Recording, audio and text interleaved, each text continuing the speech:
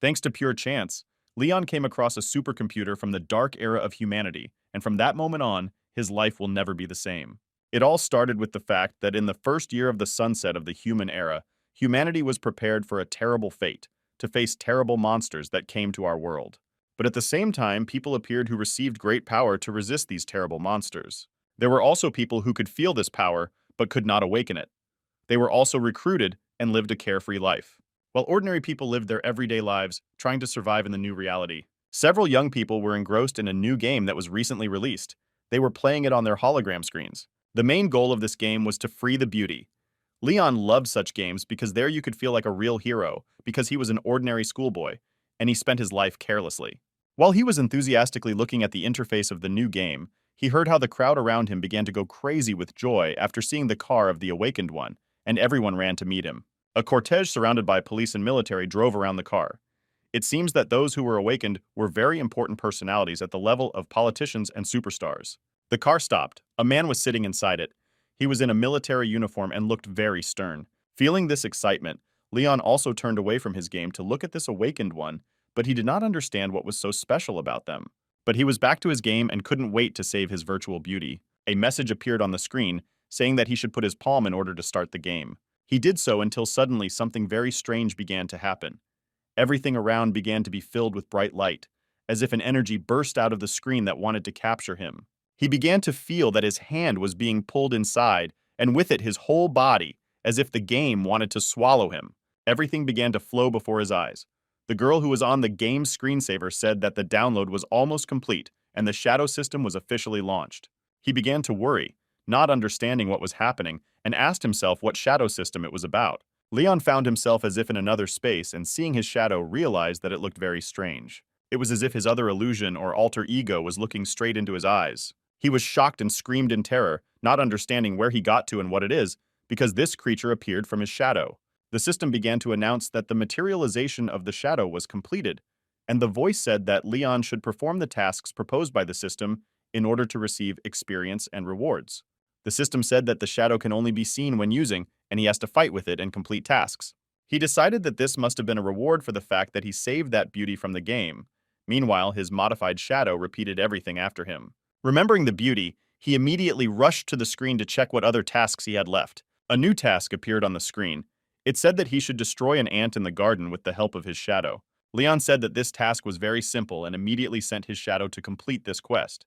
The shadow immediately shrunk to the size of an insect and flew to look for an ant. In a moment, she found a small ant. Ta already pounced on it with her fists.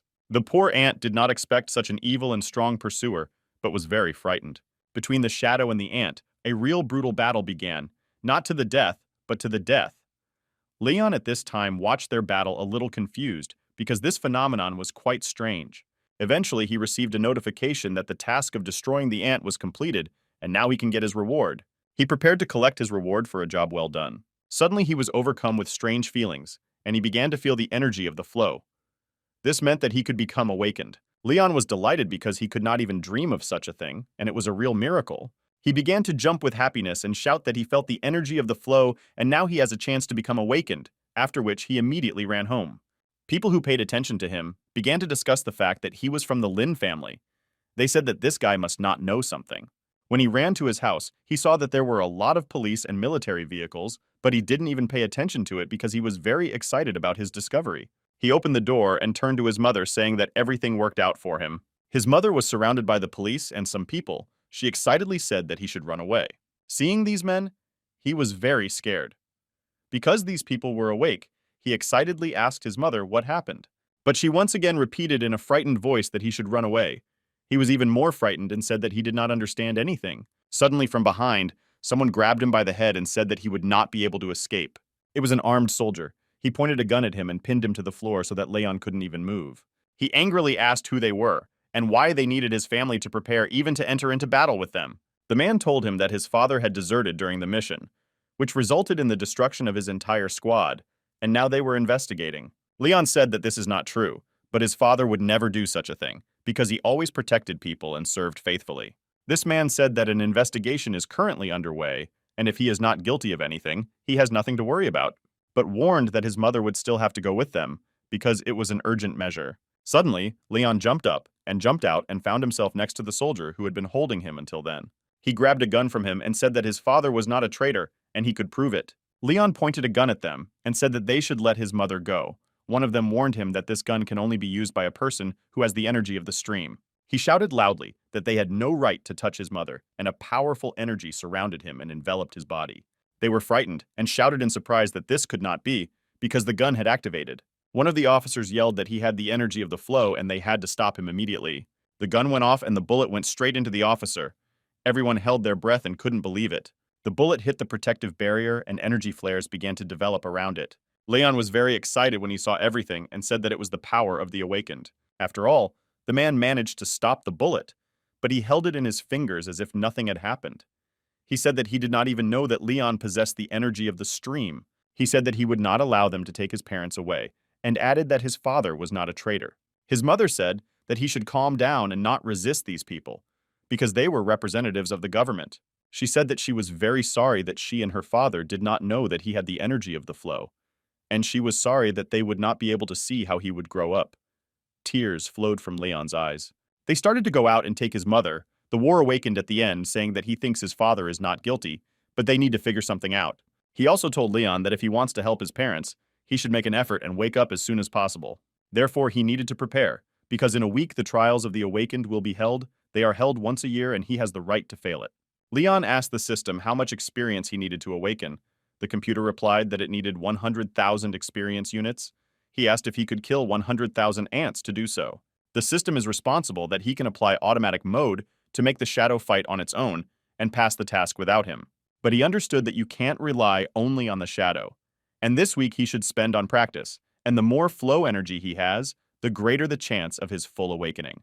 As he ran his eyes over the text of the Awakened Manual, he remembered when he was very young and how his father always said he would protect him.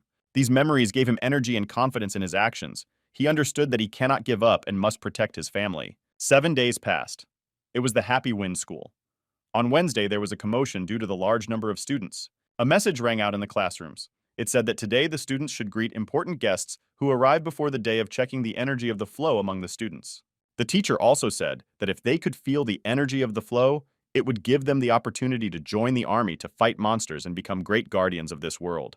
Suddenly, the classroom door suddenly opened and interrupted the teacher's story. It was Leon. He apologized for being late and asked if he could enter. All the students of the school gathered in the sports hall. There were also examiners who checked students for energy. Leon sat down on a chair to take a breath and said that he barely had time. He noticed that this year there were quite a few applicants and decided that the students must have abandoned their thoughts about awakening because luck is usually 1 in 10,000. Suddenly he saw a familiar face. It was Calvin. He was the son of the head of a large company in Lucky Wind City, and he always bullied him at school. Calvin turned to Leon and said that he thought Leon had already given up trying to become awakened, as he was too stupid and hopeless to do so.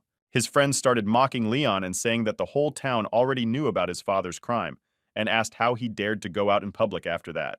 They called him a clown, but said that such a loser as him could never become a real awakened one, after which all the students around him started mocking him. Suddenly, someone turned to Calvin and interrupted his bullying of Leon. This guy said that maybe he still can't come to terms with the fact that Leon took his girlfriend away from him. It was Chuck, Leon's best friend, who told Calvin to shut up and get out of here while he's safe. He defended his friend and said that before they all crawled on their knees in front of Leon, and now when problems appeared in his family, they came to comfort him and said that they are clowns and buffoons. He managed to quell this crowd of vultures by protecting Leon and exhaling. He said that he felt better after he spoke. Leon called him brother and thanked him for his help, but he did not hesitate and said with a smile that it was all small things, after which he asked how his father was. He said that he should not worry because the investigation is still ongoing, after which he suggested that he go to the examiners to test his strength. Suddenly, a girl approached him. She asked if he had come to see how she was passing the exam. It was Layla and his part-time girlfriend. Chuck immediately fled somewhere and said that he did not want to disturb them. Leon looked into Layla's eyes and said that he also came to pass the exam. She excitedly said that she had heard about his father and added that she had something to tell him. She said that a few days ago she felt the energy of the flow. He asked her what she meant by that. Layla said that she wants to fulfill her old dream and see the world, and she will be able to get this opportunity if she becomes awakened. Tears appeared in her eyes, but she said that she wants to apologize to him, but she is leaving him. He smiled and said that his father's name only brought him dogs who pretended to be his friends. He thought that all these feelings and love were just a lie, while his family had a respectable status. He turned and left her without saying anything, and blamed himself for not having seen it before. In the end, Leon only said that he understood everything and wished her success in passing the exam. In the crowd of schoolchildren, he heard the voice of his friend who called him and said that he had taken his place. At that time, Calvin was taking the exam, and he really hoped that he would be able to join the Awakened this year. Suddenly, Leon came up to him and pushed him out of his way like trash that was in his way. Calvin started yelling and asking what the hell Leon was climbing without a turn, and who dared to push him away. He put his hand in front of him and said that there is a simple explanation for this. The fact is that he was awakened.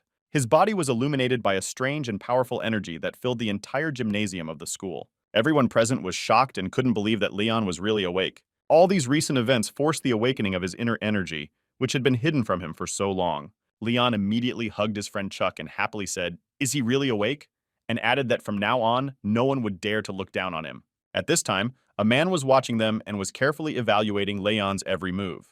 He approached the boys and said that he did not even think that any of these students would be gifted with the energy of the stream, and handed him a box and said that it was a sign of an awakened one. Chuck took the sign instead of his friend, and the man said that he hoped that within a month, Leon would be able to arrive at Cloudy Fort to register at their university, and he would be eagerly awaited there. Suddenly, Layla came up to them and asked who this old boy was. They were very surprised at her interest. Leon did not want to answer at first and said that he needed to think a little, after which Lee answered Lee, saying in her own words that he wants to fulfill his old dream and see the world, so he does not want to talk to her anymore. Leon's mother called, and they discussed with her that he had become awake. She also said that the father would no longer be persecuted, but he needed treatment. He said that everything is fine with him, but you should not worry about him. And he also asked to convey to his father that he would soon find time to visit him. He looked at his chest. There was a fluxor icon hanging on it. It could be used as a spatial storage and three-dimensional virtual space. This meant that he could enter the virtual space. He turned to the system.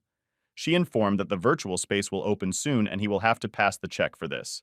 The system scanned the icon and said that the verification was successful and he was granted rights to use the virtual space. After which he moved to the other space. It was a strange new sensation, but he even liked it. He found himself inside and carefully looked around to see everything. Everything about it was interesting and unusual. Suddenly, Leon felt the presence of something alien and excitedly asked who was here. Suddenly, he saw silver mannequins in front of him and asked why they looked so ugly. But what he saw later surprised him even more. It was a pink rabbit. He backed away from it and asked what the hell it was and what it was doing here. The rabbit explained that he would be his assistant and added that his name was Pedro. It was very strange. Pedro Juho explained that this is his virtual little world, and he can learn different fighting skills and techniques here. And this place was important for the growth of his strength. Pointing to the silver mannequins, he asked to accept these two virtual models. Leon asked why there were two of them since he was here alone. Pedro said that Leon has a great sense of humor because he sees two people in front of him and pointed to his shadow. Leon understood that the virtual world recognizes him as a separate person and assumed that she should not be susceptible to the limitations of this space. Leon decided to start creating a virtual character on him and on his shadow. Expensive model clothes immediately appeared. Pedro said, if he is ready, then he will now officially introduce him to the virtual world. Leon asked, confused if it would be right now, but it was too late to clarify the details and he felt his head spinning. He felt as if he was falling from a great height, as if he had jumped off the roof of some skyscraper and was rapidly approaching the ground. Suddenly he saw a light and in a moment found himself in the night sky above a huge bright metropolis. After landing, he began to look around and marvel at the beauty of this place. It really was a wonderful city that mesmerized with its beauty and bright lights. While Leon looked at everything around mesmerized, the rabbit warned him that time here runs 3 times faster than in the ordinary world, so he had much more opportunities than ordinary people. Leon answered that now it's no wonder why so many great people want to get into the virtual world. Suddenly, he heard people on the street pointing at the screens and saying that a nobleman had challenged Master Google from the God of War temple. Leon was a little surprised when he heard this, and excited because it was also an unusual event for the ordinary world. The rabbit explained that this is a spatial battlefield, and the virtual combat system is able to copy his skills and abilities. So many people in this place improved their techniques, whereupon the rabbit happily said that they should move on, and added that the spacious battlefield was ready and the opponent had been found. Leon teleported to another place again. He thought that it would be difficult to get used to such unexpected movements. Suddenly, he felt something heavy in his hands. It was a weapon that also strangely ended up in his hands. He asked with surprise why it was for him. Suddenly, he felt something fly past his head. It was an arrow that aimed straight at his forehead. He reflexively jumped away from her and managed to dodge this attack. He too readied his weapon and stood in battle stance to take the fight from his opponent, whoever he was. It was some guy with predatory red eyes, His face was hidden by a mask. He turned to Leon and said that he was lucky. Leon immediately aimed his gun at him and called him a noob because he couldn't hit him. This guy said that Leon was unlucky to be his opponent in his first fight because he would easily finish him now. Leon tried to attack but tripped over his own legs and rolled on the ground with a thud. The masked guy asked, "Is that him dodging?" He attacks him while Leon is stuck in the bushes. Leon decided to run away from him because clearly this opponent was much stronger. But he wasn't going to let him go either, and rushed to chase the young guy, asking if Leon really thinks he can run away from him. He pointed his bow at him and said that he should take his arrow and end this game, because Leon has no chance. They wandered into a park where there were densely planted trees, so the guy in the mask lost sight of him. Suddenly he heard Leon's voice behind him asking if he was looking for him. He was very scared and realized that he relaxed too early, taking his opponent not seriously, after which he immediately received a shot in the back of the head. It was Leon's first fight in virtual space in which he won an undisputed victory. Leon asked, "Has he not heard the saying that even a cornered beast continues to fight? Therefore, you should not take your opponent lightly even if he is a novice." He smiled and said that the ants near his house were a more serious enemy than him. The masked boy fell to Leon's knees, and some prey seemed to fall from his body. Leon was surprised, but he did not expect this, until suddenly there was a strong flash that pierced his chest. It was very strange. He was excited and fell to his knees, saying that something went through his body. He was confused, but the system explained that everything was fine, and he absorbed the essence for the first time, and his reward was an A-level technique called the Admiralty Shroud. The system also explained that after defeating the Master of Flow Energy, you can get an essence for which you can later buy a skill or technique in the virtual store. Leon asked the system if by techniques she means the ancient martial arts that people used in the Dark Ages. The system said that now the damage he takes is reduced by 30% and the level is increased. He called the rabbit. He was already here and asked what his master needed. Leon was in high spirits and said he wanted to try again. Pedro replied that he understood. The system announced that it is starting to select a new opponent, and in a few moments he will be found. Leon moved to another place again. He said it's quite tiring when you change places every time. Suddenly, a red-haired girl appeared in front of him, and he asked if she was his new rival. He scratched the back of his head and said he didn't expect to have to fight a girl, but immediately brought his weapon ready for battle and said if he wants to win, he has no other choice. He fired a shot, but she was able to parry his attack with her daggers. She immediately got very angry and said that he decided to attack her unexpectedly and asked if he was not ashamed to do so. He approached her in shelter and said that he warned that he was only going to win, and added that in war all means are good, so he is not going to succumb even to such a girl. A fierce battle ensued between them. Leon tried to catch up with her and hit her with his weapon, but she dodged well. Suddenly the girl appeared behind him and asked if he was simple. He asked her what she meant by the word simple. She threw her dagger at him and said that if he doesn't even know this, he must be a simpleton. He fended off her attack and asked what the hell she was talking about because he didn't understand what she meant. She continued to circle in the air, dodging his shots as if flying her movements were very skillful there. Unexpectedly, she said that she was tired of it and it was time to finish with him. Then she started moving 10 times faster, and Leon felt the girl pass right through him. His body began to shake and he cried out in pain that shot through him from head to toe. It was the most terrible feeling he had ever had in his life, and he did not expect that it could happen in the virtual world. She explained that he received 1,000 cuts. It was an attacking technique of the highest class. But she was extremely surprised that he remained alive. But she did not receive a notification about the victory. Suddenly he swung his sword and the girl seemed to dissolve in the air, and her virtual body was destroyed. Leon said, did she really think she could beat him, and mockingly asked what technique she was talking about? Her image looked at him excitedly, and she mentally asked if he really possessed it. Leon said that it was quite painful, and he even thought that he would lose this battle. He said that this 1,000-cut skill was probably an ancient energy cultivator's attack technique, and he was satisfied that the Admiralty Shroud took some of the damage. The system immediately informed him that it was congratulating him on obtaining the 70 cosmic elements and understanding the fundamentals of the violence dagger technique. He was surprised that the reward was so large and thought that this girl must be of high rank. He stretched with his whole body and yawning said that he had to give it his all and called the rabbit to find him a new rival. Meanwhile, some girl who watched Leon's fights from the screens was very unhappy. She could not believe that they were simpletons. She was also very surprised because he was able to survive the technique of 1,000 cuts, and assumed that he must have some secret defense technique. 3 days had already passed. It was the city of the Sky Cloud. He was carrying a basket of fruits with him and complained that he could not find the right hospital in the big city for half a day. Father came to be treated in big cities, and for this he chose a hospital in such a wilderness. Leon had already begun to doubt that such a place would be treated normally, because it was located on the outskirts of the city. Suddenly, he heard a girl's voice asking someone to let her go. This voice seemed very familiar to him. He saw a girl who was surrounded by three guys. They told her not to interfere because they just wanted to go for a walk with her and have a little drink, but she didn't want that. She explained that she could not join them because she had urgent business. One of the thugs said he knew her father was in the hospital and badly needed money. He said he would pay her if she agreed to go on a date with him. Suddenly, a basket of fruits flew at his head and he flew a few meters away from the girl. His friends were very impressed by this and started to ask who did it in fear. Leon came up to them and said, "If you don't want to have fun, then they better find another place for it." The girl watched him rapturously while Leon picked up fruit from the ground and complained that he had bought them for his father, but now they were spoiled. He turned to the hooligans and said that they should now pay him for the basket of fruit. The girl told him to be careful because these boys were dangerous and could beat him. He told her to hide behind him and not move until he dealt with them.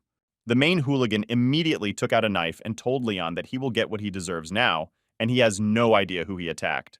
Leon knocked the knife out of his hands in a flash and called him a piece of trash who takes on too much. After which, he immediately received a powerful kick on the head and began to scream in pain. A few moments later, the hooligans were already lying on the ground and they were well beaten and could not even move. Leon took out the wallet from their ringleader and said that he would take money from him as compensation. They begged to let them go because he had already taught them and even took their money. Also, one of them asked if he would pretend to be a hero all his life. He replied that he was not a hero because this girl was his sister, her name was Fanny, and she was his older sister. Leon said that every time he meets her, she keeps getting into trouble. She got embarrassed and apologized to him for it.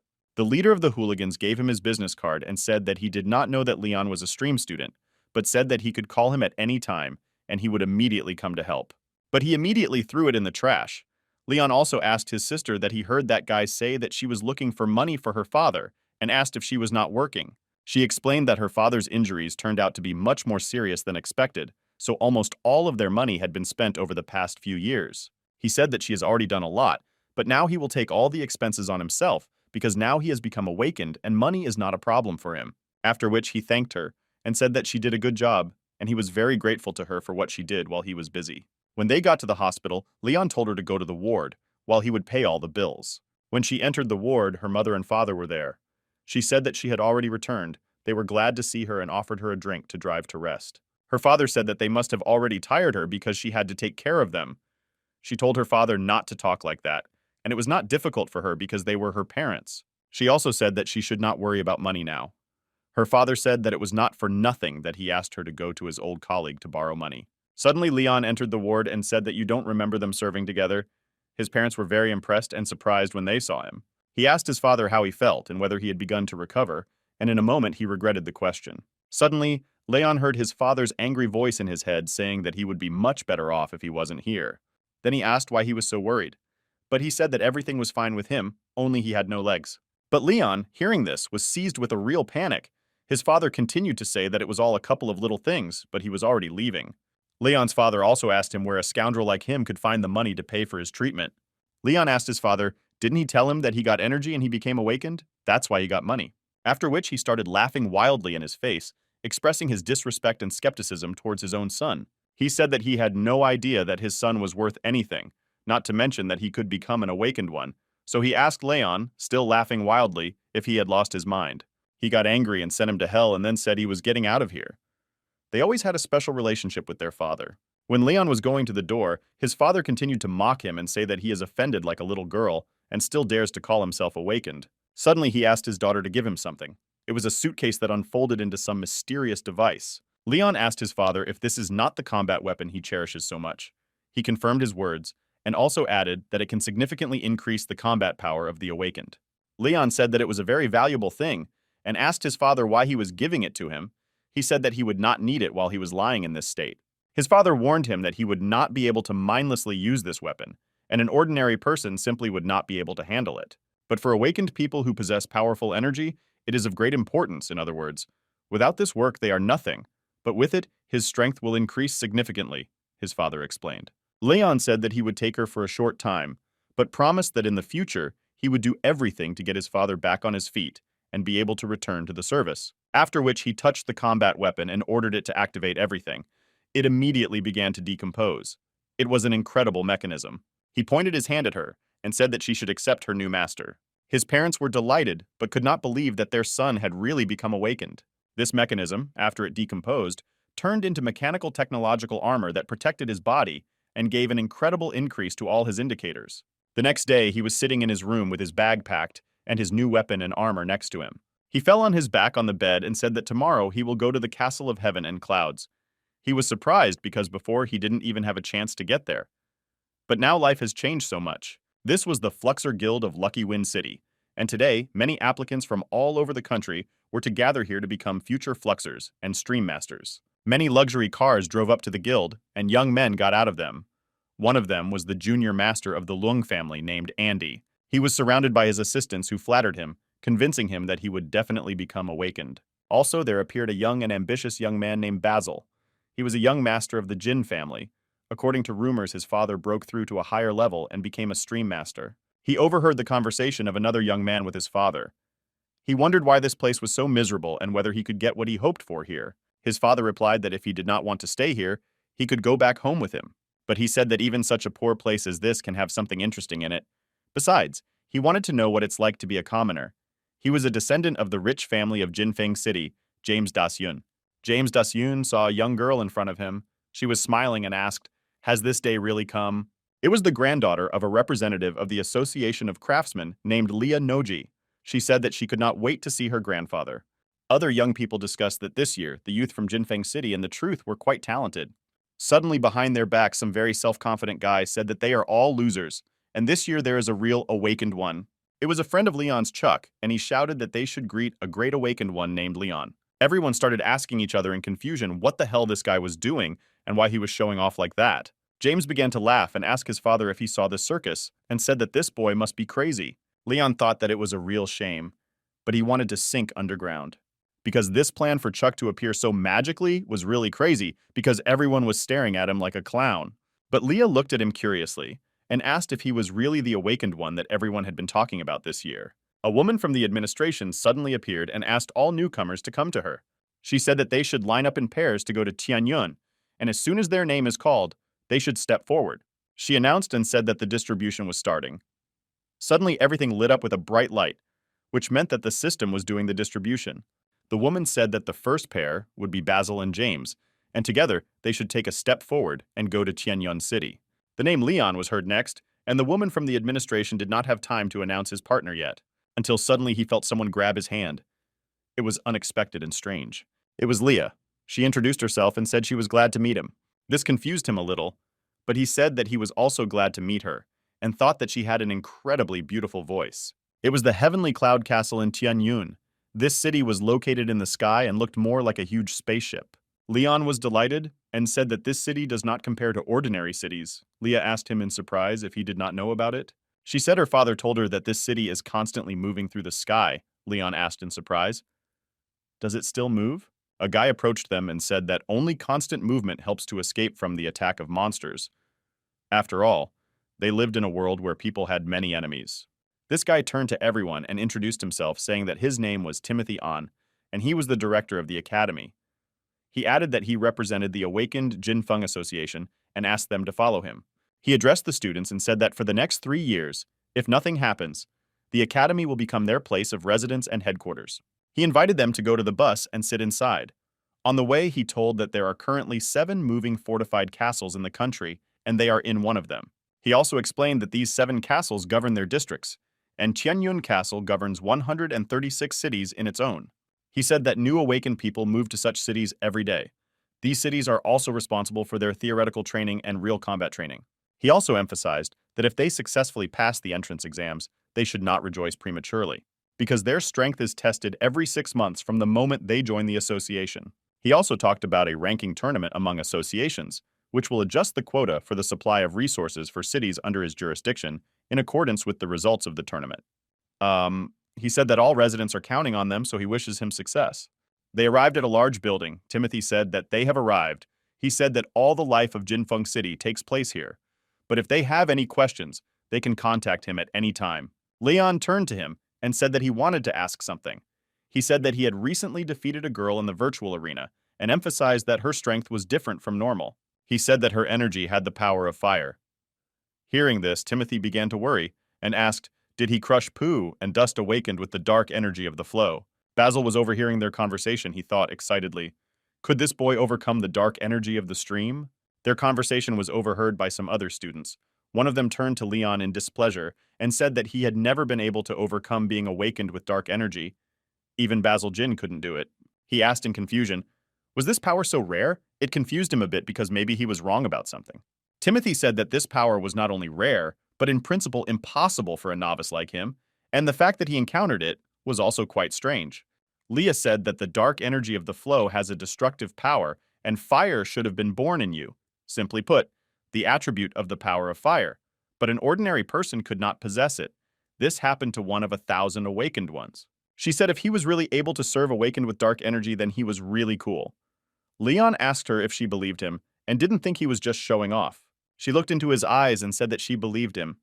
And how can you say that a person is weak until you see his real strength? After which she invited him to go together to the dormitory and take the best seats. Timothy said that this is now their new place to live. The place really looked fancy and more like a resort. He also said that they could choose their own rooms. Leon turned to the boys to get to know their new neighbors and asked if they had chosen their rooms, but they seemed to really want to talk to him. He decided to choose a room on the sunny side because he believed that it would help him learn to control the shadows. Suddenly, some guy turned to him. He asked if he thinks that he can decide everything here himself. He said that Leon had no right to choose a room before Basil because it was not according to the rules. Leon did not understand what he meant. James had already chosen his room and said he wanted the one closest to the entrance. Okay, come on. After hearing this guy started to complain again and say that he was just so insolent. Leon went into his room and marveled at its beauty. He said that it was much better here than at home. He was incredibly pleased and said that you can train well here. After that, he immediately activated the shadow system. Suddenly, something surprised him very much. It was written on the screen that the system was being updated due to a change in the city of residence, and he needed to wait. The next day, Leon came to class somewhat tired and broken because the night in the new place was sleepless. When he entered the classroom, he was very surprised because, except for Leah, there was no one there, and when she saw him, she happily greeted him. He asked her, "Why is she here alone? And where are all the others? Because it was the first day of school?" "Did they all decide to walk him at the same time?" Leon asked. She explained that the first lesson was theoretical and described some basics for the awakened, such as what the system of awakened monsters is and so on, and all the newbies were already done with this theory before they arrived. He disappointedly said that everything here seemed to be organized only for two fools like them, but he was glad that she was here with him, because otherwise he felt completely uncomfortable. Suddenly, another guy entered the class and said, "Is it true that this year someone came to the first class?" He said that he was their teacher and asked to take seats at the desks. He casually threw his papers on the table and, seeing Leah, turned to her and asked what she was doing here. This teacher's name was Anthony Fenn. She approached him and said that she came specifically to meet him because they had not seen each other for a long time. Leon was surprised that they knew each other. Anthony asked her how the teacher was doing. She said that grandfather is fine, his body is strong and healthy. Leon was even more surprised when he heard this. She said that this year there was also a newcomer who should study well, because he had an outstanding talent. After introducing him to the teacher, it said goodbye to him, leaving Leon alone, and now he realized that he was the only one who was such a stupid newbie this year. Anthony said that students had not come to this class for about 4 years. On the other hand, at that time there were no honest people left who did not rely only on family ties. Besides, he had good relations with the teacher's granddaughter, and this girl was in a privileged position, Anthony thought. Suddenly, Anthony turned to Leon and said that it is not cool to sit alone in class and offered him to change his seat. He looked at him in surprise.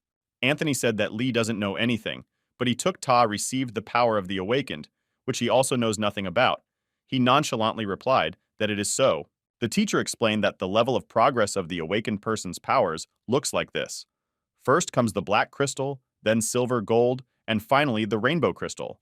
He explained that after overcoming all these levels, the awakened person becomes a master of the flow. Leon jumped down and said that finally they could talk about the main thing. He asked Anthony if he could tell how to overcome his limits and develop energy. He said to overcome his limits, he must awaken his vital points. An awakened one could awaken 12 flow points in his body, and awakening points in the feet and calves increased agility. Points in the palms and hands develop strength, and in the head sharpen thinking reflexes, as well as the 5 senses, strength, spirit, and others. But it will be possible to awaken these points only after reaching the black crystal, Anthony explained. Leon was very interested in this and immediately asked how they could be awakened. Anthony stood up reluctantly and said that it wasn't really that hard to do, and said that for this you need to destroy a sufficient number of monsters and absorb their flow energy. Hearing this, Leon began to worry because in fact he had never faced monsters in his life, and did not know if he would have the strength to defeat them. 3 days later, all the students of the academy gathered on the playground in the middle of the campus. Leon asked disgruntled why they were all called here so early. Did something happen? Suddenly he heard someone discussing him, laughing at the fact that he goes to theoretical classes every day. This guy was surprised that such people were still left. His name was Henry Warren. Leon decided that this boy had specifically gotten to him and must have hated people like him. Suddenly Anthony appeared next to him and gave him a kick, forcing him to shut up and telling him to immediately stand up. Anthony turned to all the students and told them to all come to him because he had to tell them something. He said that today there will be a practical class that they all miss so much. Leon excitedly asked if practice was waiting for them. This really surprised him because lately his arrival here reminded him of a normal school. Anthony said that they should all split into pairs and go to different places for today's practice, and announced that today their main task will be to destroy 10 monsters. Anthony warned that the monsters will not spare them, but only because they are students of the academy. Leon was very pleased to hear this, and said that finally this was what was needed. The teacher also said that if they get into a dangerous situation, he will come to help, but in other cases they have to rely on themselves. Everyone began to choose their Leah pairs, stood on the side. Suddenly someone approached her and offered to be his pair. It was Basil. She looked at him with a satisfied look, but did not know what to answer to this, but understood that she did not want him to be her partner in this task. She said that he was very strong, but she had to refuse him. Leon immediately approached her and offered himself as a partner, and this time she agreed. Leon and Leah were sent to the ruins of number 7. It was a rather gloomy and dangerous place. She said that it used to be an outpost created by the people of the 5th dimension, but back then they still underestimated the power and fury of monsters. Leon decided to ask her why she did not want to be in the team with Basil, because he is very strong. Leah explained that he puts himself above others, and she does not like such people, after which she scolded Leon for the fact that he offered her to work in the team. He said that there was nothing to do, because he still had no other candidates for partnership, and the others didn't want to be with him in the team either. Suddenly some creature appeared behind them. They heard him approach, and immediately looked around, sensing the danger that was fast approaching them. Leon tensely said that they have appeared, and now it's time for real practice. Leah said that these were the lowest level monsters, and warned that this group could have a boss who could really become a problem, because his level could reach even medium. Leon said that he was not visible, but Leah already saw him because he was standing right behind the boy. The monsters immediately struck an extremely powerful blow right at the place where the young people were standing, but they managed to dodge and jump away. Leah said that this monster looks quite clumsy, and in the air he has no chance to get them. Suddenly her body was filled with powerful energy and she immediately rushed to attack him. But while she was flying towards the monster, she drew attention to the fact that Leon had disappeared somewhere. Was he really scared? For a moment when she was distracted, the monster was already rushing towards her, opening its metal mouth. She realized that she was wrong, and now she will not be able to evade his attack. Until suddenly everything ended. Leon appeared in front of her. He put his hand in front of him and stopped the monster with one blow. Looking at him, he smiled once and asked if he was trying to eat them. He flew up to deliver another powerful blow to the monster's head and said that the school uniform was quite expensive, and he decided to ruin it. Leon shouted that this monster would pay him in full now. After delivering an extremely powerful blow, the monster fell to the ground and almost fell into pieces. Leon said that this medium-level monster is not that scary. Leah turned her attention to Leon's arm. It was up to the elbow and the sleeve of his jacket was missing. Suddenly he started screaming and saying that his arm was hurting badly because this monster almost tore it off. She sighed and told him not to pretend because he was not in pain at all. She pointed a finger at him and said she knew he had high defense skills. Leon excitedly asked her how she knew that, still not understanding. Leah explained that he had recently defeated a dark stream energy student who was her friend, and if an ordinary person had seen the fight, they would have decided that Xiao lost the fight due to her weakness. But she said that she knows about her destructive power. But the fact that he was able to withstand her attacks shows that he is not a simple person. She added that she perfectly understands why he doesn't want to show his strength, because this world was not very kind, but she didn't know that Leon doesn't show his strength because he doesn't understand what he is capable of. These conversations even gave him a headache, and he understood that he didn't want to show his protective equipment because other people might start asking about it because of his family's financial situation. But Leah guessed everything herself. He said that he trains a lot, and one day he plans to reach a high level. Suddenly he saw another monster. He looked at him with his crooked gaze and suggested that she should have fun. After hearing their intentions, the monsters got scared and started crying out loud from fear. Leah and Leon rushed through the ruins and smashed all the monsters in their way. He looked around and said that it looked like it was the last one, and they wouldn't be able to find anyone else here. He also decided to ask Leah if a simple awakened can get this dark stream energy like her friend. She asked in surprise if he wants to get this energy since it was a mysterious power. and smiled and said that since he revealed his secret to her, she would tell him about it. Clicking her fingers, she said that in addition to the first method of obtaining energy through innate genetics, there is another method. And this method consisted in the fact that it was necessary to destroy the monster kings of different levels. And by absorbing their crystals, he can theoretically get the dark energy of the flow. But because these kings are too strong, there are always a large number of minion monsters near them. Leon listened intently, and Leah told him that the authorities were withholding this information to save the lives of strong awakened people who might want to try their hand at it. She saw that he was very interested and warned him not to even think about doing this because he would be destroyed for sure. Leon assured her that he understood everything. Teacher Anthony was already starting to get a little worried because the students didn't come back for a long time, and it usually didn't take much time to clear the area of monsters. After which he saw that the first team was returning from the portal. He was surprised that it was Leah and Leon. In the meantime, they were discussing something violently, but it looked like they were quarreling. Leah said that Leon should remember the words, and under no circumstances go there. He convinced her that he understood everything, and that she should not play the role of his mother. Anthony looked at them like a couple in love, which greatly embarrassed Leon, and said that he did not expect them to return first. Then he smiled and asked if they liked the 7th level, smiling cheerfully. Unexpectedly, Leon sent his foot straight into his face, stopping it in front of his nose. He angrily asked why he didn't warn that there would be mid-level monsters, since he said there would only be low-level monsters, and blamed him for Leah almost being destroyed because of it. After which they left him, and Leon said that the teachers of the academy are complete idiots. Anthony assessed his honor and decided that there were few mid-range monsters for him. Meanwhile, Basil was returning from his level. His teammate Henry, he was very pleased, because thanks to him they easily defeated 10 monsters of the lowest level. He thought that they must have returned first and was certainly pleased with himself. But suddenly he saw Leon and Leah in front of him, but he was amazed by this. He could not believe that this couple managed before them. Leon decided to play a joke on Henry and said that because he was bothering Basil, they came back later than him. He also advised Basil that he should choose his companions better, because such misfits as Henry are unlikely to suit him. Basil decided to approach Leah and ask her how she managed to cope with A so quickly. These events were also observed, and James also found it difficult to believe that Leon was able to cope with the first practical task so quickly. She was very surprised by the fact that he is trying to communicate with her again, because she knew that he hates her. She knew it was Basil's style to act like he didn't believe in Leon's strength. But she decided to play along with him and said that this time, she identified the attributes of the monsters, so she was able to quickly deal with them.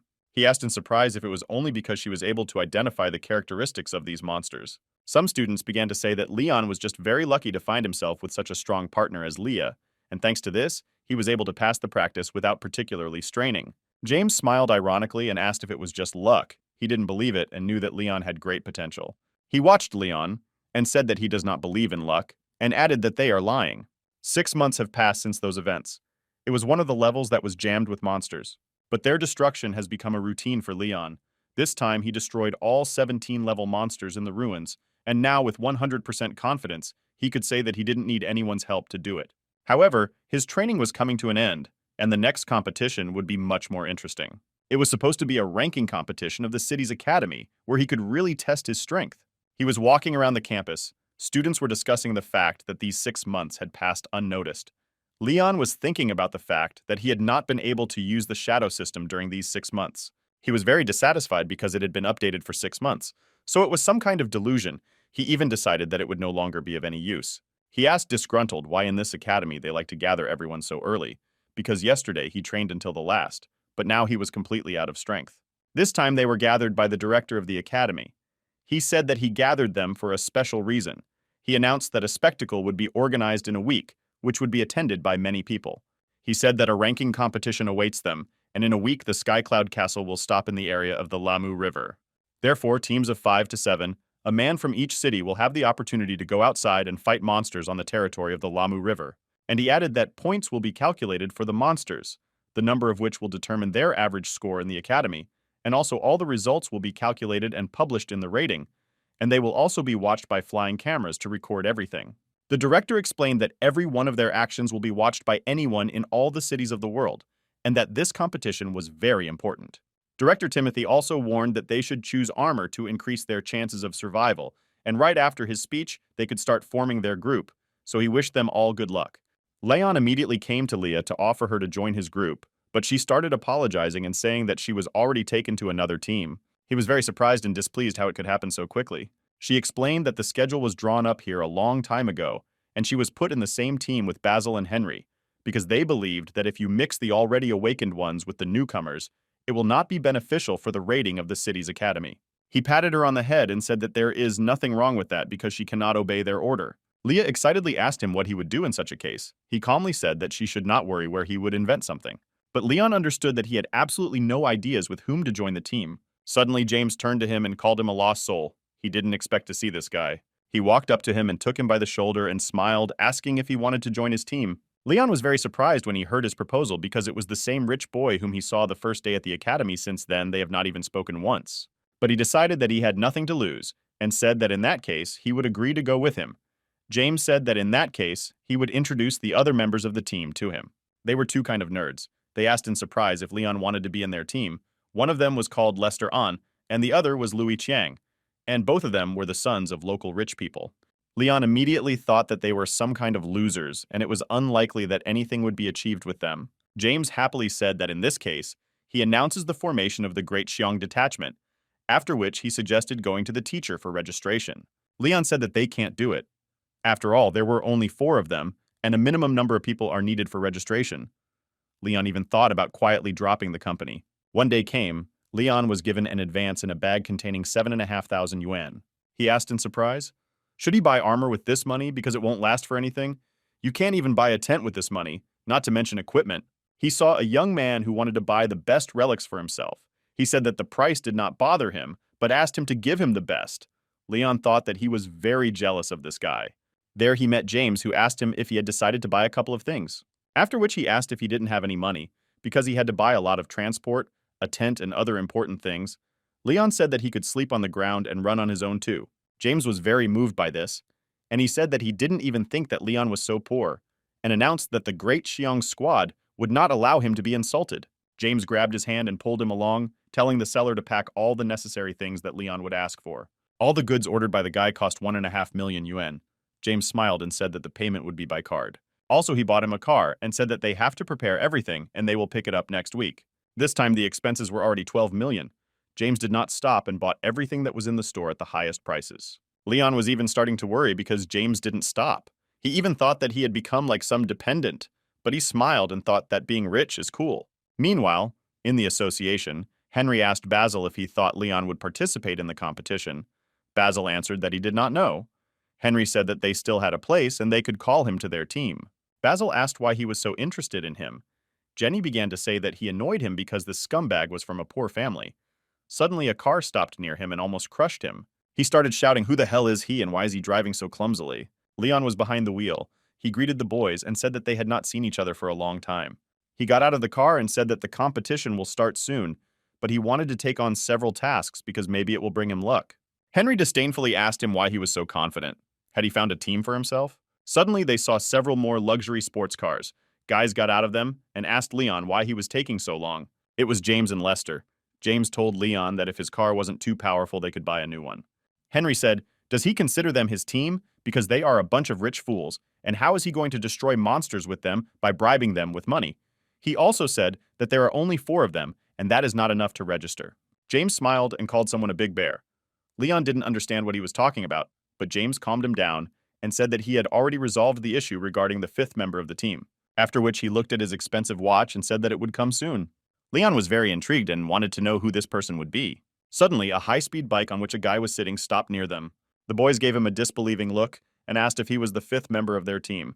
But when Basil looked at the man's face closer, he was stunned. It was a high school student named Lin Shuang from Manhua City.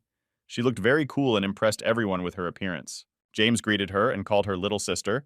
Leon was very surprised to hear that. Suddenly, Lester started shouting loudly and pointing at her, asking what his sister had forgotten. Leon also began to shout loudly and say that he would not believe in his life that she was Lester's sister, but they had the same genes. Basil displeasedly said that Lin was not from this city, and by teaming up with people from other cities, she is breaking the rules, and by doing this, she can harm their rating. She told him to calm down because she has already entered the Jinfeng Academy. Henry turned to Basil and whispered to him that she looked very cool. The ranking of Manhua City was higher than that of Jinfeng City. Besides, Lin was a 2nd level awakened, and she also had a black flow energy crystal. He said that he had heard that she had been studying with a stream master for several years and had mastered fearless fighting skills during that time. But compared to them, She was a first-class master. James sometimes smiled and greeted her. He said that he didn't expect her to actually come, but now there were enough people with her in their team. She pinched her brother Lester's cheek. He asked why she came and asked her to go back to Manhua. She said that if Mom and Dad find out that he is the very last in the ranking, they will lose consciousness, and she came to take care of him. Finally, Lynn said that they can now go to registration. At the same time, she turned her attention to Leon and immediately realized that this boy was not like the other students. A week has already passed. The competition has already started and the students left in their cars to complete the task. Meanwhile, the townspeople watched the competitions on big screens, and everyone cheered for their town, because the higher the place in the ranking, the better it will be for the town and its residents. Leon's father was in the hospital at that time. He asked his daughter to help him sit more comfortably so that he could also watch the competition on TV. He mentally wished his son success and said that this is his chance to create his future. Meanwhile, Basil and his team laid out the route sitting in the car. Henry assured him that they could not worry because their car was the fastest. Basil said that the map showed a safe place near the river and suggested that they set up camp there to take a short break and think things over. Also there, they should equip themselves with armor and prepare for battle. Meanwhile, Leah was very worried about Leon. She hadn't seen him for a long time and didn't know if he was able to find a team for himself. The guy commanding them said that someone is coming after them. Basil warned them to be careful. Henry said that he is moving. They are moving very fast. Looking in the rearview mirror, they saw that it was a large SUV that was quickly catching up with them. Henry thought that it was impossible because he was engaged in the modification of his car, and no one could catch up with them. Suddenly they saw how an off-road vehicle, as if driving on a ramp, ended up above their roof. They were shocked by this, but could not believe their eyes. Henry even reached out to take a closer look, but when he saw who was in this car, he was even more amazed. Inside sat Leon and his team. They were in high spirits to the extreme, several of them. Overtaking Basil's team, they stopped in a safe place near the river to consider their next steps. Leon looked at the map and asked where they were going next. He said that they were in a hurry and arrived at the very beginning, but they still didn't decide which place would be the destination. Lynn said that she didn't care where to go because the level of the local monsters didn't matter to her. Meanwhile, Lester suggested going to a safer place. James said that there was no need to worry because they had such a wonderful master as Lynn. Besides, their car was also the best. He pointed his finger at the map and said that the first stop would be this place. Lewis, seeing this place on the map, said that it was the area of action of IU demons. Leon asked what kind of demons these are. Lester immediately answered him that the IIU demons are the most dangerous monsters on the shores of the Lamu River. Leon looked at Lynn and asked if they were really that strong. She said if you meet one, he is not strong at all, but on the contrary, very weak. But she explained that the main problem is that they all live together. They were very intelligent and hated people. She said that these demons always attack in a group, and they play well with each other so as not to give their victim any chance. She also warned that if they succeed in sharpening, then they don't leave a living place on their prey. Leon even got a little excited when he heard this, because such a strong craftswoman as Lynn told this. James smiled and said that this is why no one goes there, and if they go there, all the points will be theirs, and no one can take them away from them. Lester and Lewis began to shout at him and say that he is completely out of his mind, because if they go there, they will definitely be destroyed. Leon told them to calm down and assured them that nothing bad would happen to them because Lynn was with them. He looked at her and asked how she felt about going there. She replied that they should decide for themselves and she didn't care. Leon said, if so, then he is in favor of going there. Lester and Lewis continued to shout and say that they were against it, but no one listened to them and the car went on its way. Lynn said that before getting out of the car, they all need to put on armor and should be in combat readiness. James put on his executioner's armor and prepared an assault cannon, after which he asked his comrades if they were ready. Lester hesitantly said that he was ready. He was dressed in the armor of a hunter, and he was armed with a sword called the One That Gathers Life. Lynn was wearing a normal warrior outfit, while Louis had Soul Eater armor and a cross flywheel. Suddenly, they heard the voice of Leon, who said that he was also ready. They were extremely surprised to see him. Looking at his armor, they asked Devon was able to get such armor. Everyone was delighted. James said that it was the form of a temple of war, and such equipment could not be bought for any money. He immediately began to feel his uniform to check its quality. James was delighted with it. He was very surprised that this armor was so cool and wondered where his father could get it. Meanwhile, Lynn immediately felt the approach of some hostile creature. She turned to the boys and said that they should prepare because something is approaching them. Leon said that they should find shelter to have a good position in case of an unexpected encounter. Lynn turned to James and asked him to tell about the situation, describing everything in detail. He examined the territory and said that everything was calm. Suddenly, he looked at his sight and said that he noticed the target. It was two IU demons, and it looked like they were patrolling the area. She said he was making sure there were more monsters nearby. He once again looked carefully at everything, and said that he no longer saw other creatures nearby. She told the boys that they should get ready, and soon they will start to act. Leon said that he is ready. Meanwhile, the demons began to notice something, but they were more interested in a candy that fell at their feet. One of them picked it up and began to examine it. It was Lin's candy, and it became a good bait to distract the demons, after which a shot rang out and the laser immediately hit the demon's head. James smiled and said congratulations on his win. Leon immediately appeared behind the other demon with a weapon at the ready, and in a moment the demon had lost its head. Delivering a powerful blow, he notified the team that the target was destroyed and they could move on. Meanwhile, one of the men watching the competition reported that the city of the Black Emperor is quite fast this year. They have already broken into the top 4, and only half a day has passed. Another man said that this year the participants of the city of White Snow were also quite strong, because last year they took only the 29th city out of 30.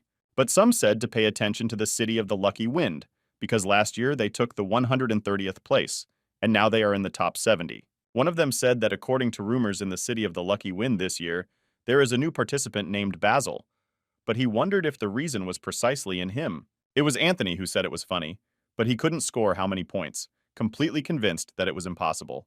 Meanwhile, the fight between the students and the monsters continued. Lester was running away as hard as he could, loudly begging for help from his friends. He shouted for Leon to help him, who at that moment was cutting the demons to pieces one by one. He immediately flew to Lester and reassured him that he was already there and would help him now. A bunch of demons who were chasing Lester felt that something appeared above their heads, and this something was very fast and dangerous for them. Lester shouted that he had done his job and trapped the demons, and everything else was their job, then ran off again. Leon turned to the crowd of demons and said that they can attack all together because it will be more interesting for him. Where I immediately attacked him with a whole pack, they tried to inflict simultaneous attacks on him so that Leon could not fight them off.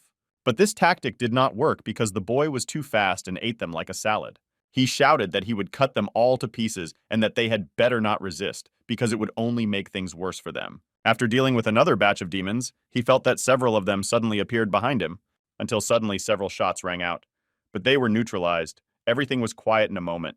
It was Lin who reminded him to concentrate while attacking, and not to relax even if you win, after which she smiled and said that he was lucky that they covered his back.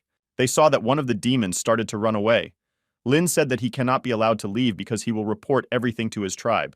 Suddenly Louis appeared behind him. He had a dagger ready in his hands. But he said, they can leave it for him. After which he threw it, and it hit the demon, tearing its body into pieces, which fell in a heap to the ground. The guy was very pleased and said that he hit the target. It seems that this was his first monster that he finished.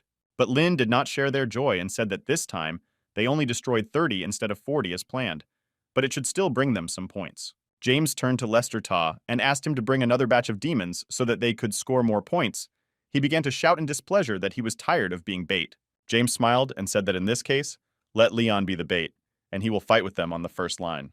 Hearing this, he began to beg and say that he agreed to be a bait because he did not want to fight with demons. Suddenly, he approached Lin and asked her what happened because she was sitting on the ground and looked thoughtful. She asked if Leon became awakened less than a year ago. He confirmed her words and said that according to rumors he had awakened a few days before the exam. She said that it was very strange that he possessed such power, even though he had only become awakened 6 months ago. He smiled and said that he knew it was quite unusual, but that was exactly why he called him to the team. Suddenly, Lester appeared near them and turned to them and said that he had a small surprise. They saw that he had led a huge pack of huge and angry demons. It was unexpected for them, but they were even frightened. It seems that Lester brought the head of the demons of the IU tribe to her, and they rushed to run away. It was already evening. They stopped to make a halt and spend the night in a safe place. Meanwhile, James checked their stats and said that they had a big catch today. Louis saw that Leon was able to kill 230 monsters and was very impressed by it. Lin was also able to destroy 92 monsters, which was 35% of their numbers. Leon said this because Lin was constantly covering for him, otherwise she would have easily bypassed him. He was explaining if it wasn't for her protection, he wouldn't be able to attack the monsters so easily. Lin meanwhile thought, why is he trying to shift all the credit to her? She looked at him and decided that he must be trying to hide his powers on purpose. James also turned his attention to Lester and asked why he was so wasted, because things were going very well for them. He was really in a bad mood and said that he tried his best all day and managed to earn only 5 points. Louis told him to stop folding because he too only earned 5 points. Lin said, and the truth is nothing to whine about because she will give him all her earned points. Leon was very surprised when he heard that the points made can be returned. Therefore, he said that he would give 15% of his points to the boys. They were very surprised and asked if he was sure about it, because they did not come easily to him. He smiled and said that they are a team and therefore should cooperate and help each other. Louis asked why Leon is so nice and said if he was a girl, he would fall in love with him. Eventually, they talked some more and said it was late and time to rest. He found himself in his new folding tent, which was more like a five-star hotel room, and it's not surprising because Jason bought it for him for $6 million.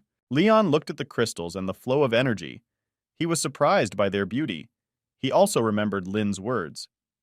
She said that the crystals taken from the monsters retain their properties only for the first 12 hours, and they should be used as soon as possible. He thought that he wanted to touch the acupuncture points first after returning, but it looks like he will have to do it now. He turned to the system to choose the necessary point and was a little nervous because it was the first time. Leon decided to take a very responsible approach to this. He saw that there were quite a lot of them, but it was necessary to take the most useful one. Leon also remembered the words of Anthony, who advised to choose first the point of the saint. This point of flow was in the head, and with the help of the power of thought, it was possible to develop it very quickly. He decided that the holy point should be there first and prepared to use the crystal. Applying the energy crystal, Leon began to cultivate its energy to gain as much benefit as possible. He felt very strange and strong sensations that he had not encountered before. Even describing them was quite difficult. After activating the point, he could barely stand on his feet. His head was spinning, and he thought that he had lost consciousness. He said that he felt bad, but the screen realized that this crystal was only able to activate 15% of the holy point. After that, he used 5 more crystals, but was disappointed to find that he could only illuminate 70% of the point. He asked unhappily if it was possible to ignite the flux point with just 1 or 2 crystals. Suddenly, he received a notification that the shadow system had been successfully updated. He saw this message. He was on the 7th day of happiness and said, "Has his little one been renewed?" After which he immediately ordered it to be activated. His shadow immediately appeared in front of him. She was dressed in the same suit as his. He was a little surprised by this. A message appeared on the screen that with the current dimensions, the power of the shadow is equal to its master and will not decrease. Since the master uses the holy point, the level of intelligence of the shadow has increased, and the master can control the actions of the shadow with the help of the power of thought. He smiled and said that now he could control his shadow body and he wanted to try it. Suddenly, he felt some very strange feelings, but he couldn't even stay on his feet. He immediately fell on the floor and lost consciousness, which he did not expect. For now his consciousness had moved into his own shadow, and he saw before him his own body. He liked it, asked if it was him, and he found himself in the body of his shadow. Leon said that this function is incredibly cool, and it's not for nothing that he waited 6 months for the war. He came out of his tent and said that sleeping at night was a stupid waste of life. He wanted night entertainment. He tried to behave inconspicuously so that his friends would not suspect anything. After a good night's hunting, he devoured his crystals one by one in the morning like a glutton. Hunting for the crystals was not as exhausting as absorbing them, as it caused a severe headache. But with his night hunting, he was able to fully activate his holy point. Also, yesterday he was able to get a relic that seems to have been guarded by the IU demons. Suddenly, someone entered his tent and asked if he slept well, because they should move. Leon barely had time to hide this relic. The boys discussed their results, then asked how many percent of their points were flooded. Lester said he was able to activate 80% of the lake's points. And Lewis said that he was able to ignite only 75% of the point of the sea on his feet. Seeing Leon, they asked how many points he was able to ignite. The boys also assumed that with his data, he was probably able to activate more than one, but he answered that he only ignited 75% of the holy point. They were very impressed by this, because it was even less than theirs, despite the fact that Leon destroyed many times more monsters. Hearing this, they started to laugh loudly, because they could not believe that their Dannies were higher than his. Suddenly, Anna's voice rang out and she told everyone to get in the car, because they were coming forward to take revenge on the leader of the demons. These 4 days passed very quickly. The friends did not notice how they were constantly fighting with monsters, and a powerful progress was waiting for them. Their interaction in the group also improved. They could understand each other even without words, and soon they were already able to destroy high-level monsters with joint efforts. And Leon secretly escaped every night to train in the body of his shadow. He was already able to ignite 4 acupoints and his strength doubled. At this time, with the help of camera drones, they were carefully watched and watched their every step. This man watched the group from the Lucky Wind City with interest, wondering at their progress this year. His assistant came to him and asked if he was looking for him, expecting new instructions from his boss. He said that it seems that this year a dark horse has started in the city of the Lucky Wind. He confirmed his words and said that the rating of the city has already exceeded all expectations. He pointed his finger at Leon, who asked if he had any information about this guy. His assistant replied that he was usually human and there was nothing special about him, but his group was able to bypass even the favorites. This man said that with Leon and Basil, something could come of them. The only thing was that he was not satisfied with the team from the city of the Lucky Wind. He also said that the talents he can't use in the future become a big threat. His assistant asked what he meant. He covered his eyes with his hand and said that at a meeting in the Central District, the destruction of several students is a matter of course, after which the assistant replied that he understood everything. Meanwhile, Leon asked his friends if they were sure that they should attack this tribe, because there were several shamans who possessed magic, as well as a sage who could tame wild animals. James said that he should not worry, because he checked everything and the elder was not in the tribe. Leon thought about it, then said that for a shaman, they will get a lot of points, much more than for these little pawns. Lynn said she supports James's proposal. It's a good opportunity to get a lot of points. Lester was worried as always and asked if she was sure about it. She turned to the boys and said that during this time they made a lot of progress, and now they should try harder monsters. Leon confidently said that he needed black crystals. He also thought about the fact that Lynn helped them grow all this time and gave her loot to them. They agreed and left for the task. Lester, as usual, was supposed to serve as bait. It had been a long time since he went to attract demons, and Leon was already starting to worry about him. But James said that there was no need to worry because he had already ignited the lake point on his right hand, and his fighting skills had reached a high level. Lester, meanwhile, engaged in a heavy battle with a group of large demons. They were of medium level and did not let him escape just like that. This was no longer the weak Lester. He was ready to take the fight and show this demon who is the boss. He began circling around, holding his sharp sword and slicing monsters like an infernal blender. One of the monsters tried to grab him, but he couldn't do anything because Lester cut off his hand with a powerful wave. He shouted loudly that the demon probably didn't expect such resistance, after which he shouted that the demon should prepare for battle, but he would not spare him. While Annie and James watched him with surprise, Leon said that he finally came back and they also have to work. Suddenly, several guys appeared near them. One of them asked if it was the same one that everyone was talking about. The other answered that it looks like there is nothing special about them. They immediately rushed to attack the monsters who said that they are sorry, but they also need points, and they are not going to share them. They behaved very arrogantly and said that they were grateful for their work and that they would take the points for these monsters. This group was extremely fast, and in just a few moments they were behind Lester and approaching the group of monsters he had brought. The demons themselves were extremely surprised that these young people were arguing about who would get the right to destroy. The demon shaman who had just been whole was already cut into a bunch of small pieces and ended up in the air. This group of young warriors were extremely fast and skilled with bladed weapons and dealt with this pack of demons without much effort. Leon excitedly said that they easily dealt with the demon shaman of the Iayu tribe, where these two came from. Lynn angrily said that they came from another area to take their points.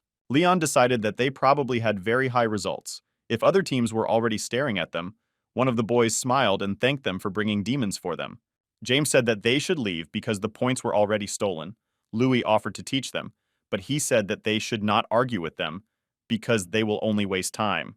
The guys caught up and started mocking the James team and saying that they are acting like cowards because they stole their points, and instead of taking revenge, they decided to run away and hide. Suddenly, one of them even jumped in the air and seemed to want to make a surprise attack on James. But he didn't have time to do this because James was much faster and delivered an extremely powerful kick to his neck. The force of his punch was so powerful that this guy even lost consciousness for a moment. It seems that they clearly underestimated their opponents, after which he immediately fell to the ground, not having any chance to stand up.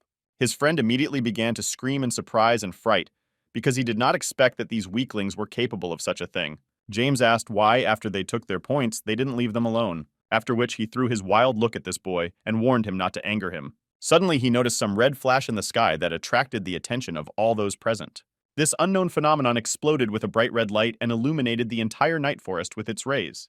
The light of this flash was reflected in his eyes, and James said that it was a flare. He turned to his friends and loudly ordered that they should run away, because it meant that something very dangerous was nearby. They could not understand what was happening and looked at him confusedly, as if they had fallen into a stupor. Suddenly, something very scary and big appeared from behind. It was some kind of wild, giant monster. He looked like a mad demon. His eyes glowed red, and this creature clearly did not come with good intentions. The boy who decided to attack James was also shocked and looked at him with a blank look of fear and shock. Suddenly, a piece of his shoulder just disappeared. It was a terrible phenomenon. Everyone just stood and looked at him in shock. He fell to his knees and started coughing, still very confused. It was a state of shock. This demonic werewolf stood over him and looked as if at a tasty prey that he was about to swallow, after which he delivered a very strong and powerful blow to the boy. It seems that with this blow, he could easily save his life. His friends started shouting loudly and scared, calling the werewolf a real freak. James was also shocked and watched what was happening, not knowing what to do. The other guy started shouting to get the monster's attention and get him to pull away from his friend. But his giant paw was immediately at the boy's head, and he immediately fell silent. James started yelling that it was a devil dog, and they should get out of here immediately. Lester started screaming loudly and asking what to do with those two. Leon said it was too late and they couldn't be saved. James pointed his gun at him, and after assessing his condition realized that he was fine. The monster was only able to scratch his armor a little. They began to run away to the side of the car, while James was shooting at the monster to detain him. But the monster was about to let them go. He rushed after him, trying to grab Leon with his giant paws. James said that it was the demon elder Ayu, and he was extremely dangerous. They couldn't stop and had to get to the car as quickly as possible to get away from here. Suddenly, another devil dog appeared, and behind the trees even more appeared. Leon asked with horror where so many of them came from. Lynn explained that it looks like they got into a net. Leon asked in surprise how they could get into an ambush. James explained that that signal fire was a signal that they entered the ring of encirclement. Lynn said that the demon elder was a real monster once he decided to ambush his tribe. He made them think he wasn't there, and waited until they hit the ring to catch them all at once. Approaching their car, they saw that there were even more of them than near the territory of the tribe. Leon said that they were surrounded on all sides and they had no way to retreat. Lester fearfully asked what they should do now. The demons began to speak. They called Leon's group scumbags and said that they destroyed a bunch of their fellow tribesmen. Leon said that it was a monster that could talk, but it was the first time he had seen a monster that could talk. His friends said that he was the smartest elder among the IU demons, while Leon replied that he looked very ugly. The demon called him an asshole in response and ordered him to hold his tongue, after which he rushed to attack them, asking how they dare to look down on him. Demonic dogs also began to attack them, and it seems that nothing could save the friends anymore. Leon could not believe that now they were finished. He looked around looking for any way to escape, but he saw only the confused eyes of his friends. The circle in which they found themselves tightened more and more, and it seems that it was the end. The monsters became more and more, and they appeared as if out of thin air. Leon turned to the system for help, and after evaluating the information said that only Lynn would be able to break through the encirclement and, due to her speed, give them a chance for salvation. He said that she should run to the car and then pick them up, and while they tried to hold on, she asked if they could really manage without her. He smiled and said that he wasn't really sure about anything, but they had no choice. After which he stuck his hand into the screen of the system, and everything around began to glow and flash with lightning. He took out his sword with which he could effectively fight in close combat, because the monsters were already sitting almost in their faces. Leon began to make his way, slicing through a bunch of demons so Lynn could get out of the way. The demons did not expect such a powerful force and resistance from humans. Leon's sword was carried as if its blade had grown wings, cutting off their heads. Lynn finally looked around and said to herself that she hoped they would be able to hold out until she arrived. She managed to escape from the surroundings, but looking around she saw that she had a huge demonic dog on her tail, which did not plan to let her go. He swept in with one paw, and Lynn realized that she would not be able to dodge this attack. The beast delivered a very strong blow and crushed someone's armor. It crumbled into small pieces and parts. Before her appeared Lester, who saved his sister by covering her with his body. His armor came to an end, and now he was completely defenseless. His eyes were filled with anger and determination. He sternly told her that she should not look back and run, and if she didn't get the car right, none of them would survive. He stood in front of the monsters and, calling them smelly, said that he was their rival and ordered them to attack. He began to fight fiercely, and in this struggle it was already unclear which of them was the real demon, because Lester had turned into an incredible warrior during this time. He gave the demons a bunch of powerful blows that crushed their skulls and did not give them any chance to save themselves. Meanwhile, the demons divided into groups and attacked each of their targets. The first group began to approach Louis. He took out his daggers and in a lightning dash threw the dagger in their direction, tearing their bodies to shreds immediately. The only problem was that there were too many of them, so he didn't notice how another one ended up behind him. Looking around, he realized that he was not ready for this attack, and this demon could stick a knife right into his back. But fortunately, James was extremely responsible for the safety of his team members and made sure that none of them got hurt. He managed to cover Louis, but he shot the demon's hand in which he was holding a knife with a well-aimed shot. Leon, meanwhile, was as focused as possible. He cold-bloodedly wielded his weapon without succumbing to emotions. He destroyed the demons one by one. With light and lightning movements, he neutralized a bunch of monsters that could not even come close to him because they immediately received terrible injuries. His body turned into a weapon of destruction, and nothing seemed to be able to stop him. But in the depths of his soul, he understood that the demons were becoming more and more each time, and if this continues in the future, then they will not be able to hold out until Lin's return. Suddenly, he saw one of his friends getting into trouble. He looked around to see what happened. He saw that the demonic dog had grabbed Lester's leg and was swinging him around like a doll.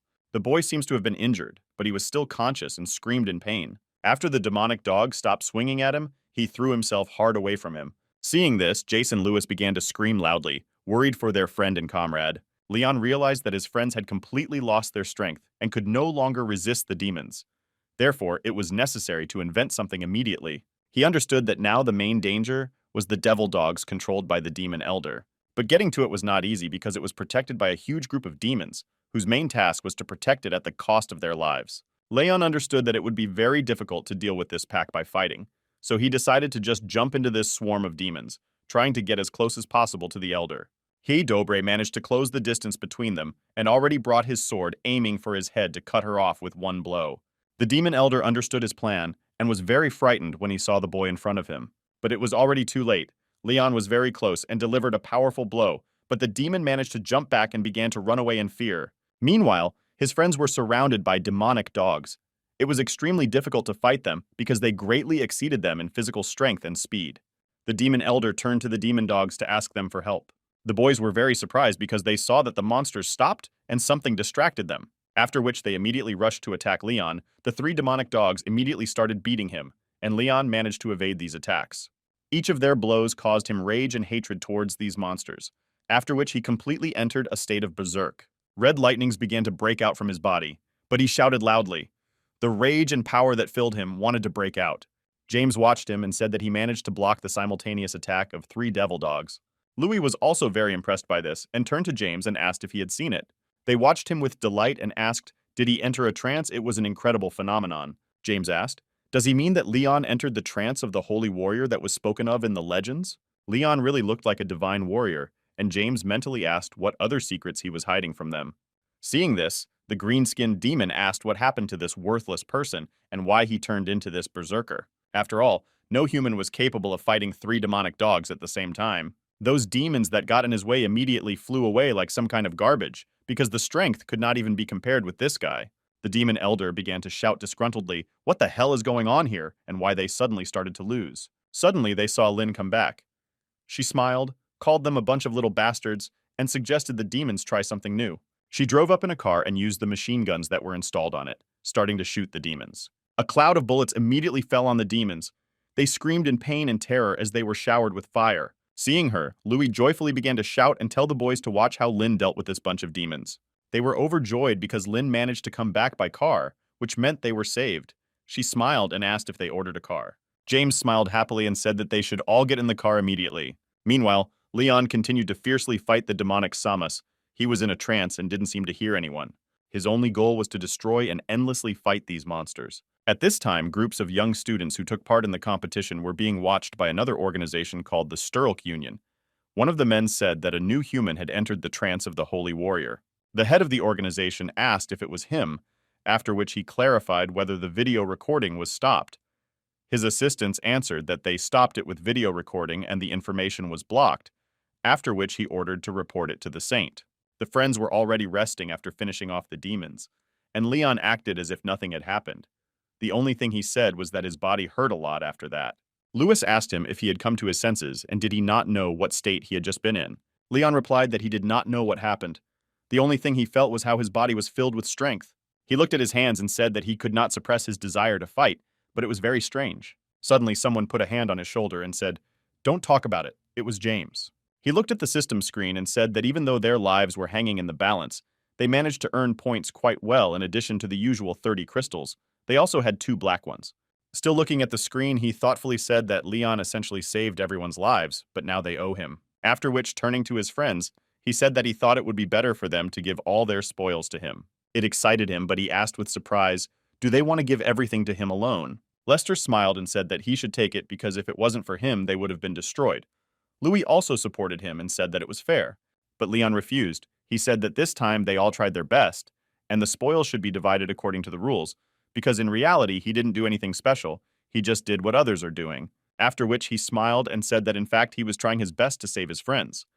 After hearing this, they agreed with him and said that in that case, they would share everything equally. Dividing the booty, they found a safe place to set up camp and rest. Leon, being in his palace, took a shower and felt incredible relief. Suddenly a message came from the system saying that she was congratulating her master and giving him an award. He asked with surprise what kind of award it was. The system replied that it was Wade's box and he must accept it. He took her hands and began to look at them curiously. Wade's box was a prize in the order of a lottery with which you could get different fighting skills and weapons. He smiled and said that it was time to talk and to get it, because he himself was very interested in what was inside and what he would be lucky enough to get. But when the box was opened, he was extremely surprised and, to put it mildly, impressed. Because nothing was found in her, he began to shout and say that she was a complete fool, and how could he get the air out of her? But the system immediately feels to congratulate him and say that he has drawn a very cool prize.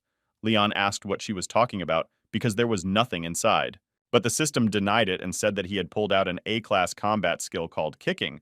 He asked in surprise what kind of A-class skill it was. After which, the system asked if he wanted to spend his inner strength to learn his new skill. He smiled and said that he was willing to do so.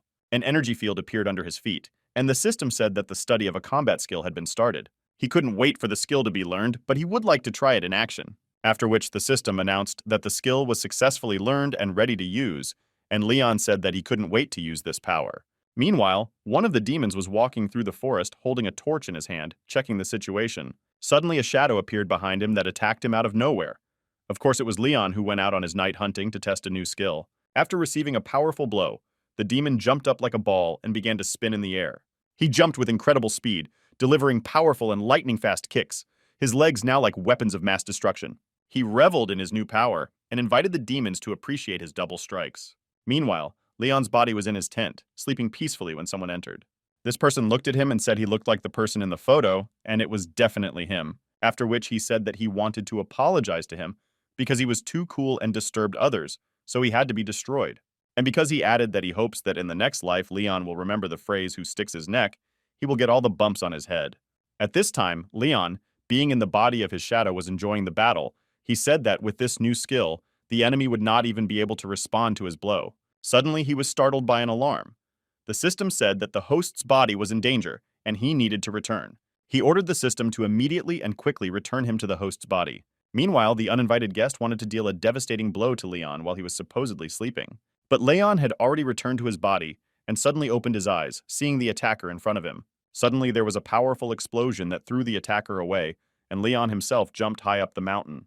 He landed deftly and raised his head to see the face of his assailant. This guy said his vigilance was on point and he was impressed by it.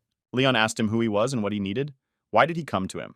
He replied that it was not important, that it only mattered that he would be destroyed tonight, after which he immediately pounced on him, attacking with his fiery fists. Leon also reacted immediately and called the system screen to get his weapon and be able to defend himself. The attacker's first blow was extremely fast and he almost missed him, but the boy managed to dodge. The enemy was extremely strong, so Leon only dodged by studying his movements. With this blow, he did not even give him time to draw his weapon for defense. Leon saw that his body was glowing with a golden glow. It meant that this person was using the energy of golden crystals. He was surprised why such a high-level archer came after him. He said that he has an incredibly quick reaction, but warned that this time he will not be able to dodge. His body turned into a ball of energy, and the movement resembled a flash of light, and it was incredibly difficult to react to it. He managed to close the distance between them and hit Leon hard in the chest. A red liquid came out of his mouth, and he began to cough from the loss of oxygen and pain. It seems that this guy also possessed the technique of circling legs, because after a blow to the chest, he delivered another powerful kick that sent Leon flying a dozen meters away. He pierced the ceiling of the tent with his body and flew into the night sky above the forest. He was in a lot of pain, and he understood that without a weapon he could not be a rival to this boy, and he even thought that most likely he would end up. He looked at him and was surprised that he was still alive, saying that now he would save him from suffering. Then jumped into the air, catching up with Leon's body, to deliver another blow to the chest and nail him to the ground like a nail. Suddenly Lin came to his aid. She noticed that something was happening in Leon's tent. Seeing that he was not armed, she immediately threw her sword at him so that he could defend himself. He immediately caught him and thanked the girl for her help, because this was what he needed now. After getting the weapon, Leon gave him a powerful energy blast. This guy was very surprised by this. He realized that whenever Leon got a weapon, he became completely different, as if the weapon was an integral part of him. He put his sword in front of him, but said that he had enough of it, and now he must give him an opportunity to strike.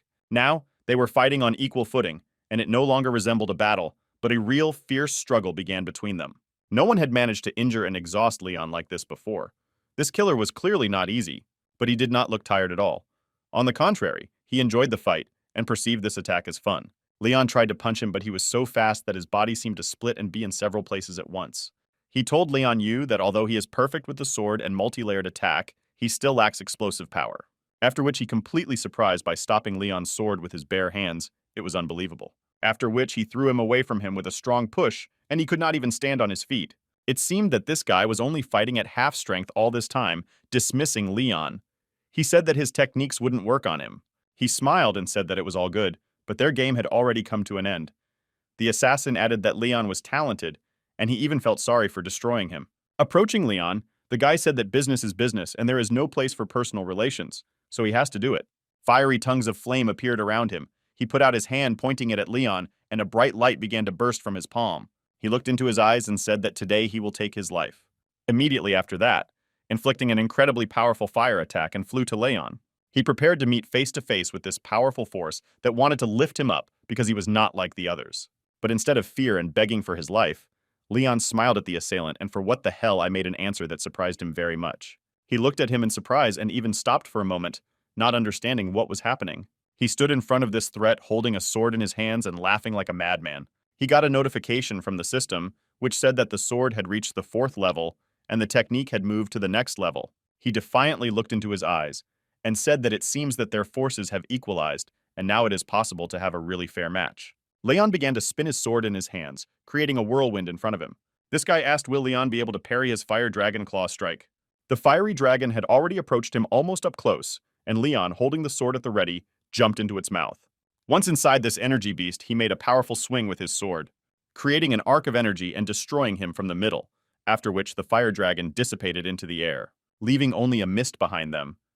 Like a match that had been extinguished, they now stood and looked at each other in silence. This boy felt real fear because no one could stop this attack before, but that was not all. He looked down in horror, and what he saw frightened him even more and caused him to panic. He saw his severed hand lying on the ground in a pool of red liquid. Leon pointed his sword at him and said that today he only took his hand, but next time he will take his life. He raised his head to the sky and began to scream with an older scream from pain, holding on to his severed arm. Leon just watched him silently and calmly while he tried to regain his composure. He started swearing at A and saying that he would never forgive him, and Leon would definitely pay for it. He pointed his sword at him again and asked if he wanted to continue. Leon also warned him that if he didn't hurry, he would be completely covered in red liquid and destroyed. He jumped high into the sky, intending to get out of here as soon as possible, because Leon was right, and he promised that he would definitely repay him for this. After he was done with him, he finally breathed a sigh of relief. Lin appeared behind him and asked if everything was okay with him. Suddenly, he dropped the sword from his hands and fell unconscious, as if something invisible had struck him and cut him down. She screamed out his name, worried about him, but not understanding what was happening. She managed to run up and pick him up, asking what happened to him. Leon tried to catch his breath and said he was fine and not to worry. He also thanked her for saving him. He looked down at his hands and said that he was lucky that this guy had called his bluff, because if they had continued to fight, he would have been defeated and destroyed. Also, something else happened today during the night patrol on Louis and Lester. Someone attacked them, beat them, and stunned them, but at the same time, they did not destroy them. James looked at Leon, who was sitting with a wet towel on his head, and said that the goal of this attacker is similar because they are their team, and only Leon. They asked why he and what he had done to them to make them plan to commit such an attack. Lin said that it looks like they are interfering with the higher level people, so they sent an assassin to destroy their main force. Lester asked if that was the case. Why did they decide to destroy only Leon because Lin was also very strong? She assumed that in the end their family was quite famous. Even people from the top would not dare to attack them just like that. Moreover, her mentor was a saint. Whoever was there should think before attacking them. Hearing this, Leon was a little upset because he had worked so hard, and now he was considered a fool without origin. He decided that he should take revenge for this attack and that his enemies should pay for this disrespect. James said that these days they won't do anything but rather rest in this place and see what to do after Leon's wounds heal. Leon said that everything is fine with him, and they managed to move to the top of the ranking with difficulty. If they rest, they will not be able to win. Suddenly, someone stopped him and said that he was wrong. James said that his life was much more important than the results of these competitions. He was very surprised when he heard these words from him and said that they should go to rest, and he would stay and guard for the time being. He stood up and took off his towel. Leon looked very weak, but it seems unlikely that he would be able to stay on night duty. He looked at his finger and told the system to scan the red liquid his attacker had left behind. The system reported that the scan was completed, the source was detected, and the information was recorded in the database. Suddenly, James asked Leon, "Did he say the word system?" Leon thought that now he was bitten. The next morning was a sunny day. Leon was well rested and ready to start new challenges. A kind of energy sphere appeared in his hands. He looked at it with surprise and said that it penetrates all acupuncture points. He thanked his shadow for destroying the monsters these 2 days. Now he had enough crystals. Leon said if he wants to advance further, then he should create an armor of flow energy crystals. But next time he uses the shadow system, he should be more careful because last time he was almost exposed. Last time he reduced everything to a joke, and James smiled and said that in that case, he also needs to update his system. While he was resting, he received a notification that the total experience of the host was 10,000, and the system asked if he wanted to spend 10,000 experience to create a second shadow. After hearing this information, he was very surprised, and looking at his shadow, he asked if he could create a friend. He understood that if he had 2 shadows, the results of hunting monsters would double, after which he clicked his fingers and told the system that he agreed and they should create another shadow. The system said that his experience will be spent on creating a shadow. He saw that a black smoke appeared from his hand. It meant that the process was started. His new shadow began to form in front of him. This time it looked different and had a powerful and menacing look to it. The system announced that the created shadow was completed. Leon said that since he now has 2 shadows, he needs to come up with names for them to be able to distinguish them. Leon was very pleased that he was able to come up with names quickly, and now they were called number 1, number 2, after which he turned to them and ordered numbers 1 and 2 to return, for someone had come to him. He came out of his tent and asked what happened because he was busy. He saw Lin there. She said that she just received a notification that many strong players were attacked by killers, including Basil's team. He excitedly asked if everything was okay with Leah nods. It scared him a lot because she was not indifferent to him. Lin said that he cannot worry because only Basil was seriously injured and everyone else got by with scratches. She also said that the Union of Riflemen is conducting a comprehensive investigation of this situation and everything will be clarified. Lin also added that the Union was very concerned about this and those who arranged it will definitely be punished. He asked her why she stayed at the camp today and didn't go hunting with James. This question excited her. She blushed and felt embarrassed. Lin did not know what to answer to this. She said that in these few days it became clear that he is a really beautiful man. Therefore, she deliberately stayed to talk to him alone, without witnesses. Leon also blushed because he was not ready for such an answer. He wondered if Lin had fallen in love with him. She said that she had been thinking about it for a long time and only now decided to tell him. Lin grabbed his hand and said that he must agree. Leon thought, well, that's where it all begins. But now something can happen between them while no one is around. She leaned against him and looked into his eyes, saying that she wanted to learn the technique of wielding a sword from him and offered him a duel. Hearing this, he was very disappointed and asked what the hell, because he was very disappointed. But she had already taken out the sword and said that she would now attack him and asked if he was ready. Despite his disappointment, Leon said that he was ready and agreed to conduct a training battle with her. He realized that this girl was obsessed with martial arts, and what was he thinking? She got into a fighting position and said that they are starting. Having prepared her sword, she directed it at Leon, after which she began to deal him a series of rapid blows while the Legion fought back. He understood that all her blows were fast and accurate, and it was difficult to find a weak point in her movements. But Leon was not going to give in to her and fought with all his might. She immediately felt on her own skin how fast and strong he was. Leon decided to use the raging sword technique on her. Meanwhile, she jumped high into the air to strike from above. But even this attack of hers didn't go through because he was able to block it with ease. Lin said that his strength is amazing. He made a kind of energy circle around himself with his sword. Lin recognized it as a return blow to the beginning and asked if he had decided to leave Trumps. But she jumped up again and offered him to try something more interesting that she had already prepared. But even this time, she couldn't even get close to him. How powerful and impregnable his defense was. Lin said that it was almost impossible to put his reaction to sleep, and suddenly he appeared like a ghost from a cloud of dust, holding his sword at the ready. This time the blades of swords clashed. They pressed on each other, creating sparks. Leon that it was the second degree of pressure. Lin did not even know that in this technique it is possible to combine several degrees, but she understood that they will soon come to an end. But she will lose this match. She understood that it is better for her to retreat if she continues to fight. She will only be able to give him more blows, which will not lead to anything. Leon said that he is already on the 3rd stage.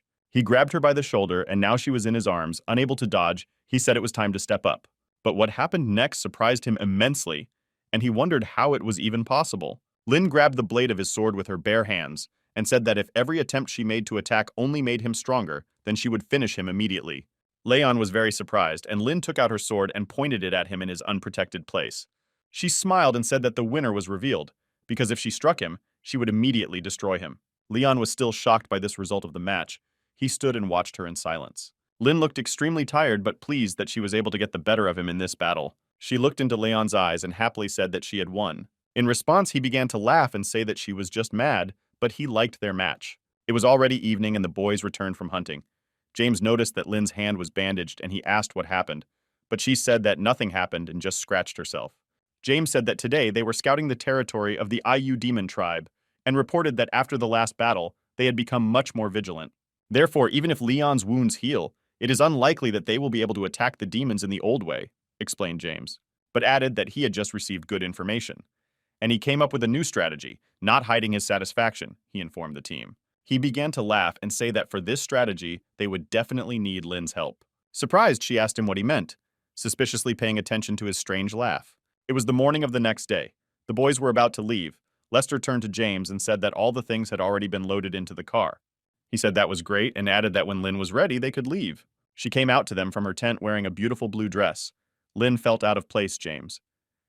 Was it necessary to do this? He smiled and said that it is necessary because it is necessary for their new military tactics. She was very ashamed of her appearance because she was not used to dressing like that, although it looked simply wonderful.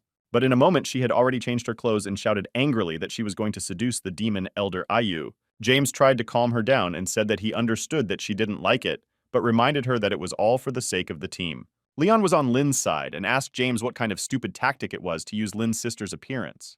Lewis explained that this morning, while scouting, they came across one of the elders who was giving orders to several demons, that he wanted his servants to seize a beautiful girl and bring her to him.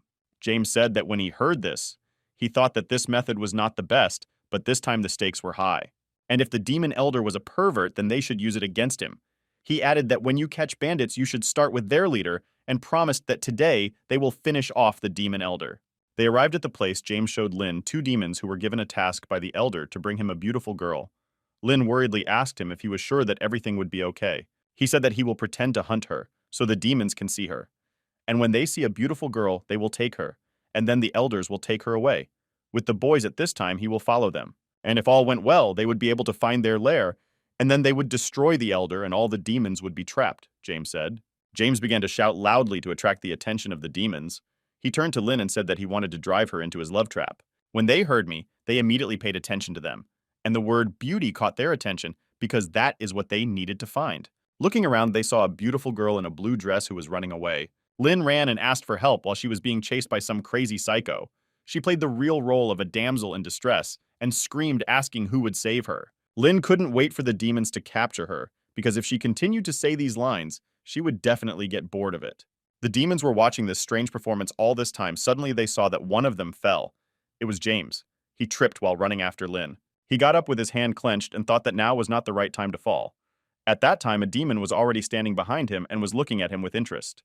Tears appeared on James's face, but he turned his cute face and complained that he was in a lot of pain. It is unlikely that the demons could distinguish a man from a woman, so when they saw James, they decided that this is the same beauty that the elder said about. Whereupon they immediately seized him and dragged him towards their camp where their tribe was stationed, while James shouted and told him to let him go. When Lin returned to the camp and told everything to the boys, they were shocked and couldn't believe it. They asked how this could happen and why the demons confused James with a beauty. Louis started yelling and asking what they should do now besides the plan failed, so they also lost their leader of the group. Leon reassured them and said that they should not worry because everything was not as bad as they thought. He asked Lin to log in and track his location. She saw a point on the map of the area and said that she was able to find out its exact location. Leon turned to the group and said that nothing has changed in their plan, only the bait has changed. Instead of Lin, it is Staff James. He said that they shouldn't panic and just stick to the plan and act together so they can destroy the Demon King Ayu. Meanwhile, a small candle illuminated some deep cave. In the light, you could see some body chained to the wall. It was James. The demons disguised him as a princess and chained him in the cave. He complained that the chains were too strong. Suddenly, he heard that someone entered the cave. It was the voice of a demon. He told his master that the girl was already here. The demon looked as if he had come on a date. In his hands was a bottle of wine and a bouquet of flowers. You'll see, James. He said that she was a real beauty and must have been waiting for him. Meanwhile, the team had already arrived at the cave, and Leon quickly dealt with the guards. He informed his friends that the security was over, and they can now move freely. Lin said that according to the coordinates, James was in this cave, and this meant that the tribe is also here. But she reminded them that they should hurry because he has not moved for a long time. Leon turned to the boys and said that when they entered the cave, they should not fall behind because it was very dangerous. But it was not a joke. They replied that they understood everything and would act responsibly. After that, they entered the deep, dark cave in which James was kept. The demon elder began to cling to James, showing his signs of attention, but he told him to let go of him because he was sick of him. Strachina began to call him a picky little thing, but this inflamed his passionate feelings even more. The demon said that if James is so picky, then he offers him to play one game. This scared the boy because he could not imagine what this crazy demon had invented. Meanwhile, friends rushed to help James with all their legs, trying not to waste a single second. Suddenly, Leon ordered his friends to stop. They excitedly asked him what happened. He explained that there was security ahead, and they would not be able to pass here unnoticed. He explained that attacking demons on their own territory is not the best idea, and suggested that his friends find another way. Lin said that it was the last path that leads directly to the bedroom of the Demon King. Leon began to look up above them, as there was something that looked like a ventilation. The boy said that fighting them here is a really bad idea and asked what they should do now, but Leon had a plan. And he said that he had an idea. He mentally turned to James and told him to wait. Meanwhile, the demon was telling James the rules of the game he had decided for him. To arrange the goal of the game was that he had to run away from him, and the demon had to catch him. He also said that he wouldn't mind if his beauty did OP, because it turns him on even more. James said that this game is for real perverts. After which he freed him and ordered him to flee, and himself rushed to catch him throughout the room. James said that he was not going to run away from him and play his stupid games by calling him an ugly demon. He reached over his head and grabbed him by the makitare, squeezing it hard, knocking him over and knocking him on the floor, after which he gave him a powerful kick right in the jaw. The demon elder was impressed that this beauty had martial arts skills, but he didn't mind if she resisted. James realized that he could use the shackles as a weapon to deal more damage to the demon. The demon realized that these games were getting out of control and tried to grab him, but the beauty was too fast and agile and also quite strong. He immobilized the demon with shackles. The demon started shouting that the game was over. He was lying on the floor and tried to resist, but nothing worked. James looked at him sternly and said that the game will end when he says. After which, loosening the shackles, he began to swing the demon's body and threw it against the ceiling. The demon elder couldn't understand what was happening. They met their eyes for a moment, not understanding how they both ended up in such a situation. But the demon didn't seem to give up, and started shouting that he would definitely catch her, no matter what it cost him. In the meantime, he was already in his bedroom. Leon, having delivered a powerful blow to the demon's head, ordered him to detach himself from his friend. After landing, Leon assessed the circumstances and smiled, and said that he must have been just in time. The others were also already nearby. Lin asked James if everything was okay with him. He smiled and answered that if they had stayed a little longer, he would most likely have lost his virginity. The demon began to shout and say that they decided to deceive him with the help of such a beautiful girl. He said that in this way they caught him alive, so he did not forgive them and would definitely take revenge. James began to laugh loudly and, lifting his dress, said that he was sorry but he was a boy, and asked what he would do to them now. The demon began to shout that it was too much and that he would now give them a hard time. He fell to the ground and some strange energy began to flow from him. Leon understood that this was not very good and excitedly asked what he was doing. Eventually, this demon's actions caused a massive explosion in the cave, causing it to be destroyed. Due to this explosion, they were outside, and she tried to clear her throat from the dust that rose up after the explosion. Leon said that this demon was quite powerful and strong because it was able to destroy an entire cave. Suddenly, they saw a man standing on top of a rock. He turned to them and called them small insects. He seemed to transform, turning from a small goblin into a handsome demon, after which, looking at them, he asked if they were ready to be destroyed. The watchers of the tournament heard the sound of an alarm. It warned that blood-colored energy had appeared. They were very shocked by this and began to worry because Demon Elder Iu had activated a spell of great power and had entered the Demon King level. One of the men asked if it was so dangerous. He was immediately explained that this magic could destroy all the participants of the tournament. He immediately turned to his control panel asking why these brawlers disturbed. He immediately ordered to stop the competition and call off all groups and send groups of golden arrows to evacuate the participants. Meanwhile, the demon jumped off the mountain and landed right in front of Leon, looking even more menacing up close. He directed his hand in Leon's direction and a beam of energy shot out from it and flew in his direction. He was moving incredibly fast. His aura and inner energy changed noticeably. Leon immediately felt it and understood that now they have problems, because this demon has carried out some terrible transformation. A fiery sword appeared in his hands, which he formed in his hands. The friends immediately understood that this time they would not be able to defeat him. He made several swings with his sword, forming energy threads above him that were quite terrifying. Immediately after that, he struck a powerful blow with his sword on the ground. As soon as the sword hit the ground, it seemed to cut it in half, and a powerful wave from this blow flew towards Leon. He thought about his body becoming so menacingly strong that he couldn't even move. The only thing he could do was stare in confusion as the destructive force surged towards him. Suddenly, he felt someone grab him and drag him. It was Lin. She managed to jump to Leon and pull him to the side, saving his life. Pushing him to a safe distance, she said that he should gather himself immediately because now is not the time to be a fool. An edge also appeared in her hand immediately. She turned to the demon, calling him a bastard, and started a battle with him to give her team time to come to their senses. Leon was all shaking with fear, but he told himself that he should immediately get together and start acting, otherwise they will all be destroyed here. Next to him, he saw the boys lying on the ground, but it seems that they were unconscious. He asked them loudly how they were feeling and whether everything was okay with them, but after the explosion caused by the demon, they were unconscious and could not answer anything. But Leon turned his head to see how Lin was doing. She was immediately thrown back by the demon and hit her back against a rock. He excitedly asked her how she was, because this blow was very strong and she could have been hurt. The demon looked at Lin while she was trying to get up and said that she was a beautiful girl, and he was very sorry that they would all be destroyed today. His muscles looked like steel. He held his mighty sword and laughingly said that they had decided to trouble him for nothing. Leon's legs wouldn't obey. He couldn't get up to protect his friends, so he kicked himself and desperately begged his body to help him. Meanwhile, the demon carried his sword over his head and turned to Lin and said goodbye to her. Leon continued to scream loudly and tried to bring his body back to consciousness to stop the demon. He strained every cell of his body and every muscle, commanding his body to obey. Lin saw the blade of the sword flying between her eyes and already mentally said goodbye to her life. Until suddenly, Leon jumped high in the air and ended up above the demon's head, and gave him a powerful blow to the back of the head. He felt it and even screamed from the sharp pain and surprise. The demon flew several meters and hit the nearest rock hard. Leon's body was still weak, but he managed to put all his strength into this blow. He immediately turned to Lin, who was lying on the ground, and asked if she could get up. She smiled and said that she should ask him if his knees are shaking anymore. Leon laughed and said that he didn't scare him anymore, and if it continued, the zones would have been destroyed, after which he pulled the knife from his leg and threw it away. Lin asked him in surprise if he had decided to speed up his blood, but he replied that if she is fine, then she should prepare to run. A car immediately appeared behind them, speeding towards their friends. He stopped near them and the driver ordered them to get into the car immediately because they don't have time for chatter. It was James. He was still in his princess costume, but he looked very serious and sternly said that this time they screwed up and should back off. Lin said that they were making money, but after finding her brother and Louis, Leon wanted to say that he knew where they were, when he suddenly heard the sound of falling stones. It was a demon.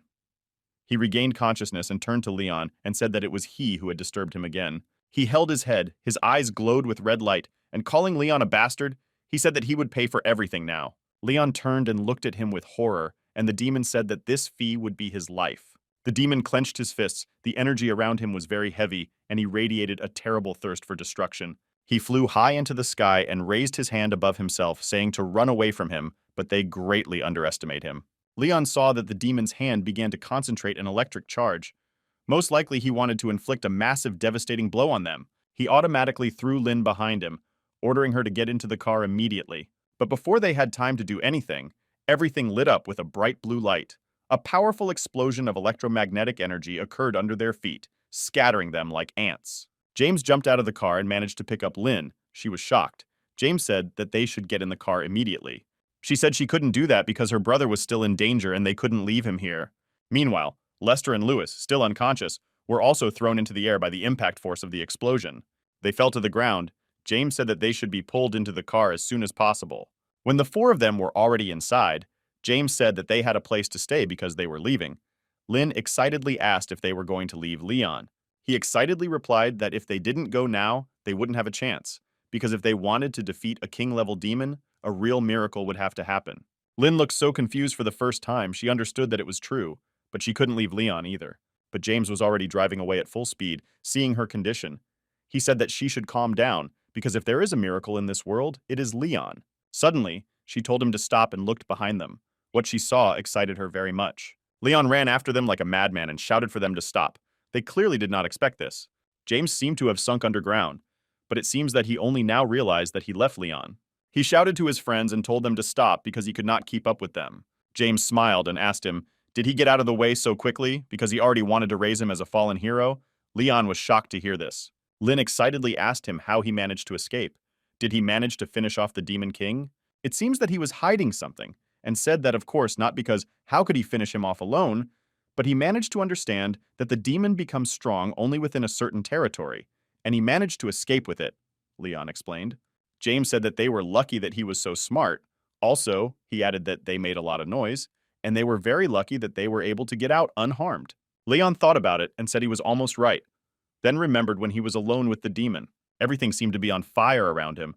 He was on his knees and coughing hard, trying to take a few breaths of air, which was all saturated with dust. The demon turned to him. He was amazed and asked if Leon was able to withstand his thunderbolt and stay alive. The demon grabbed his head. Leon realized that he had managed to damage him even through his defensive practice. The demon tossed him into the air and swung around with a powerful leg kick. Leon felt as soon as he hit the rock, the impact was so powerful that the stones under his body began to crumble. The demon asked him if he wants to defeat him by calling Leon a weakling. He also said that his friends left him. But Leon smiled and said that they really left, but they don't know what will happen here now. The demon looked at him with curiosity, not understanding what the boy was leading to, but the way Leon began to behave surprised him greatly. Leon smiled and pointed at him with a finger, calling him Pinocchio, after which he warned that he would now show him something interesting. He looked into the demon's eyes and said that he should thank him, then ordered the shadow system to activate. Leon laughed and said that demon now he will see something really very interesting. He called number 1 and number 2. Several shadows appeared near the demon, which began to shake his head excitedly and asked what it was. Shadows began to appear from under the ground and threateningly loomed over him. They looked alien and terrifying to the Demon King. He was startled and with a trembling voice began to ask what it was. Leon asked the demon if he really thought he was left alone just so his team could escape, and he said it was just so they wouldn't see him destroy him. He said that not everything can be shared with others, so it will be their secret. Besides, the Demon King will never be able to tell anyone more about it. After which he ordered number 1 and number 2 to destroy him immediately. The shadows immediately rushed to attack. But thanks to his reaction, the demon managed to immediately jump away. He hung in the air and tried to understand what kind of entities had just attacked him. He asked what these things were, and were they some new kind of monsters. While Leon rested on the ground, he watched as the shadows tried to catch the demon. Leon turned to the demon and called him a freak, and said that he forgot about his second shadow. And while he was running away from number 2, number 1 was behind him and stuck his arm right into his back. From that, a green liquid started pouring out, which seemed to be his demonic blood, and he screamed in pain. Leon got up and said that it looks like everything is over, and it looks like you can go back. The wounded demon, holding his shoulder, asked him where he was going.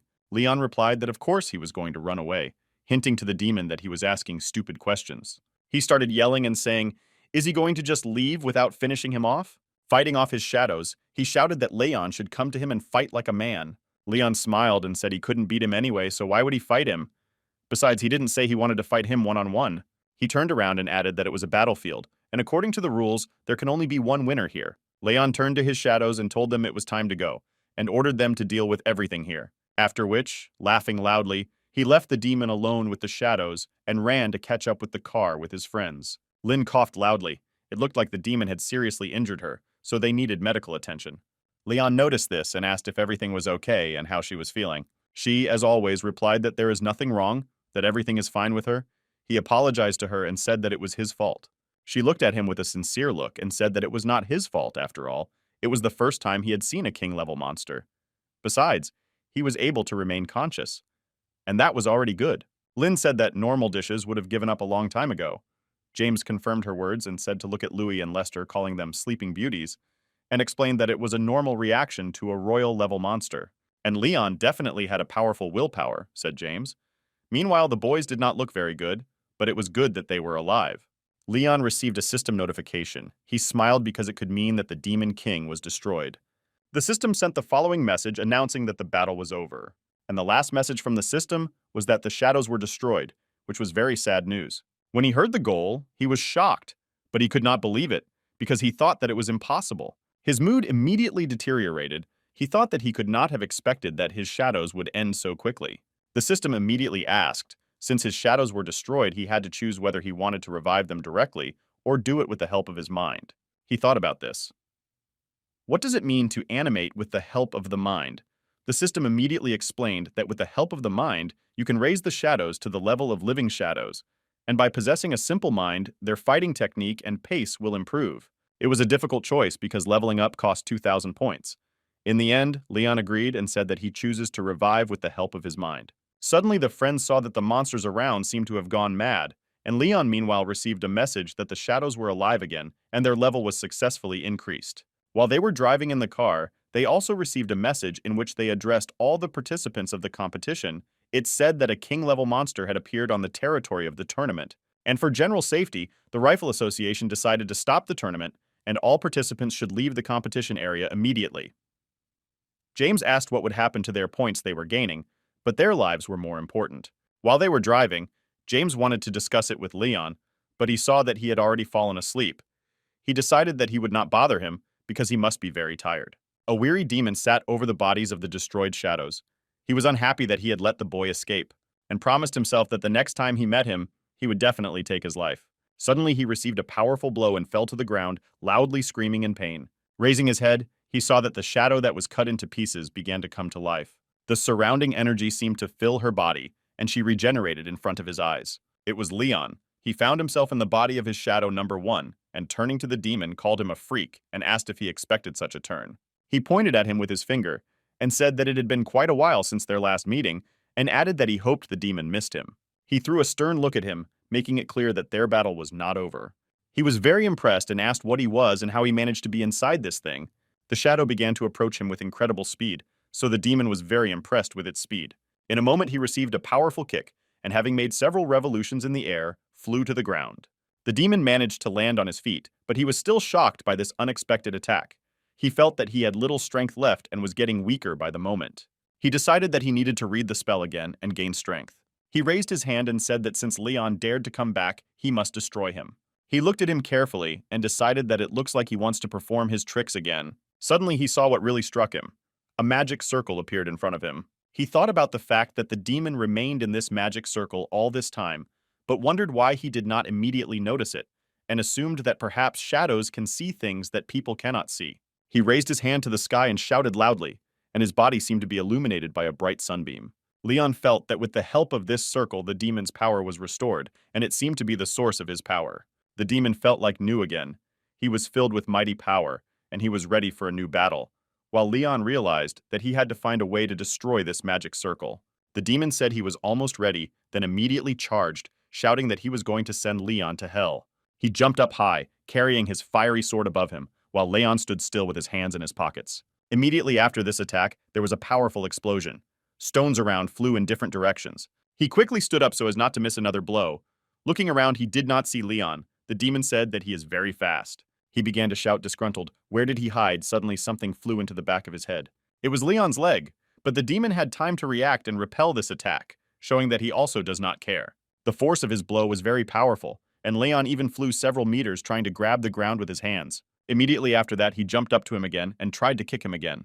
But the demon understood his technique, and this time managed to grab him by the leg, saying that he had already got him because he was biting like a flea, after which he threw it with all his might as far as possible, hoping that it would hit the rock. While Leon was flying in the air and he started to laugh loudly, which surprised and disturbed the demon. After all, the boy achieved his goal. He ended up near the magic circle, so the demon learned that Leon had specifically provoked him in order to be able to get closer and destroy him. Leon was inside the circle and had already used his energy powers to destroy it. The demon was amazed, but could not believe that this person could see his magical formations. Leon laughed louder and began to develop a magical formation with his hands. The demon started calling him a bastard and asking how he managed to do that. He raised his head and shouted loudly that he would never forgive him for this, after which he flew high into the air and delivered a powerful, fiery blow. Leon's body was smoking, but he coughed and said that it was quite painful. He understood that although the demon could no longer feed on energy, his strength was still much greater than his own. Therefore, he could not give him a chance to attack him, but he had to try to destroy him with one blow. After assessing the situation, he realized that this blow could be used at this very moment. As soon as the demon took a few steps, Leon already jumped up and was above his head, after which, gathering all his strength, he delivered an extremely powerful blow, shattering the surrounding rocks and creating a crater in the ground. But the demon was still very fast, and his reaction was fine, so he dodged this attack with ease. He laughed out loud and said that it was quite impressive, and added that now it was his turn. Leon smiled back at him and reminded him that his opponent was not only him. Immediately after his words, Shadow number 2 appeared behind the demon, and it seems that it caught him by surprise. He growled loudly, displeased because last time she gave him a lot of trouble. He didn't even have time to react when she struck him, and the force of the blow sent him spinning in the air like a din-din. Immediately behind the shadow of number 2, Leon himself rushed at him to finish him off while he was in a vulnerable position. The demon didn't know what to do because this guy's attacks were coming in a continuous stream, but he couldn't fight them off. Leon realized that a frontal attack against the demon would not help him, so he decided to attack him continuously. The demon understood that Leon wanted to erase him to dust, but the demon understood that this time probably this worthless person would destroy him. And the truth, he could not believe that he would disappear from this life so offended. Unexpectedly for the boy, the demon grabbed his leg, saying that he was going to give up so easily. He was very surprised because he thought that the king of demons had already surrendered, but it wasn't like that. The demon immediately grabbed him by the neck and started choking him. Leon asked what he was doing, but the demon king seemed completely enraged, exclaiming that if anyone was to be destroyed today, it would be them together. Suddenly his body began to inflate like a balloon that is about to explode, and scared Leon even more. He could not believe that the demon had decided, but this was already a problem because the force of this explosion could really destroy him. Meanwhile, the demon pouted more and more. Leon could not believe that he wanted to take him to the other world with him. Leon tried to break free, but nothing worked, and when it was already clear that the explosion would not be avoided, he shouted loudly, summoning the form of a warrior. Immediately after that, a powerful explosion thundered out, causing a shockwave that shook the entire area around. At this moment, a Cloud Sky special squad was combing the area nearby. The man asked, "Has anyone managed to deal with a king-level demon?" Suddenly, the man saw a figure that was visible in the smoke at the place of the explosion. He paid attention to his armor. He immediately recognized the armor and asked if it was a man of the Temple of War, because only they had such technology. Suddenly, Leon woke up and screamed loudly. He was riding in a car with his friends. It was like a dream, and he felt himself explode together with the demon. James looked at him and asked if he was having a nightmare. Leon, still excited, said yes. He sighed and thought well that he managed to break the connection with the shadow in time. Otherwise, it would have been the end of him. He immediately received a system notification in which the system congratulated him for defeating the strongest Demon King Ayu in this zone. While they were driving, he received notifications one after another. He received 10,000 experience points and inner strength. He also received 1,000 points of mischief energy, a Demon King's soul, a King's crystal, and a bunch of other rewards. Leon was in a very good mood. He was happy because he was able to get a lot of experience, crystals and bonuses for destroying the Demon King. James didn't understand why he was so happy. They drove past several monsters who were inexplicably doing something. Leon paid attention to them and said that it looks like they caught someone and this person may need help. It was a girl who fiercely fought off monsters with her dual swords. Leon asked if it was Linda Tsu, and why is she here alone? Did she run away with her team? He offered his friends to save her. James looked at him with a surprised look. He said that they are from the same university and should help each other. James started growling disgruntled that this business is dangerous and ordered Leon to get back into the car. James wondered why Leon had just woken up and was already so active and where he got so much energy from. Lynn said maybe Leon fell in love with this girl and wants to help her. James even started to worry about it. She continued to fiercely fight off the monsters and screamed for them to disappear, calling them a bunch of filth. She said that she must have a problem because these monsters seemed to have suddenly gone mad. But she did not give up and continued to crush them one by one, leaving them no chance of survival. Suddenly, one of the monsters gave a strong blow with its tail hitting her legs and she lost her balance. Falling to the ground, she saw that the monster was already standing over her body and closing her eyes. She understood that her end had come. Suddenly, the monster growled loudly, but not from rage, but from pain, because someone grabbed him by the neck. It was Leon. He turned to the monster and said that it is not good to insult girls. Holding the monster in his hands, he turned to the girl and asked if everything was okay with her. He also asked if she was injured and if she needed any help. She couldn't believe that this guy saved her, but she looked at him in confusion. Not knowing what to answer, she just quietly said that everything is fine with her. But there were a lot of monsters around, so he continued to beat them with powerful kicks, scattering them in all directions. Having finished with them, he shook the dust from his hands and said that it seemed to be the last.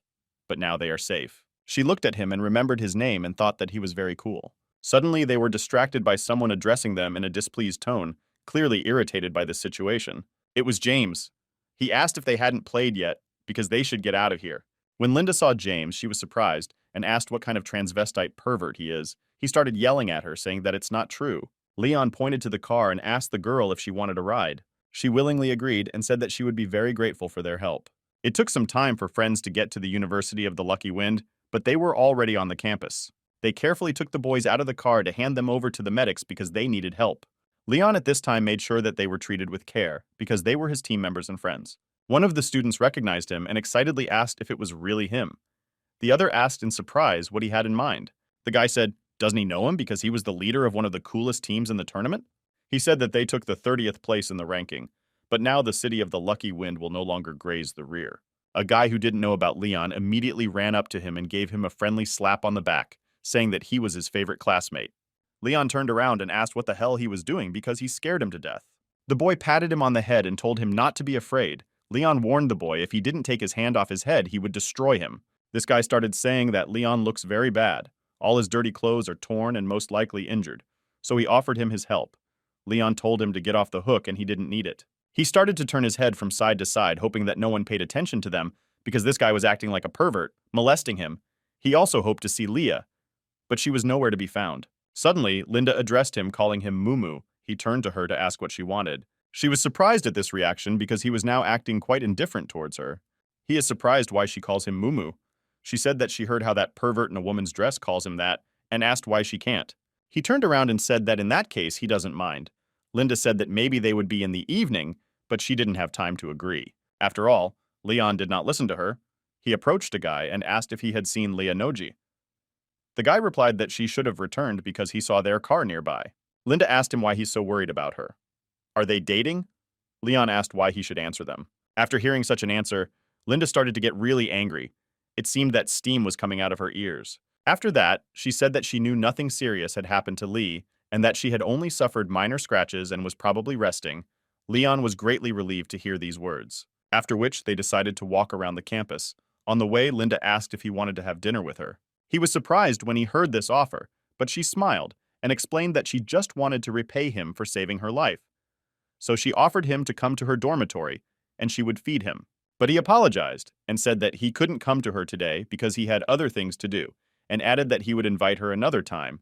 Linda was very disappointed to hear this. After which he said goodbye to her and was about to leave. Suddenly she stopped and turned to him again. Calling him Mumu, he asked her what happened. She began to smile and, deciding to clarify, asked when exactly he would invite her. But he didn't know what to answer because he didn't really think about it. He just wanted to get away with these words so as not to look rude. He started babbling and trying to explain what he meant by the other day. At this time, he was secretly watched by James. He was still in his princess costume. He was just noticed by one of the students who said that this pervert was following this couple and she was crying. Leon was happy that he was finally in the dormitory, and now he could calmly assess his reward for the destruction of the Demon King. Among the rewards were many crystals, parchments with techniques, boxes with random prizes, and much more. Until suddenly he saw something that really excited him. He looked at his hand in surprise. In it lay some small stone with a symbol drawn in the middle, and he asked if this thing was from Legends. He tried to take a closer look at it. It was a small pebble. Its color resembled outer space, and there was a symbol in the middle. He immediately ran to his textbooks because he remembered that he had seen such a symbol on their pages. The system replied that it was Wade's box and he must accept it, and the person who will improve this treasure will be able to rule the world created by him. Leon thought that it seems that this time he got hold of a real treasure, and it was not for nothing that the Demon King fought fiercely for it. He threw it up and said to the system that he wanted to improve this stone, but she surprised him with her answer, saying that it would take 30,000 experience points to improve such a stone. He asked why it was so expensive. Did the system decide to rob its master?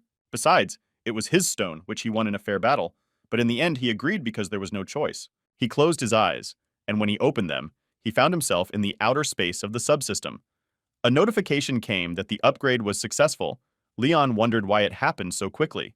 He found himself as if in the middle of space. He was surrounded by many stars in the boundless space.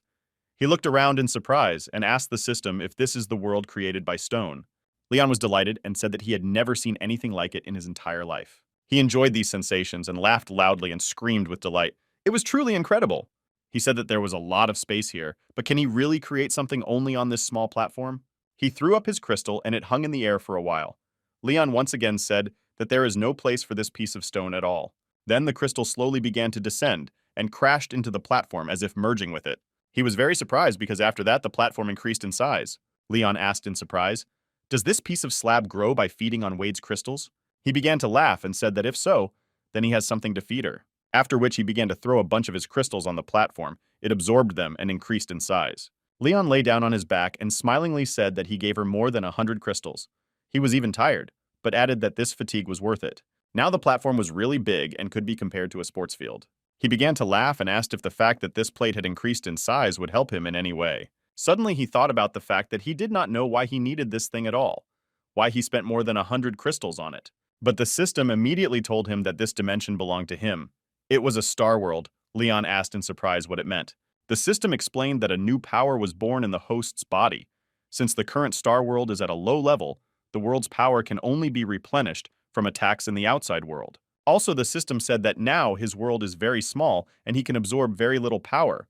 Leon asked if it was small because it was about 80 square meters. He sat down on the platform displeased and said that he spent half a day on it, another 30,000 experience points and 100 crystals.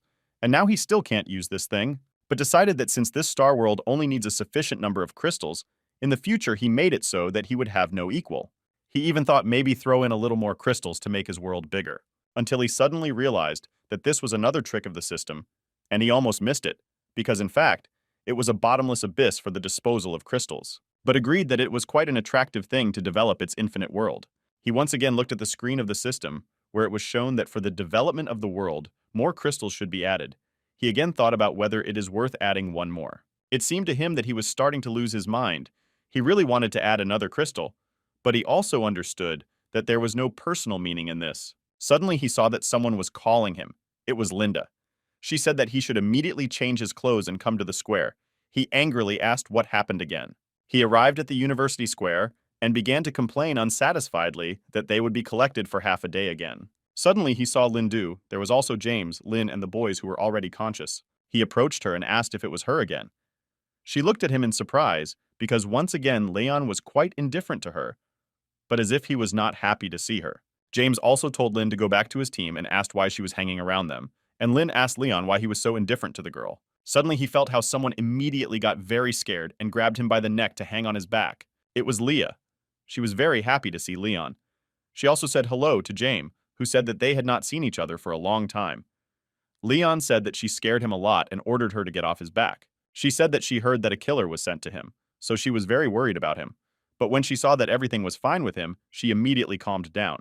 At that time, Linda was watching with them and was very jealous. She was very angry when she saw Leah, who was talking so sweetly with Leon. Suddenly, he heard someone's voice asking if it was Leon again with his major team. It was Basil and his friend. Henry said that he was surprised to see because he thought that they had been destroyed long ago. He mocked them and asked if it was normal to be one of the rich six.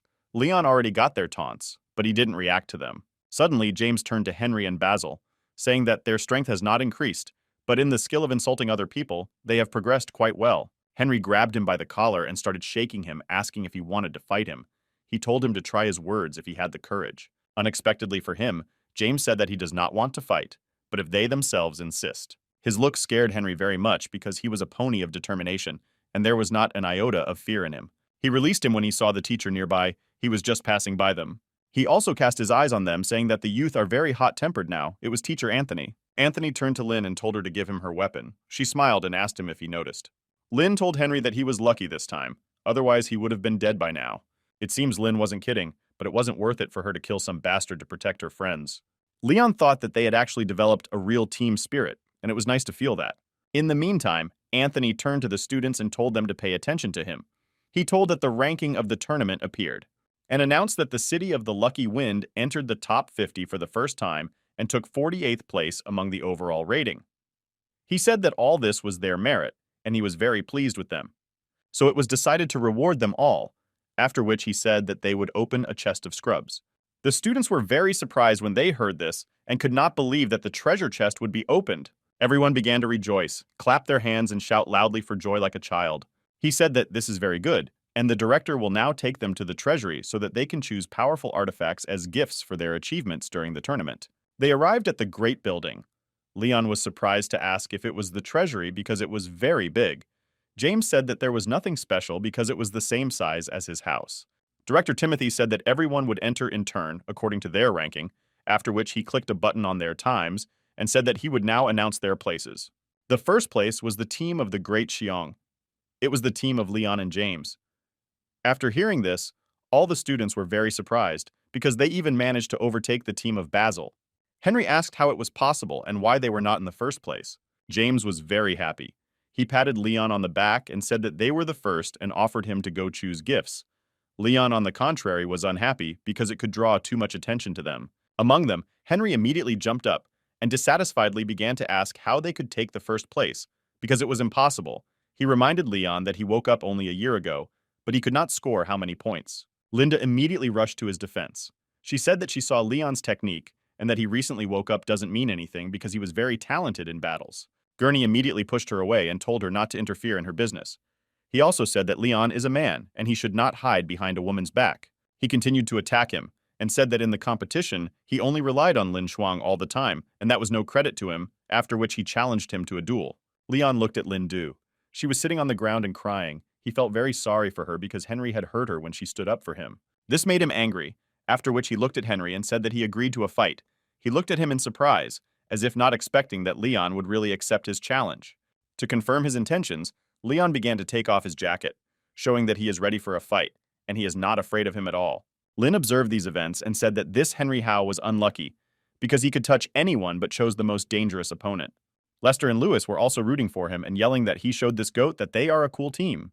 Henry did not wait long and rushed to attack him, saying that he had put up with him for too long, but now he will get what he deserves. Leon easily dodged this attack without even straining, leaving Henry with nothing. He did not expect such speed from him, and was surprised and even scared that he might lose to him. He continued to move like a shadow with incredible speed. It was almost impossible to hit him. He anticipated all his blows, but it was as if he caught his energy and took it for himself. Henry shouted in displeasure that Leon was jumping in different directions like a flea and ordered him to fight and not dodge. He looked at him and said if he asks him so, he will do it. He seemed to feel that pain was waiting for him now, because Leon was completely unpredictable for Henry. After being hit in the face, Henry felt as if he had been hit by a train, but he immediately fell to the ground. Students who followed this fight were impressed by the fact that Henry was defeated by receiving only one blow. Team Leon and Linda were already celebrating his victory and shouting that it was very cool because he beat him in one shot. But Henry didn't give up. He started to get up and said that he didn't say something. Immediately after that, he used his fire technique and charged at Leon in a maddened rage, shouting that he had not given up yet. He just watched him calmly, waiting for him to close the distance between them. Henry continued to fly at him and scream loudly, as if trying to scare him with his wild roar. And in a moment, his face collided with a fist, and it immediately cooled his mind. This blow was even more powerful than the previous one, but he flew away 10 meters and fell to the ground like a rag. The students discussed among themselves that he completely destroyed him. They were also surprised because they did not expect Leon to be so strong. Some people said that they thought Henry was a very cool fighter. But it turned out that this was not the case at all, and he was lucky that he was in the team of the main forces. Director Timothy came to them and said that it's time to have fun, and it's time to go to the treasury and collect your gifts. Leon said that it was true because this boredom had already taken a lot of his time, after which he turned to James and said that it was time to go to the treasury. Suddenly, Timothy saw that behind Leon, Henry appeared again, but this time he was armed with a knife. He got scared and shouted loudly, warning Leon to turn around. Henry flew at him like a mad demon. He shouted that he would never lose him, but today he would destroy him. Leon managed to dodge and the blade of the knife went past him, after which he grabbed Henry's arm.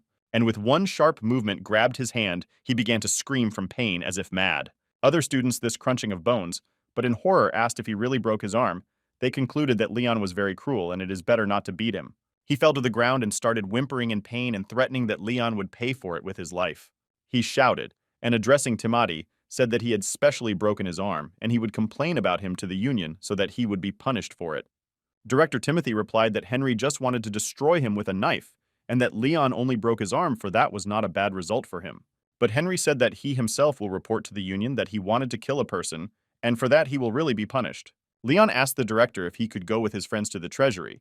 Timothy politely replied that they could go because they had already stayed here for a long time. After that, they all went inside together, all in good spirits despite what had just happened. Linda excitedly said that Henry was still a moron, but added that breaking his arm was already too cruel. He said that he did the right thing, because if he is not taught, he will start bothering them again. Besides, he tried to destroy it and now he can't just leave it like that.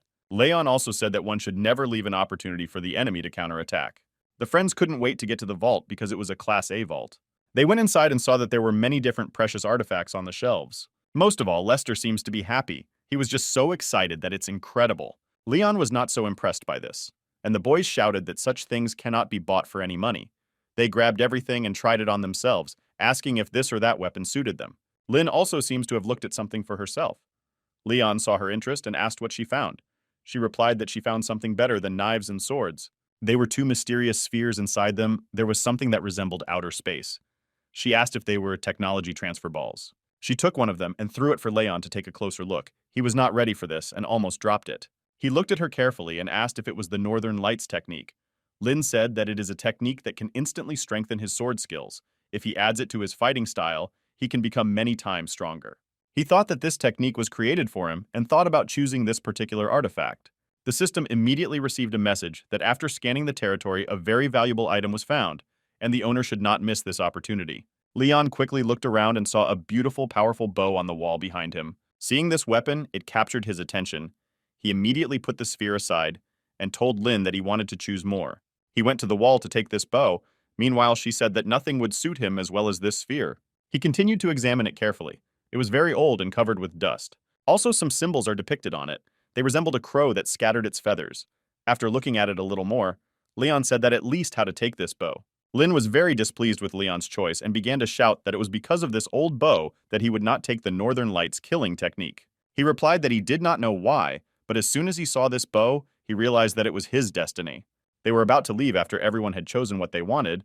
Lin once again asked Leon if he was sure of his choice. Lester didn't understand what he was talking about. Leon told her that he was sure. She shook her head and said that he was a stupid child. Lester, meanwhile, asked his sister if she had made her choice, and asked her what she thought about the Northern Lights learning technique. She told her brother that she could take it and give it to him, because she did not care about these artifacts. She took the sphere and carelessly threw it into her brother's hands. He looked at it and asked why he had it and what he was going to do with it. Taking the bow, Leon went to the exit while his friends were still examining the treasury. But James and the boys caught up with him. He asked if he had chosen a prize for himself and immediately decided to run away. He apologized and explained that he just wanted to get home as soon as possible to learn his new bow, so he even forgot about everyone. Suddenly, Lester shoves a bullet with a killing technique in his hands. He said that his sister gave it to him, but this thing doesn't suit him, so Leon has to take it for himself. He also said that he was sure that she chose it specifically to give it to Leon. He said that this thing is very expensive and he cannot accept this gift, but Louis interrupted him and said that he had better take the sphere. He also added that the Henry Warren family was very powerful, and many would want to take revenge on him for what he did to him today, so Leon should arm himself well. The boys said that he should take the sphere and not even think of refusing because they were partners and should help each other. He replied that he agreed to take the sphere, after which he sincerely thanked them for it and felt a pleasant warmth in his soul because these people became his real friends. Returning to the dormitory, he fell on the bed and said that he was very tired for the whole day and now you can rest a little, ordering the system to learn the Northern Lights technique. The system immediately received a notification that in order to learn this technique, it is necessary to spend 4,000 experience points. He dissatisfiedly replied that he agreed, but he was already used to the system constantly robbing him of points. The sphere immediately rose into the air. He looked at it in surprise. He heard an energetic light appear around it. Immediately after that, a message came from the system that the killing technique of the Northern Lights had been learned. Leon, even though it is already summer. That every time this feeling of violent introduction of techniques knocks him out of his tracks. The system also said that it congratulated him on receiving the battle bow with the runes of the 7th monster Wade. Hearing this, he was extremely surprised by the 7th Wade. It was the bow of the Black Crow, which he had heard about in the legends of the old world. The system informed him that this weapon belonged to the soul of a warrior whose hands were plants from the wrong place. Leon asked in surprise, was this warrior calling him? Leon asked, even if a warrior's soul was imprisoned in the bow, it would probably be of no use. The system said he could level up one more time, and then he would be able to remove the seal and unseal this warrior's soul. He asked what they were waiting for in that case, and ordered to level up immediately. Also, Leon was surprised that this time everything was very fast, and he didn't have to wait 6 months for it. He was immediately overcome by strange feelings. Everything began to float before his eyes. His head was spinning so much that he almost felt sick, but he was able to pull himself together, and after a while, everything returned to normal. He moved to another space, and when he looked around, he saw that he was in front of a huge cage. A man was sitting inside the cage. He had big black wings sticking out of his back, and he himself was chained with heavy chains. He said that he must have been a raven, and explained that he came here to remove the seal from him, but warned that he needed power, and he was ready to exchange his freedom for his power. The raven got angry and asked, does he mean that he will be able to free him? Then snickered and said that Leon is delusional. Leon immediately raised his head and shouted loudly, commanding the system to remove the seal. The system immediately replied that removing the seal required a lot of internal equipment. Now he didn't have enough of it. Leon told her to use everything available. The system gave approval and announced that the fence of internal equipment had begun, and the shackles that held the crow only slightly bent. The system announced that the process was completed. Leon's internal equipment was at 0. The Raven said that Leon talked so much and in the end did almost nothing and called him a baboon. Leon asked if everything was that bad. Raven said that he was not sealed with a simple seal on it. It was a seal that consisted of 3 layers, and Leon was able to break only the top one, and that was not enough at all. But the Raven said that he would still give him some of his power. Leon asked in surprise what it was. 3 golden ravens in iron armor appeared in front of him. Their master said that now they will listen to Leon's orders, and if he frees him completely, then he will give him much more power. He was very happy and said that the Raven was very generous and promised that he would definitely help him. Besides, he helps not only him but also himself. The Raven sighed and said that in this case, they agreed, and now he was tired and wanted to be alone, after which he ordered Leon to get away. After the Raven's words, he immediately began to dissolve in the air. He wanted to talk to him some more, but it seemed that the Raven completely controlled this space. He found himself on his bed again, his head still spinning. He asked himself if he had already returned. He glanced at his bow, then felt incredibly tired again and fell asleep. The next day, he arrived at a large building. It was a trading house. Leon said it was so strange that in this century such buildings still existed. After looking around the building a bit, he asked in surprise if it was really a pawn shop. Unexpectedly, an old man approached him and asked what brought him to his pawn shop. He added that they had a lot of things here, and they could also help with the evaluation of things. Leon said that he did not come to buy, but simply to find out if it was true that they had contraband goods. The old man smiled and said that he must have come to discuss business, in which case he offers to talk inside. They went inside the house. The old man immediately prepared several cups of tea, sat down at the table. They continued the conversation, and the old man said that Leon must have come to offer him some valuable thing. The boy took out a gold crown from his pocket and placed it on the table in front of the sari. Leon said that he did not know anything about its value, but would like to know its value. The old man was very surprised and thought that this boy looks like an ordinary schoolboy. And where did he get such a valuable thing? It was very strange. Leon replied that 150,000 is not enough because this thing looks more expensive. Stree said that he did not understand him because I offer him 1.5 million. Leon's eyes immediately became round when he heard such a sad statement. The old man began to try on the crown and said that Leon was a promising young man. He assumed that he possessed a powerful force and offered him to become friends. Leon said that it looks like he is not deceiving him and offered to look at some more things. The old appraiser was very surprised if he still had something.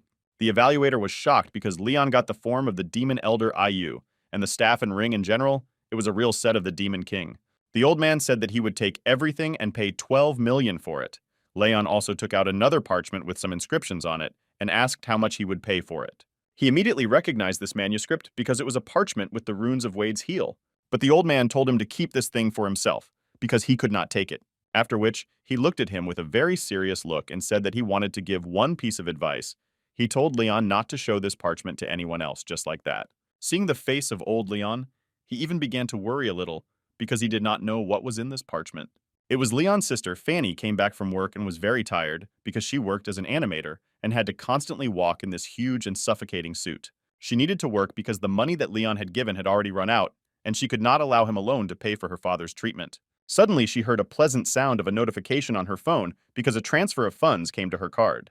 When she saw the amount, she was extremely surprised because it was 300,000. She was surprised and asked how much money her brother dropped. She came to the hospital to her father, opened the door, and saw that the parents were alone, and there were still some oars in the ward. She asked who they were.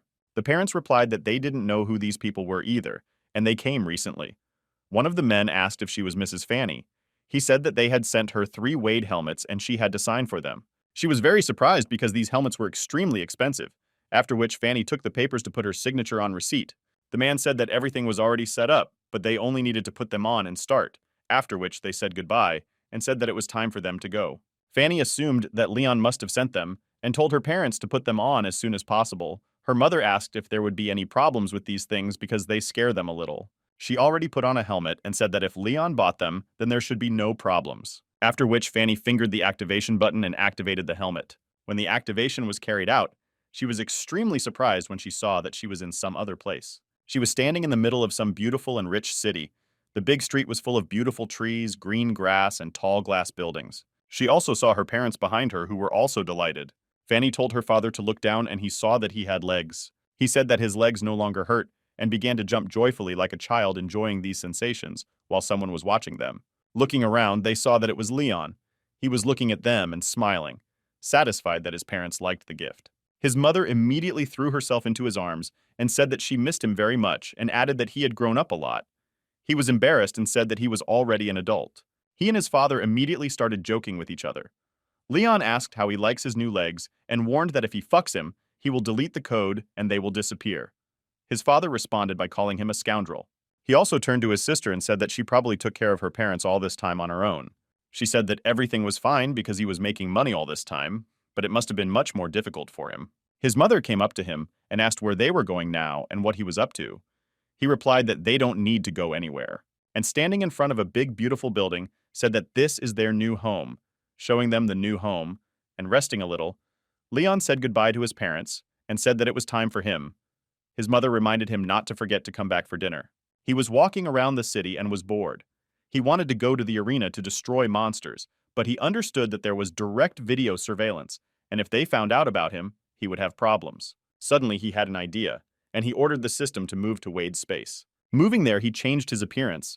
Leon was very pleased that such an idea came to his head because now no one will be able to recognize him. Leon immediately summoned his rabbit assistant Pedro and immediately ordered him to find opponents for duels. His first opponent he crushed without a chance. He was followed by a second and a third. In each fight he won undisputedly, leaving his opponents no chance. Thus he was able to get 10 wins in a row. Pedro was delighted and said that his master was incredibly cool. Leon tried to find some interesting opponent because every time fighting with random opponents became quite boring. Suddenly he saw something that surprised him. He received a message saying that a man named Dave Bao was challenging him to a fight. This guy complained that he didn't have a worthy opponent all day today. He was just wasting his time. But seeing Leon, who was in the top 10 of his city, he decided that it would be interesting to fight him. While he was choosing his opponent, some girls ran up to him and said that they were his fans because he was the most talented fighter in his generation in their city. He was quite kind and thanked the girls for their support and said that it was an honor for him that they cheered for him so much. Someone else came up to him and also asked for an autograph. He did not have time to look at this person and signed automatically. But when he looked around, he was very surprised because there was a huge pink rabbit standing in front of him who said that he had signed a challenge to fight. He turned to a group of people asking who had lost their Pedro. Dave looked at the note and asked who still writes letters on paper these days when they can be sent by email. Pedro wasted no time and asked the waitress to bring him dessert, saying that his master would pay for it. Pedro pointed out that if they had sent the letter by email, he probably wouldn't have read it, so they could easily get his consent. Dave yelled that they tricked him into signing it. At this time, Leon was waiting for news from Pedro at the Wade Arena and was worried whether he would be able to turn things around because it had been quite a while and he still hadn't returned. Suddenly, a bright pixel light appeared in front of Leon. It appeared whenever someone teleported. Dave appeared in front of him. His face was serious and focused, and it looked like he was ready for another battle. He turned to Leon and asked if it was his Pedro came to him. He said it was true. Asking Dave if he thought his rabbit was cute, Dave said he ate 300 yuan worth of ice cream, and now Leon owes him money. People watched their future fight from big screens and could not believe that someone dared to challenge Dave and Bao himself to the fight. Girls, you are just crazy because this was their favorite fighter boy whom they adored, but they couldn't wait to watch his triumph. Next to their favorite, they saw a new fighter and said that he was new and was probably much weaker than their Dave. But they couldn't deny that he was also handsome, so they didn't mind becoming his fans. Dave told Leon that it looked like he was a normal crystal shooter and asked if he knew that Dave was a silver crystal shooter. Leon nonchalantly replied that he knew. Dave said that it seems that Leon is very brave and warned that if he hopes that Dave will give in to him, then he is deeply mistaken. He began to summon his powers before the upcoming match, showing Leon that he was in for a tough fight.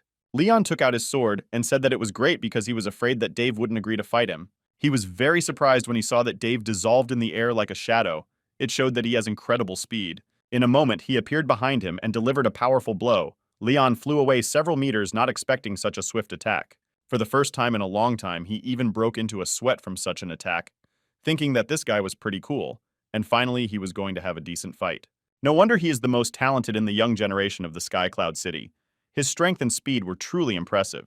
Dave made several more powerful attacks. Leon dodged and jumped away, barely able to stay on his feet, but managed to make several counterattacks himself. Leon laughed and said he wanted to tell him honestly, and he thinks Dave is really cool. Dave thought that this guy was also not easy, because it was impossible that the shooter of simple crystals could fight with him on the same level. He turned to Leon and asked if it was true that he was really at the level of simple crystals, because his power level was much higher. Leon smiled again and said he didn't understand what Dave was talking about, since all the information about him was on his profile. He once again calmly said that he was at the level of simple crystals and warned Dave that now he will attack him again.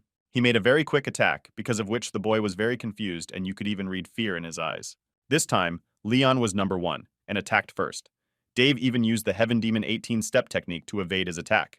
They moved fast and sharp like two beams of light. Dave said in flight that Leon was able to force him to use this technique. Leon said that although his techniques are strong, he knows how to deal with it and can demonstrate it to him.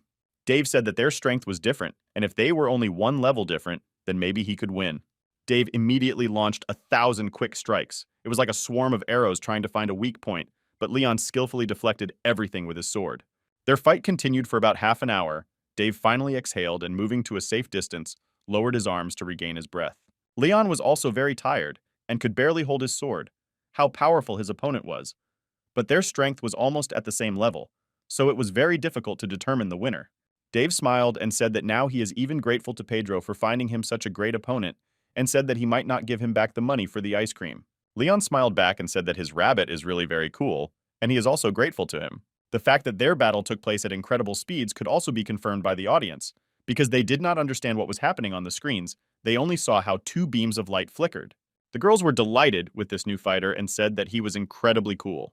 But this girl said that in the end she was a loyal fan of Dave, because his 18-year-old demon technique was simply incredible, and no one else could stand up to her except this guy.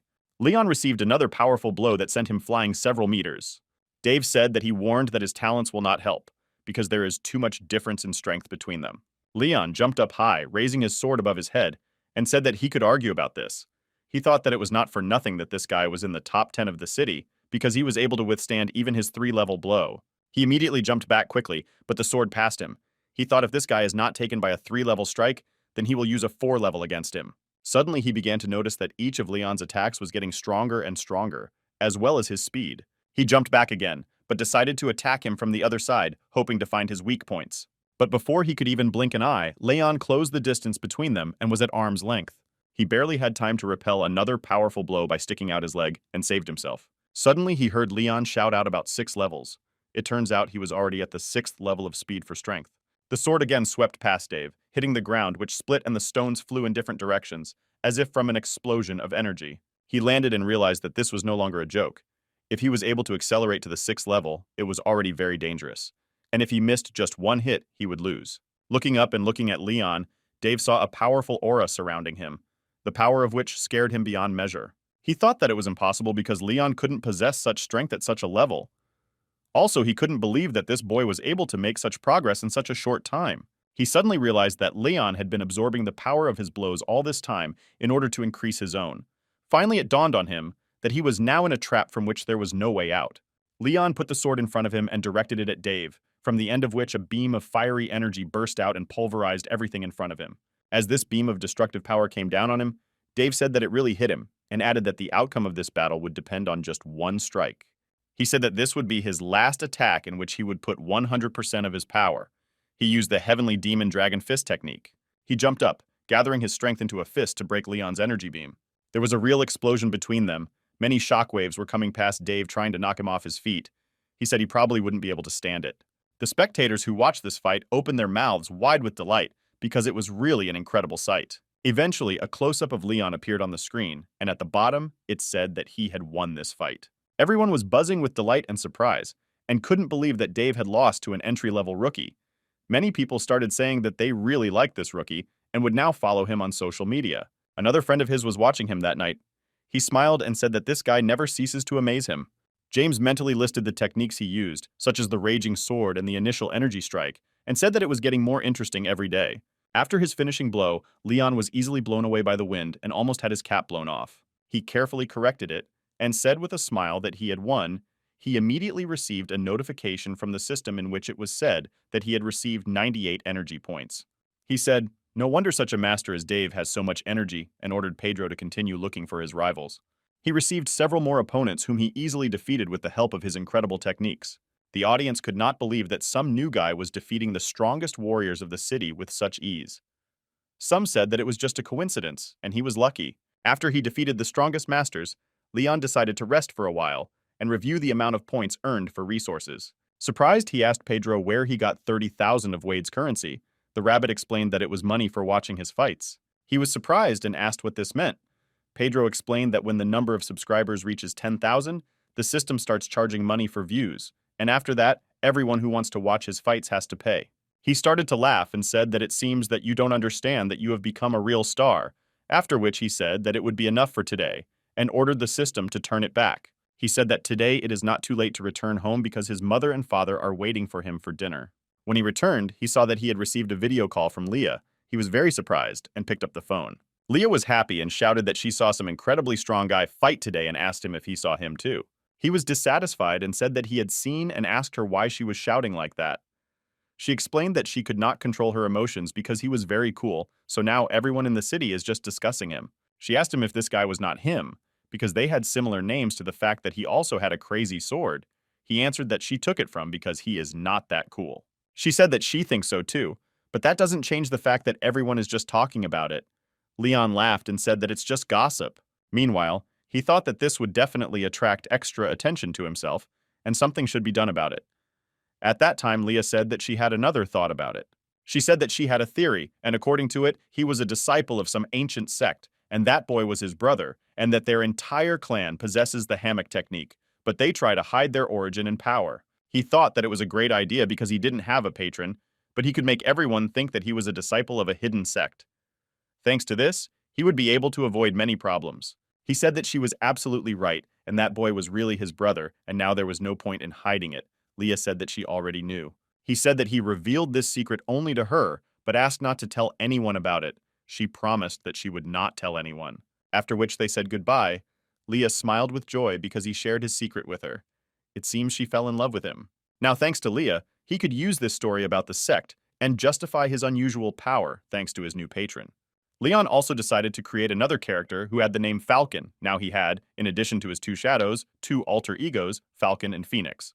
There were even cases when he even fought with his doppelgangers. It was not easy, but thanks to his strength, he could realize it. And one day, they even appeared in the arena, all three, so Leon was no longer suspicious. He also had more and more fans, all of whom admired him and dreamed of becoming his students. Leah called Leon and said that everyone was only talking about him and his brother. Leon replied that he didn't mind, but on the contrary, he even really liked the attention. She also revealed that after Phoenix defeated Dave, he no longer participated in battles, and warned him that he had better be careful because Dave might want revenge. In fact, for the past few days, Dave kept trying to challenge Phoenix to a fight, but he refused. He was talking to Leah on the phone. Suddenly something caught his attention. He said it was time to go and hung up. He was trying to make his way through the large crowd of people standing in line at the store. There were some men standing at the counter. One of them addressed the saleswoman and said that he wanted to sell her black crystals, while the other man wanted to ask the saleswoman out on a date. Leon turned to the men and said that the store was closing early today and told them to come tomorrow. This saleswoman was Fanny, but the man was restless and said that she almost agreed to his proposal. Leon looked at him sternly, hinting that he should go away. He looked at her with displeasure and said that he left the store to her, hoping that she would manage. Leon continued to scold her and asked what kind of mess she made here. Fanny lowered her head sadly and asked him for forgiveness. But he said that he did not blame her, and added that he did not expect that she would be so popular in the virtual world because she even brought black crystals. Leon said that it looks like these men are from rich families, and turning to Fanny, he said that if she gets married, she will live like a princess. But she gloomily replied that she does not want the life of a princess, and he just wants to live with his father and mother, who was before, when everything was fine with them. Leon looked at her thoughtfully and asked if she had prepared the crystals he requested. She said that she had done everything and asked why he needed crystals for such a large amount. He took the box with crystals but did not know how to answer it because he wanted to increase his star world, which was only a couple of meters. Unexpectedly, Lester called him. Leon asked him in surprise what happened. He answered that they needed his help. Lester excitedly said that they failed. Leon looked at him in surprise. Lester only said that he needed to go to the weight arena. Leon wanted to know what that meant, but he hung up. He grabbed a suitcase with crystals and immediately ran out of the store, warning his sister to tell his mother that he would not be at dinner. At that moment, the James group was arguing with some people. They said that one more word and these people will have a hard time. It was a group of men. They said that if they learned a couple of techniques, it does not mean that they can swing, and they called the James team losers. Linda said that now they are getting what they deserve because their trump will appear soon. Immediately after these words, Leon appeared. He returned to his friends and asked what happened again and why they are constantly getting into trouble without him. He also said that Lin had only been gone for a few days and they were already starting to wonder. Linda was thanking God that Leon had come, because these people were insulting them, but she was a little exaggerating her despair. Louis started pointing at Leon and saying that their leader has arrived and now they will be screwed. Leon looked at him in surprise. Leon told his friends that he wasn't going to fight. Lester immediately ran up to him and sobbing asked if he wouldn't help them take revenge. Leon asked if the level was too high, and added that if they unhooked, it would be quite good. Besides, James was behaving strangely. Lester said that James seemed to have purposely decided to lose to these bastards. Leon thought about it. Because why did James do it? The enemy group turned to them and said disgruntled if they are going to fight, and if they are, let them get away because they have no desire to waste time on such rabble as them. They said if their additions hint at Leon, then they will add one more to their team. Be afraid. Louis said that they didn't care because they had the invincible Leon. The head of the enemy group said that it was Grade A and called his new fighter, smiling widely, as if they had planned it that way. The well-known fighter Dave immediately appeared in front of them. He addressed his comrades and thanked them for the opportunity to join the team. When Team Leon saw him, they were shocked and gaped in surprise. James, on the other hand, was very pleased to see him, as if it was part of his plan. Dave immediately began to prepare for the battle, and warned that putting only 100,000 crystals was not interesting. But looking at Leon, he immediately offered to increase the bet, which was unexpected for them. Leon was very surprised to see him. He wondered what he was doing here. Dave apologized and said that his friends had been rather rude to them. And Dave decided to reveal the cards, and said that his friends earned it in order to attract Leon's attention. Leon said he didn't care, but he was going to fight them. Dave said he wasn't going to take no for an answer, and added that if Leon needs a good sword, he will receive it as a gift if he agrees to fight. Linda immediately recognized that she was delighted and, saying that it was a sword of snow cold, Lester asked in surprise what it was. The snow cold sword was forged from the frosty blood of a crow mineral in Tibet. Although this sword was a B rank, its potential was inexhaustible, but if the appropriate runes were applied to it, it would become an A rank sword. Hearing this, James began to laugh and said that this sword is very attractive, but they have nothing in return for this treasure. Dave said that the sword would still go to them, but if his team won, Leon cut him off and finished his sentence for him, saying that Dave wanted to meet Phoenix.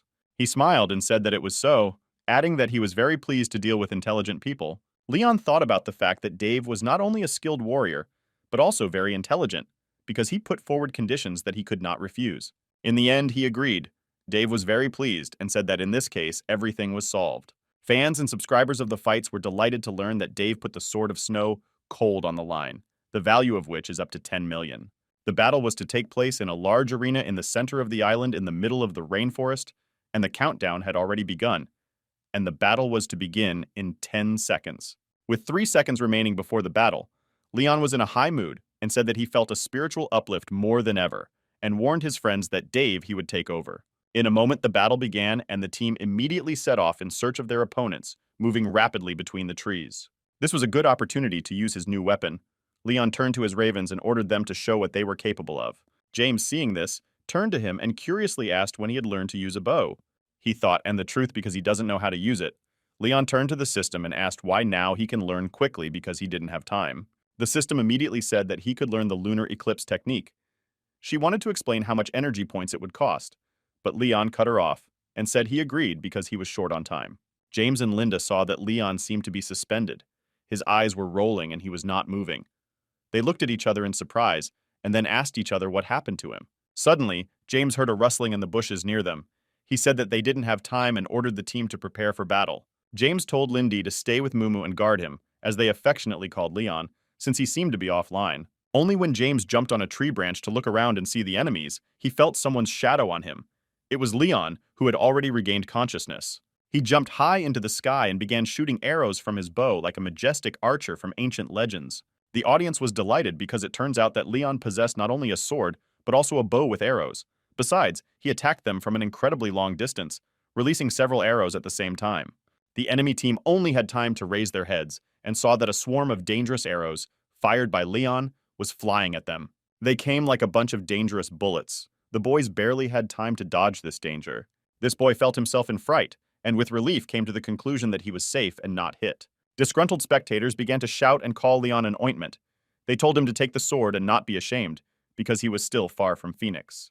Leon decided to use the lunar eclipse technique and test what this skill was capable of. After making this shot, a pentagram appeared on a tree behind the back of one of the opponents, glowing with a bright blue light. Immediately after that, the phantom of the great wolf appeared behind him and rushed to attack his master's enemies. The loud roar of the beast was heard through the forest, and the terrible cry of one of the participants in the battle. It seems that the end has come to him. After seeing everything, the audience was shocked and scared because this technique was quite cruel, because the phantom wolf tore that guy to pieces. Dave, the leader of the team, was frightened and said with horror that one of the members of their team had taken flight and asked where Leon had such a powerful weapon. Immediately after that, another bunch of arrows flew in their direction. They went to call, but one of the boys was wounded. Dave immediately asked if everything was okay with him. He said that everything was fine and it was only scratched. Suddenly, they heard the cry of a crow, and the very next moment, Dave saw how the boy was grabbed by a crow and lifted high into the sky. After raising it to a sufficient distance, the bird released it, making it an easy target for a bow shot. Leon easily kissed him and knocked another opponent out of the game, saying that there were only 3 left. These crows did their job perfectly, and they were not only scouts but their powerful and strong weapon. Those who followed this match were very impressed because they could only read about such ravens in books. Besides, in the books it was said that these magical creatures were sealed by the King of Destruction, and how they ended up in Leon's hands was a mystery. Leon's rivals understood that he has a great advantage because he fires from a long distance, and the only way to surrender it is to shorten the distance by getting close to him, but it will be incredibly difficult to do. In a moment, this is another fighter of Dave's squad, who received an arrow that separated his head from his body. Dave shouted that there were only 2 of them left. He said that it was impossible for the arrows to hurt them because it would attract the attention of the ravens. This eventually angered the man, and he drew his huge sword, deflecting several arrows that flew at him, saying that enough of underestimating them was enough, and they had to do something. He turned to Dave and said that there was no point in running and hiding anymore, so he had to challenge them. He said he agreed, and ordered his companion to cover him while he slowly tried to reach Leon. But they did not have time to conclude how this man received an arrow directly in the head and was immediately destroyed. Started cursing loudly, calling him a jerk who doesn't look back. Because of this, he was now left alone. Leon smiled and said that he finished one more. Only Dave remained, who also needs to be finished. His friends began to say that they were already bored and asked why they were needed here at all, because he alone does all the work. Suddenly there was a powerful explosion. He asked with surprise if it was the impact of golden crystals. Seeing a golden glow coming from the place where Dave was standing, Leon jumped onto a high branch a safe distance away from his last opponent. Dave's fists were on fire as he watched him sternly. Dave said that he found it. Leon asked him, did these fire bracelets help him break through to a new level? He said that he originally wanted to use them to defend himself against the Mad Phoenix sword. After which he gave Leon a powerful fiery blow, saying that now he would definitely need them. He immediately brought down a tree in front of him on the branch of which Leon was standing. He jumped down and made several revolutions in the air, simultaneously firing several arrows at Dave, counting on the fact that he will not expect such an unexpected attack. But it was not for nothing that he was a famous warrior who was famous for his quick reaction and intelligence. So he managed to protect himself with an energy shield. Leon smiled and praised his tanned reaction, telling him to now appreciate the strength of his ravens. Dave sighed and said that his crows already got him and he will turn them to ashes. He raised his head and beastly energy began to burst out of him. Dave used the maddened beast technique. James and the others froze in surprise, their mouths hanging open in silent horror. "What is it?" James asked in a trembling voice. His body began to twist. Muscles bulged under the skin, like snakes crawling out from under stones. A huge warrior spirit appeared above him. His body was surrounded by radiance, and his eyes burned with fire. Leon watched this in awe, his eyes shining and a big smile on his face, and he couldn't help but give a shout of approval when he saw what was happening. The spirit immediately rushed at him. His body turned into a blurry vortex, and his mouth opened to reveal monstrous fangs. Dave and the spirit seemed to be one being, their bodies moving in unison as if controlled by one soul. Due to his strength and speed, he was able to catch one of the ravens and gripped him tightly, trying to crush him. Like an exploding grenade, the raven flew to pieces, leaving behind only a disgusting mess. Dave had a satisfied smile on his face as he snapped his fingers and announced that we were done with the crow. He couldn't believe that the ravens, so strong and dangerous, couldn't resist this creature, and he was even a little disappointed. Leon mentally turned to the King of Crows. He asked why he called him. Leon looked at Dave and asked the king if he could help him defeat that guy. The king looked at the spirit and said that he was not worth his toe. Leon also said that the ravens he gave him would most likely all die. The king said it was ridiculous, but he only gave Leon a small portion of his power.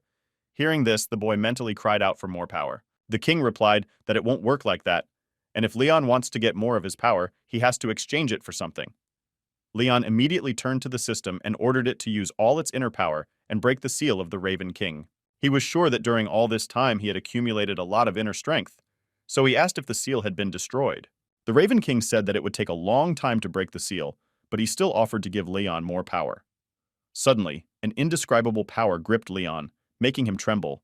With lightning speed, Dave charged at the last crow, smashing it to pieces. His muscles bulged beneath his skin, displaying incredible strength as he proudly proclaimed that he had finally defeated all three ravens. Suddenly, as if out of nowhere, Leon appeared in front of him, surrounded by a flock of ravens, and with an ironic smile he challenged and asked, "Did he think there were only three of them?" Leon glared at him. With a ferocious roar, he ordered the crows to tear him to bloody shreds. With croaks and squawks, they pounced on their prey. With maddened fury, Dave rained down a hail of blows, fighting back with a fury bordering on insanity against these demonic birds. Dave's powerful blows rang out like thunder, but the hellbirds rushed at him with hissing and snapping beaks. Leon began to laugh sarcastically and say that Dave had turned his ravens into mincemeat and asked him indignantly what he was going to do now, and the King of Ravens told him to leave it to him. Suddenly, out of nowhere, a majestic golden raven appeared with shining feathers. Having taken off, it circled around Dave and suddenly burst into a bright, dazzling light that enveloped everything around. With horror mingled with delight, Dave cried out, "Is it the bodies of the ravens, fused into one?" That golden glow mesmerized and frightened him at the same time. Fascinated by this glow, he asked if it was the power of the golden crystals. Suddenly, as if under the influence of a terrible force, the body of the raven began to grow, turning into a majestic creature. And at last the raven turned into a great spirit of shining gold, whose height reached the heavens. With a majestic voice that rumbled like thunder, he asked, "What was this worthless creature before him?" The crowd watching the battle held their breath. Filled with terror and admiration, they whispered, not believing their eyes. Others wondered if Leon could be the strongest of his kind. Leon raised his eyes to the mountain to look at the creature that appeared before him. He said with surprise that the King of Crows knows how to surprise. The king shouted angrily, "Does this wretched creature dare to defy my majesty?" With anger in his voice, the king said that he would crush him like an insect. Dave's spirit was terrified and could not utter a single word, and his body trembled in terror before this majestic being that shone with golden light. A whirlwind of flame erupted from his palms, which turned into a sphere of fire, and turning to Leon, the king said that he was watching how he would lead him to victory. Dave's face flashed. His spirit began to melt like ice in the sun. In the end, he just smiled and thought that this time he definitely lost. Images of the Leon team flashed across the city's big screen. They became new stars. It's been a long time since people watched such a sight. They were surprised that only one team member was able to defeat the enemy group. Leon received a notification from the system that said he had received 169 points of mischief energy, after which he mentally thanked the Raven King, who replied that he just called him king. Linda immediately rushed to hug Leon. She said he was incredibly cool. The guys were also delighted and said that it looks like the bow he took was really a holy treasure. Instead, Leon smiled and said that he was just lucky. James told him to use it wisely because it will help him grow up nicely. Immediately after that, Leon decided to return to reality, since he had not logged out for a long time. He received a notification that this time he was able to obtain a large number of points of mischief energy, and it can be used to expand the star world. He asked disgruntled if the system wanted to rob him again, but at this rate he would have nothing left. Someone knocked on his door and asked him to open it. Behind the door, he heard a familiar voice. It was Louis. Leon excitedly asked him if something had happened because they had just seen each other. He said that he was passing the admissions office, and he was told that someone was looking for him, and it looks like it was Dave. Leon was very surprised because what could he need from him in the real world? Leon went downstairs and asked if Dave missed him so much that he couldn't be apart from him for even an hour. Dave was very sad and did not even react to his joke, after which he gave him a suitcase saying that he brought him a sword of snow cold. Leon took the suitcase and said that he would keep his word. Dave said that this case is made of thousands of years old frost-white jasper from the Tian Shan mountain and can store your weapons in it. Leon asked him, did he set this all up and put the sword on Khan only to be met by his brother Phoenix? He said he wanted to apologize for having to involve Leon's friends, explaining that he couldn't calm down after losing to Phoenix, and he also wanted to learn the mad sword technique from him. Leon thought that defeat affected him very much, and he even felt sorry for this boy. He said that in the end he would admit his defeat and never bother him again. Dave looked incredibly depressed. Leon knew that if he didn't come to terms with losing, he would be stuck at the same level forever. Besides, he was a good guy. Leon called Dave, who looked around and looked at him curiously. He said that he agrees to hold a duel with him, but in it he will use a mad sword. He was delighted, his eyes were burning with delight, and his voice was shaking with excitement. Was he really going to use this technique? He asked. Someone came up to them and interrupted their conversation, impudently asked again, are they going to fight? It seems they were some fans. Dave said that there are a lot of people here and asked if he wanted to fight in the real world. Leon immediately replied that he shouldn't worry about it. Because he had something to do, he took out a black sphere from his pocket and threw it in the air. Dave asked with surprise if it was a protective barrier. The sphere immediately expanded, and Leon invited him to go inside so it would be just the two of them. Saw that it was fans. They were very disappointed. They asked why this barrier, and begged them not to enter, because in this way, they will not be able to see anything. An hour had already come. They were watching the black sphere, but nothing was happening. Suddenly, someone started coming out of it. Both boys came out leaning on each other. They were badly beaten and scratched, but from the look on their faces, they were satisfied. Leon smiled and said that fighting in the real world is not just a sport, it's a dance with death and a chance to prove what you're really capable of. Dave nodded. His face was serious and said that it was true, because fighting in the real world is much more dangerous than in the virtual one. The fans seemed to be bursting with curiosity, and they asked the same question: which of them won? Leon only smiled and said that no one knows, because there were no spectators there. They were sitting and resting on a bench near the dormitory. Suddenly he started laughing and asked if he was entitled to a reward for fighting him for so long. Dave smiled and said that, on the contrary, he should be grateful for this fight. Leon said that he should not be so greedy, because to improve the Sword of Snow Cold, you need a lot of resources. He continued to laugh and said that his family was very rich. Dave laughed and asked why he should give him money, after which Dave said that Leon should try his powers of the Tower of Triumph. He asked with surprise what kind of tower it was. He explained that the strength of the entire Union of Riflemen is gathered in the Tower of Triumph. It was built for 9 years and has 108 floors. And to enter there, you need to defeat the monster Wade. On each floor, and the higher the floor, the stronger the monster. Leon was immediately interested and asked how to play this game. Dave said that for the victory, he would receive a tower medal that can be exchanged for a prize, after which he said that he told him how to get rich, and now it was Leon's case. He thought that he must try to pass the test in this tower when he has time. Director Timothy passed by him, and when he saw Leon, he asked what happened to him. "Is he the one you fought with?" He replied that it was something small. He said that in a few days, the Heavenly Cloud Fortress will be fighting in the demonic bullfield, and this battle will last for 1 month, so Leon should practice and find useful data. Tio Modi said that Leon is very talented and it will be sad if he misses such an opportunity. The boy thanked him for the information. 3 days later, he came to the university library to brush up on his knowledge. And the more books he opened, the more tired he got, and said he couldn't understand anything. But he understood that he could not give up, because he had to prepare seriously. The same day he met Dave, and he gave him a map of the secret entrances of the tower. He said that these entrances are mainly located in the field of the demonic bull on the Devil Mountain. In the dark area, Dave said that he heard that Leon will go there, so he might need it. He asked what kind of map it was because he didn't understand what was written on it.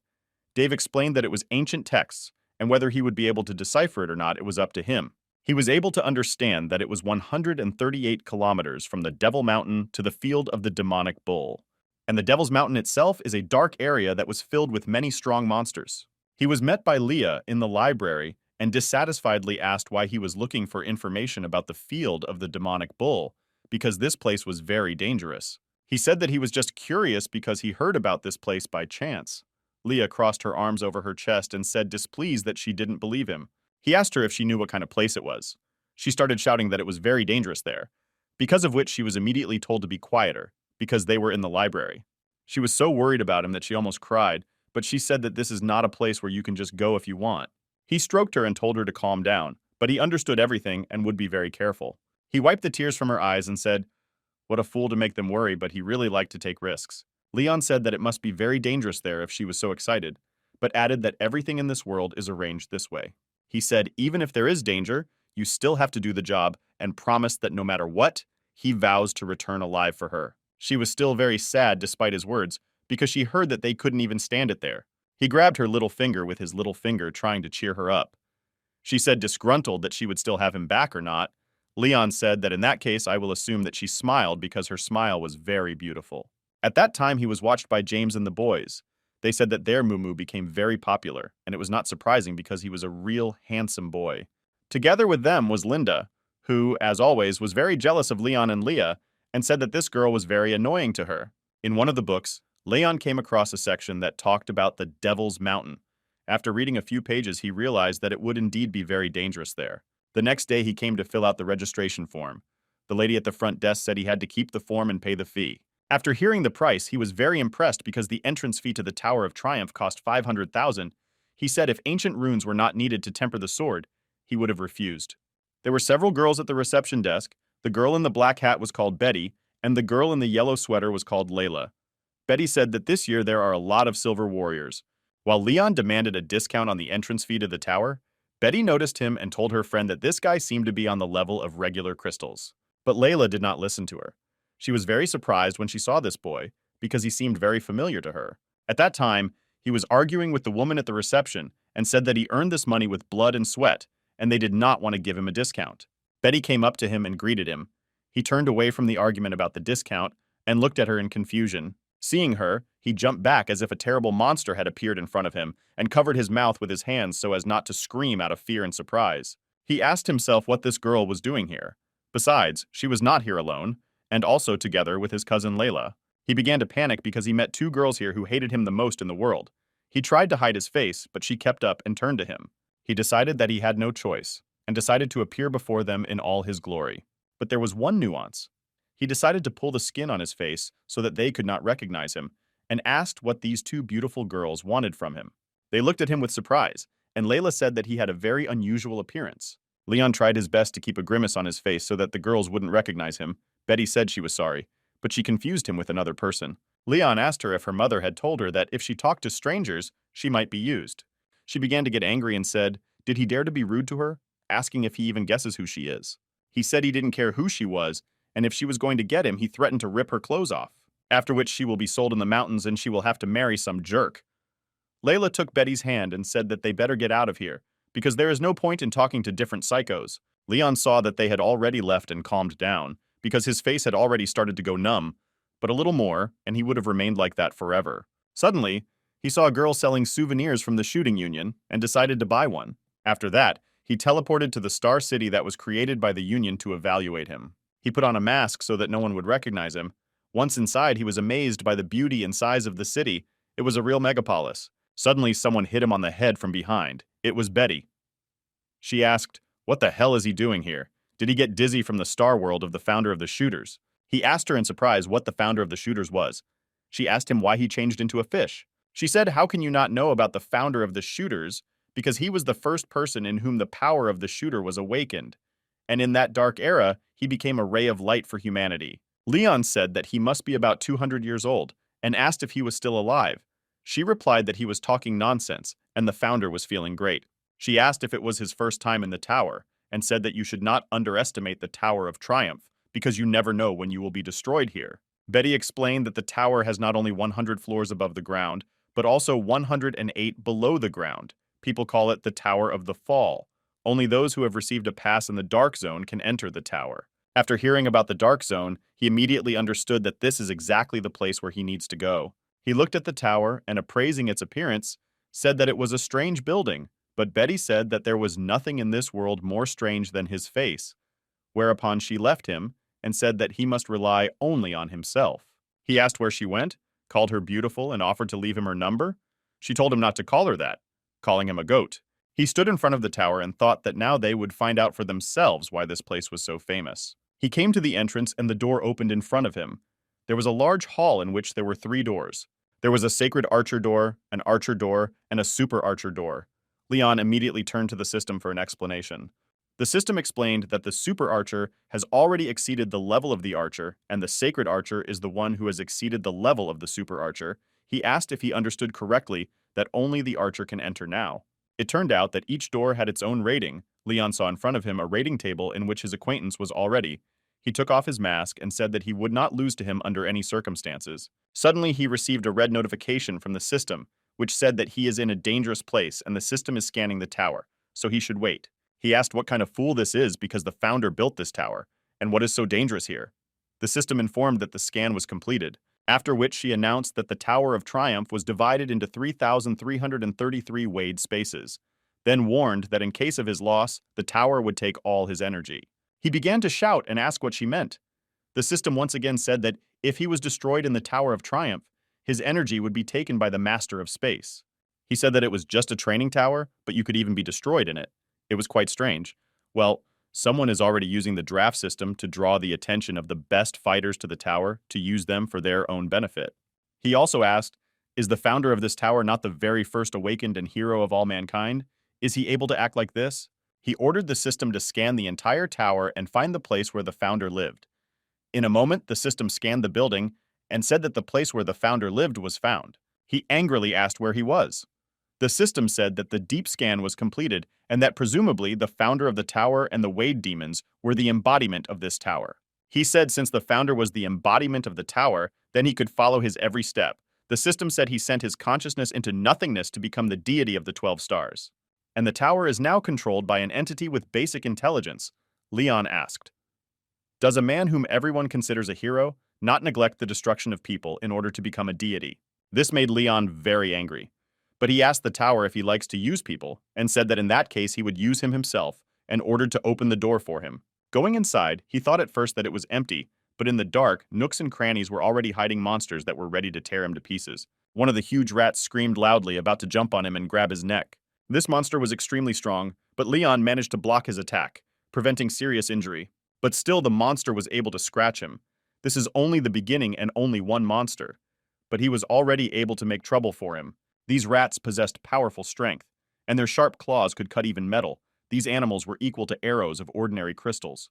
Leon took it as a challenge. He said that it was only the first floor, and it's hard to imagine how much more this psycho set up a trap.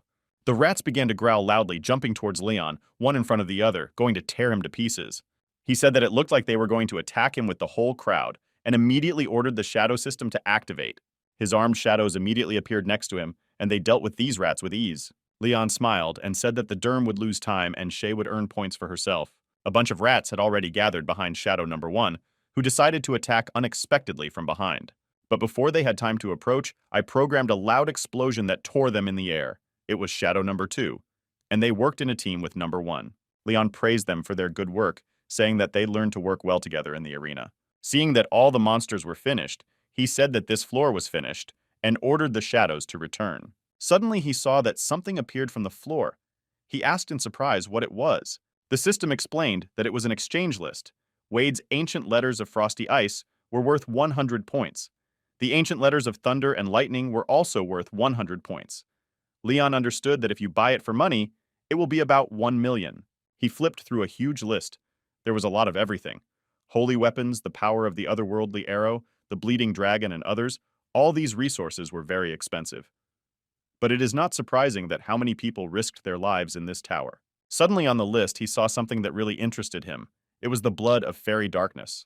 It was worth 2,500 points. He remembered that among the loot he received from the Demon King was a shadow artifact seed. And in order for this seed to germinate, he needed to get the blood of the shadow fairy, and then he could get the artifact. Then he decided that the shadow fairy is the essence of Wade, and it was extremely difficult to find it. He then decided that he would not be able to get it. But now he knew that this was the place where you could buy such rare things. But he only had 10 points. The system immediately told him that he rolled his lip a lot and he should act in accordance with his capabilities. He said that he understood everything, but he would be more careful, blaming her for the fact that she was upset. He said that it was only the first floor. Who would come a few more would not be a problem for him. He was already on the 3rd floor and destroyed 29 nether rats. The work was going well, and he was earning points. On the 4th floor, he managed to destroy already 39 monsters. The next floor was the 5th floor. On the 5th floor, he was able to destroy 49 spiders and 1 rat general. Leon and his shadows worked like a real team and dealt with a huge influx of very strong monsters. He deftly controlled them like an experienced commander, while one shadow distracted the monsters and another dealt them devastating blows. The battle took place at a very fast and dynamic pace. Leon was used to the enemy and knew his habits. He could easily predict their actions to destroy. He used various techniques such as the King of Destruction or the Eclipse attack, so this place really served as a good ground for him to practice his abilities. His new weapon also came in handy, allowing him to attack from a long distance. The monsters did not expect such fast projectiles and were unable to dodge. In addition, he used his Phantom Beast that could quickly deal with a large pack of strong rats. This Phantom had special skills that allowed it to bite its victim, after which it exploded and destroyed other monsters around it with an explosive wave. This tactic made it possible to deal with a large number of monsters in a short time and overcome the challenge of the floor, earning a lot of points. At this time, the Tiini dealt with the other monsters, dealing them mortal blows and cutting their bodies to pieces. Leon was already summing up and trying to calculate how many points he earned by reaching all those floors and what he could buy on them. He decided that everything is going quite well, and there is no point in counting points now because he still has a long way to go. Leon fans noticed he hadn't appeared online for a few days and started to worry. Some thought he had lost his battle with Dave and decided not to appear again. Surprisingly, his brothers Phoenix and Falcon were nowhere to be seen either. Suddenly, people heard an announcement about a special broadcast. It said that they do not want to congratulate 3 ordinary crystals named Leon. With the fact that he successfully reached the 10th floor of the Tower of Triumph, his photo appeared on the big screens of the city. Leon also had haters who were very unhappy with the news as they couldn't believe that he was able to reach the 10th floor of the tower with the level of normal crystals. In the meantime, several men met in the capital. One of them brought the information that was ordered from him. It was a file on Leon. They were discussing that this guy was able to reach the 10th floor of the Tower of Triumph at the level of ordinary crystals, and the Temple of the God of War announced that he was on the list of those passing the temple's trials. The man said that these old men quickly got down to business and said to write an article that Leon is now a young star of the city, and now he and his family have been granted the right to live in the capital's estate. On the same day, 2 articles came out, one from the Temple of War and the other from the Archers Union, that Leon had become the one who passed the trials of the God of War Temple and became a young star of the capital, who would be given the corresponding privileges. The inhabitants of the city were very impressed and understood that now there will be a struggle between the Temple of the God of War and the Shooters Union to get this young talent. For the first time in their lives, people saw that the Archer of Ordinary Crystals was so strong and was able to reach such a level. Meanwhile, Leon was already on the 11th floor, where he continued his fight against countless monsters. On this floor, the strength of ordinary rats was increased 99 times. The strength of otherworldly rats was increased 5-fold, and the strength of the Rat Emperor was doubled. Leon met a 30 gold crystal level monster and offered him a taste of his arrow. He used the blackout technique and fired an arrow that immediately caused a powerful explosion. He was even thrown back by the force of the explosion, but he fell to the floor nearby. Leon understood that he had won, but felt that his strength was already at its limit. He hadn't fought at full strength for a long time, and now he even knew his true abilities. Now together with number 1 and number 2, he is capable of defeating gold crystal level enemies. He approached the stand, which as usual appeared after killing all the monsters on the floor, and asked the system how many coins he managed to accumulate. He was very surprised when he saw that the Grazing King was worth 300 coins. Thus he was able to accumulate 2,370 coins. And that means he could buy what he was collecting, the blood of the Shadow Fairy for which he so desperately walked floor after floor. He realized that he had only reached the 11th floor and coins could no longer be collected.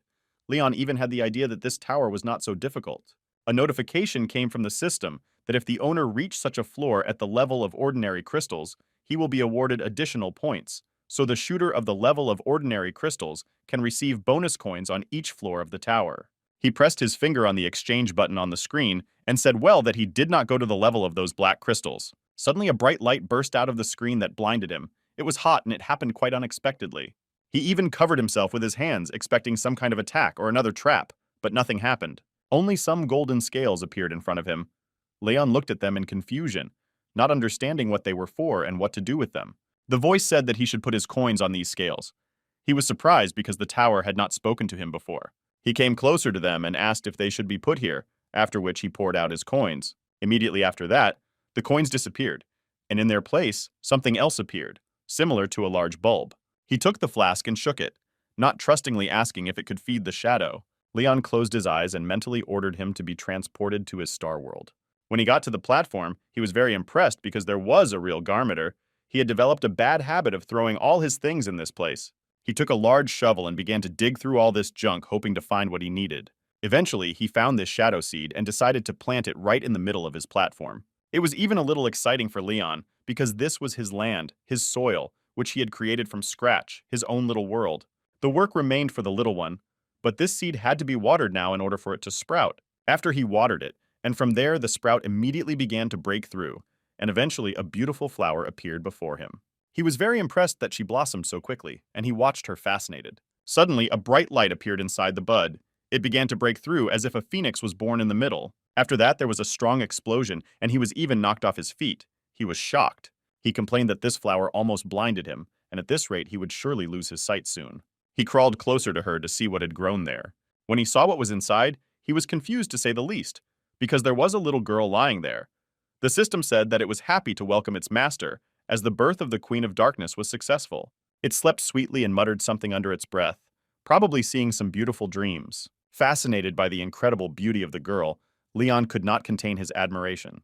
Only incredible willpower prevented Leon from touching her tender cheeks. Waking up, she met his shining gaze, full of sincere joy. She reached up, yawning, and gently opened her little hands. With a light touch of his finger, he touched her nose and smiled sincerely, and introduced himself, saying that his name is Leon, and he is very pleased to meet her.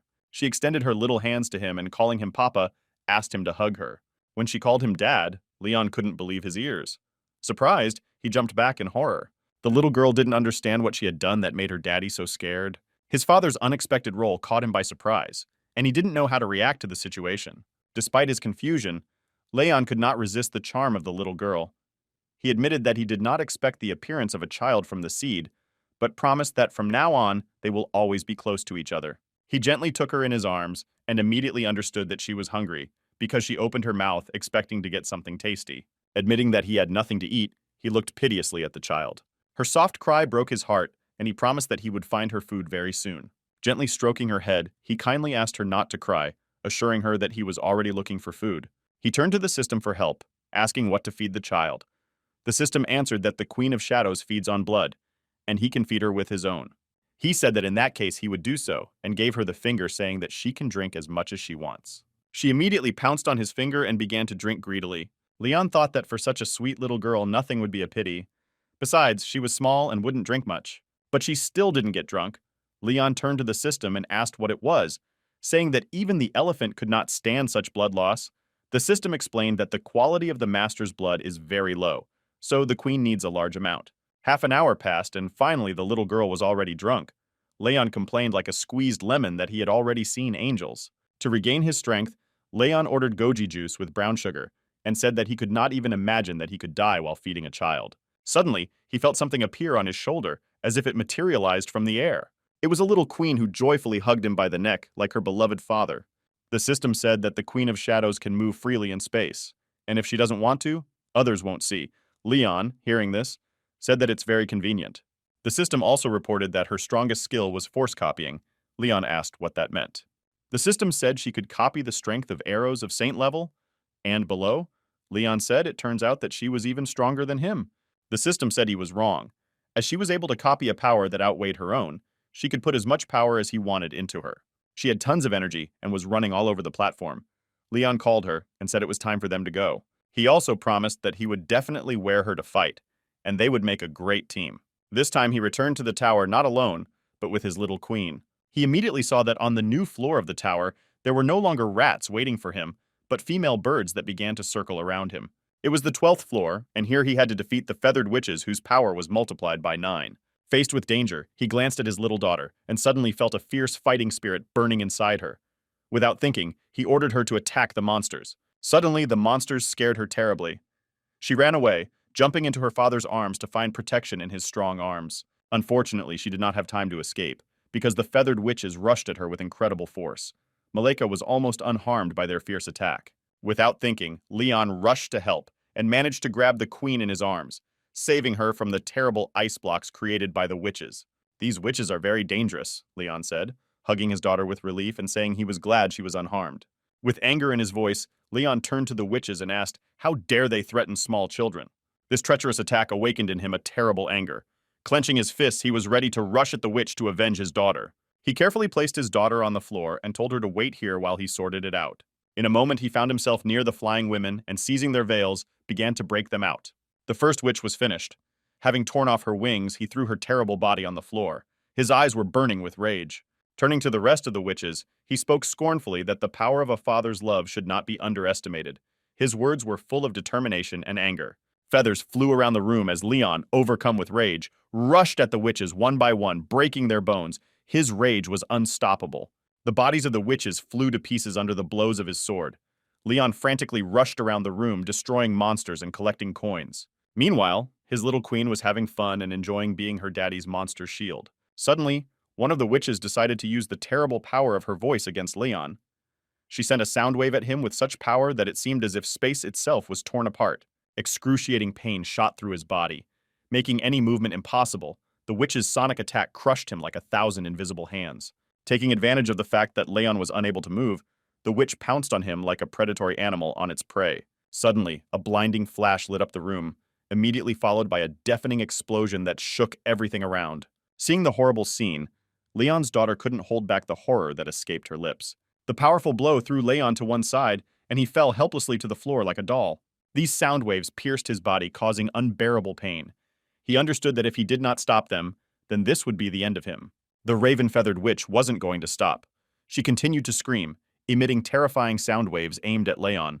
With horror, he suddenly realized that the witch was going to inflict unbearable pain on him again.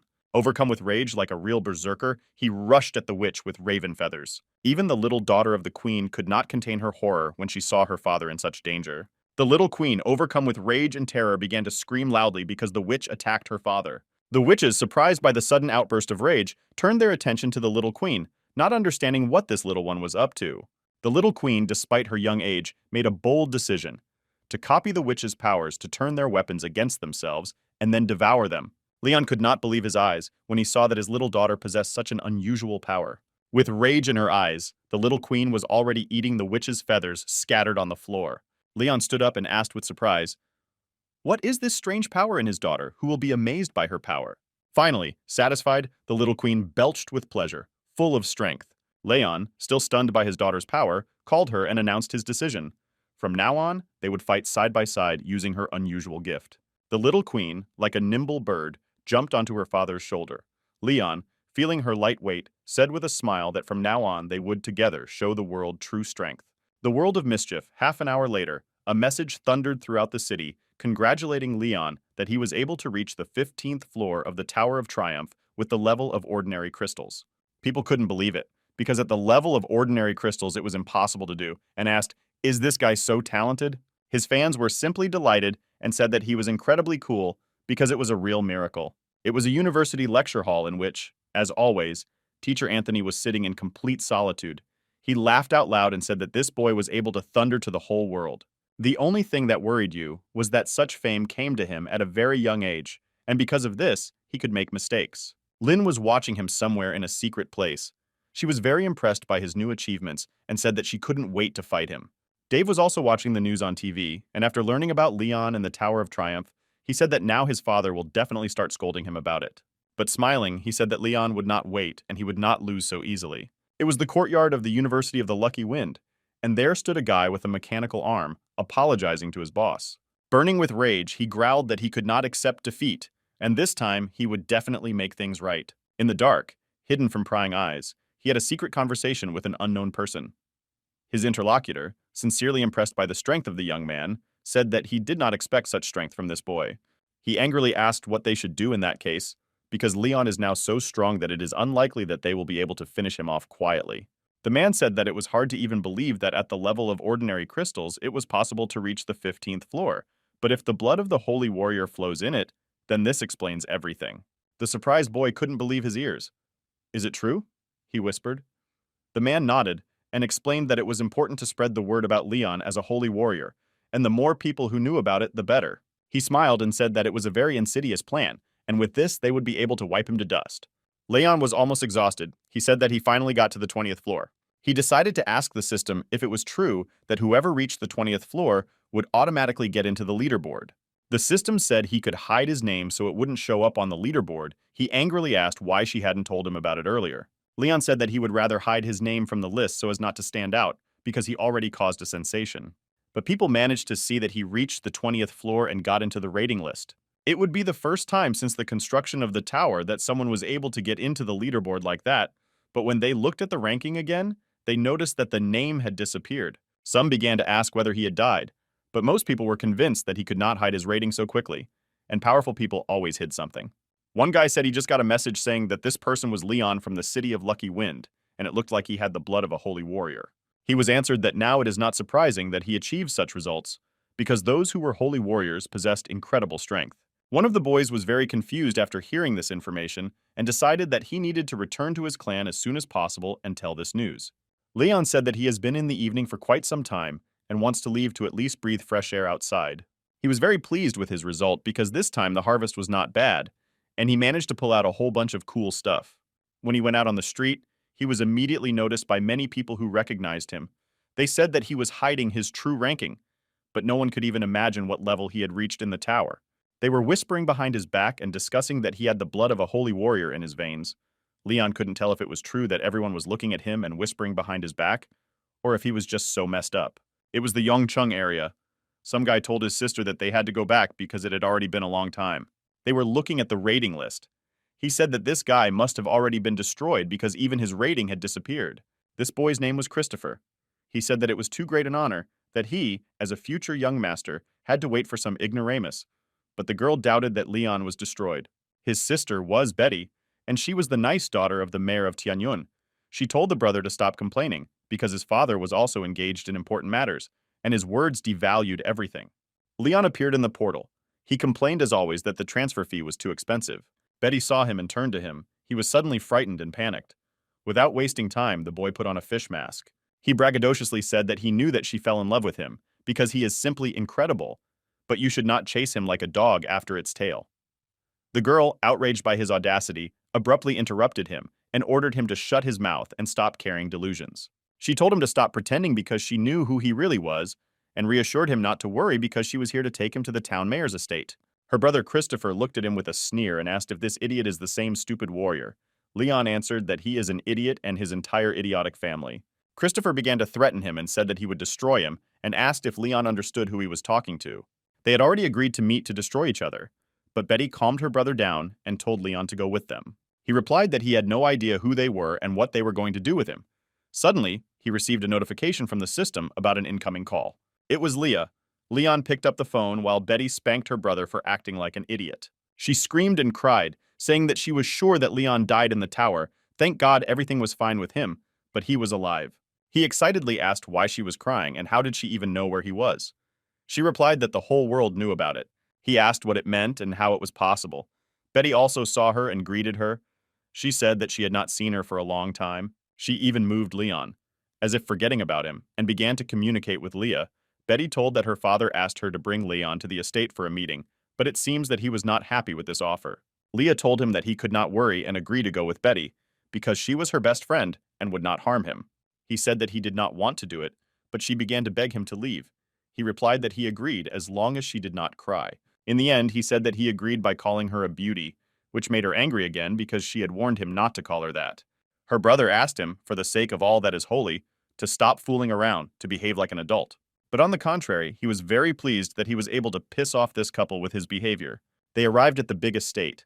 Leon looked around and said that this place was very beautiful and he was even delighted. Betty said that if he wants, he can take a couple of ideas for decorating his estate in the city of Qinglun. He looked at her in confusion, not understanding what she was talking about because he had no estate. She was shocked and asked if he doesn't know what happened while he was in the tower. With joy in her eyes, Betty announced that the royal capital had awarded Leon an honorary title. As a sign of respect for his exploits, he and his family were granted an estate in the capital, as well as the honorable opportunity to enter the Temple of War. He opened his mouth wide. He asked in surprise, "Does she want to say that he became a celebrity because he specially hid his rating so that this would not happen?" She said that in that case she has another bad news, because now everyone in the outside world knows that the blood of the holy warrior flows in his veins. Seeing his reaction, she asked in annoyance, "Does he not know what the blood of a holy warrior is?" Betty explained that the holy warrior. This is the highest link in the development of spiritual and physical strength of the ruler. They were the descendants of people who took part in the holy war, and usually had a powerful pedigree. And the better you have a joy, the higher the probability of receiving a sacred rank, Betty explained. Confused, the boy asked what this all meant. Are the most powerful people in the world after his blood right now? Leon, holding back his excitement, explained that his father was an ordinary worker, and therefore he did not have any noble ancestors. Suddenly, people appeared who sharply declared that it was not Leon who should decide his fate. They sought to make a deal with him, regardless of his opinion. It became obvious that all these people had gathered to meet Leon and discuss something very important with him. A young man with deep, penetrating eyes stood out from the crowd. Rumor has it that he was a descendant of the heavenly city, which made him special. A woman with a fiery gaze and a mass of blonde hair known as the Rain Lady caused admiration and awe in all who saw her. Among those present was Dave, who was called the Heavenly Dragon, and he already had time to meet Leon. A young man with flaming hair dressed in a strict suit carried a rebellious spirit, but had the appropriate nickname of the Heavenly Rebel. A man who was called the Western Commander offered him a seat, kindly greeting his guest. He casually threw his bag on the table and said if they have something to say, let them say it right away and don't waste his time. The rebel instantly recognized a kindred spirit in the young man and excitedly exclaimed that he liked him. The Western commander said that it is beautiful, and Leon is definitely the person who deserves the world title. He asked if Leon had heard that the ruler of the city and the head of the guild were two opposing forces. He also emphasized that they were equal in strength and capabilities, and therefore various disputes constantly arose between them. But they always tried to keep the balance. Leon answered that no matter how much time passed, the object of humanity's struggle always remains power. The chairman said that lately the situation is getting out of control, and without this fragile balance, a war could start, so they invited him here. He said that as long as the sect cooperated with them, they promised him support and protection. Leon replied that he wanted to apologize, but he had to refuse this offer. One of them turned to Leon, accusing him of insolence and called him trash, asked if he understood where he was now.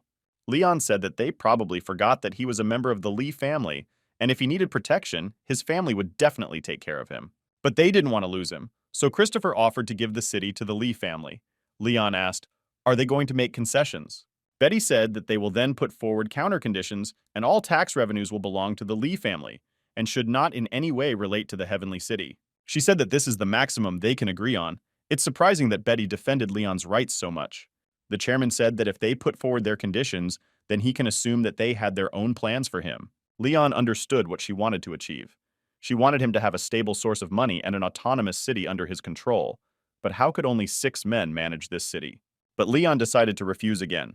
Christopher loudly pounded on the table and said that he was tired of putting up with his arrogance. Leon replied that Christopher did not understand who he was talking to and warned him to keep his emotions to himself, calling him trash. Christopher threw his crazy look at him and asked who he thinks he is. Does he really think that no one can outsmart him? A security guard runs into the room who seems intent on attacking Leon. Betty turned to her brother and told him to calm down, asking what the hell he was doing. He said, as long as this boy is too restless and refuses to voluntarily cooperate with the Heavenly City, then they will give him a good lesson. Christopher said that they would send him to neutral territory and hand him over to the ruling clan in exchange for their loyalty. In the next moment, the first of the guards was already hit in the face, and from such a powerful blow, he flew 10 meters away. The frightened guards asked their master why this boy was so strong, because he said that he was an ordinary boy. The Heavenly Dragon said that he had never encountered high-level opponents, but perhaps his divine power had already been exhausted. Christopher shouted that they were all idiots. There was a whole bunch of them, but they still couldn't do anything to him. One of them tried to strike him, but Leon dodged skillfully. They were too slow for him. He immediately broke his arm and knocked him to the ground, leaving no chance. Several more people immediately appeared behind him. He felt their approach and already swung his fist to split their skulls. His blow was so powerful that the guy was hit by a train, and he flew away unconscious and fell to the floor. Christopher was shocked when he saw the power of his strike, but he did not calm down and ordered his men not to stop and attack him. Betty started yelling at him and demanding that he stop it immediately. She turned to the head and asked why he wouldn't stop it. He said, why is there so much fuss over some little thing if this guy was so disrespectful to their offer of cooperation? And in that case, he wants to see what he is really capable of. Betty was very surprised when she heard this and looked at him with a confused look, not understanding what was happening. Christopher shouted and called his people a pile of garbage. He said that there was only one black crystal left among his people, and now it was obvious that Leon was an unusual person. Crushing Christopher's men, Leon stepped on him, ready to strike. Seeing the rage in his eyes, Christopher got scared and began to slowly back away. With cold cruelty in his voice, Leon said that now he would regret contacting him. Christopher, unable to bear the fear, fell to the ground and started shouting that he ordered his men to stop, but they didn't listen to him. Leon just smiled coldly despite his excuse. Realizing that escape was impossible, Christopher changed his tactics. He spoke again, this time threatening that he was the mayor's son, and Leon wouldn't get away with it. Betty, seeing the electrical discharges that flashed around Leon's body, asked with surprise, did he have the attribute of thunder, because she did not see that he used any special skills in the arena. He swung, ready to deliver a devastating blow to Christopher, his eyes blazing with rage, and the electric discharges that flashed around his body grew even more powerful. Christopher, exhausted and frightened, could only watch how the inevitable was approaching him. He felt a cold horror enveloping him and understood that there were almost no chances of salvation left. Leon swung harder, and at that moment something unexpected happened. Someone shouted loudly to stop. Suddenly, without any warning, there was a powerful explosion that shook the ground and stunned everyone present. A ball of fire blossomed in the air, throwing bright light in all directions. Leon, thanks to his quick reaction, managed to jump to the side and avoid the blast wave. He stood there, stunned, trying to understand what happened. Everyone looked at him in confusion and wondered if this boy was really gifted with such a powerful power. Christopher was unharmed and protected by the barrier, So this time he managed to stay alive. A voice rang out in the room mocking Christopher and said that this boy was able to take control of each of his sixes, and he also had something to show for it. The voice came from a dark corner of the room, and no one could understand who said it. There was silence in the room. Everyone present looked at each other, feeling cold fear. The voice that sounded from the darkness was familiar to them. It was the voice of the mayor. Leon smiled and said that if the mayor decided to talk in person, then he wouldn't hide, and asked why he was so excited to destroy his son. He scornfully said that it is very low to destroy someone who relies on his rich dad for everything. Hearing this, Christopher could barely contain his hatred for him, and his face was contorted with rage. The mayor turned to his daughter Betty. I asked her to take Leon to the backyard garden. He said he wanted to talk to him in person. Leon asked unhappily how long they still had to go because they really had a huge house. Betty replied that they would come soon and told him to stop muttering. He heard a voice in his head asking if he was here. He mentally responded in surprise and asked what happened. The voice said that I am the only one who will see the old man. He must copy his skills so that he does not bite him, and added that Leon should not worry because everything will be fine. They came to the garden. There was a man sitting by the fountain, Betty. They turned to him and called him father, saying that she had brought Leon. He thoughtfully said that this boy really does not look like an ordinary person, dipping his hands in the water from the fountain. Suddenly something really struck him, but he even felt a kind of panic inside his soul. The man smiled and said that he was glad to see him. Leon immediately paid attention to his body and mentally asked what was wrong with him, and was it possible to live with such a body at all. The man said that probably Leon was amazed because he hoped to see the legendary saint in front of him, after which he took off his clothes and showed himself in all his glory, admitting that he looked rather miserable. Betty explained that the father used secret techniques to forcefully influence the saints and carve out a place for himself, but unfortunately they repelled, and since then, he looks like this. It's stupidly evocative. The man cast an appraising look at Leon and told his daughter to look closely at the boy. Because she was not getting any younger over the years, she immediately began to feel embarrassed. She told her father not to talk nonsense. He replied that he was just worried about her because she had not had anyone for a long time. Leon got fed up, but he asked the old man did he call him to come and look at their beautiful family relationship. He said that he was just joking and actually wanted to talk about his Lee sect because he needed help from a strong side in the city. He explained that he wanted to make sure that his clan could stand up to other powerful organizations. He said that probably Leon already guessed that in his current state, he will not live long. And when he leaves this world, the city will change radically, and he does not want the city to be taken over by outside forces after his death. Leon wanted to explain that his Lee sect is an ordinary small sect, but he did not think that they would be able to help him with anything. In fact, he did not want to immerse himself in their problems and contact him at all because he did not have any sect. He coughed and gestured for Leon to come closer as he was having trouble even speaking. He asked him to put up his ears so that he could tell him something. He moved closer to him and whispered. He said that he heard that the Lee sect does not exist. Leon was very surprised to hear this. He even jumped away from him and asked in surprise how he knew about it. He mentally asked himself how he could know because he was aware of his other secrets. It started to worry Leon very much. He decided that the old man would now start threatening him and try to force him to do something for him. He started coughing again and told his daughter that she should not listen to their conversation and asked her to leave them for a while. She was very wasted when she saw her father's difficult condition and said that he should rest. He assured her that everything was fine, but told Leon that he could not worry, because he was not going to offend him by asking him to sit next to him. He was all very tense, and this alarmed the boy because he thought that the old man wanted to attack him in this way. He thought anything would happen and sat down next to the old man. The old man asked why Leon was so tense because he wasn't going to eat him. He immediately asked the man how he knew that the Lee sect did not exist. The old man replied that he just assumed it, and Leon betrayed himself. Hearing this, he was very confused and could not believe that he had been so deceived. The old man said that his people were looking for any information about the Lee sect, but could not find anything. Then he wondered first if it really existed. After hearing this, Leon called him an old fox. He said that until he knew that he did not have the blood of a holy warrior, and to persuade him to cooperate with them, and to go into contact with other sects, of course, would not work. He said that he would not tell anyone his secret about the Lee sect, and invited him to join him. Leon asked him why he needed it, because he already knows that sects exist, and if he joins them, it will not change anything. He will become stronger. He replied that there was a sect or not, it didn't matter, because in reality the truth has no importance in solving such questions. The only thing that matters is that it will help to instill fear in his enemies. After which he gave Leon a piece and said that he could take it. It was a pendant. Leon looked at him with surprise. The old man said that Betty was a very beautiful girl. She was an orphan when he met her on the street. She was very unhappy. Then he adopted her, and now she is trying to repay him until now for this kindness. The old man said that he could die at any moment, but all his affairs will fall into chaos, and Betty will be alone again, and it will be much more difficult for her than before, and she needs support. At the end, he added that he just wanted a peaceful death. Leon said that in other words, he was asking to become his son-in-law. The guy smiled and said that in this case, he is waiting for the dowry together with the bride. He hinted that being a son-in-law in this difficult time is very difficult, but the old man seems to have fallen asleep but did not listen to him. That's how their conversation ended. Seeing that this was all, Leon went to the exit. On the way he met Betty. She inquired and asked how everything went. He hugged and said that they had resolved everything. Realizing that everything went well, her mood rose and she said goodbye to her father. She asked him what they talked about. Leon said why he should tell her. She asked him to tell as a child because she was interested.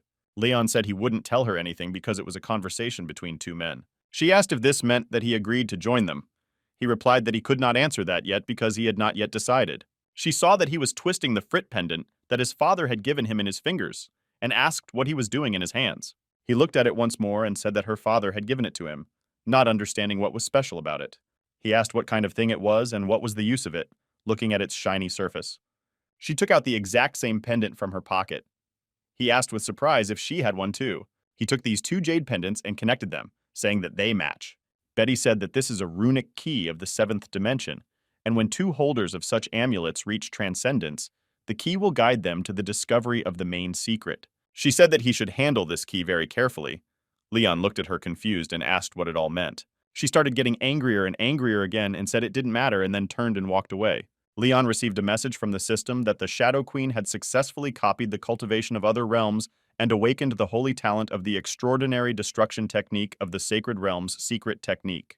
The system said if he wanted to use this technique, he should give the Shadow Queen a lot of free points. He agreed and said to give her everything he had. They entered one of the rooms of the estate. There was a guy sitting there who said that he had already waited for them. He also asked why they started without him. It was a blond man in a green suit who was leisurely sipping a glass of water. Leon saw the confused look of Betty. He asked who it was and she had seen him before. They looked at him with an incredulous look, waiting for his answers. He said that he was a member of a second-level sect that was a partner of the clan, so they should not worry. With suspicion, the blonde turned to Leon, asking if he really had a representative of the Lee sect in front of him. He added that the ruler of the Heavenly City had probably lost his mind, as there had been too many gifted children coming their way recently. Addressing him by his name, Bruno, the head sternly ordered him to hold his tongue, asking how he dared to behave so defiantly in the ruler's house. He also angrily shouted not to forget that Leon had not yet joined the Heavenly City sect. He wondered why Leon hadn't joined them yet, and snidely omitted that their father must not have taught his children how to recruit people. Bruno asked if Betty could not seduce the young man to lure his sect, and added that it was time for her to learn to use her body for the right purposes, after which he laughed out loud. Disdainfully throwing his feet on the table, Leon turned to Bruno and asked why he is so rotten. Doesn't he know how to brush his teeth? The guy added that people of Bruno's age probably shouldn't carry such nonsense in the presence of a young lady. Although, on the other hand, Leon threw sarcasm, you can expect anything from such a scoundrel. Throwing a soul-chilling look at Leon, he filtered through his teeth that his Lee sect thought too much of himself. Here he was, a nobody, an ordinary outsider. Surprised, Leon asked where exactly he was seeing outsiders because he didn't notice any strangers here. The boy said. He said that his name is Leon Moon, that from today he became a representative of the Lee sect. Leon's cold and penetrating gaze fixed on Bruno, and he said that today I am officially joining the Heavenly City, he said with firmness. Betty was very surprised to hear this, and her eyes widened in surprise. Bruno folded his hands on his chest and incredulously asked if he still decided to join. The boy said that he had just talked with the owner of the Heavenly City. He turned out to be a good man, so they decided everything, said Leon. Bruno said so, now all his people are here. He suggested Leon to tell more about himself because he would like to hear something about Lee's family with pleasure. Leon asked him angrily if he is getting into trouble. He replied toxically that he simply did not know whether they would be able to make friends with the senior members of the Lee sect in the future. Bruno continued to speak and say that not only he but also other members of the Lee sect are joining the Heavenly City. Leon could not stand it and shouted that he agreed and he would introduce them right now. The chairman was surprised and said that they will now prepare the car to go to the meeting. Leon smiled and asked which car they have and which year. He also said that he wanted to ask for their help to prepare 3 types of incense. The chairman confusedly asked what kind of incense they were. The guy said that before meeting with his family, a ritual should be performed, after which, holding sticks in his hands, he began to dance. They stared at him in surprise and asked what the hell it was and what era it was from. Leon was satisfied because everything was going quite well. But if they wanted to meet his clan so much, he would arrange it. At that time, a portal appeared behind Bruno and a hand came out as if it was going to grab him. A moment after that, a powerful explosion occurred in the room, and everyone was simply shocked by what began to happen. They looked scared at Leon. He was smiling as if he was thinking about something, and said that he wanted to introduce the youngest daughter of the Lee family to them. A spectacular, beautiful red-haired girl appeared in front of them. Leon said that he was glad to introduce Ada Lee to them. She radiated an extremely powerful energy cultivation technique, which was immediately felt by everyone present. Bruno thought that this was the strength of the Lee sect. This girl was introduced as a junior student, but he already understood that her fighting power was simply incredible. Ada only glanced at him, but he fell to his knees and began to cough up a red liquid. Leon looked at him glumly and said that she didn't even lift a finger, he was so bad. He looked at him gulpingly, and said that his sister did not even spend a fraction of her strength on him. He asked Bruno if he was satisfied with the meeting with the members of his sect. He wiped his face and said hatefully that he was very grateful for that. Leon bowed to Ada and said that he was infinitely grateful to her for the time she spent to say hello to his colleagues. He was very unhappy because he had to spend all his points for this, but this appearance had the desired effect. The chairman was very pleased and said that now that the Lee family had agreed to join them, they would be able to repel any attacks without any problems and continue the game that the Musicians Guild had started. Leon said since his sect had agreed to side with the Heavenly City, he suggested they go back to the old conversation. They said that he could not worry about it, and it was not their right to break promises. He reminded them of the 10 incredible techniques they had promised if he joined. Betty said that he cannot worry, but everything was in force, but they will provide everything in a better way.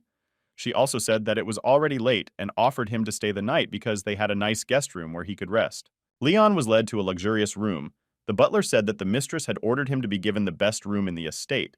Leon asked why their estate had such a strange name, Red Rain Pavilion, but the butler did not answer. Opening the door, Leon froze in surprise, seeing two unfamiliar girls in front of him. He asked who they were and what they were doing here. The girls laughed and answered that they were his maids.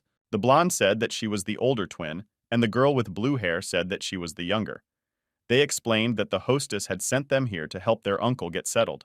Hearing this, he was extremely surprised and asked them what they had just called him.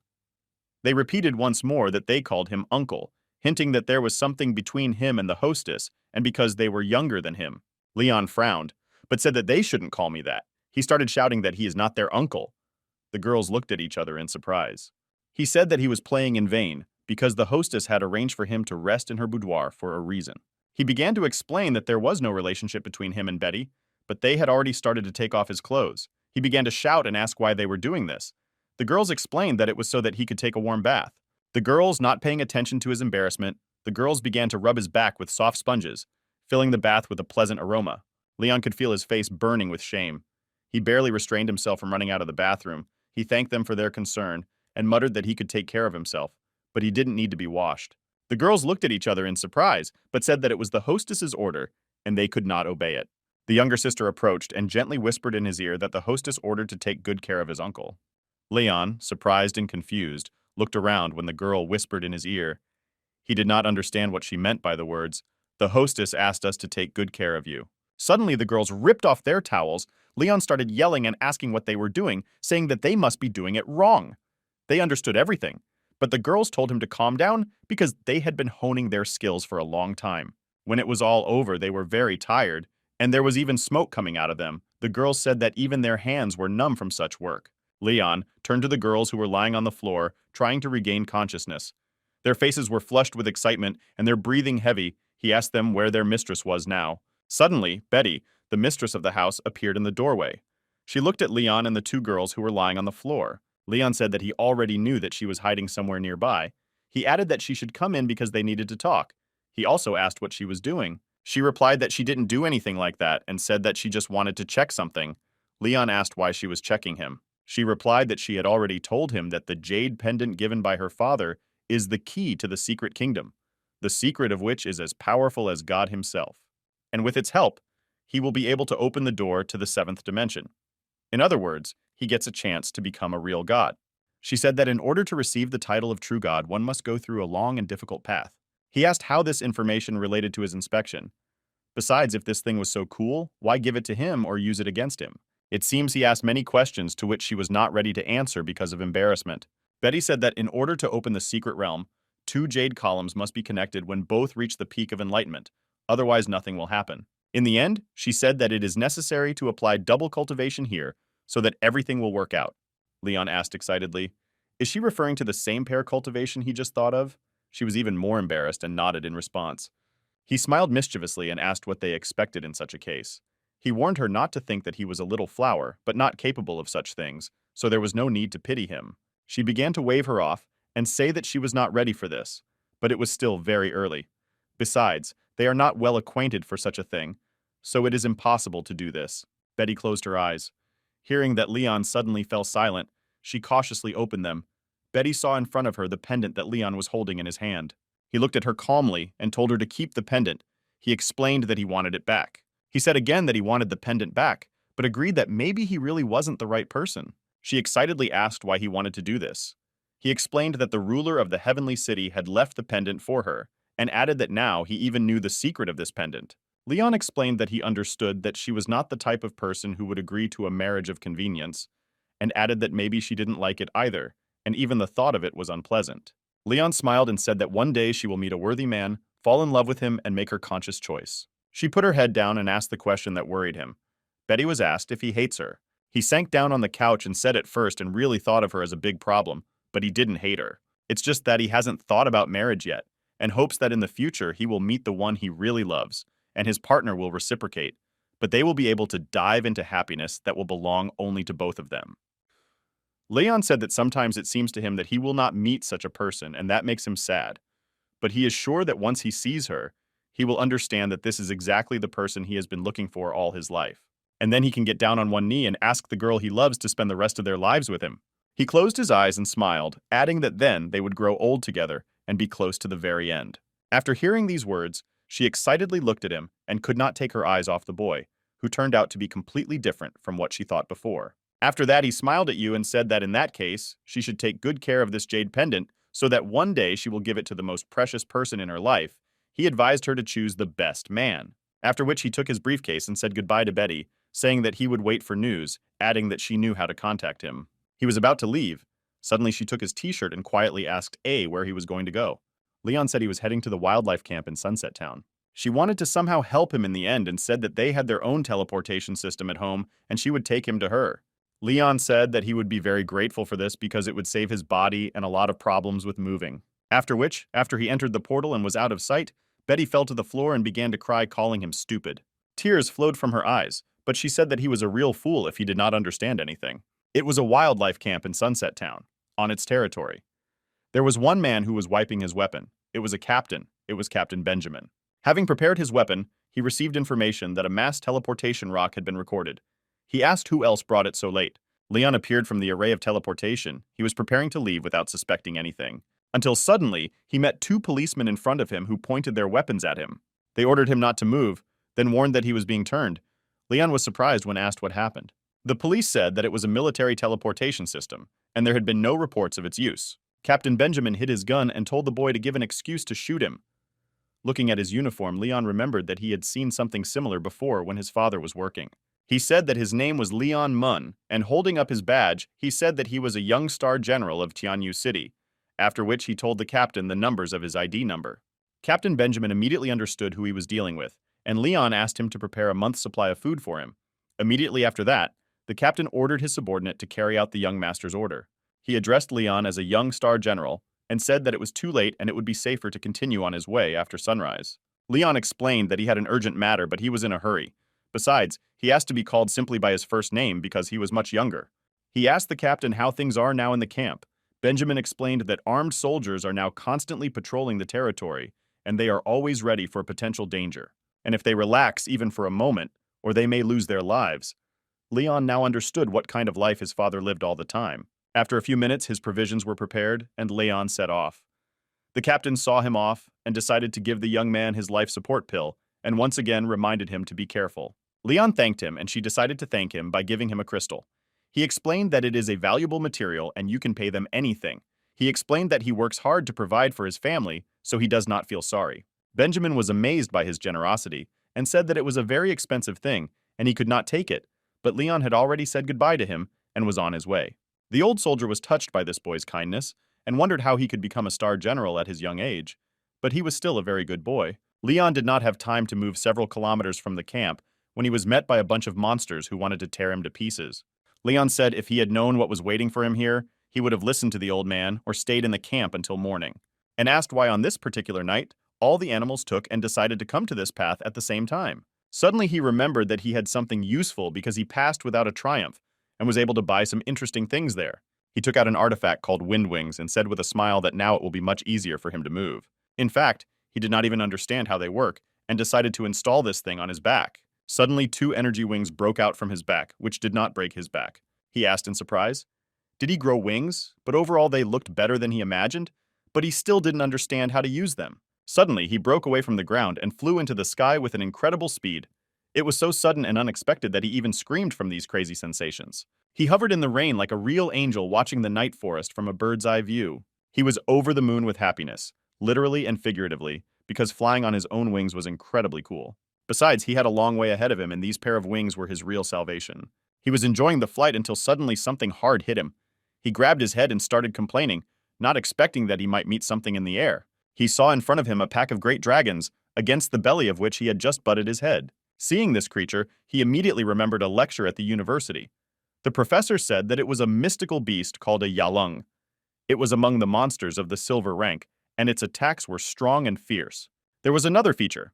Their skin and internal organs were very expensive, but hunting them was very difficult. Dollars appeared in Leon's eyes, and he greedily looked at them. He looked at them, assessing how much money he could earn by hunting down a few of them.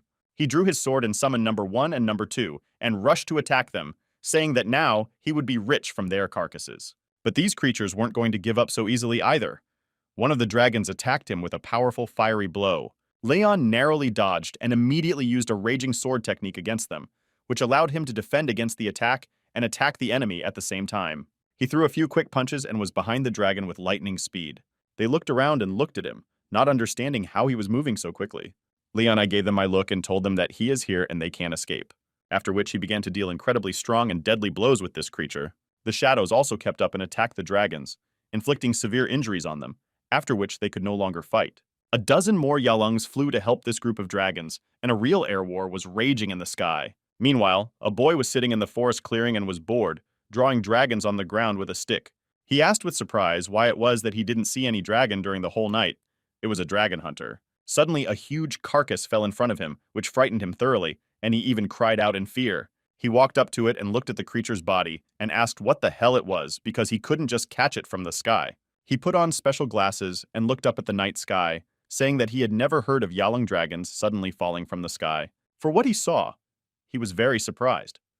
Some guy was chasing after the dragons, and he shouted, ordering them to stop. The dragons were clearly running away from him, trying to escape. Leon was laughing like crazy and said that he really needed money because he was broke.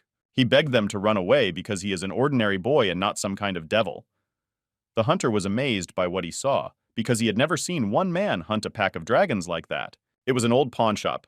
The door of the room opened and Leon entered there. He greeted the old man, calling him uncle, and said that he had returned. The old man was glad to see him, and asked how he was doing, and asked what he brought him this time. Leon said that the goods were so old that it was hard to believe. The old man said that if the master was less experienced in this place, he would believe and even laugh at such statements. But they have known each other for a long time. But he can definitely appreciate a good product. I smiled at Leon and said that in that case, let him name the price by showing him the Yalung dragon. He took a sip of tea and said that he could give no more than 1.5 million for the corpse of a wild beast dragon in full configuration. But he also had a few questions. Leon said that it was wonderful because he had 23 of them. The old man even snorted and spat out all the tea in surprise. Leon said that he wanted to get a rock crystal string for them. The old man asked in surprise how much he wanted to receive.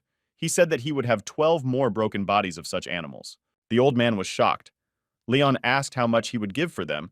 The uncle replied that he could give 150,000, and they agreed to this deal. Leon also got another container in what was already a kind of dragon. He said that it takes a lot of strength to carry it alive in such a capsule, so he wants to sell it too. The old man immediately snatched this capsule from him and said that he would give 60 million for it, because it is a wild beast of the first class, a child of the Yangul dragon. Leon said it was great, and he really enjoyed working with him, and reminded him not to forget to send him the money. He told the old man that he had better not delay it, because he would soon visit him again. Leon was transported to his star world. In his hands were several suitcases filled with crystals.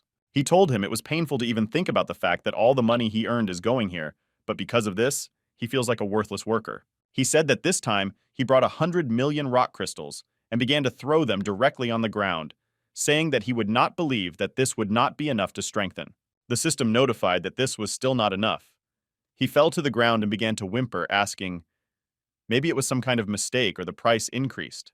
He said that it was not surprising that Betty's father decided to found his own sect, because in order to reach the greatest heights and become a real god, only relying on yourself is unrealistic. He turned to the system and asked what astral power he can use right now. The system said he can use the power of the astral world now. The system explained that it can absorb the damage received from a full impact from the side of the rock crystal. Hearing this, he stood up sharply and said that it was not time to relax and they should continue. The boy is heading towards the city lord's estate. He was running as fast as he could, his heart pounding in his chest and his breathing heavy. The boy, who was rushing to the young lady's room, was stopped by two maids. They stood at the door blocking his passage, saying that the young lady did not want to see anyone. Suddenly the voice of Betty herself was heard from the door, and she said that the twins could let him in. Christopher entered her bedroom and asked disgruntled why yesterday she allowed herself to leave that peasant Leon overnight in their house. Christopher, seeing Betty's confusion, decided to remind her that not so long ago she herself questioned the sincerity of that guy. He also said that his father was also confused after meeting him. Betty sighed, and her eyes were filled with sadness. She took a sip and sadly said that her father had already left. The boy's face suddenly darkened and an expression of anger appeared on him. He clenched his fists and sharply asked Betty what about the jade pendant. She said that she did not expect that after the news about her father, the first thing he would ask was about the jade pendant. She looked at him sternly and said that he can forget about the pendant because one father gave it to her and the other gave it to Leon. She said that he should understand that there will be no benefit from the pendant for Christopher. He looked at her with hatred. She said that his awakening was the result of many wasted resources, and with his talents, he had no chance of getting into the higher realm of the awakened. Betty, without stopping, walked past Christopher. Her voice was calm. She said that he had better listen to his sister, and instead of thinking about it, let him continue to burn his life as a young master of this city. He grabbed her hand and began to shout that he was the young master of the mayor's estate, the heir to the next lord of the heavenly city. His face was contorted with anger, and insanity was in his eyes. He shouted that he was the only son of this old man. Suddenly, he remembered those times when he was very small. Then he heard the conversations of people who mocked him, but they said that the son of the city lord was never able to wake up. This said that there was a grudge in his heart since childhood. He threw Betty to the floor and said that the jade pendant would belong to him, adding that only he could possess it. She remembered the time when the Lord brought her to his estate and said that now she would live here. Then she met Christopher. He grabbed her and told her not to worry, because Leon wasn't the only one who could help her with double cultivation. He shouted that he wanted her, but she would belong to him only. Betty screamed and begged him to stop, but the man did not respond. He said that besides she was drunk, she would not be able to fight him off. His face was striking with madness and happiness. He said that finally his sister would become his wife. Suddenly, the door of the room opened sharply, and one of the twins, like a predatory cat, rushed at Christopher. Her movements were lightning fast, and her eyes burned with rage. She struck him with a powerful blow. Christopher, not expecting an attack, felt how his body was thrown back. He hit the wall and lost consciousness for a moment. She stood in a fighting position and ordered the young gentleman to watch his behavior, otherwise he would regret it. He began to shout and call the maid a bitch, asking how she lousy dog dared to hit him, because he was the future lord, after which he promised to destroy them first. The older twin came up to Betty and covered her with a blanket, saying that she was very scared. When it was all over, Betty ordered the twins to take the young master to a secret room. He was very frightened when he heard this. Fear and confusion were visible on his face. Christopher, hearing his sister's order, felt his heart shrinking from terror. He could not believe it, and falling to his knees begged her not to do it. Meanwhile, Leon, who was still in the star realm, had the last crystal left. He looked at it and said that all the money earned from hunting was spent, so it is better to keep this last crystal for himself. Until suddenly, due to his clumsiness, he let go of him. But he began to fall to the ground. Approaching the ground, the crystal feels the familiar pull of the platform.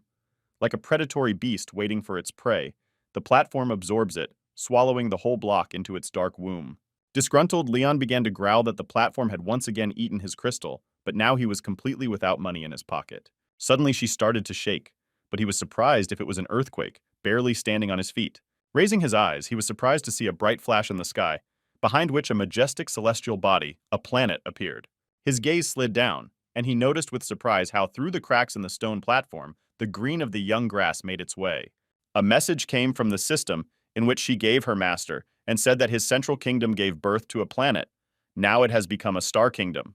He immediately asked the system how much energy he could mobilize right now. She replied that given the current data, his power would probably be able to completely absorb the Musicians Guild's attacks. He checked all the information once more and asked, "Is he now without any help and amulets able to withstand any blows from the enemy guild's towers?" Suddenly, he received an incoming call. It was Leah's friend. He smiled and asked what happened. Has it been so long that she already misses him? She replied that things were bad for them and asked where he was now. He asked in response how they were doing and what was happening. James turned to him and said that wherever Leon is now, he should listen to him carefully. With a stony expression on his face, James clearly and succinctly ordered Leon to immediately find a safe place and lie down on the bottom. Any exits outside were strictly prohibited, as well as contact with anyone. No one could be trusted. He looked at him with surprise and asked what was happening, still not understanding what had happened since he entered his star realm. Locked in the room, Christopher frantically tapped away at the computer keyboard, his eyes darting over the lines of text on the screen. "Did they really think I was going to sit back?" he muttered. On the screen was a photo of Leon. He said that they will all die because of their stupidity and arrogance. The door of the room opened wide, filling it with light, and he instantly felt a strong blow to his face. Betty stood on the threshold. She stared at him with a stern look and sharply asked, "Has he completely lost his mind?" He rolled to the floor, shuddering at the frenzied laughter that sounded like the howling of a rabid dog. He gave her his crazy look and asked if she thought he was crazy. He said that it was Leon and the jade columns that drove her crazy, but it was too late to explain anything. He said that he had already told the whole world about the fact that the old man had passed away and about the pronephrite pendants that were supposed to belong to him. Besides, she herself told where they were. She had one, and Leon had the other. He smiled a crazy smile, then said that now only destruction awaits them. Hysterical laughter burst from his chest again, punctuated by wild cries like the roar of a madman. She was horrified when she saw what madness Christopher had reached. The girl was looking at something on the computer screen. A guy approached her and said that it was very boring with him. She immediately offered him to go to the battlefield of dimensions and play a little to make it more fun. Suddenly, the boy saw a new message, which said that the Lord of the Heavenly City had passed away, and this news immediately spread all over the world. This message also talked about the key to the ancient secret. Just these few words alarmed every inhabitant who lived in the central continent and every person who aspired to great power. After that, the fall of the Heavenly City no longer mattered to them. They got up and went in search of Leon Mun, because he possessed the greatest treasure that could pave the way to becoming a god. A few hours ago, a video appeared on the internet, which immediately went viral. It showed Leon against the background of the sunset. It seems that it was filmed by a dragon hunter who was in that area at the time. Thus, its approximate geolocation became known to anyone who wanted to find it, and all the strongest people in this world immediately went in search of their prey. Meanwhile, real chaos raged in the Lord's estate. A crowd of angry people gathered at his gate. Betty tried to explain to them that this was all her brother's invention. They said that she wanted to take the ancient secret of self-knowledge for herself. They shouted that these treasures like frit pendants should be kept in public places and not in a girl like her. Betty screamed, calling them rabid bastards, and ordered them to get away from her house, immediately after which the twins came to her defense. One of these scoundrels received a devastating blow to the head and immediately let the girl go. The three girls found themselves in the middle of this crowd of angry people.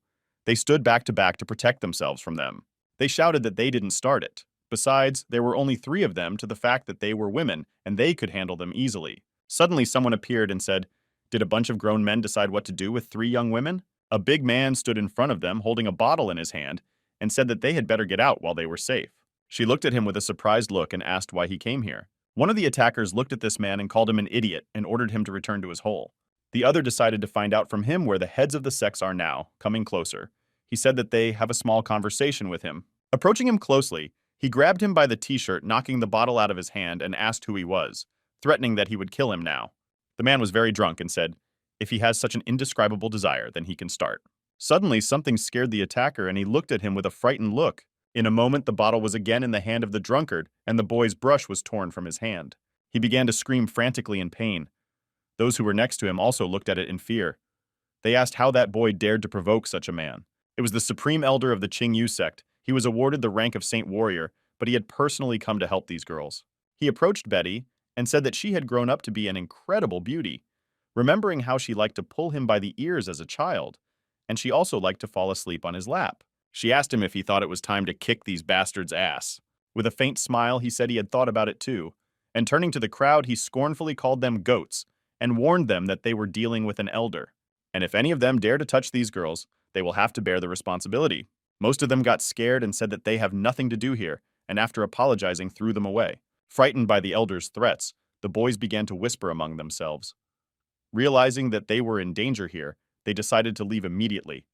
Their next goal was to find Leon Moon and the amulet. Betty felt excited for her new friend when she overheard the two boys talking. Meanwhile, Leon was talking to his friends on the phone. They were insisting that he should lie down and not come out for a while. They also said that he could not worry about the sector because they passed on information to those who needed it and promised to help them. James insisted that Leon should first of all think about his safety, so he should hide, and he and Leah's situation. He did not take their words seriously and told his friends to go back. They were very surprised when they heard his answer, but James said that in this situation he had to show his best side, and Leon had to trust them. James pressed the gas and said that they are already on the outskirts of Sunset Town. Leon said that he will return now. He returned to the real world and found himself in a clearing of the forest. Leon carefully looked around, waiting for something to follow him. He said that it looks like he needs to find a place where he can hide well, and now is the time to use the things he obtained in the Tower of Triumph. He took out a golden beetle from his hiding place. It was another artifact that he might need. Throwing it, he said that he was summoning a huge flat-lipped beetle that should dig a hole for him. Suddenly it started like an earthquake, and blocks of stones broke out of the ground, almost hitting Leon. But he spread his wings in time and was able to fly away without falling into this trap. It seems that the beetle was suddenly unlucky to find a trap that was prepared for Leon. Hunters immediately appeared in front of him, who quarreled and discussed that this trap was bad. Leon did not expect that the hunters would appear so quickly. In the meantime, they agreed to surround him and then finish him off quickly. Glancing at them, the boy immediately found out that there was 1 gold and 3 silver soldiers in this gang. They said that his wind wings were quite good, but they also had wings that were not at all inferior to his. Wasting no time, they flew into the air and charged at him. The leader of this squad immediately struck Leon with a powerful blow, but he managed to dodge. They attacked him with incredible speed, acting in harmony as a single organism. This made him very angry, but he summoned his mad sword to deal with these bastards. A few more lightning strikes flew past him, only miraculously not ripping his neck. A real battle of fighting angels unfolded in the sky, where life and death were at stake. You could read the hatred and greed in the eyes of his attackers. It seemed they were willing to do anything to get the jade. Leon's eyes flashed with a red glow, and he burst from the sky like an explosion, crashing to the ground like a meteor. The hunters, triumphant, smiled. Unexpectedly for themselves, they managed to win, they thought. However, their joy turned out to be premature. Looking down, they saw something that horrified them. Their eyes were horrified when they realized that it was not Leon who fell to the ground, but their friend, with a terrible wound on his stomach. The leader of the hunters cursed furiously, filled with anger and frustration. Suddenly, Leon appeared behind them. His hands were clutching the hilt of the sword, and his face was hidden by the shadow.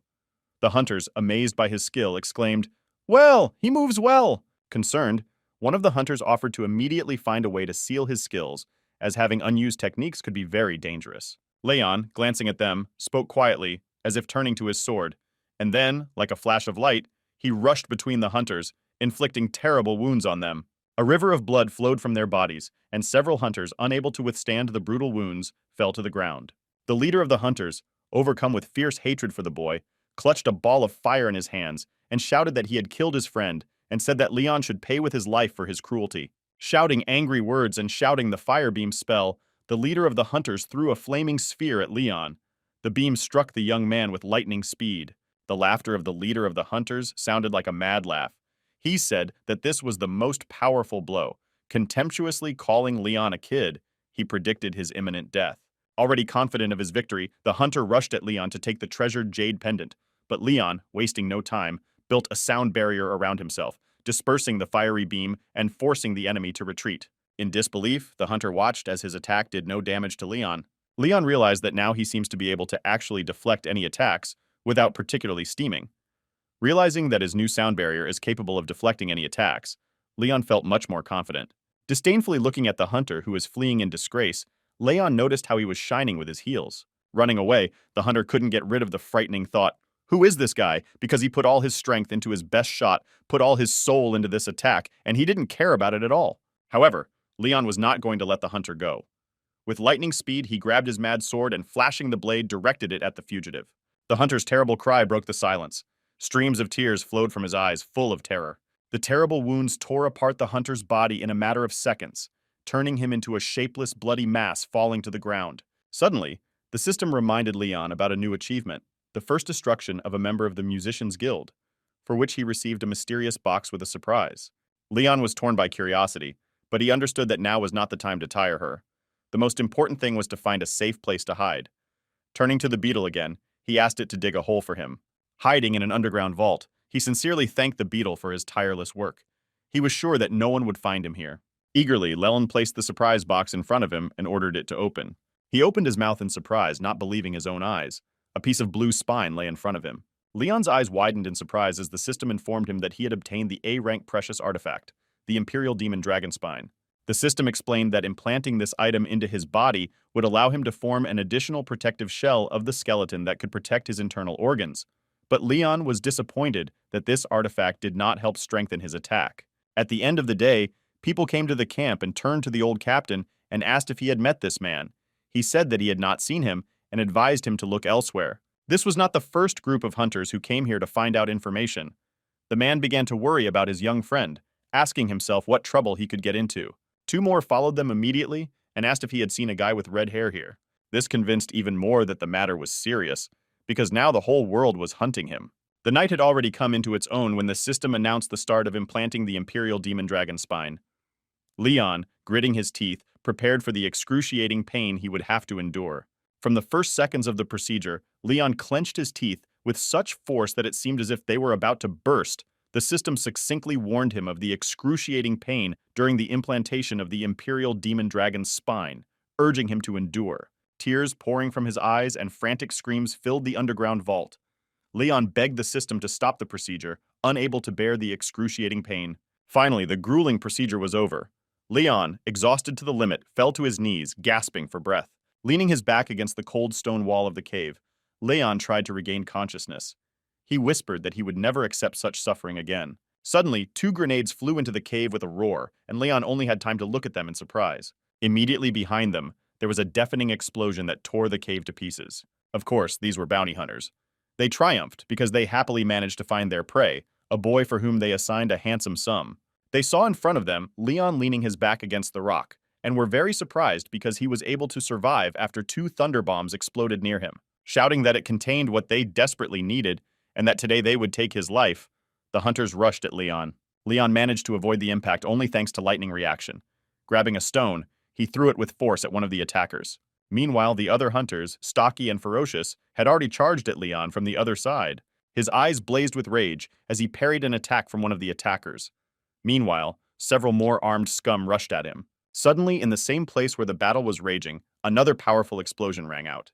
The force of the blast wave knocked Leon off his feet. Throwing him to the ground, he collapsed, knocked down by the impact among the scattered stones. Surrounding Leon, the bounty hunters mockingly advised him to stop his futile attempts to resist, because his life would end that day anyway. Leon, realizing the hopelessness of the situation, clenched his teeth. The coherence and clear coordination of the bounty hunters' actions testified to their many years of experience working together. Their movements were clear, measured. They did not need words to understand each other. The head of the hunters ordered his men to finish him off. One of the men threw a huge block of stones at him, trying to crush Leon, but they didn't know that his friends were already there, and James's rifle was already aimed at one of them. A powerful shot rang out, destroying half of the body of the man who attacked Leon. The man cried out in pain and fell to the ground. Leon was shocked, because he thought that this was the end of him. Seeing this, the head of the hunters, frightened, looked around and asked what had happened and who had done it. James turned to Leon and said, "Didn't he warn him to hide?" After which he smiled and asked what he was doing here with this bunch of losers. Leon stood up still holding his head and asked James in surprise what he was doing here. Despite the excitement, the head of the hunters addressed his men, urging them not to panic. He assured them that he was just an ordinary child without the experience to resist them. The hunter was half-sentenced when he received a crushing blow to the head from Leah. The hunters were horrified when they saw this girl jumping on the head of their comrade. United, holding weapons in their hands, they rushed to help the commander. But their rush was stopped by a lightning strike that turned them into a pool of blood. Leah lashed out at Leon with a scolding because he, instead of obeying her order to be polite and hide, had caused trouble again.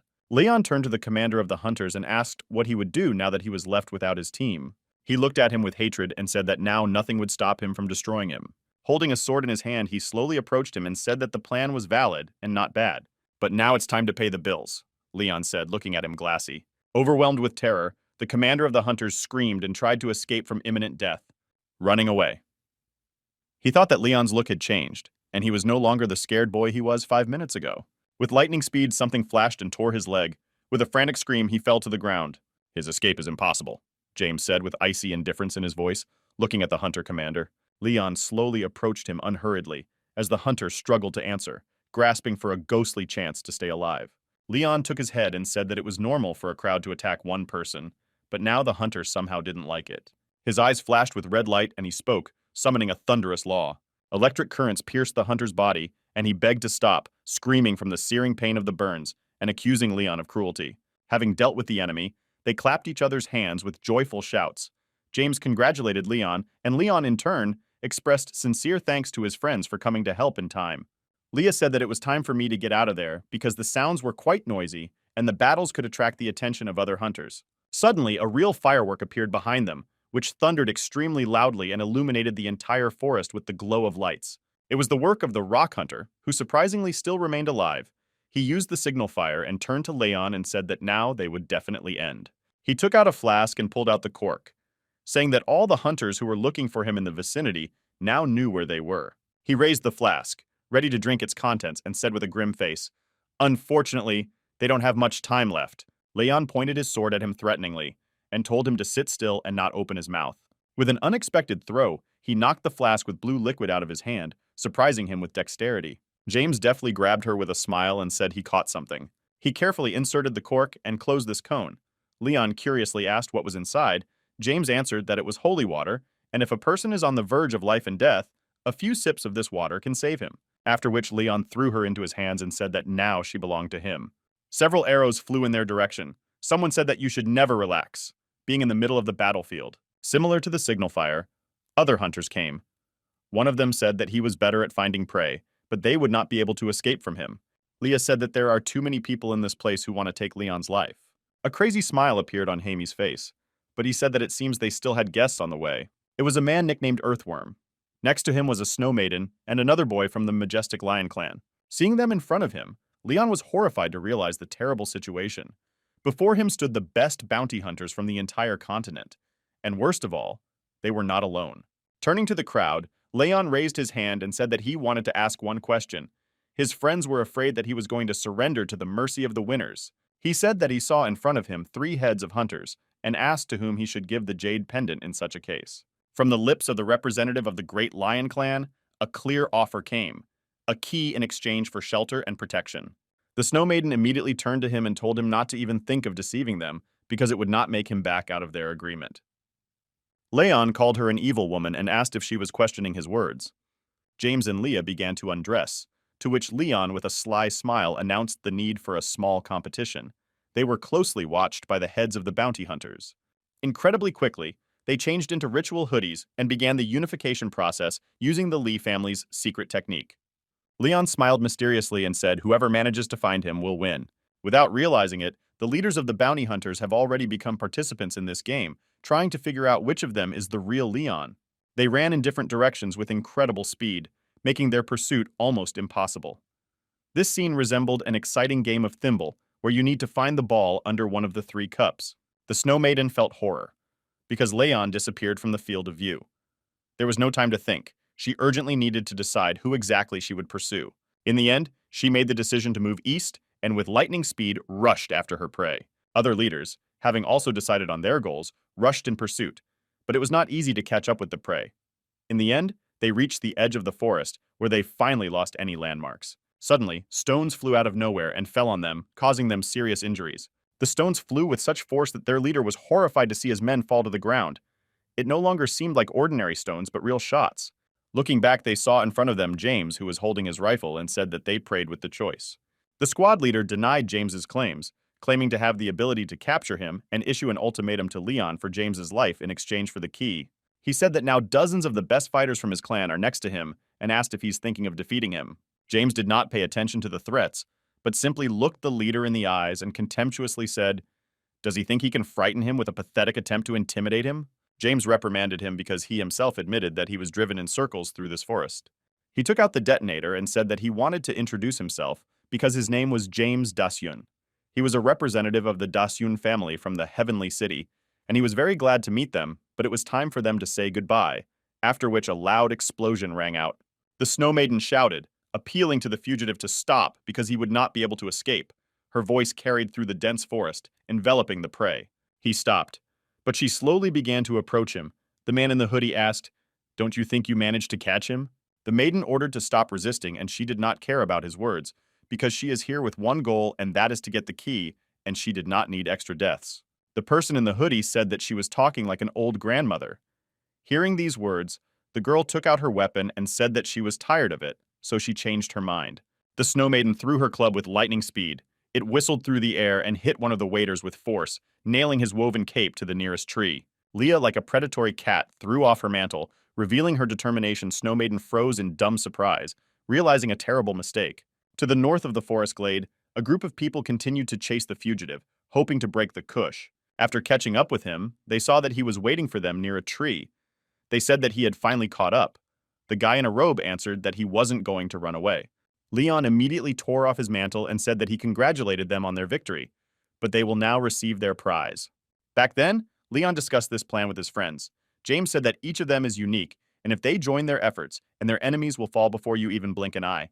But while they were alone, only one of them had the strength to repel any attack, even from those who were stronger than them. He said that they will split into 3 groups to reduce the number of enemies who want to attack Leon. Leon started to worry about his friends and said that their fighting strength is not enough to face these people. Jamie said that he cannot worry, but nothing will happen to them. After all, he was their real target. Besides, Jay said that if he wanted to, he could get rid of them all in a moment. He also pointed to Leah and reminded Leon who her grandfather was, and added that he himself is sometimes afraid to approach her. After which, he said that it was time for them to finish talking and start implementing this plan. Leon stood silently and did not give his consent. James said that he did not see a positive way out of the situation, and there were too many enemies, and if they want to win, Leon should go for it. The earthworm looked at him with surprise, not understanding what was happening here. Leon smiled and said, "Number 1, number 2, Black Raven." They were all a part of him. Leah at this time was fighting with the Snow Maiden, using the Steel Fist technique. She dealt her a barrage of powerful blows. A couple of more well-placed blows and she got the victory, finishing off all the people. The Snow Maiden said that this was a real surprise for her, because she did not expect that such a cute-looking girl would actually turn out to be a real fighting lady, but added that it looks like she applies only the basic skills that students are taught at the university. Also, she drew attention to her posture. It said that she was from the Heavenly City. Leah was told that if she wants to fight with her, she should not care who she is and what family she is from. Leah understood that she must be provoked into a fight, because in the worst case, she will return to chasing Leon. It decided to get her at any cost, and she was even ready to stand to death just to win a few seconds for Leon. Suddenly, a deafening explosion broke the silence, instantly distracting them from their conversation. Snow Maiden said that the explosion happened in the eastern part of the forest, and it seems that the Lion Clan was no longer able to fight. Fear gripped the heart, because James, risking himself, became a bait.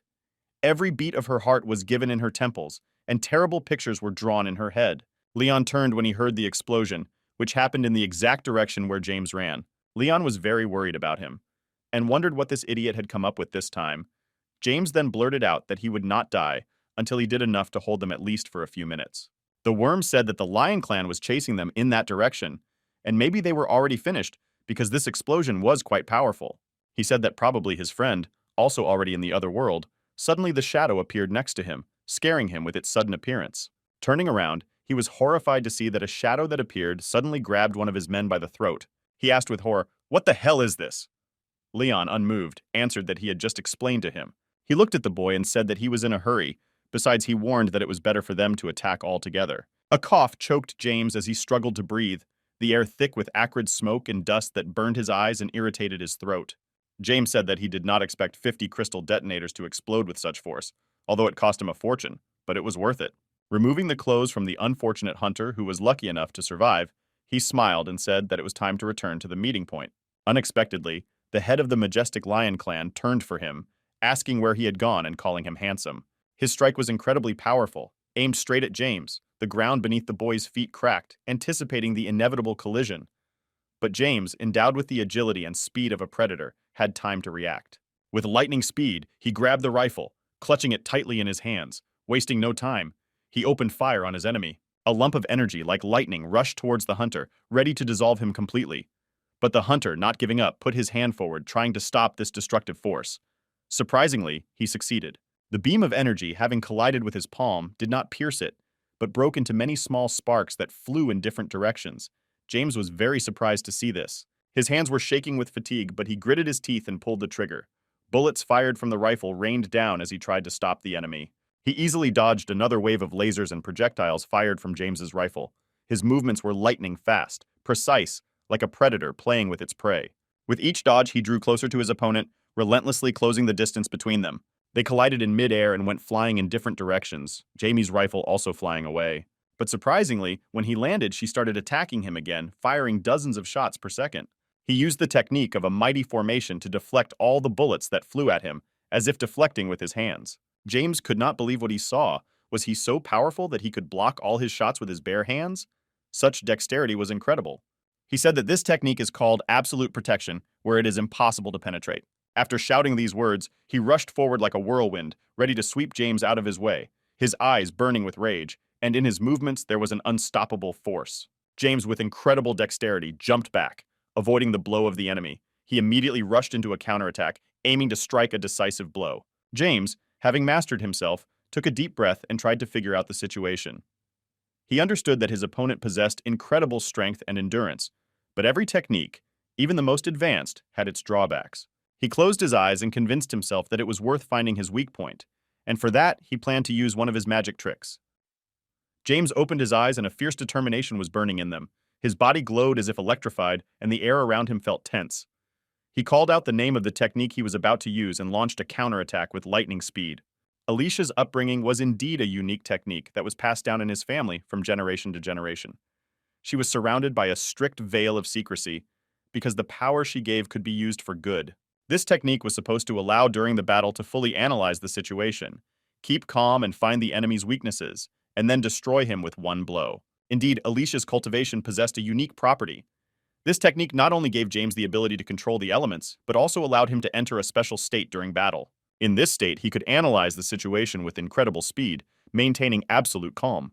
His consciousness became as if crystal clear, and his thoughts were clear and concise. He could see his opponent's every move, feel his emotions, predict his next moves. This allowed him to find the smallest flaws in the enemy's defenses, those weak points that the enemy himself did not suspect. Using this technique requires not only incredible concentration and willpower, but also cold-bloodedness, cruelty, and willingness to take risks. But like any power, Alicia's upbringing carries with it danger, but it was thanks to this that he overcame an invincible opponent, saving his life and freedom. And finally, when the moment was perfect, James delivered a single, devastating blow that decided the outcome of the fight. James glanced at the lifeless body of his enemy, his heart pounding in his chest, and the metallic taste of blood in his mouth. He cast his gaze upon the lifeless body of his enemy and said that he had found his fault and now let him rest. In the end, he said that it was probably very difficult to continuously attack his opponent, but this was his weak link. In the north of the forest, a fierce battle was raging between Lee and Snow Maiden's minions. Lee's owl thicket, once calm and cozy, was now washed by the icy wind and the groans of the wounded. Leia, despite the numerical superiority of the enemies, fought with the fury of a lioness, protecting her friends and her native forest. Each of her blows was precise and deadly, for she knew that the fate of her friend depended on this battle. The Snow Maiden turned to her and said that it must not be easy to be a girl boxer. She added that in the last 200 years, this fighting style has become less popular, and many techniques have been forgotten. The Snow Maiden, shaking her head, said that she had seen a lot in her life and met various martial arts masters, and faced many of them in various fierce battles. The Snow Maiden melted in the air, like spring snow under the gentle sun. In the place where she had just stood, only a puddle of crystal clear water remained. Leah looked around, stunned by the sudden disappearance of the mysterious woman. Suddenly, she felt a strong blow to her back, as if from an ice icicle. Pain as sharp as an ice thorn pierced her back. Leah fell to the ground, writhing in pain. It was the Snow Maiden who sneaked up from behind and dealt a vicious blow. She said that from the very beginning she wanted to let her go, because there was no benefit from her, but a battle for the sake of a battle. It's a waste of time. But she killed all her men instead of my beasts, so she had no choice now, and she had to be punished for it. Leah, barely holding back the pain, rose to her feet.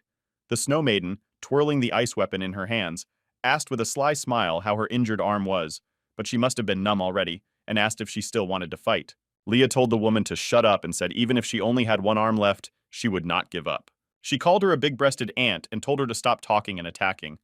These words made the woman very angry. Leaping high, she charged at her, showering Leah with curses. Anger was burning on her face. She said that Leah will now be destroyed, and before her death, she will experience all the most terrible torments. In the depths of the forest, a fierce battle raged. Leon's shadows fought with Worm's men, and the shadows had the undisputed advantage. He was shocked and couldn't understand where these creatures came from and why they were so powerful. He decided that he must get out of here alive and tell others about these creatures. But while he was thinking about it, Leon appeared behind him and jumped on him, trying to attack with his claw. The boy was stunned by his speed. Where did he get so much strength from, he thought. Leon also understood that he had no time for games, and he had to end them right now to help his friends. Leah resisted the Snow Maiden with her last strength. Her injuries were visible, but she did not give up. The hard battle was exhausting her with every second, but she understood that it would not be enough for a long time. This woman could attack from a distance, and she, on the contrary, did not inflict any damage on her if she was at a distance. Leah decided to take a risk and use a new technique. The Snow Maiden, sensing the danger, focused her eyes intently on her, trying to figure out the girl's intention. With a swift dash, Leah rushed at the opponent, sharply closing the distance between them. Her powerful blow hit the target. At this moment, the woman felt that her movements were incredibly fast, and the strength was also at a high level. Leah was beaming with joy. Her plan worked flawlessly. Rushing attacks with powerful strikes kept the Snow Maiden in suspense, giving her no chance to get close. Her jump kicked up another wave of dust as she delivered a crushing blow from below. The Snow Maiden barely had time to deflect as she felt the icy breath of danger. The woman could no longer hold back her anger. Her words spattered with venom, and her eyes burned with rage. The unbearable desire to get rid of this girl tormented her soul. Leah, using her technique again, made a lightning jump and hit her opponent straight in the stomach. She could not stand on her feet and flew away 10 meters, shouting at Leah, calling her a damn child. However, at the moment of collision, the Snow Maiden, with the lightning speed of lightning, managed to release another sharp icicle, which stuck deeply into the girl's leg.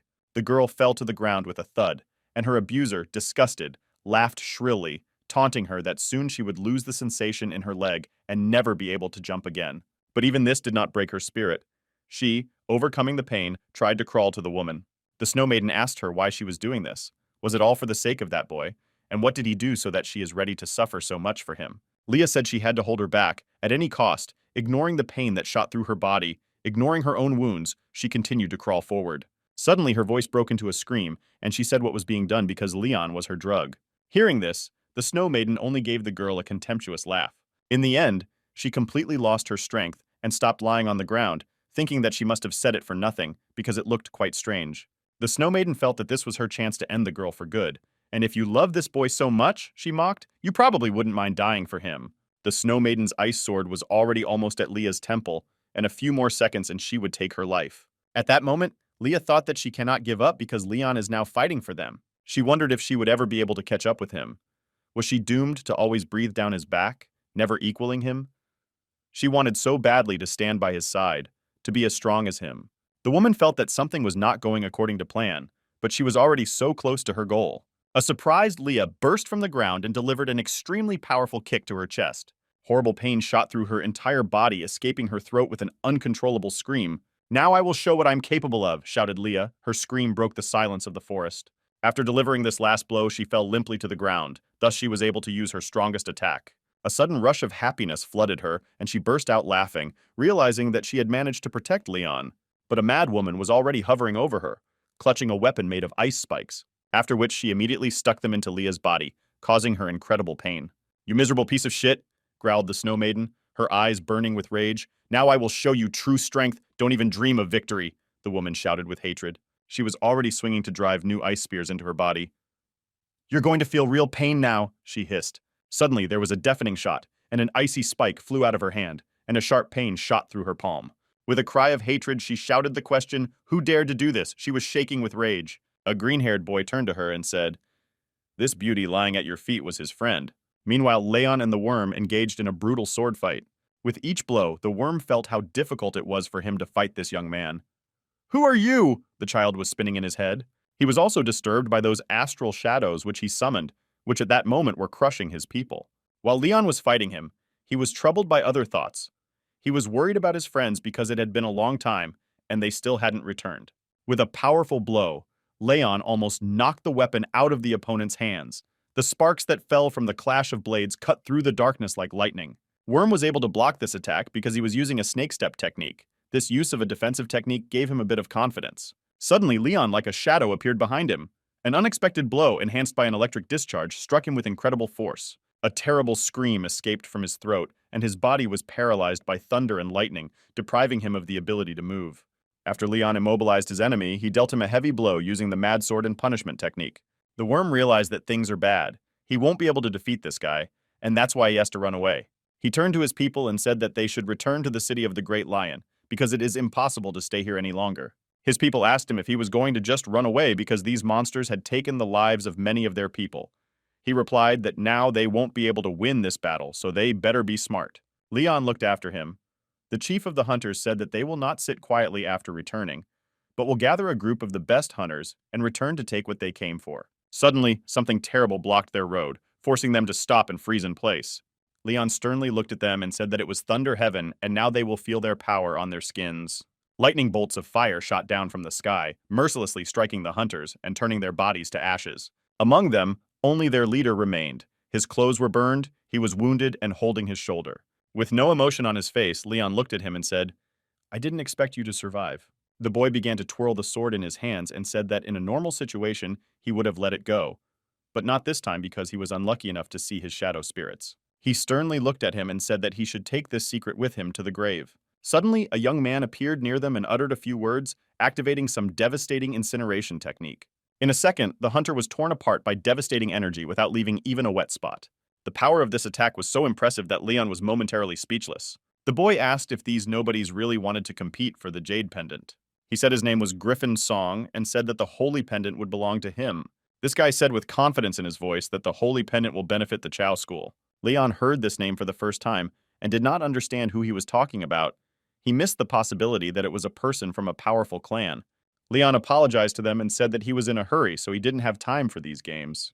This guy clapped his hands and asked if he wants to stick in, warning that he won't let him go. Leon raised his head to see that two of them had taken to the air without using any artifacts. They asked him, maybe he'll change his mind if he doesn't want more trouble for himself.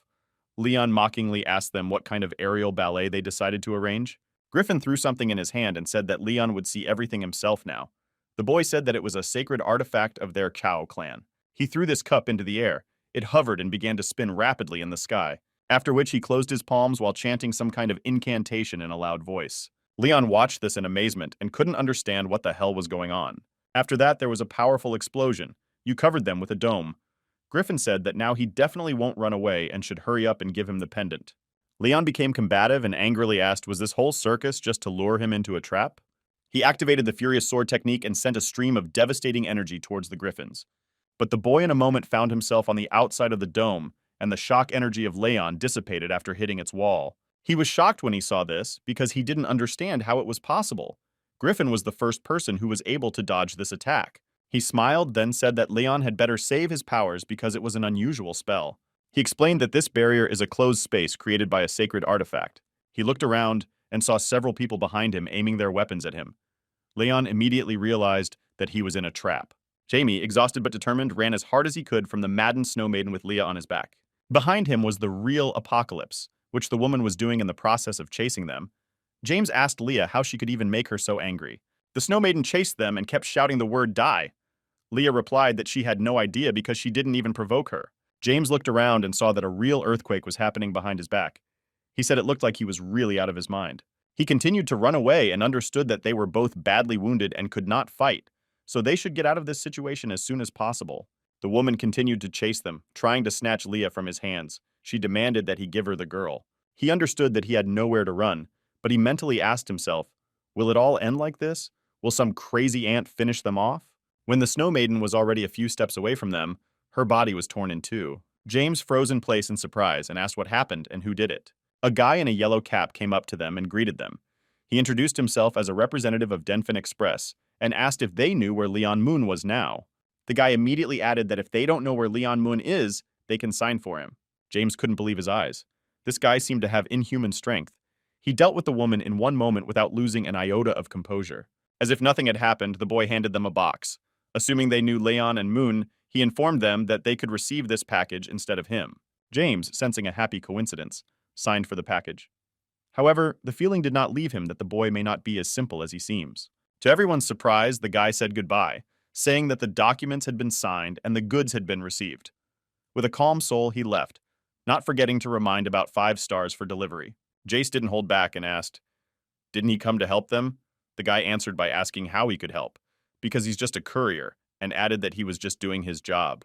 He decided to look at the delivery note and saw that the name of the sender was written, "I will not say," the address was indicated as the Temple of War, and the addressee's phone number was indicated as out of the access zone. Meanwhile, Leon, undeterred, continued to fight his new adversaries. These guys wielded terrifying energy cannons. They fired powerful bursts capable of blowing everything in their path to pieces. Realizing that he could not cope with these formidable opponents on his own, Leon decided on a risky step. He announced the numbers 1 and 2, thereby activating his shadows. In an instant, a bright light lit up the battlefield, and whirlwinds of energy swirled around Leon. Griffin watched it curiously and asked what it was. His eyes widened in horror as he saw before him 2 monstrous creatures emerging from the darkness, their shadow-like bodies pulsing with dark energy, and their eyes burning with an ominous light. Suddenly, a woman appeared next to Leon.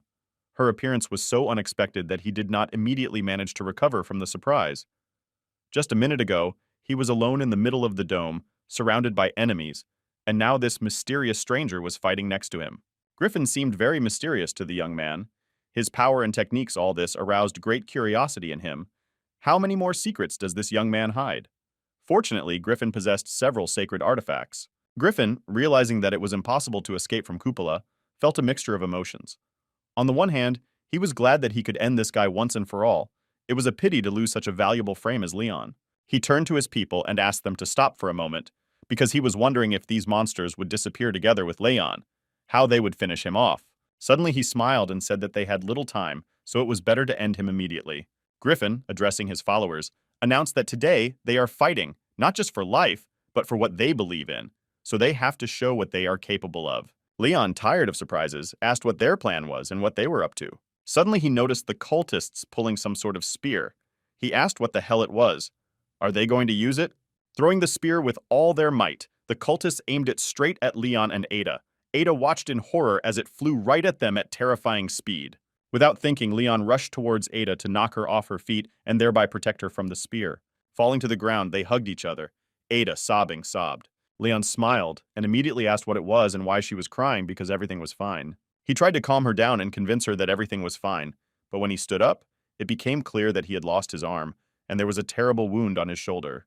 Griffin began to laugh and say that the spear went through like clockwork, enjoying the effectiveness of his weapon. Sobbing from tears, Ada began to say that she had to help him, calling him daddy. Ada's piercing cry, full of pain and pity, broke the silence, reverberating with a loud echo that shook the entire dome. Ada's terrible scream pierced Griffin through and through, making him shudder in terror and feel a cold sweat breaking out on his forehead. Ada instantly rose to her feet, her eyes burning with rage and hatred for her enemies. She looked for the first victim ready to unleash her wrath on her. Without restraining her fury, Ada rushed into battle. She ran up to the one who threw the spear, and with one powerful blow, she blew his head off his shoulders. Ada fought with the fury of a she-wolf, delivering brutal blows that left mortal wounds on the bodies of her enemies. Leon, exhausted and bloodless, was lying on the ground. He couldn't even get up. But seeing Ada, he forced a smile and muttered with all his might that his enemies were worthless snobs. Watching Ada's fierce battle, Leon could feel his eyes slowly closing. The world around him seemed to be shrouded in fog, and a disturbing question flashed through his mind, whether he would die now. From the top of the dome, Griffin watched the scene with a crooked smile. "The poison of the cursed spear is already doing its job," he said. "It is spreading through his body with blood, and soon Leon will be dead." "There is no escape from this cursed spear," Griffin declared, "and death was already in his blood, so Leon can only let go of his soul and quietly die." Ada fought with fury without pity to avenge her father. The Griffin warriors yelled at her to stop, but she ignored them. The Griffin warriors, armed with cursed spears, began to target Ada to destroy her. Gathering the last of his strength, Leon spoke to Ada in a low, pleading voice for her to run and save. Suddenly, Ada was seized with a berserk rage. Her will for revenge was unbreakable, and she wasn't going to give up until she destroyed all her enemies. Suddenly, Ada felt the whistling of flying spears cut through the air. It was not just a weapon, but real magic. This time, a whole flurry of spears flew at Ada, darkening the sky. As if under a spell, Ada froze in place as she watched those bloody blades approach her, ready to pierce her flesh. Suddenly, a strong hand grabbed Ada and dragged her along, saving her from imminent death. It was Leon who was shouting in their ear and asking why she didn't leave, because he ordered her to hide in the astral world. Tears flowed from her eyes, but she told him not to worry, but she won't die. She said that her father taught her. She didn't have time to finish the sentence. But Leon finished the sentence for her, angrily saying never to fall on his knees in front of such worthless people. At the same moment, an explosion of unheard of power rang out, shaking the ground and tearing the silence to pieces. Griffin looked down and asked with a smile why he was still able to move, because he should have died long ago, but this explosion should have finished him off. The smoke cleared to reveal Leon. He let out a loud but unharmed. Griffin saw that Leon was shielded by the shadows with their bodies. Griffin couldn't believe his eyes and wondered how that was possible. The system informed Leon of the destruction of his shadow spirits in battle. Filled with rage, he cast a piercing glare at his enemies and shouted that he would destroy them all. He looked at his shadow spirits and mentally asked for their forgiveness, saying that he would definitely bring them back to life when he was done with everything. After which he took out the cone of holy water that James had given him when they had taken it from the hunter. Every sip of water brought him back to the words of James. He said that a few drops of this life-giving liquid would be enough to save a person on the brink of life and death, even those who had already lost consciousness. Despite the disgusting taste, Leon swallowed the water because it was his only hope of salvation. He didn't know if it would work, but there were no other options. Out of the blue, a pulsating black sphere appeared on Leon's arm, resembling a strange space alien clinging to his body. Indescribable surprise gripped Leon when he saw how his hand began to grow at an incredible speed. "How did you manage to restore your bones so quickly? Did you have holy water with you?" Griffin exclaimed in surprise. Leon felt incredibly strong, full of energy. He did not expect such effectiveness from this unusual water. All of his injuries healed instantly as he warmed up, joy filling his heart. Casting a menacing look at his enemies, he bid them continue with a smile. Rushing into battle, he scattered the enemies like small insects, inflicting powerful blows on them. Stopping for a moment, he looked at his hand in surprise. Did it seem to him, or did it really become more flexible after healing? Leon noticed with surprise. Suddenly, a spear thrown by one of the attackers whizzed past his head, almost cutting it off, but Leon, successfully dodging, avoided death. Thanks to his lightning reaction, he not only dodged the spear, but also managed to catch it and throw it back. A spear thrown in return pierced the chest of the one who threw it, dealing a fatal blow. Seeing this, Griffin could not believe that Leon was able to catch the cursed spear in flight. He angrily shouted that it was impossible. This time, Leon was already convinced that he was not only able to heal with the help of holy water, but also became much stronger. It gave him confidence that he would not lose this battle. Now he had to find a way to break the barrier and get out. Remembering his teacher Anthony's words, he realized that no matter what spells were being used against him, his task was to use the power he was given and combine it with energy correctly. Its purpose is to find a weak point, a gap in the opponent's defense, because that is where the strongest blow should be struck. Having turned into an astral form, he turned to Griffin. "You can't run away from me. Now I'll show you real power, not pathetic tricks," Leon said angrily. His speed was amazing. Rushing past a squad of hunters, he inflicted terrible wounds on them in a second. Given several ways to get out of the dome, he chose only one because his power was limitless. He rushed along it with incredible speed to various points inside the dome began to explode. Griffin, not understanding what was happening, wondered why he was rushing from one point to another. Leon paused for a moment, but thought that finding weak spots would not be so easy. Suddenly, he heard the whistling of bullets coming from outside. He looked around to see where the shots were coming from. He saw a hole in the left side of the dome and was very surprised by it, not understanding how it could happen. He smiled and then said that he hit the bullseye. James added that he could only help at this stage, and then the boy had to fend for himself. Leon, seeing that everything is fine with his friend, sighed with relief.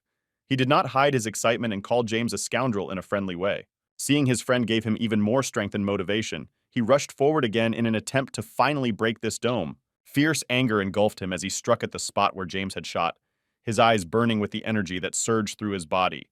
The crack in the dome was growing, and Griffin was doing his best to focus the energy and keep it intact. Leon, like a demon, broke free from the trap, like a wild animal from a cage. His cry sounded like an oath. "This will be your last lesson, Griffin," Leon shouted frantically. Griffin was overcome with terror and he fell into a stupor, while Leon turned into a true berserker, filling his soul with terror. A terrible smile twisted his face and the power grew without limit. Griffin's people, horrified, begged their lord to intervene because this guy, like a ticking bomb, was terrifying. Finally, he made his way out, breaking the wall of the dome and stumbling out of it like a lion from a cage. Leon gave them his demonic Griffin look and said that they have met and now he can say goodbye to his life.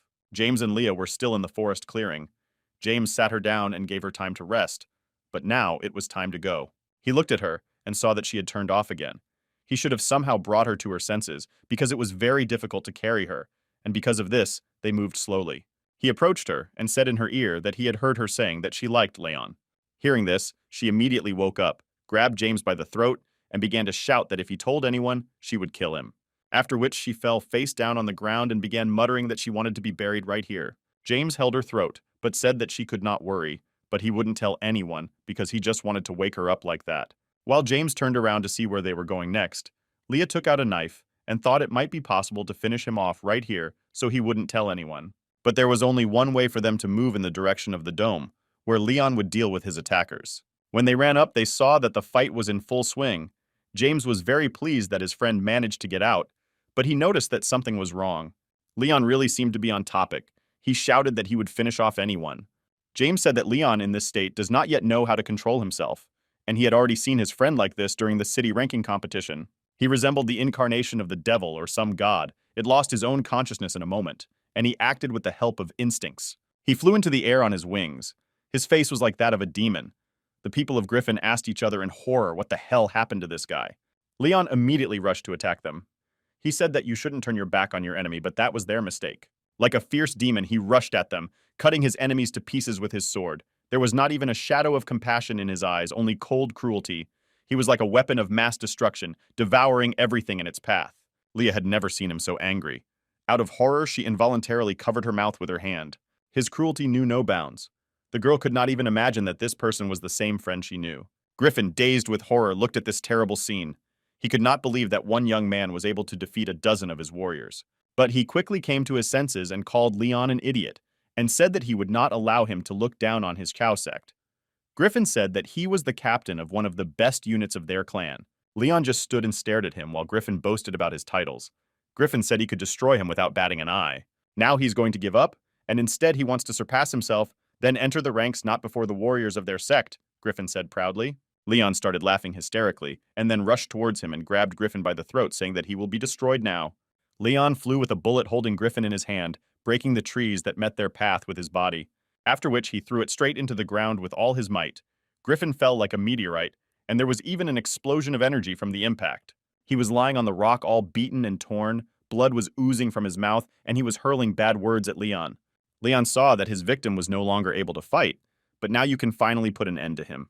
The energy blade cut through the air, striking the Griffin with a crushing blow, the blast wave that accompanied the impact shattering the rocks into pieces. James and Leah just at that moment ran to the place where Leon finished off Griffin. James was extremely impressed by what he saw, and said that Leon seems to have really changed a lot. Leon hung in the air like an angel of death. James asked if a normal person was able to grow in strength like this in such a short period of time. Seeing his friends, he rushed down from the sky straight towards them. His eyes still burning with the red light, he was a demon and shouted that everyone must be destroyed. Leah was scared and asked if he was going to destroy them too. She screamed and begged him to stop. As he furiously flew at them to attack, Leah begged him to come to his senses as they were friends. She closed her eyes and cried, begging him to come back to her. But suddenly, when he was already very close, James stopped him in flight with a deafening slap. He asked what it was Leon left because it was already late outside, and he is making so much noise here, Leah. At that time, she was in shock and did not understand if it was real or if it was a joke. Leon fell to the ground and immediately fell asleep. Was one slap enough to stop him? Leah asked in surprise. It is impossible to scream at him, but this method works without fail, explained James. It was a large archive of the Musicians Guild. The man looking at the screen said that unfortunately one name was missing, and added that Leon had really caused them a lot of trouble. One of his assistants came to him. He addressed the man calling him the president and said that several clans had sent letters with the latest news. The president was contacted by a man who called him Tutor and said that this guy destroyed a whole squad of his people, and now he demands an explanation. Tutor said that he had nothing to explain because it was his people who wanted to take some relic from this guy, but they were weaker and lost in this battle. Whereupon he asked what they were now going to do with his star, to which he received no answer. The president said that he thought so, then asked if they had any other questions, and added that if they were going to continue to pursue Leon, he would not stop them. Another man, who also took part in the conference, answered that you can't forget about it, because even the Chao sect could not withstand a confrontation with him, but none of them is unworthy to become part of a secret clan. They said with envy that Tutor managed to find a beautiful sapling and now you can grow a real miracle from it. Why did he smile? When Leon woke up, he was met with a displeased look from Leah, who seemed to be watching him while he slept. Disgruntled, she asked him what happened to the people from Chao, and immediately reminded him that he destroyed them all, and then attacked them, and she and James barely managed to deal with him and were extremely scared. Leon looked like a guilty child and asked her if they were all destroyed. Suddenly he jumped up and started running somewhere. His friends asked him in surprise where he was going. He found what he was looking for. It was an artifact that Griffin used to create the dome. Leon smiled and told his friends that it was a sacred artifact that, judging by everything, would now belong to him. He ran among the bodies and searched them, finding various interesting artifacts in their pockets. Leon said that they should take everything and leave. James said that it seems that he already feels very good if all his thoughts are only about making money. Leon said that it is also worth taking cursed spears. When James heard about these spears, he was also interested and wanted to get one for himself. Leah was very angry with the boys at that time, because she did not like it all. Unexpectedly, James received a message from his system. It reminded him that he needs to check his mail more often. Suddenly, James shouted very loudly, which scared Leon, who even jumped away from him. James was incredibly happy and said that he seems to have become rich. Leon reminded him that his family is already the richest clan, but if he says that he has become even richer, he will believe it. He said that on the internet, some guys created an opportunity to bet on whether Leon would survive various tests, and he bet 100 million on him. And also all the major sects issued an official notice that the hunt for him and the jade pendant had been stopped. James showed him some kind of electronic receipt and said that the chance of winning any gambling game is from 1 to 300, but he won 30 billion. Leon laughed and said that 30 billion is very cool. Leon suddenly grabbed James and furiously began to spin him, breaking his arms and legs. "You pathetic fool," he shouted. Because when he was on the verge of life and death, James only thought about money. Leah asked the guys to stop, because she was afraid that they would hurt each other. Leon shouted that it was just worthless money, and how did he dare to bet on such a thing? Then Leon himself decided to check how many people bet on his victory, and saw that only 6 people believed in him. All the others bet that he would be destroyed. He said that he felt like the whole world was waiting for him to die. He saw that all those who bet on him and won were his friends. It touched him, and he thought that they really were the best, and he is very glad that he had such friends. It was the Priest Continent, and which housed the headquarters of Clown Chow. Your guys were discussing what happened recently with their squad, and Leon, they were also discussing their master who has become very hot-tempered lately. One of them said that their master sent Griffin, who was his favorite student, to this slaughterhouse only so that he could gain the necessary experience for himself and become stronger. Their master was very shocked to lose his best student, and for the past few days he shut himself in his room and didn't talk to anyone. He couldn't understand how Griffin could lose. Didn't he use all his strength? He had a desire to personally see the one who took Griffin's life and to find out if he was really that strong. The boys and Leah finally got out of the woods. The first thing they did was find his car, and James gave Leon new clothes because he was almost naked. James asked Leon if he fits him in size. He replied that he was a little tight, but he did not expect that James would turn out to be so thin. James explained that these were new clothes that the courier recently delivered to him. Leon exclaimed in surprise, "How did the courier get here? Even birds don't fly here." James said that it was an unusual courier and a courier from the Temple of War, and there is no corner of the earth where he could not make a delivery. He said that in fact they were lucky to learn about this organization. Otherwise, they would be sitting in dirty rags. It was an unusual organization because an ordinary courier would not be able to deal with the head of a gang of hunters in 1 second. Leon said that he did not quite understand what it was about, but he was very glad that everything was fine with them. James asked what kind of letter it was. Leon replied that it looked like a greeting letter from the Temple of War. Leah said that this letter is what he needs most now. Leon thought that she was joking and replied that he himself does not know what he needs. She smiled and said that he did not understand because it meant that the most powerful shadow organization in the world was behind him, and it was a country estate where the Leon family lived. A group of unknown people visited there, and one of the guards, when he saw them, said that they had no right to be here. The uninvited guest immediately grabbed him by the collar and ordered him not to interfere with them underfoot. Suddenly, the owner of the house, Mr. Moon, appeared. He shot into the air and sternly asked the group of men for what purpose they had come to his house. They said that they were ordered to take the Leon Moon family to the Temple of War. Leon asked his friends what the most powerful shadow organization in the world means. His friends explained to him that when someone is chosen as the master of this organization, his family immediately finds himself under the protection of the Temple of War. Leah explained that it looks like his family will fall under the implementation of this program, and they will be transported to the Holy Temple where it will be absolutely safe, and the risk of foreigners entering its territory has been excluded. James said that people who are in the Temple of War do not interfere in politics. All they do is martial arts, and it still annoys the rulers of the secular state. Leon took another look at the invitation and said that it sounded very interesting. James got exactly such a letter. He said that he had received it a long time ago but never responded to the invitation. Leah angrily asked him that he was stupid, and who would let him into the Temple of War anyway? Leon just decided to give him one cursed spear, reminding him that he wanted to take it for himself. He said that he found something else interesting and wants to give it to Leah. It was the purification of sacred pearls that will help her improve some skill or talent. They asked why he wanted to give them such valuable things. Leon said that he could not offer them to unite because this time it was very dangerous, and the next foray could cost lives, but said that he was very grateful to them for their help, but did not hint that they should say goodbye. James was very displeased to hear this, because they had promised each other a long time ago that they would act together and help each other to prevent this from happening. After which he kindly hit him on the head with a spear. Leon asked why it hurt so much.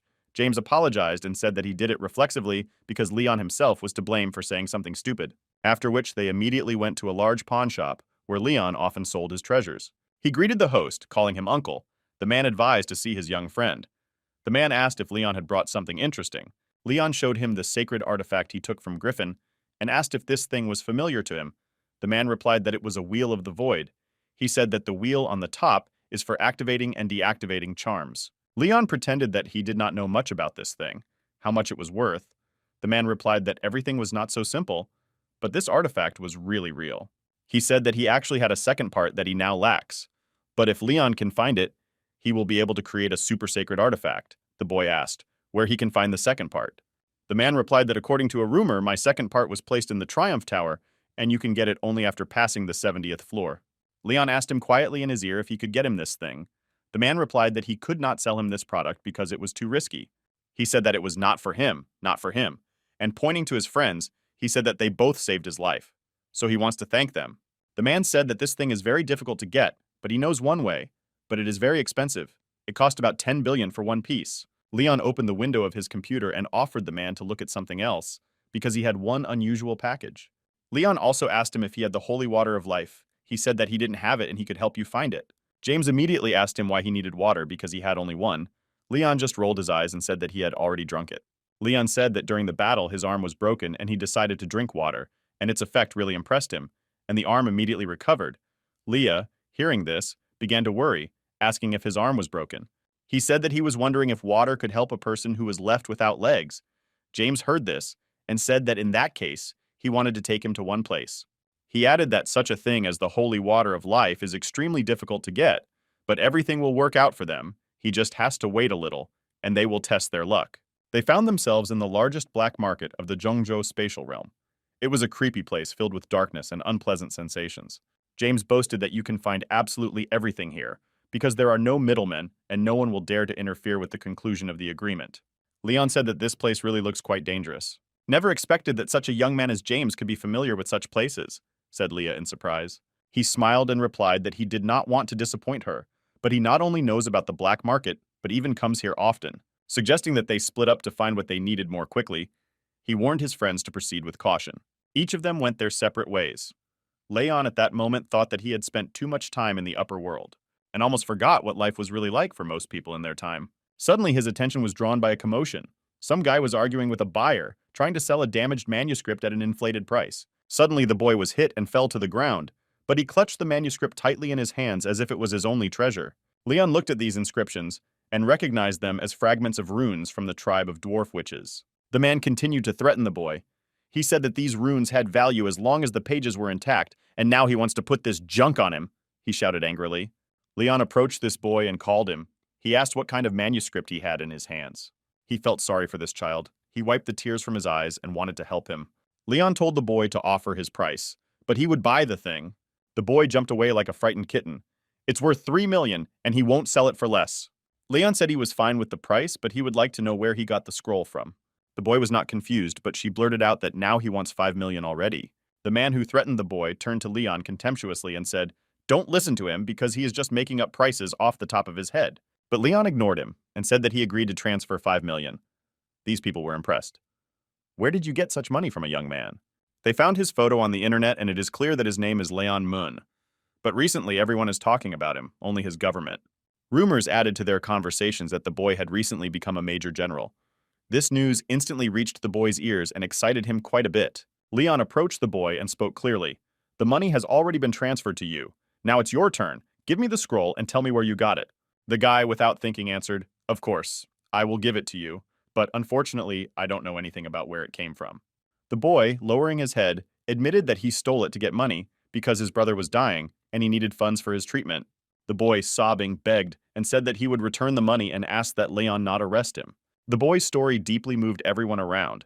Even the man who beat him admitted if he knew what this boy went through, he would never have raised a hand against him.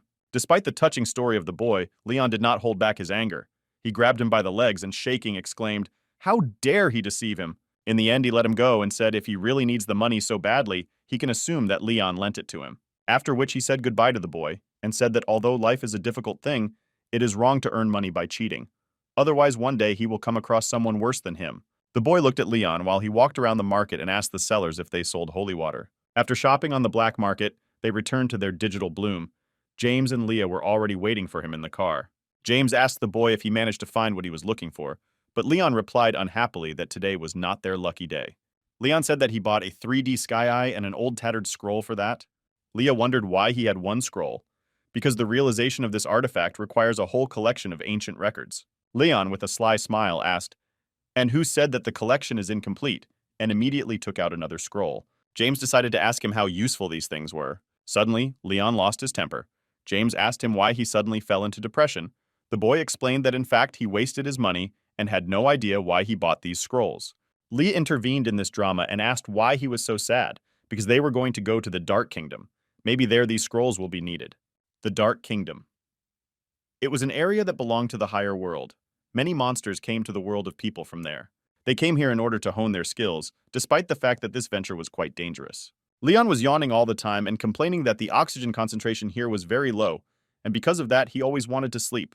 James said that it was time to complain because they had almost reached the area they needed. He pointed to the mountain ahead and said that it was the central point of the Dark Realm. Leon fell to the ground and began to complain that he could not walk anymore because he was tired and told his friends to carry him. James growled that Leon was behaving like a small child and he was not going to carry him, let him get up and go on his own. The cars arrived. James scared this unknown guy, so he pulled out a gun on him weapon. It was Bruno. The guy replied that you shouldn't be nervous, but everything is fine, because he is his own.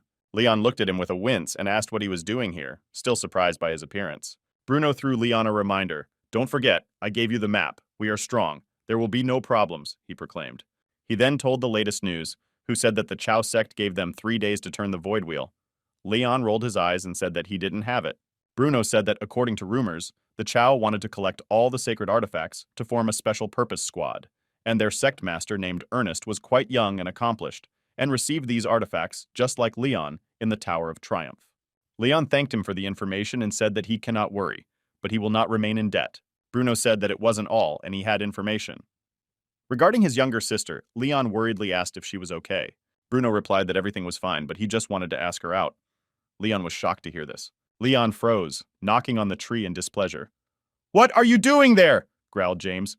"Do not disturb," snapped Leon, and said that he was in a bad mood and wanted to kill someone. Leon growled that he accepted Bruno as a brother, but he decided to keep an eye on his sister instead, and added that he was against it, and Bruno could forget about it. Bruno said that he behaves like a child and even fights like a child. Leon growled that he should leave him alone. They continued walking through the forest clearing. Suddenly they heard some noise in the bushes, and in a moment a huge golden snake appeared in front of them. The snake did not have time to blink an eye as it received a powerful blow. It was Bruno who struck it with a heavenly demonic emperor dragon. Bruno landed on the ground and reminded his friends to be more attentive because this forest is full of such monsters, but they can't relax. Leon remembered lectures from the university where it was said that there were several groups of large, high-level beasts that were considered shadow spirits. They continued walking through the forest. Leon, meanwhile, mentally addressed the system and told it to resurrect Shadow Number 1 and Shadow Number 2. The system informed that it would take 2,000 points to do so. They stopped at a small halt.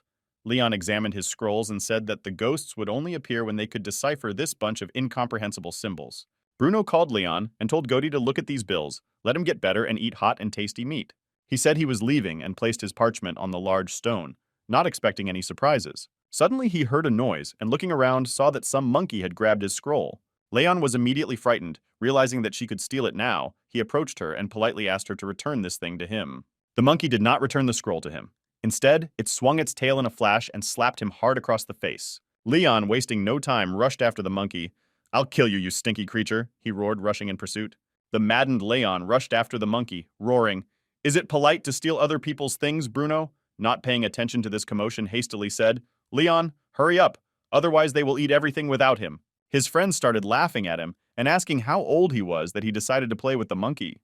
Caught up in the pursuit of the monkey, Leon did not notice how he found himself at the majestic waterfall. Jumping from stone to stone, he gambled trying to catch her. The monkey annoyed Leon so much that he couldn't hold back and threw his sword at her. The sword whizzed through the air and landed right in front of the monkey. Frightened, she released a scroll from her paws. The monkey, releasing the scroll, disappeared in a flash in the raging water of the waterfall. This strange act intrigued Leon. He assumed that a secret cave might be hiding behind the waterfall. And indeed, behind the waterfall was a cave. Leon stepped into a dark passage. Leon had been walking through this dark cave for a long time, getting deeper and deeper.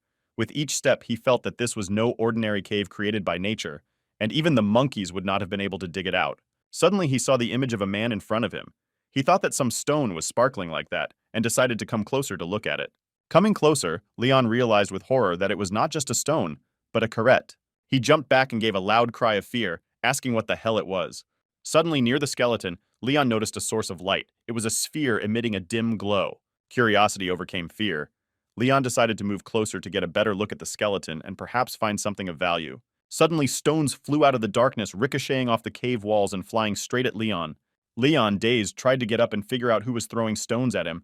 Suddenly, he felt something hairy and heavy landing on his face. He immediately pushed the creature away. He moved to the wall of the cave, calling the creature an asshole and saying that it hurt. Suddenly, Leon saw a huge monkey in front of him. She was wearing a strange mask and an even stranger outfit. This creature pulled off its mask and Leon could clearly see that it was a baboon.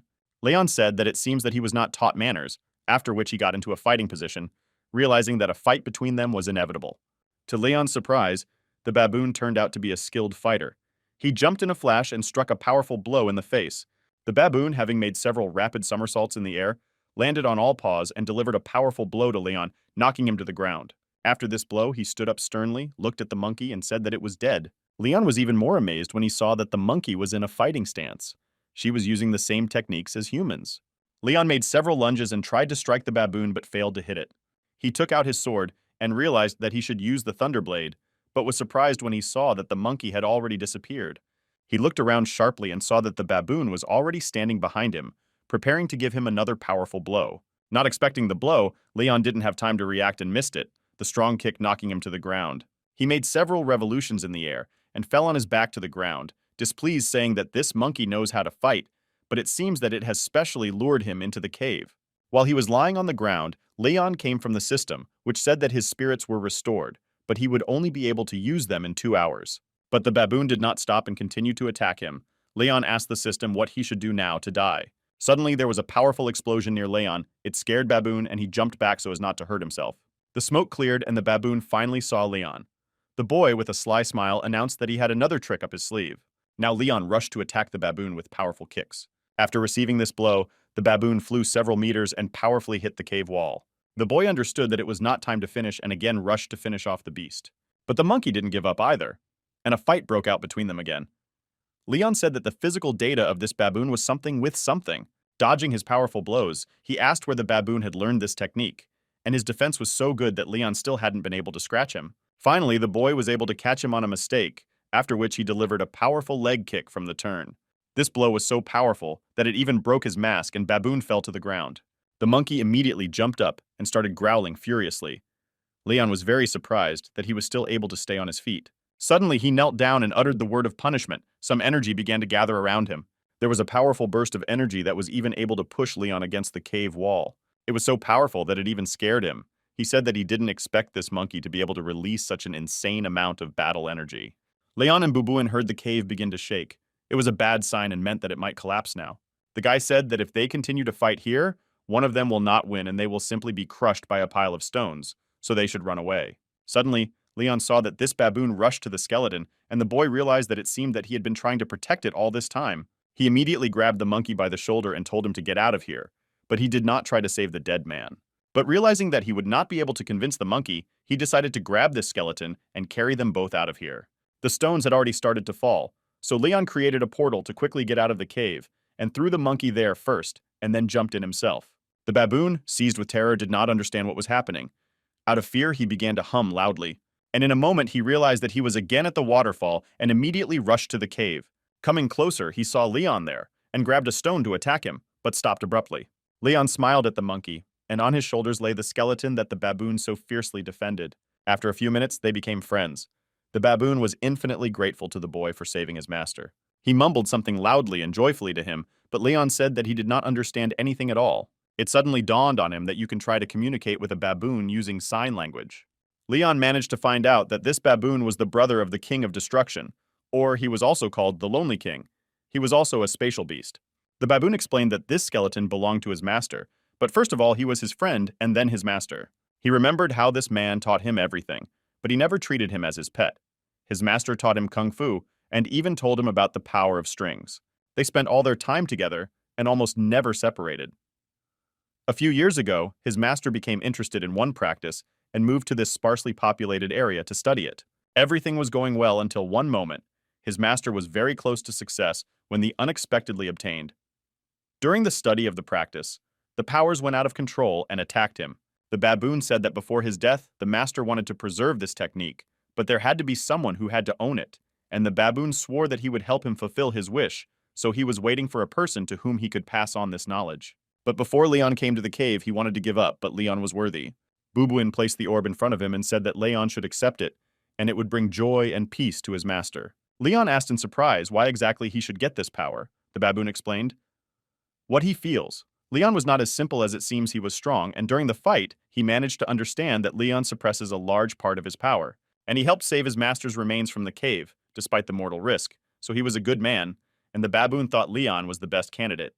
The boy sighed and said that in that case he would accept his gift. The baboon did not even expect that he would agree, and was very happy about it. Leon took the sphere more seriously and looked around. Baboon asked with surprise, "Is he going to practice right now?" He replied, "Why not, until the baboon can see with his own eyes what this practice looks like in action." The monkey was very confused and said that the master had spent several months studying this technique, and in the end he could not finish it, even understand its principle. And Leon wants to do it in such a short time. But judging by Leon's look, he understood that this guy was very serious, and his eyes said that he was ready. Leon turned to the system and asked to scan this relic.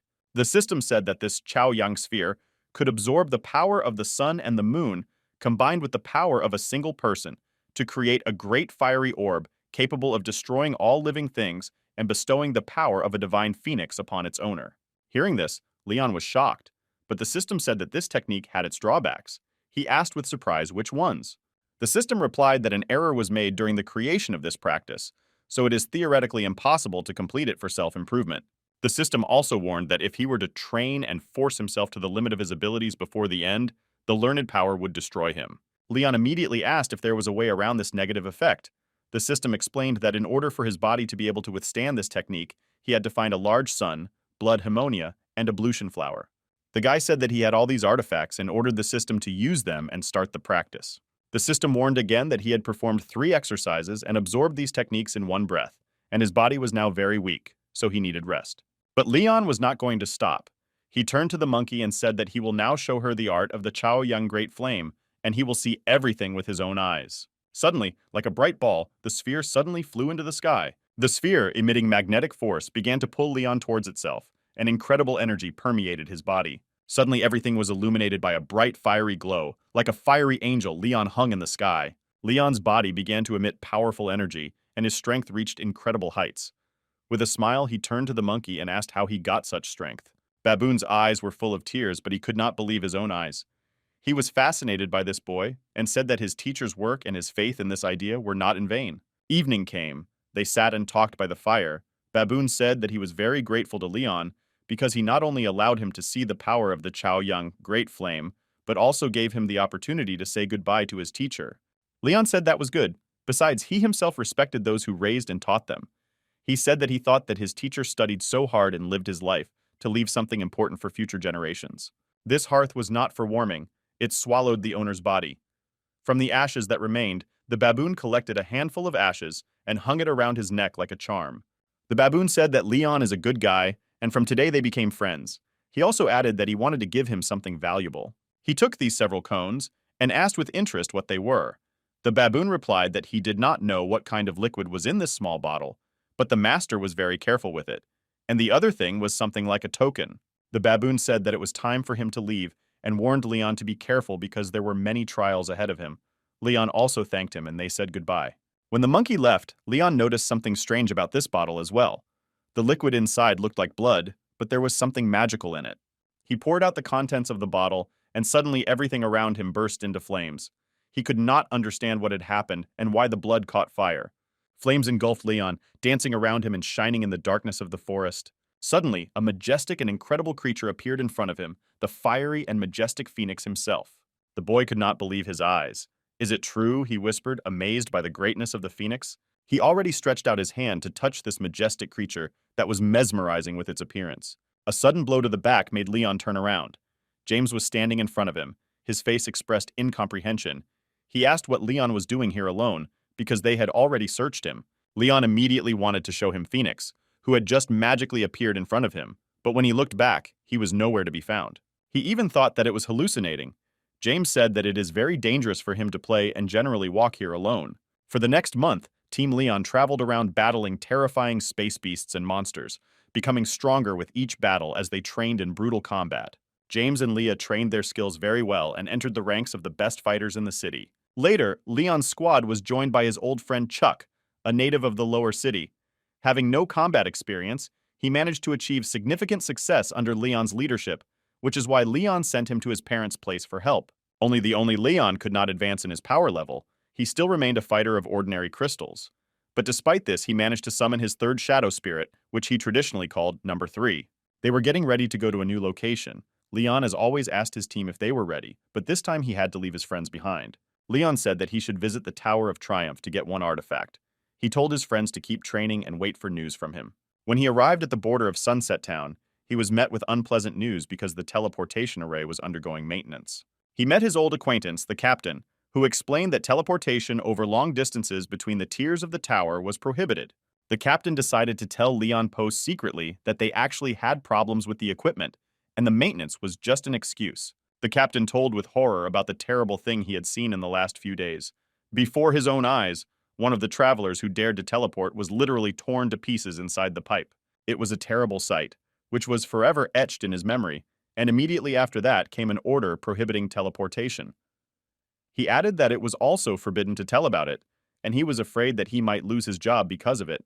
Leon gave the captain a token and said he could take it to find a manager named Chuck in the Mun family headquarters, and he could give him a safe job and finally spend more time with his family. The captain said that he was incredibly grateful to him for such kindness. Leon smiled and said that he should not be thanked. The captain also advised the boy that to begin with, he could go to Vegas City. There is another independent teleportation array, maybe he could use it there. Leon decided to listen to the captain's advice and immediately went to Vegas City. There was a very elaborate local architecture. Besides, a large statue of the master of the city greeted everyone who arrived at it. Leon rolled his eyes and said that putting his statue at the city gate is too much. While Leon was looking at the statue of the Lord of the City, a girl approached him and said that one person wanted to invite him to have dinner together. He looked at her with surprise, not understanding who this person could be because he was the first in this place and did not know anyone here. When the woman explained everything and said that the Lord of the City wanted to meet with Leon, he remembered the conversation with the captain, who said that the Lord of Vegas City was a legend. At first, this woman was an ordinary seamstress, then she earned money from her craft. But one day, a strange power awakened in her, thanks to which she was able to become a holy warrior of the city. Despite the drastic changes in fate, the girl did not forget about the difficult past. She called herself a holy warrior seamstress, combining her faith and craft in this name. His friend also mentioned that this city was the friendliest among the 7 main cities of the country. Already sitting in the car, the guy asked the woman why the city lord needed to look for his little-known boy from a foreign land.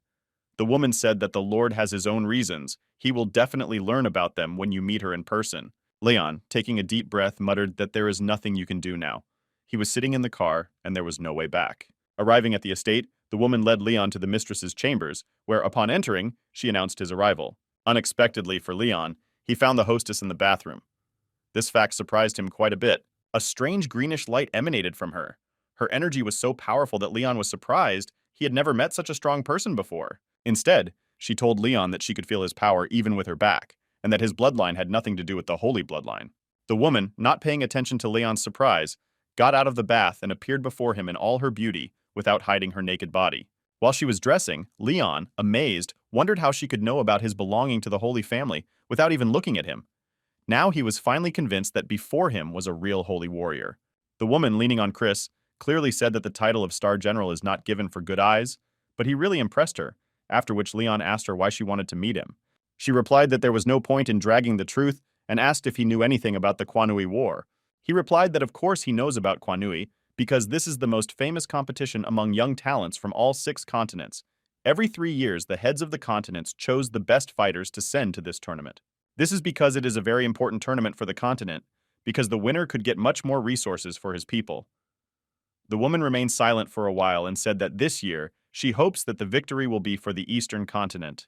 She said that now the whole world will know about his name. She was extremely surprised to hear it. Leon began to ask why him because it was none of his business. She explained that this year the situation was special. The energy of the earth was abnormal, and this had never happened before. Then, told that big changes could happen in the near future, Leon thought that it was not surprising. But it explained why there were problems with teleportation arrays. She said that this year the heads of the guild are determined to select the strongest fighters in order to prepare them for future competitions, and the restrictions on the number of participants will also be removed. The woman reported that Leon and she were ordinary people. They did not come from rich families, so her view of his future is quite optimistic. They believe that he will be able to achieve great results and benefit the continent. That sounds pretty interesting, Leon muttered, though he wasn't sure if it fit into his plans. She said she would give him time to think, and with a wave of her hand, she ordered her assistant to lead him to the teleportation array. Eventually, Leon arrived at the Tower of Triumph. He saw that there was an incredible crowd of people there, and decided that it was better for him to stay away. He put on a hood so that no one would recognize him, and started to make his way through the crowd. While he was making his way through the people, he heard conversations in which people were discussing their bets. One of them said that he wanted to bet on Lin Shuang. Hearing this name, Leon immediately listened. The boys discussed that this girl was the only student of the legendary Holy Warrior, and therefore possessed incredible power. Also, people discussed that this time many masters arrived at the tower, among which were the strongest fighters of the continent. But they were sure that Lin Shuang would be able to surpass them all. Leon approached them and decided to ask what is happening here and why so many people have gathered. The man smiled and asked if he didn't know about such an event. He said that Ernest Ching from the Chao sect had recently decided to challenge Leon Moon and announced that he would capture the 70th floor of the Triumph Tower before him and take all the rewards before Leon Moon. Leon began to get angry because again, he will be the last to know everything, some guy challenged him, and he still doesn't even know anything about it. He decided to check his mail, but it turned out that there were a bunch of missed letters, which were about this challenge. The guy said that there were a lot of people who wanted to take part in this challenge to reach the 17th floor, and they went to the tower yesterday, and Leon never showed up, after which one of the guys began to suspect something and asked if it was he as Leon Mun. He said that they had confused him and decided to get out of there as soon as possible. Leon thought that since many people had already entered the tower yesterday, he should hurry. After a few minutes he was back in the tower. He was curious to know how strong the new members were, and he had to try his best to catch up with them. Leon said that he could now officially use his new shadow, and his entire shadow squad appeared at once to help him get to the 17th floor as quickly as possible. Ada and Shadow Number 1 were also restored, but their eyes were burning with lust for battle, and Leon began to call them the Leon Mun Golden Army. A man lit a cigarette and took a nice drag. It had been 2 days since the participants had entered the tower. Viewers eagerly wanted to know some information, but there was no news. The rating table was still not updated. Suddenly, the table was updated and they saw that Ernest Ching had reached the 45th floor. He had many fans, so they were sure that he could easily reach the 70th floor. Only a day later, the sensational news spread all over the media, where it was said that Ernest had reached the 66th floor of the Tower of Triumph. Many did not believe in his success and bet against him, losing considerable sums. Many people from the Chao sect came to support their master and closely followed his progress in the tower. Of course, Ernest was not alone on this path. He was followed by other daredevils, striving to conquer the tower. The tension grew with each new floor, because the intrigue surrounding the winner became more and more intense. Meanwhile, in the tower, the concrete floor cracked like paper, and the walls crumbled under the blows of the monsters. Their fury raged, destroying everything in its path. Ernest, narrowly avoiding the deadly blow of the monster, quickly fell to his feet. He looked intently at the battlefield, feeling his heart beating in his chest. Finally, he reached the 700th floor. A terrifying sight appeared before Ernest. A gigantic octopus-like monster towered over him, its body pulsing with terrifying power, emitting destructive energy that crackled through the air. The monster snarled hideously, its tentacles circling, looking for prey. Ernest felt fear grip his heart, but he could not retreat. The monster began to approach him, but he put his hand out in front of him and directed a ball of flame at the monster. Gathering all his strength, Ernest rushed at the monster. He roared, swinging his arms, and punched the monster in the eye with incredible speed. An emergency message appeared in the news, welcoming martial arts star Leon Mun from the Zhongzhou continent. This news thundered all over the world because he successfully reached the 70th floor of the Tower of Triumph and became the first who was able to reach such an incredible level. This message also sounded for all the other participants who were inside the tower. Ernest, hearing this message, turned around and asked, "What the hell?" Ernest was distracted for a moment, and the monster, although it seemed to be finally defeated, still had the strength for one last desperate blow. The monster's blow was so strong that Ernest was immediately stunned. He felt his body lose consciousness as he was pushed against the wall. Ernest lay on the floor, clenching his jaws in pain and despair. His body was wounded, and his dream of victory shattered. He could not believe that this happened because this artifact from the tower was supposed to reach him. Meanwhile, Lin was also fighting the squid on the 70th floor, and upon hearing this message, she smiled and said that Leon still did it. She was amazed that he had managed to grow to such a level in just a few months. The audience was really delighted. They couldn't believe it because Leon entered the tower last among all the participants and was the first to pass it. When he came out of the tower, everyone saw him and held their breath. People started shouting that this is the same guy that was just mentioned in the message. He was the first person to receive the sacred artifact from the 70th floor of the Triumph Tower. Leon was surprised to say the least, because he thought that he managed to hide his name in the table, but this situation was not at all to his liking. Suddenly, a circle of flames appeared around him, which restricted his movement and did not allow him to escape. Members of the Chao sect immediately ran up to Leon and said that they offered him to solve everything quickly. They said that they needed to take from him 2 artifacts from the Tower of Triumph that he had just received. Their leader added that they would not remain in debt as an equal exchange. They would give him the corresponding spar. People were discussing that the northern elder of the Chao sect had personally come here, and it was very unusual because he never appeared without an important reason. Besides, he was Ernest's teacher. Leon showed the elder the middle finger and said that he will not give them anything, but they can try to get this artifact on the black market if they need it so much. The elder of the Chao sect looked sternly at Leon. His eyes blazed with a harsh light, and inevitability was felt in his voice. He said, "It seems that there will be no peace talks." With these words, he raised his hands and a vortex of flames erupted from his palms. It was a terrifying technique known as the Great Fire Strike, capable of destroying everything in its path. Leon felt the terrible heat closing in on him.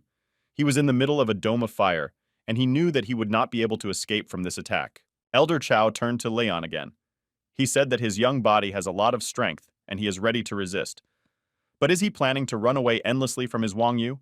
After which he again began to demand the handover of the artifacts. Leon picked up his hood as he prepared to take it off, and asked irritably if everyone in their sect got such a kick out of these damn traps. Leon, looking sternly at the elder, said, "Didn't your mother teach you that playing with fire is bad?"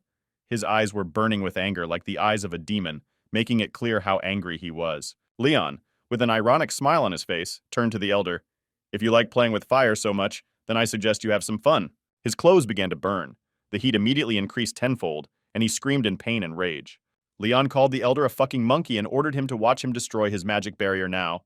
He held out 2 fingers in front of him and gathered the flames that surrounded him into his chest, then released them towards the sect's enclosure. Seeing this, they were extremely impressed by his power. In addition to the fact that he could block the heat, he was also able to subdue this fire on his own. Leon, surprised and disappointed, shouted, "What the hell?"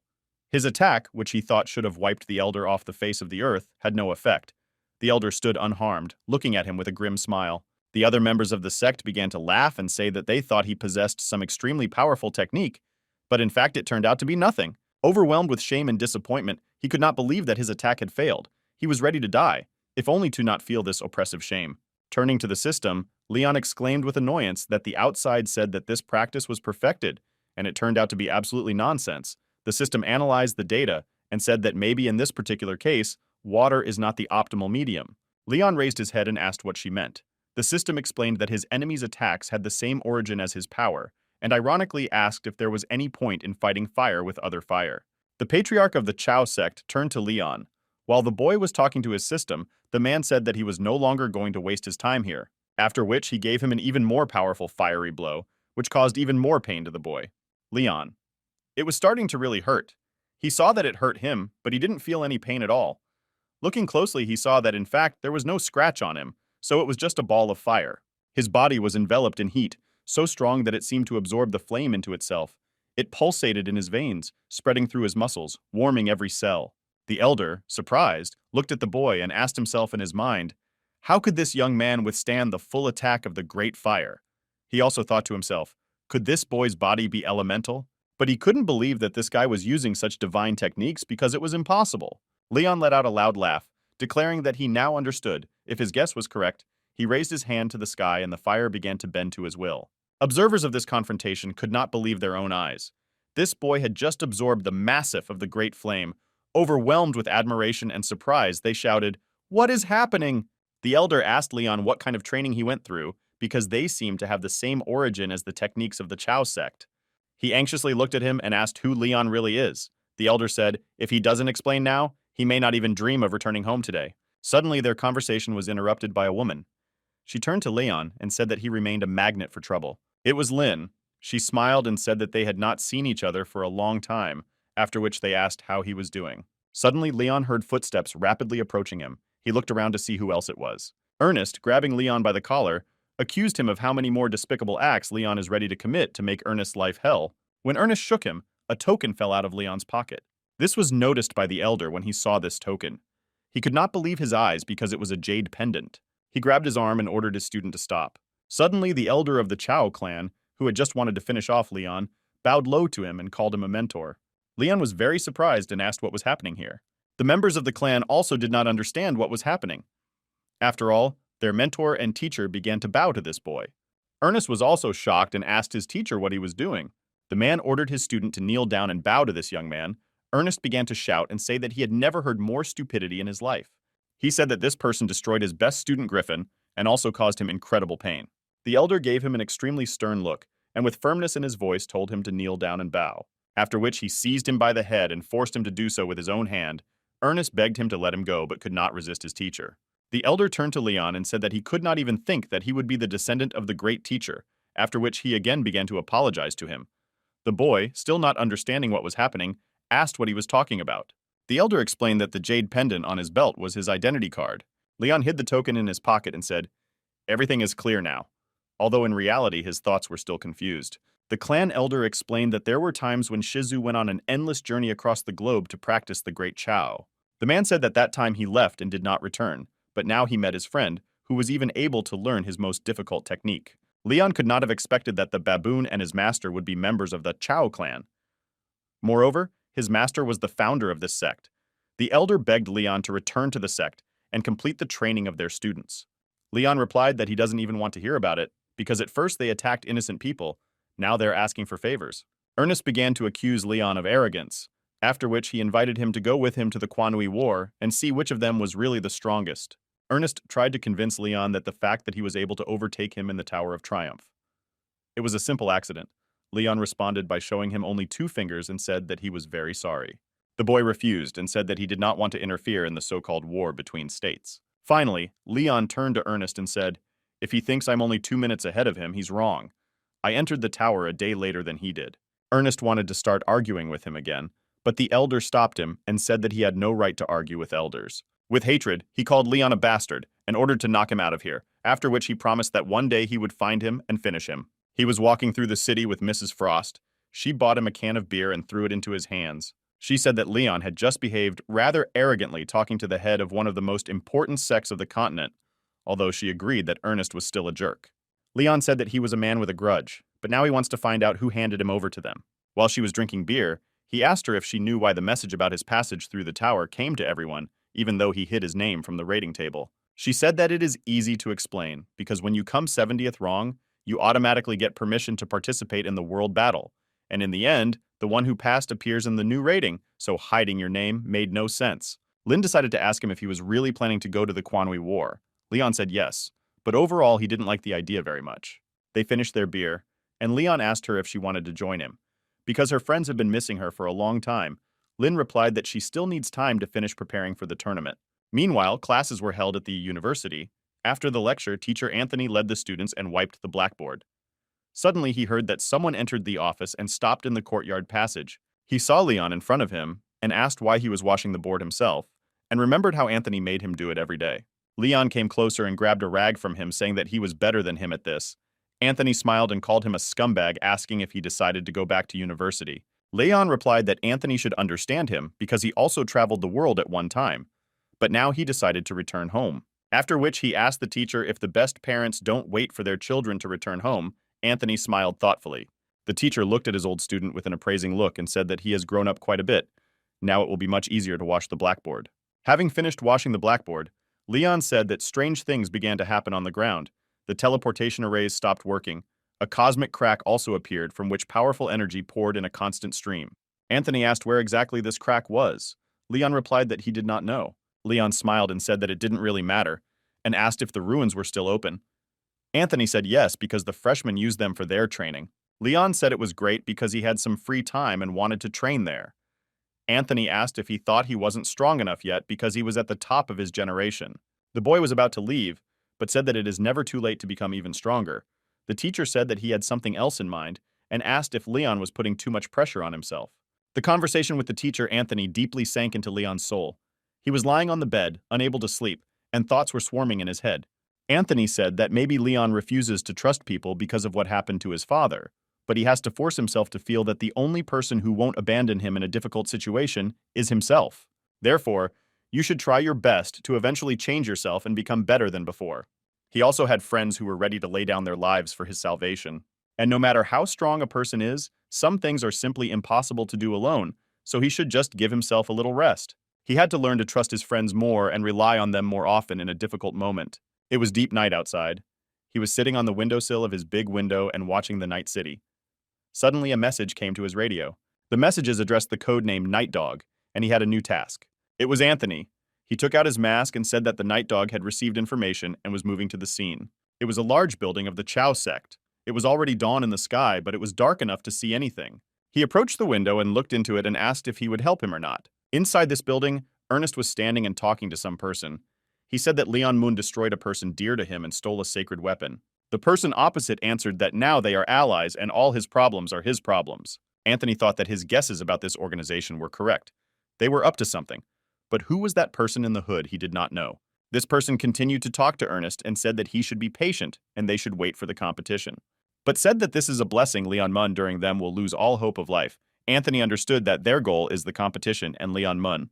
He immediately got to the station to immediately report it to the headquarters, but suddenly realized that the connection had been cut. A sudden powerful explosion jolted Anthony, and he shuddered in surprise, realizing that he had probably been discovered. The next moment he saw the face of Ernest in front of him, who shouted that a similar rat had sneaked up to them, and for that he would destroy it. He gave him a powerful fire attack, a layer of red-hot plasma flying straight at Anthony. Anthony, clenching his fists, raised his hands in front of him, trying to form a protective shield. He looked at Ernest with determination in his eyes. "If you, Prometheus," said to Anthony, "I am Zeus and I will throw you in prison." After which he began to attack him using the thunderlight distribution technique. Instantly after Anthony's words, there was a terrible explosion between him and Ernest that shook the entire city to its very foundation. This time they were watched by that guy in the hood. He looked at this confrontation and smiled. He asked, had they decided to send the night watchman and now they couldn't let him go alive or the deal would be over. The fight between Ernest and Anthony continued. The boy felt the full power of the night dog and realized that he was too strong and he could not handle it alone. Suddenly, Anthony took on an Australian form and again rushed to attack the boy. He closed the distance between them in an instant and dealt him a super powerful blow. Ernest came to his senses in a second, then immediately attacked him with the fire of the red voice, trying to burn his opponent to the ground. Anthony jumped back and was able to dodge, finishing off with a chain of lightning bolts. The current charge chain immediately hit Ernest in the shoulder and began to fry him with a huge current. He chained him and electrocuted him using thunder punishment. The boy in the hood appeared behind Anthony. Then he said that this was probably the strongest night watchman he had ever seen, and added that there are a lot of rumors about this puppy for a reason. As soon as Anthony looked back, he was hit with a super powerful fire strike that was more like a laser shot. The force of the blow was so terrible that Anthony fell to the ground like a doll. His body ached with pain and his eyes darkened. Anthony, barely on his feet, fought the dizziness, trying to concentrate. He knew he couldn't pass out because this guy was already closing in on him. He came closer to him and said that today he must be destroyed. Anthony looked at him carefully, trying to see his face. Then he asked who he was. The boy began to take off his hood and said that before you destroy the night watchman, you will show your face. Anthony recognized him, but it was too late. A devastating flow of destructive energy consumed his consciousness. The next morning, Leon slept well. For the first time in a while, He felt relaxed at the university and thought he should really give himself some time to rest. Suddenly, he heard a loud knock on the door. It was Lester. He was asking Leon to open the door because they were in serious trouble. Leon, still holding the toothbrush in his mouth, opened the door and asked what happened. Overwhelmed by the shock, Leon could barely stay on his feet. Lester's words sounded in his ears like thunder in the clear sky. Everything around darkened, as if covered by heavy clouds. A hurricane of emotions raged in his chest: fear, anger, despair. He could not believe what he heard. The world he knew suddenly crumbled to pieces. Leon arrived at the morgue. In front of him was covered with a white sheet. The motionless body of Anthony lay. A heavy ball of emotion squeezed his chest: sadness, despair, indescribable longing. He could not believe that his friend and teacher would never again smile, make him laugh, or lend him a shoulder in a difficult moment. The medical examiner dropped the terrible phrase that Anthony's body was subjected to inhuman abuse before his death. These words rang out like a shot, breaking the silence of the room. Leon was speechless, his heart clenched in a vice of terror. The words of the medical examiner sounded in his ears like a terrible sentence. His eyes were gouged out, all his ribs were broken, the tendons of his arms and legs were torn, and his right leg was missing at all. The medical examiner threw another phrase like a stone into calm water. When examining the body, a gold chain was discovered. Leon immediately snatched this chain from his hands to take a closer look. The forensic expert began to shout that it should not be touched because it was one of the accounts. Leon didn't grab it just like that. It seemed familiar to him because he had seen it around Ernest's neck before. Leon, unable to control the rage that raged in him, burst out of the room like a hurricane. His screams echoed through the corridors. He shouted that he would find him and he would answer for everything. His friends couldn't understand what was happening. Leah asked. "Is he out of his mind?" Lester shouted after him and asked him to stop. He was immediately caught by James and stopped. His friend's behavior also worried him a lot.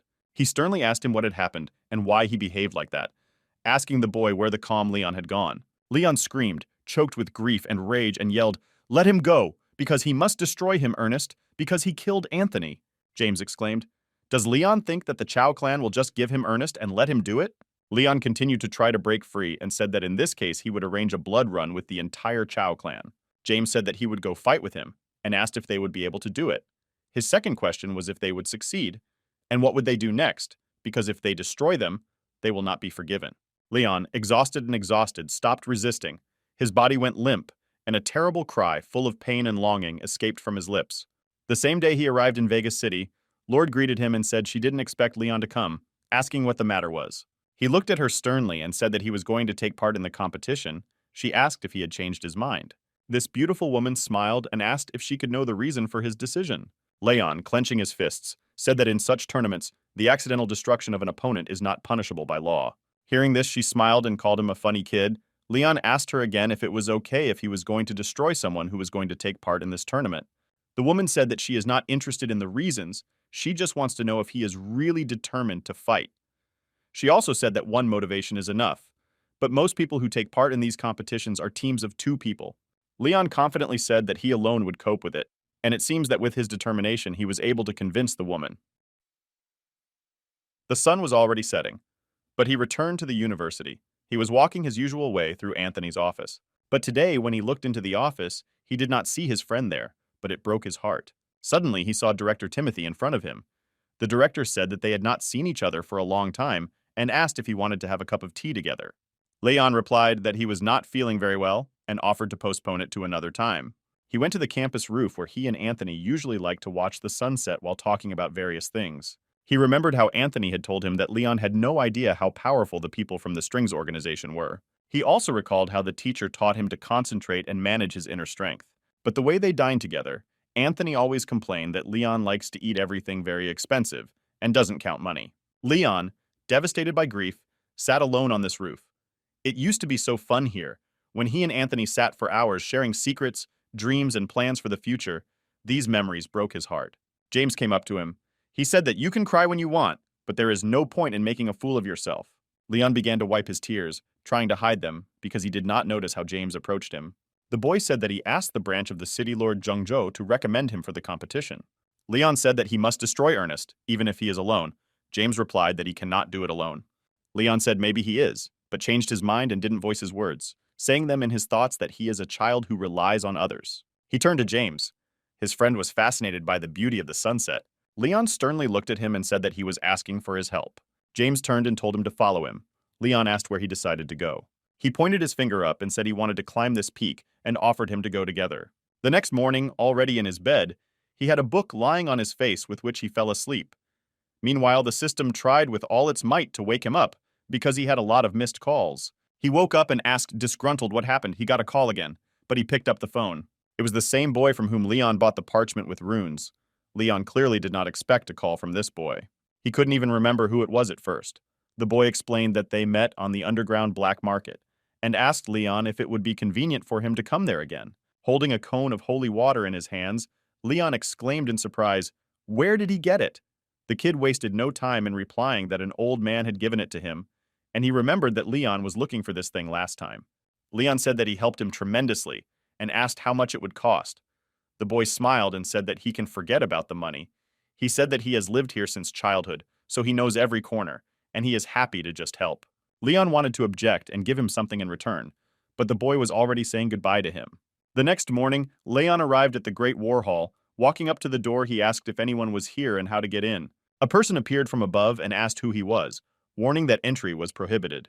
Leon immediately introduced himself and showed his ID number and said that he had come to find his parents. However, they slowly began to open up in front of him, and what he saw surprised him greatly. It was a bright, prosperous city. He could not believe that it was called a military hall. Several people immediately approached him and told him to follow them. After warning that the conference hall was quite close from here, Leon wondered what kind of conference they were going to. Later, he was dragged to some building. Leon complained and said to let him go because he doesn't want to come to their stupid checks. He was told that he came here by invitation, which meant that he was from the Temple of War and the check was necessary. Leon started to get incredibly pissed off and he couldn't stand it and struck a powerful blow using the thunder roll technique and said that they asked for it themselves. To his surprise, he didn't do any damage to these guys. They said that this technique was really good, but he should save it for the tournament. Leon realized that they simply absorbed his power attack. He couldn't believe that this place possessed such a powerful force. Suddenly, a man came up to them and asked who was making a fuss here. They immediately told him that it was not what he thought. This man's name was Badger, and he was the general of the Temple of War.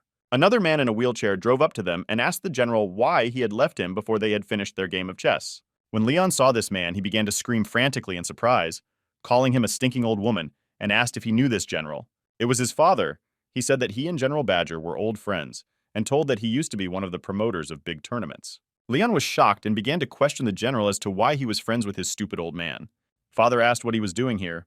Leon threw him a cone with holy water and said that it would help him get on his feet.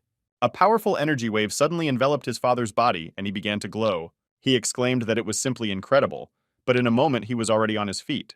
He rejoiced and waved his legs, saying that it was simply an incredible happiness to have his legs. Leon asked to say hello to his mother and sister and said that it was time for him to go. The general asked if Leon wanted to pass the inspection to join the Temple of War. The boy said that there was no time for that yet. Leon said that his plans were to enter the tournament, but he was going to undergo special training in the Dark Zone in order to win. His father smiled and said that he and the general could help him with his training. It was the estate of the Lord of Vegas City. A maid came to her and said that a guy wanted to meet her. The woman agreed and then said to invite him inside. This guest was James. He immediately bowed and asked the Lord to recommend him to the Battle of the Continents and make him stronger. She recognized the boy, saying that he must have been the eldest son of the Chuck family, and asked if the richest man in town really decided to bow down to ask for help. "Where is his pride?" the woman reproachfully asked. He replied that his friend needed help, and his pride did not matter when his friend's life was at stake. James said that he cannot be his reliable assistant, so he must become stronger. He said that she can do anything with him. The woman was impressed by his determination. She warned that her training could be very difficult, so he should endure it. She said that special training starts at 3 o'clock every day, and he should not be late. James frantically began to thank for that.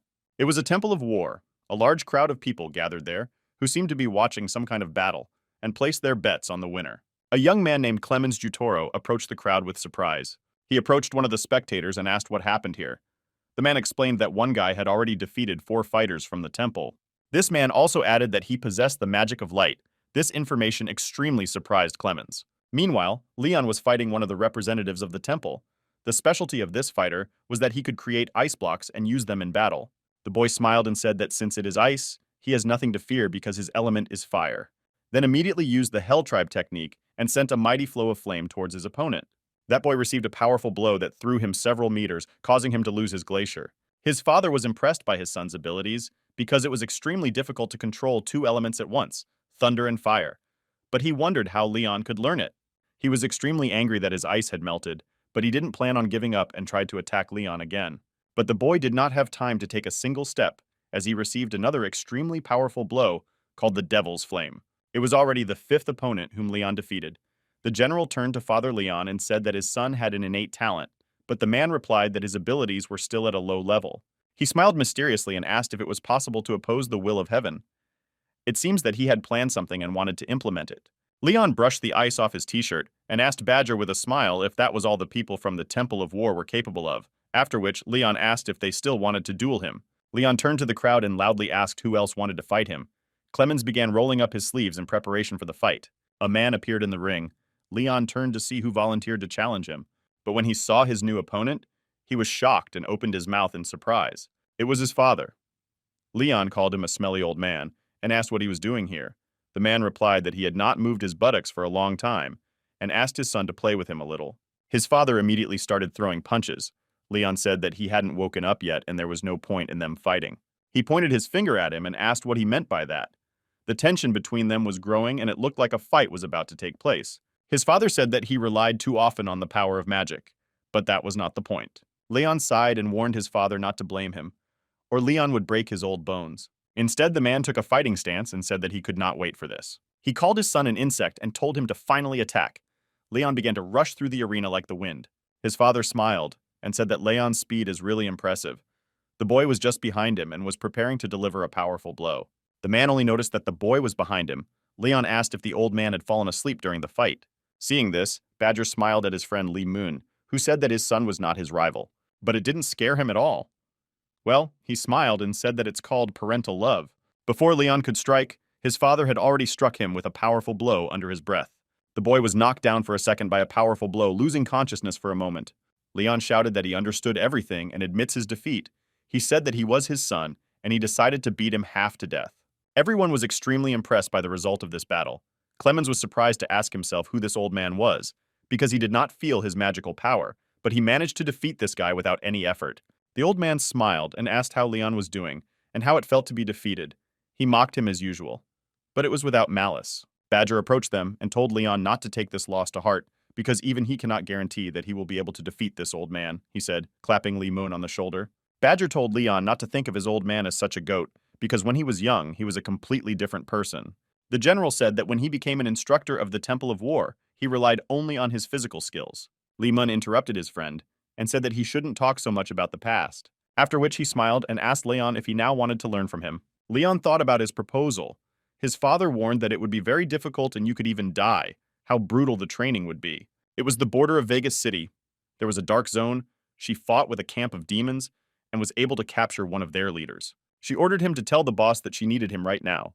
He begged to let him go and agreed to her terms. James watched this fight. He appreciated how the woman easily defeated a high-level demon and wondered if this was the essence of a saint warrior. She handed him a dark sphere and said that he should take it and learn. James asked her what it is. Is it a substitution technique? She answered that if he wants to become stronger, he should do as she says, but not ask unnecessary questions, although he didn't like it. But James agreed, understanding that there was no right to argue. A month has passed since those events. It was the island of the Black Dragon, on which he was supposed to tour the continents. There was some commotion on the island. Someone asked why they hadn't started yet, and the guy was told that the main guests hadn't arrived yet. You could see young people discussing the fact that there were quite a few participants this year. They were called the so-called representatives of the 6 main forces, each representing its own continent and its own sect. Will there be a real star of the tournament this year? One of the young men with a sharp chin and a funny cap asked curiously. He was a representative of the Heavenly Castle. General Badger was the representative of the Temple of War. He said that you shouldn't worry because there will definitely be good participants this year. One of the boys with long black hair and wearing a monocle replied that it would be a great show to watch. It was a representative of the heavenly religion. A guy with a huge sword and a wide robe that hid his face said ironically that Badger was talking like he knew something. It was a representative of Dao Yin. One of the men from the older generation said that of course Badger knows what he is talking about because he was from the Temple of War, and reminded that this year they even executed someone. He was a representative of the Sea Temple. Another man with red skin and horns, who looked more like a demon, heard this and smiled and said that in this case this year would not be sad. He was a representative of the Barbarian Temple. Badger, realizing that there was nothing to hide, said that this guy belongs to their temple, Suddenly, everyone started making noise again, because someone said that the Master of the Holy Sword had arrived. Everyone was very surprised when they heard this news, because the Master of the Holy Sword was a rare guest at such competitions. Also, a guy and a girl stood out from the crowd. They looked like normal teenagers, but actually had the level of a saint warrior. Meanwhile, a real giant makes his way through the crowd, trying not to crush the people. Something huge appeared in the sky that covered the island with its shadow. It was an ice bird. It was a goddess of snow and ice named Evagan. But the guests did not end there. A huge beast appeared in the ocean, which resembled a cheerful fish. On top of this monster stood a goddess of the sea moon named Luna High. Well, of course, the representative of the Keotanzun sect was also here, as was Ernest, accompanied by his men. The beast from the Temple of the Barbarians impatiently said that it seems that everyone has passed, so it's time to start. But Badger stopped him and said that he should wait a little. After all, without one boy who will arrive later, it will not be interesting at all, and not fun. After which he looked into the distance where there was a board floating in the ocean on which a young man was sitting. It was Leon who, as always, appeared in an unusual way. He watched with delight the huge monster fish that appeared in front of him and pushed him away with a wave. Leon already saw that the participants started to register. The first to register was a guy named Chuck Yuan from the Bamboo Grove clan. Suddenly he saw a familiar face that caused a storm of hatred in him. His heart pounded in his chest. His gaze fell on Ernest, but this time his aura was emitting a powerful purple glow. Although a month ago it was of ordinary light, this meant that he had reached a new level of strength. But Leon wasn't interested in anything but revenge. He wanted this guy to pay in blood for his friend's life. Eva Gan, the goddess of snow and ice, was next in line. Touching the blue sphere, she changed its color, thus confirming successful registration. It showed the crystal level of the participants and determined whether they could participate. Finally, it was Leon's turn. With a beating heart, he touched the sphere, but nothing happened. The administrator announced that Leon Moon of Vegas City did not qualify for the contest. Seeing that Leon's sphere was glowing with normal light, the members began to mock him, throwing sarcastic questions about what he was even doing here, since he is a normal crystal fighter. Ernest, seeing this, smiled smugly. Meanwhile, the contestants discussed Leon as once the favorite, but now he was disgraced and turned out to be a loser. Leon was very disappointed and thought that it would be better not to come forward at all, and not to put himself in such a position. Suddenly a woman appeared, who immediately stopped this commotion and mockery, loudly and sternly ordering everyone to sit down. This is Mary Lord of Vegas City. She said that Leon Moon's actions have long proven that he can participate in these competitions, and he cannot be excluded because he was a fighter with the level of ordinary crystals. Ernest turned to her with a smile, and did not say that the rules are the rules, and one must not only reach the 70th level of the Tower of Triumph, but also reach the gold level in order to participate in this tournament. Mary wanted to deny him and present her arguments in favor of Leon, but the boy raised his hand and stopped her. He turned to Ernest and said that he was not going to break the rules. Instead, he could not demonstrate his level to everyone present. He looked at it and asked if it looked like a rainbow light. Ernest looked at it in surprise. Leon announced that it wasn't over yet. He hadn't used all of his energy, and its concentration was so powerful that the ground beneath his feet began to crack. Ernest was incredibly surprised and angry. He shouted, "This cannot be!" After all, Leon had demonstrated that he possessed the silver light. Everyone present was shocked, not believing that this boy had come this far. Someone said that Leon used to suppress his strength, but now he wants to become stronger.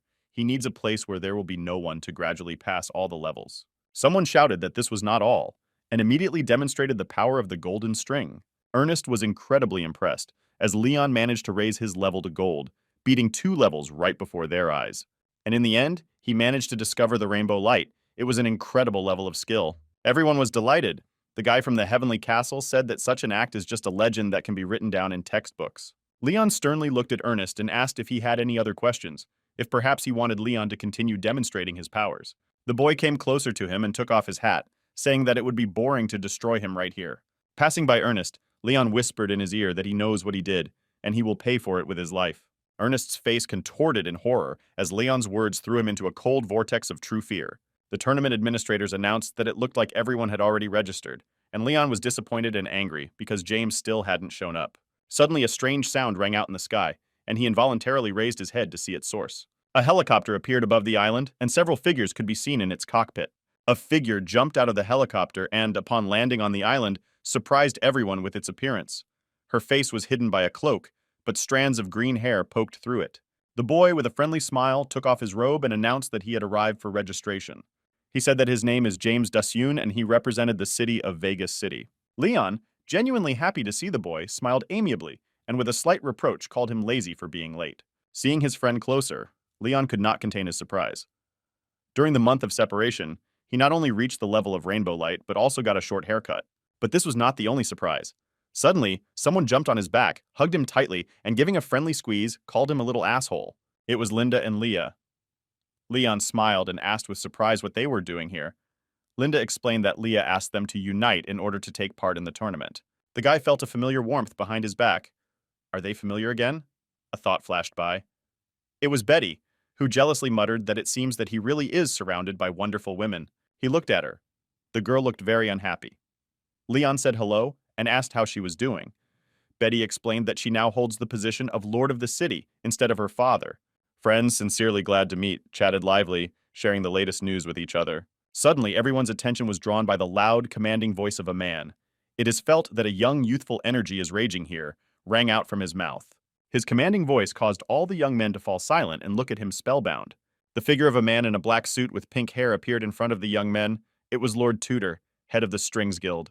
The man from the Barbarian Temple, seeing him, broke into a sly smile and said that his similar old age did not prevent him, as before, from basking in the rays of attention. With indescribable delight in his voice, Tudor announced that all players were invited to participate in the 54th full-scale battle and added that he, as the organizer of this tournament, wished them success. Although he wanted to add something else, it turned out to be impossible to decipher the cheat sheets hastily drawn on his hand. This incident with the cheat sheet confused the young men a bit, making them wonder what was wrong with him.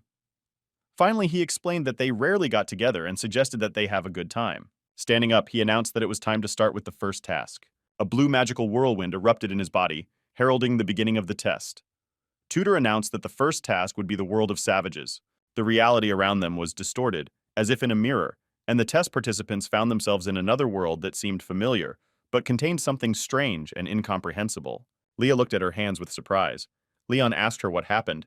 She answered in confusion that her magic power disappeared. After thinking about it, Leon speculated that the old lord had probably activated a special technique that suppresses magical powers. Tudor said that in that case, they begin the battle trials, and added that now the gates of the barbarian demons were open. Leon was amazed by this and wondered if this was the String Guild leader's ability to open space portals from other worlds. Tudor smiled and then said that behind this door was a demon with very sharp claws, but he was the fiercest and wildest beast of this level. Your task will be to enter the cave and destroy the ferocious beast hiding there, announced Tudor. He also reminded that magic is forbidden, and they must rely only on their strength and resourcefulness. This is a life and death trial, Tudor announced sternly, so he gave them a moment to consider whether they should continue the fight. Tudor looked piercingly at Howard, the first participant, and clearly asked if he was ready to continue this battle.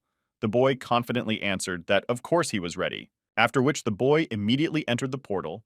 The other members discussed that Howard was the strongest rookie among the three great cities of Haken, and he would easily pass this test. When he went inside, he saw in front of him a huge monster, which looked at him like a piece of meat, preparing its sharp claws to tear its victim. From his pocket, Tudor pulled out an amazing remote control and announced that it would allow them to watch the battle from the inside. The participants smiled and said that there was nothing to look at because this guy would easily destroy this demon. Suddenly, there was an explosion of excited screams that made Leon involuntarily turn his attention to the battle to see what was going on. The demon struck the boy with a terrible blow, piercing his body through. Screams of horror filled the air. Everyone wondered why this young man lost, because he is a master of rainbow crystals. Tudor announced the defeat of the first participant and invited the next one to the portal. This time, no one dared to step into the whirlpool, because fear gripped the hearts of the spectators. Some, seized with terror, rushed to flee, seeking to disappear as quickly as possible from this terrible place. Tudor, watching the escape of the young men, said with sarcasm that, "Here she is, today's youth rely only on the power of magic, and by no means on their own courage." These words terrified everyone, except for Leon, who, keeping calm, closely followed the events, waiting for his turn. Tudor immediately noticed Leon and said that this must be their star for which they had been waiting for so long. Hours passed. One more competitor was defeated, and Tudor again announced the failure of another challenge. Tudor was already fed up with this spectacle, and he asked sarcastically, "Will anyone be able to complete the test this year?" Deciding to diversify the action a little, he announced that next time he would choose a participant who, in his opinion, was capable of more. Tudor turned to Leon and asked if he could pass this test. Leon calmly and confidently replied that it would pass, then went to the portal. He went inside, and in front of him stood a huge monster waiting for his new victim. Leon said that he even wondered how strong this beast was in battle. The monster wasted no time in charging at Leon, attacking him furiously. A double strike aimed at the place where the boy was standing did not cause him any damage. Leon effortlessly dodged all the attacks with ease. Everyone was very impressed by how skillfully this guy evades because all the participants suffered a crushing defeat before him. Leon smiled and said, despite its size, this monster has quite impressive speed. But compared to his father, this demon is nothing. With those words, Leon dealt the monster an extremely powerful blow. The monster, unable to withstand the force of the blow, fell to the ground with a thud, shaking it with all its mass. Not going to give the monster a chance, Leon transformed into a true demon of fury. With a roar, he rushed at the monster to finally finish it off. Leon, like a predator, jumped on the monster, landing right on his head. With a roar, it tore out one of its monstrous horns, filling the air with a spray of blood and the monster's horrifying scream. Without stopping, Leon, using the torn horn of the monster as a dagger, pierced its terrible heart. With a roar of agony, the monster fell dead. The spectators of the tournament, holding their breath, watched the brutal battle. Their hearts beat like crazy when Leon, as if possessed, rushed at the monster. No one believed that the young warrior would be able to defeat the terrible monster that had already sent many brave men to the other world, after which Tudor congratulated Leon on successfully passing the test. Leon's friends, not restraining their emotions, shouted joyfully, sincerely impressed by his incredible victory. His courage and cruelty inspired them, kindling in their hearts the fire of determination and faith in their own strength. The only one who did not share the general admiration was Ernest. With a sour expression on his face, he grumbled that Leon's victory was just a lucky coincidence. Ernest entered the arena next. Despite his dissatisfaction with Leon's victory, he was determined to prove his skill. The battle was fierce, but Ernest, using his cunning and strength, eventually managed to defeat the monster. He was followed by James. With the discretion and skill of a marksman, he sought out the monster's weak points, striking him again and again. In the end, James overcame the monstrous creature and was victorious. Linda and Leah, two brave warriors, were also not afraid of the challenge. Their tools were not only physical strength and endurance, but also sophisticated close combat skills, which enabled them to defeat the beast as well. Leah joyfully turned to Leon and said that they all managed to pass the first test, and that should be celebrated. Suddenly, the crowd parted, and among the audience, Leon was surprised to see a familiar face. It was Adam Yui. He saw him. According to rumors, this guy had incredible powers. Adam used to be a member of the Heaven clan, but then he disappeared. As a person, he was aloof and hardly communicated with anyone. But now he appeared at this tournament, and he was also able to defeat this monster with ease. Leon looked at his face and understood that this boy had changed a lot. Tudor smiled and said that the first round was over. He also added that half of the contestants were eliminated, and now they will be considered missing. The organizer emphasized that their abilities are revealed precisely in difficult conditions. Their skill reaches its peak precisely in extreme situations, Tudor emphasized. Suddenly, a hangar appeared in front of them, from which the doors came out. Tudor announced that it was time for the second test, where the participants would again have the right to choose. Tudor announced that this illusion would serve as the site for a second test, and warned that safe behavior would inevitably lead to death. As always, Tudor gave them time to think before going any further. Agreeing to continue the test would mean risking their own lives. Leon and Leah, along with the other members, entered the middle. The corridor looked very long, although from the outside this building looked like a small one. Leon turned to his friend and said that the guild leader seemed to be from the space system, and the corridor they were in was part of the space he created. Having reached the end of the corridor, they saw in front of them a huge door that was impressive with its grandeur. A representative of the barbarian clan immediately volunteered to open them. Showing his enormous strength, he tore open the door. They went inside and saw a large statue in front of them. Surprisingly, it was very cold inside. Leon asked with surprise what kind of stone statue it was, because it looked quite strange. Its face was human, and its body had the shape of a snake. Leon was approached by Lin, who, by the way, also took part in these competitions, and said that it was the Bansha of Mount Wushan. Suddenly, they heard terrible screams behind them, which made them immediately look around. Shivering with terror, the girl exclaimed that every rustle portends danger. Her words were met with displeasure from the other young men. Out of nowhere, the statue's eyes lit up with an unearthly light, as if it had suddenly woken up from an eternal sleep. A whirlwind of blinding light erupted from her eyes, attacking everyone around her. Leon, not understanding what was happening, was horrified to see Lin, who fell to the ground after the blinding attack. Suddenly, Leon felt his eyelids grow heavy and his body overcome with an overwhelming desire to fall asleep. The light emanating from the statue's eyes seemed hypnotic, and he couldn't find the strength to utter a single word. A moment, and Leon, next to Lin, was already lying on the ground, enveloped in a deep sleep. Tudor, approaching them, announced that he welcomed them to the second trial and wished them pleasant dreams, warning that they should be careful because they may never return from it. Leon opened his eyes sharply, as if he had escaped from a terrible nightmare. Leon felt that he was lying on soft grass in the middle of a dense rainforest. He immediately stood up and said that it was possible. It was the statue that transported them to this space. Leon, turning to his little queen of darkness, Ada, who was in her usual form in this world, asked if she could sense the source of power now. She said that he should go to the mountain that was in front of him behind the thick forest, after which he immediately rushed in that direction. Tutor, walking between the sleeping participants, frowned in surprise. "Why haven't they woken up yet?" he muttered. "Because I sent them to this dream long ago." Suddenly he saw that the sea moon goddess had woken up, and Tutor congratulated her on successfully passing the test. The participants woke up one by one. Tutor announced the time for which they were able to overcome this test. Also among them was James, who passed it in 14 minutes. Ernest was able to overcome the test in 15 minutes, after which he would have been dissatisfied when he saw that many people had already woken up. Lynn also woke up and immediately turned to Leon, hoping to discuss this ordeal because it was quite difficult. But she was very surprised when she saw that the boy still considered his face to the ground. His friends have already started to worry about him, because half an hour has passed and he still hasn't woken up. Betty rushed from corner to corner, not finding a place for herself. Her heart was pounding, and anxious thoughts were swarming in her head.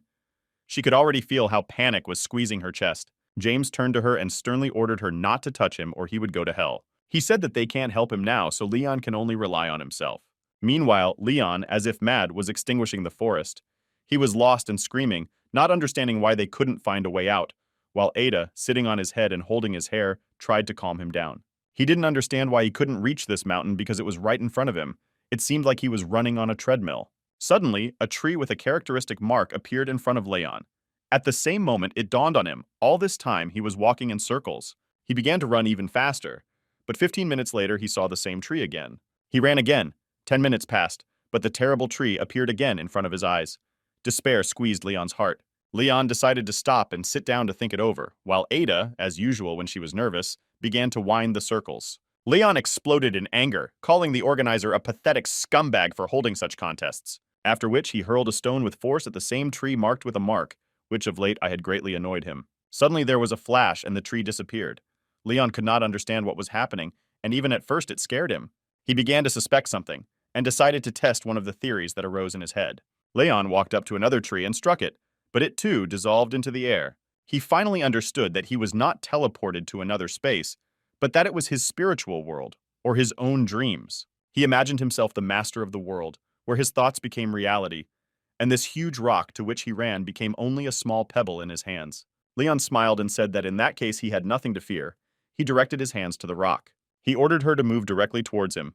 She began to move slowly. Leon laughed and said loudly that she could not resist his will, and she had no place here. After which he pulled out a rock from the earth and threw it into the sky, saying that he was the god of this place. Suddenly a small pebble appeared in his hand, which was more like a scale. He looked at it with surprise. Ada assumed that maybe this scale belongs to that stone statue. Suddenly something started happening. Some kind of strange purple light started coming from this pebble. Leon got worried again and asked what was going on. This stone scale dissolved in his hand. Ada also disappeared, but he stopped feeling the connection with her.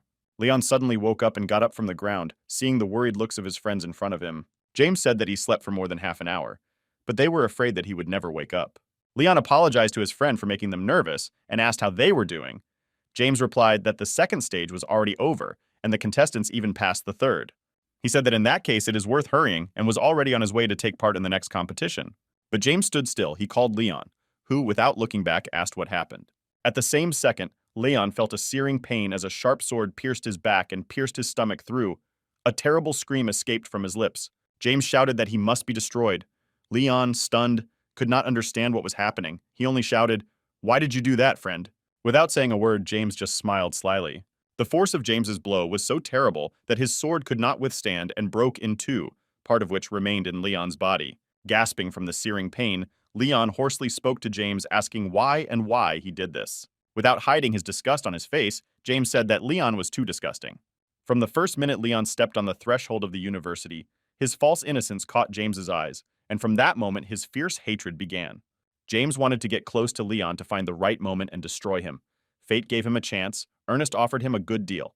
Killing Leon would guarantee James's family the status of the highest sect. James also admitted that it was he who destroyed Teacher Anthony, and laughingly asked Leon if he really thought that Ernest would have the strength to do it alone.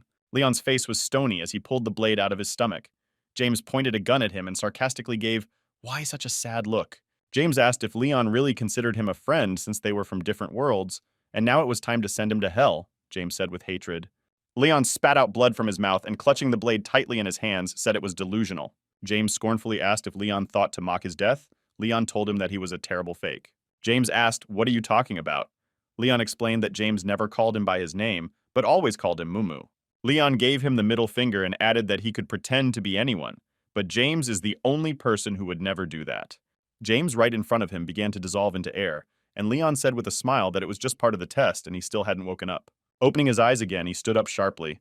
Was it a dream again, flashed in his head, or is it already reality? Suddenly, he heard the familiar voices of his friends who were playing cards trying to entertain themselves somehow. They were quarreling as usual, so Leon guessed that it was reality. He approached them and asked, disgruntled, if they were not worried about him, and they didn't care if he was alive or not. Lin answered that they had nothing to worry about, because he would definitely have no problems. Now that everyone was back, they had to leave and wait for the results of the competition. They all went together to meet Tudor, who was to announce the results of the competition. After that dream, Leon somehow felt strange in the presence of James, and asked what he was doing when he hit him on the shoulder. James showed him only a thumb in response. Leon asked in surprise what it meant. Suddenly, as if blown up by an invisible force, the stone statue crumbled into small fragments. Tudor approached the ruins of the statue, picked up a pebble, and said that it was really destroyed. He smiled and said that it looks like someone entered the next dream and successfully passed the test. He also spoke these words to Leon. He added that the boy managed to take the scale. Leon thought that this scale was similar and was the source of the statue's power. Tudor threw a stone and told to pay attention to it. He said that now that the statue was destroyed, all those who did not wake up in time will sleep forever, and he congratulated the other on successfully passing the test. He also said that the final trial would be held tomorrow, and now they could rest. Leon was resting in the room. In his hands was a tabu ska that he found in his dream. He looked carefully and asked himself what it all meant. Suddenly, someone distracted him by saying that the bathroom is now free, but he can also go take a shower. It was James who also advised Leon to get something to eat, because he didn't want to drag him out of there when he passed out. While Leon was making noodles, the Lord of Vegas City came to their room, and James was surprised to ask her what she was doing here. She said that tomorrow will be the last test, and it's time to tell the boys about the true purpose of these competitions. Surprised, they looked into her eyes, not expecting such frankness from her. They asked what true purpose she had in mind. Mary began to say that they should have noticed that the tournament this year was different from the others. Apart from the fact that the limit on participants was removed, the duel system was also cancelled. Instead, they undergo some kind of tests. She said that the reason for this was that cracks appeared in the space. After slurping up some of the broth and gulping down another portion of noodles, Leon asked what kind of cracks she was talking about. Leon continued to eat food. Mary asked them if they knew what the highest level of players was. The boys answered that it must be a saint. Mary said that it was only for those who lived on Earth, and according to centuries-old records, one person found a way to make a crack in space, and inside that crack was a mighty kingdom that did not belong to this world. She said that there were such things that did not belong to this world, and even experts cannot explain their purpose.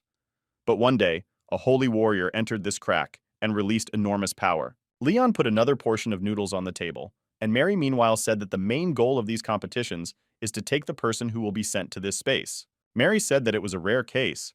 Cracks appeared once in 100 years, and many people no longer hoped that they would appear again. Leon asked, "Do they want to return the power that was once released from the crack?" Leon asked her why the current saints would not deal with this.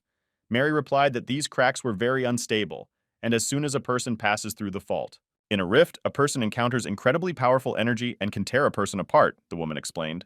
Mary said it was very dangerous, but she wouldn't force them to do it, but they should know about it. At the end, she said that their future depends on this, and took out a jar. She said that this thing was made for them, and if they decided to enter the space, they would be able to use it. The next day, all the participants who successfully passed the previous tests gathered to wait for the last task. Tudor appeared in front of them. He had his usual sinister smile on his face. Then he asked if they slept well last night. Looking at the faces of the participants, he asked why, and finally, he announced the last test. He entered some cave and said that they would just have to go through it.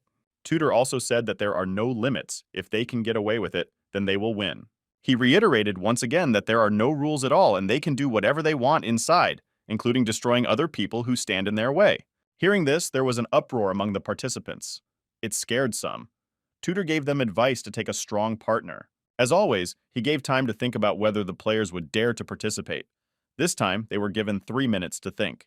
bout of players began to noisily discuss whether it is worth agreeing to this, where some wanted to continue participating in the tournament and some refused. Leon and Ernest looked at each other immediately, each of them understanding what this could mean. Leah and James approached Leon and asked whether to go in now or wait a bit. Leon answered that a powerful force is coming from this cave, and it will not be easy inside. He turned to Lynn, and James said that for a start they would go scouting together. Leon said that Linda should wait for a while and come in later. He promised that they will try to destroy as many enemies as possible. He also warns his friends that they should be careful because space beasts are not the most dangerous enemies. Friends listened attentively to his every word. Leon became a real great leader, but they appreciated it immensely. After which he smiled and said that this was the last task, so they don't have to die. Entering the cave, Leon said that the space monsters here are really not simple and they have a very high level. Lynn warned her friends that they should be careful because we are ahead. She could feel it from her breathing. Suddenly they heard a loud and shrill cry that alarmed them for no reason. In front of them was a huge red dragon. They asked in horror what the hell it was, because its size was really impressive. Walking a little further, they already saw that a person was lying under the monster's feet.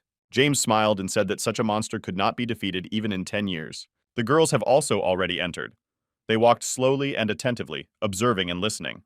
Leah exclaimed that the visibility was so terrible that it was almost impossible to see anything. Suddenly, a guy jumped out from her side and said with a smirk that the team of girls would be easy to deal with. But Linda cleverly reacted to this attack, and pulling out her dagger, quickly dealt with the attacker. Leah and Betty were amazed at the determination of the girl, and how quickly she dealt with this attacker. Lindy's firm voice echoed in the cave. Clenching her fists, she reminded the girls of the main lesson she had learned from Leon, to never give the enemy a chance to counterattack. Leah's heart clenched with jealousy. How could Leon teach Lindu like this? Did he really think she was the best student? Their voices were intertwined in a noisy quarrel. Jealousy and insecurity ignited enmity between the girls, and each of them wanted to prove that she was the best, the most beautiful, the most worthy to be next to Leon. Meanwhile, the dragon continued to destroy a group of people who were unlucky enough to encounter it first. Watching the beast destroy his competitors, he couldn't help but smile cruelly. The pleasure of the predator raged in his eyes. He muttered that it was getting hotter in here. Having walked a little further, Leon saw several more corpses in front of him. The dragon went after the others. Leon looked into the faces of each, hoping to find Ernest among them. Suddenly, James's eyes flashed, and he confidently declared that there was a passageway behind the dragon. Leon began to pump his fists in preparation for the battle with the beast and said that this was great news. Approaching the dragon, Leon clearly and firmly stated that he would not be able to destroy it. However, he warned the beast that he would also need considerable strength to defeat it. Without hesitation, the dragon opened its mouth, spewing a stream of flames at Leon. An ominous smile lit up Leon's face. He recognized this attack as a solar flame, and defiantly threw the dragon what he would get in the face now. A fierce battle broke out between Leon and the dragon. James and Lynn watched this in awe because earlier they had agreed to just bypass the dragon. Surrounded by flames, Leon moved with the lightness and agility of a fish in water, the dragon's attacks not harming him as he seemed to dance among the fire. The beast was enraged, its fury raging like a volcanic eruption. Not understanding how this poor boy dared to ignore his attacks, it roared with rage, while Leon, steadfast, firmly and clearly ordered the monster out of the way. Gathering all his fury and strength, the dragon launched a sweeping attack that should have finally destroyed the enemy, but in vain. Disappointment and doubt gripped the dragon's heart. Faced with the unwavering will of Leon, the dragon gloomily roaring, forced to admit his defeat, he reluctantly retreated, freeing the passage. Wasting no time, Leon shouted to his friends to try too. It seems that the dragon let through only the one who could convince him of this by making a deal with him or defeating him in battle. James was next in line. The boy understood that it would not be easy, so he decided to use Alicia's eye technique to determine a way that would help bypass the dragon. Despite its majestic size, the dragon was impressive with inhuman speed. Every movement, every attack was lightning fast, ending in a matter of seconds. However, James possessed the secret of a family technique that allowed him to recognize the enemy's weak points with lightning speed. And now, concentrating, he noticed a barely noticeable crack in the beast's armor, his chance for victory. With the speed of lightning, Leon rushed at the beast, closing the distance between them, the stones cracking and falling under his weight, unable to withstand his mighty stride.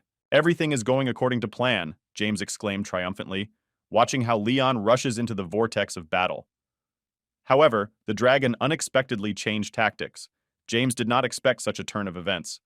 He did not take into account those 2 decisive tenths of seconds. Lynn watched in horror as a vortex of flames descended on her friend, her heart clenched in terror and anxiety. She couldn't stand by as James's life hung in the balance. but James managed to dodge the dragon's attack. Despite the danger that was waiting for him, a smile shone on his face. He said that he adores battles with new opponents. With incredible agility, James jumped on the dragon's head, avoiding its next attack, and said that he always takes half a second into account for new opponents. James jumped over the dragon, which almost crushed him with his claws. He landed near the passage where Leon was eagerly waiting for him. The friends shook each other's hands, rejoicing at their joint success. With a sincere smile on his face, Leon spoke. James's eyes see everything. James nodded in agreement, saying that it doesn't matter whether it's truth or illusion, he said, and nothing can be hidden from his eyes. Hearing this, Leon began to worry for a second because he had some secrets and maybe James knew about it, but did not tell him what he hinted about it now. With a beaming smile, James called out to Lynn, inviting her to join the battle with the dragon. Lynn felt excitement tighten in her chest. Her friends were so strong and she didn't want to let them down by giving up. But in a moment, her excitement evaporated, and she immediately rushed into the attack full of strength and determination. A few nimble jumps, and Lynn was able to outrun the dragon as well. But that wasn't all. The fire shouted for her to be careful. The girl looked around and saw a dragon behind her who was going to attack her with a stream of flames. Leon, worried about Lynn's safety, rushed to her. He shouted that she quickly jumped to him, extending her hand. Lynn felt a terrible flame almost touch her body.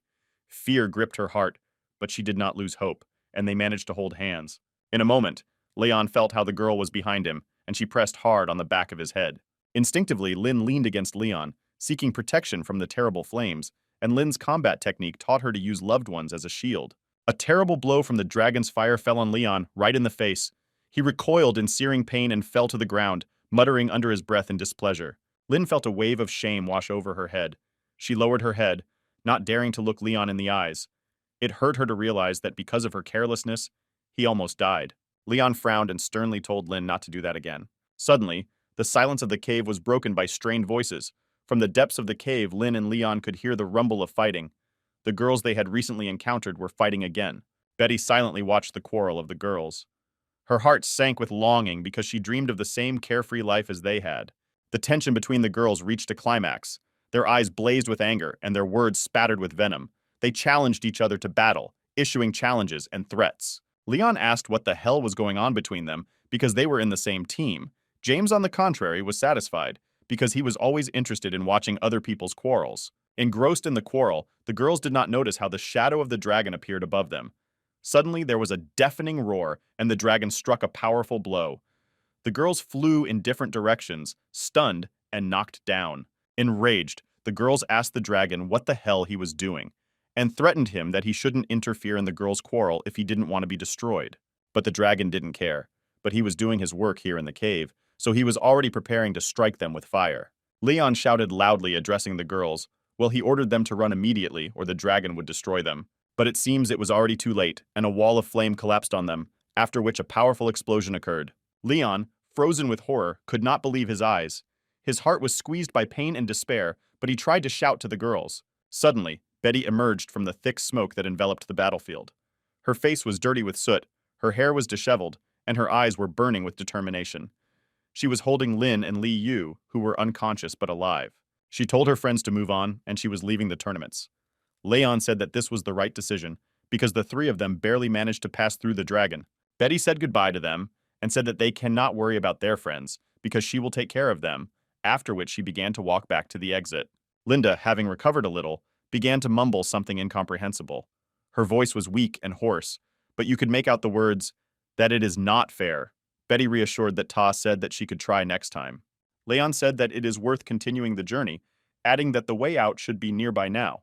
After walking another 100 meters, they came out of the cave and saw in front of them other participants of the tournament and a portal near which some workers had gathered. Tudor appeared behind the boys. He was surprised that there were about 30 or 40 participants left, after which he congratulated everyone on the successful completion of the third test.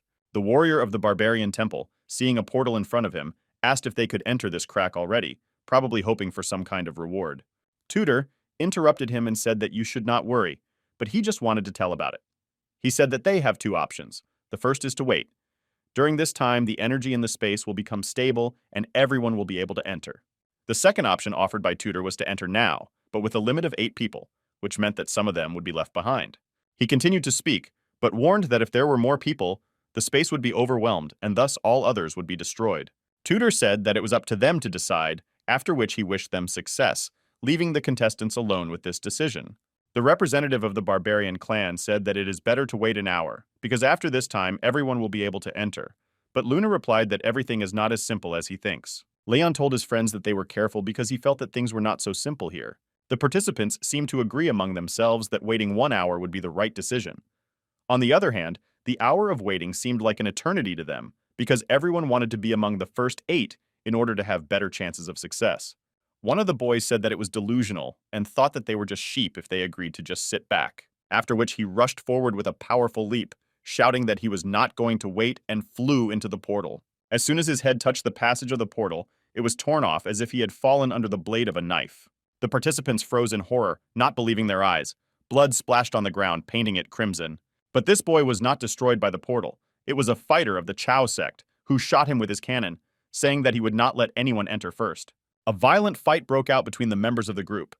Instead of waiting their turn, they rushed at each other, eager to be the first to step through the portal. At that time, Tudor watched this with pleasure, and added that everything belongs to those who act to achieve their goals. A fierce battle raged near the portal.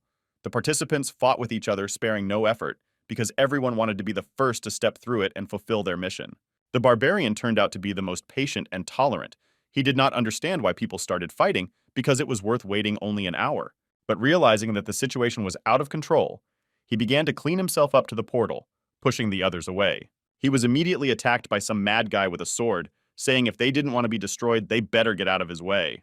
But before he could strike, Lin, with lightning speed, took out her dagger and repelled the attack with incredible force. The girl turned to Leon and asked what they would do now. He assessed the situation and said that she and James should enter first. She did not expect to hear such a thing from Leon, and immediately asked, "What about him?" and told her not to worry about him, because he had one unfinished business. Leon said with an icy smile that he had finally waited for this moment now that Ernest was now his legitimate target. Meanwhile, Ernest himself was destroying other participants, getting incredible pleasure from it. He shouted that they could not even dream of surviving. Ernest suddenly received a powerful kick in the face. From this blow, he flew back, falling to the ground. Ernest raised his head, panting in pain. His face was contorted with rage, but he asked who dared to do this. In front of him stood Leon, a crazy smile on his face, but he reminded Ernest that he had come to take his dog's life. Ernest, overcome with rage, rushed at Leon. He cursed him, calling him a bastard and promising to make him take back his words. The two adversaries did not seem to let each other down. Their blows, full of fury and determination, did not hurt each other. The battle became more and more heated. Leon, like an angry dragon, released a stream of flame at Ernest. But Ernest, not giving up, answered him with all the fire charms in his arsenal. Realizing that magic will not help them, they rushed to attack each other physically, inflicting brutal blows. Unexpectedly, Leon used the Red Lotus technique to blind the enemy, and this allowed him to deliver a powerful blow to the head. Ernest suddenly rushed at Leon, striking him with a devastating blow to the face. The fight instantly turned from a magical duel into a brutal melee. Their screams echoed in the surrounding space. Their voices, full of rage and hatred, testified that each of them craves only one life of the other. It's not just a fight anymore, it's a battle for survival, where there is no room for mercy. Every movement, every look, every word is a weapon aimed at destroying the enemy. Leon, recovering from the blow, furiously rushed at Ernest. His fists, like hammers, fell on the opponent's head and body. This time again, magic went into action. There was a powerful explosion, and they were thrown away from each other. They stopped to catch their breath and charge again. Ernest stood up and said that Leon was repeating everything after him, adding that it was quite funny. Ernest noticed that they were using the same techniques for the same purpose. Ernest took a deep breath and said that they were like two sides of the same coin, two opposites that met in this fight. Meanwhile, Clemens was also making his way through the crowd of contestants who were mercilessly destroying each other. Despite the fierce battle, Clemens managed to do what seemed impossible. He was the first at the portal. For a moment he stopped and said that it was just a farce. Lynn continued to destroy the other members, breaking through with Jamie to the portal. She said that they should hurry because Odin had already entered. James worriedly asked where Leon was, saying that he had lost sight of him. Lynn explained that he had business, but they had to enter first. A few more decisive steps, and Ernest and Lynn stepped into the portal. A bright light blinded them for a moment, and then they found themselves in a completely new place, with only 5 seats left. Leon and Ernest continued their fierce battle, simultaneously destroying other fighters. Ernest emphasized their common goal of revenge for the fallen people, and the similarity of combat techniques. He saw in this a deep similarity of their souls, but Leon denied it. Ernest glared at him and said he was no saint, and reminded Leon that he too had used other people to block his attacks. Leon did not expect to hear such words, They became a real shock for him. His face fell and his eyebrows fell into a heap. The barbarian tried his best to break through to the portal, but due to his large size, he attracted a lot of attention and was prevented from doing so. Suddenly, a guy with a knife appeared behind him. He understood that he would not have time to react to this attack. Most likely, he would be destroyed inevitably. But suddenly, unexpectedly for him, the attacker was stopped by someone else. It was Eva. She was already at the portal and was preparing to go inside. Another guy rushed next to the barbarian and asked why he was standing as though he had dug in, because time was running out. Ernest and Leon stopped in the middle of the chaos. Ernest said he wasn't a good person or a hero, and added that Leon wasn't either. Leon said that he always puts his interests first and acts based on them. But being so, he still managed to meet people whom he wants to protect and who are ready to protect him. But having created a fiery whirlwind around him, he said that it doesn't matter who offends the people dear to him. In any case, only destruction awaits them. Ernest, barely recovering from the previous attack, once again felt Leon's fury. Without wasting a single second, he attacked using the devastating karmic fire technique. He was amazed by his power and could not understand where he got such power. But Ernest had already said goodbye to his life. Suddenly there was a cutting blow between them and was able to stop Leon's attack. This someone said that this new one is too much trouble. Leon could not understand what had happened. He was so close to his goal, to the execution of the revenge that had been tormenting his soul all this time. To Leon's surprise, he saw that the person who stopped him was none other than Adam. "What are you doing here?" growled Leon, still not believing his eyes. Adam, ignoring his anger, calmly replied that he was here in order to fulfill his promise. The boy, without taking his eyes off Leon, resolutely ordered Ernest to go to the portal, assuring him that he would handle the enemy himself. Leon said that from the first stage he sensed that something was wrong with Adam and warned that he would never be able to achieve his goals. The boy turned into a demon. His eyes lit up like a monster, and he said that he finally met a worthy opponent. Adam threw off the transparent cape that until now hid his true essence. Leon looked around in surprise, not believing his eyes. Leon, stunned by what he saw, could not believe that the boy who saved him turned out to be a representative of a sacred religion. The boy told Leon that he had confused him with his brother, and his name was Cape Fawn. Leon felt his stern gaze on him. The stranger's eyes, which before seemed to him hidden under the shadow of the hood, now struck with their unusual color. Suddenly, Cape, who until now seemed like a peaceful traveler, rushed at Leon. His movements were swift as lightning, and his hands shone with magical power. Leon, dodging Cape's lightning attacks, exclaimed, "Why is he such an important bump appeared here?" Gathering all his strength, Cape made a high jump, aiming to deliver the final blow to Leon. He said he came here to complete his plan. Cape said that he cooperated with the Heavenly Clan for this and even lowered his cultivation level. This was all done in order to complete his great plan. Leon, barely holding back the opponent's powerful attacks, asked what Cape was chasing. Cape said that such a bastard as Leon is not worthy to know his plan, and added that thieves always lose because they talk a lot, after which he struck him with an extremely powerful blow that sent Leon flying several meters away. As soon as Leon fell to the ground, he directed a powerful laser of fire energy at him, which was called a holy glow. The power Cape released in this attack was so terrifying that the ground beneath his feet began to crack and crumble. An explosive wave of energy raging around, threatening not only Leon Y, but everyone nearby. He approached Leon, who was lying unconscious, and said that they finally had him and that in 2 minutes his heart would stop beating. Cape, triumphing over the defeated Leon, revealed to him a terrible secret. It was he who killed his teacher, Anthony. Leon's eyes opened wide, and this caused him an incredible rage that gave him an unlimited amount of power, turning him into a berserker. The boy was almost at the portal when he suddenly froze. An incomprehensible force restrained him, preventing him from taking the last steps. He desperately tried to step forward, but his feet seemed to grow on the ground. The boy, who almost managed to jump into the portal, suddenly fell to the ground. He was dead. The fighters who saw what happened were shocked. They didn't understand what happened to the boy, because he was almost at the portal. The similar places were exhausted, and there was no more chance to stay alive. Leon appeared from the depths of the crowd, staggering and barely able to hold his feet. He was terribly beaten. His body was covered with bruises and wounds, and his clothes were torn and dirty. It seemed that he was barely able to stay on his feet, but still he stubbornly walked towards the breach. The fighters, impressed by Leon's courage, sincerely believed that his chances of survival were slim. 1 in 20 chance, muttered one of them, shaking his head. Is he such a fool to risk his life? Summoning the last of his strength, Leon lunged and jumped into the portal, his body swirling in a swirl of glowing energy, and he disappeared from the sight of the stunned fighters. Leon, falling into the white abyss, felt terrible pain. His body was falling apart, and the system sent alarming notifications, saying that he needed 20,000 points to recover. Leon continued to fall through the white abyss, feeling his body crumble. He used his inner strength again and again to recover, but he knew that it couldn't last forever. Eventually, he found himself in some kind of atmosphere, and having flown several hundred meters in the air, fell in a forest clearing. Leon stood up carefully, expecting to feel a sharp pain, but to his surprise, the pain was bearable. He wobbled a bit but managed to stay on his feet. Suddenly, someone appeared behind him. He flew rapidly to attack the boy. Leon, not noticing this, mentally asked himself what kind of world this is and why he is here alone. It was a woman in a mask. She was close to him, taking him by surprise. She threw a bag over him and said that she had caught him. Putting Leon in a bag, she began to run away quickly.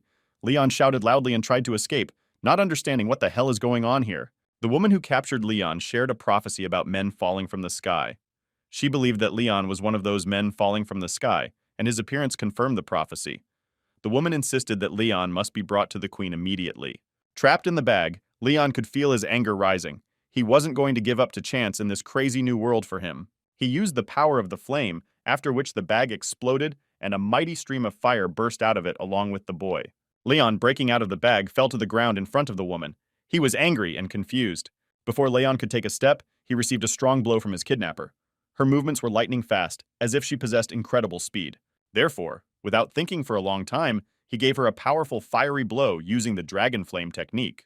She dodged his blow and said that prophecies didn't lie and men could use magic. Immediately after these words, Leon received a powerful blow from below directly in the chin. It was so strong that it even threw him into the air. Immediately after that, the female warrior jumped up. But while the boy was hanging in the air, she gave him another powerful blow, sealing him to the ground. Leon, feeling great pain in his body, tried to get up. He clenched his teeth, disdaining the woman who had neutralized him. Her speed and strength were incredible, almost inhuman. Leon understood that he would not be able to compete with her. Leon, lying on the floor, thought about the strength of this woman.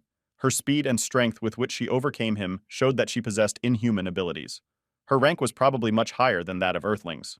But despite all this, he shouted that he was not going to waste time on her, so he immediately called a shadow for help. Number 1 began to beat her powerfully. The female warrior could not even dodge these attacks. Leon understood that she did not see his shadow.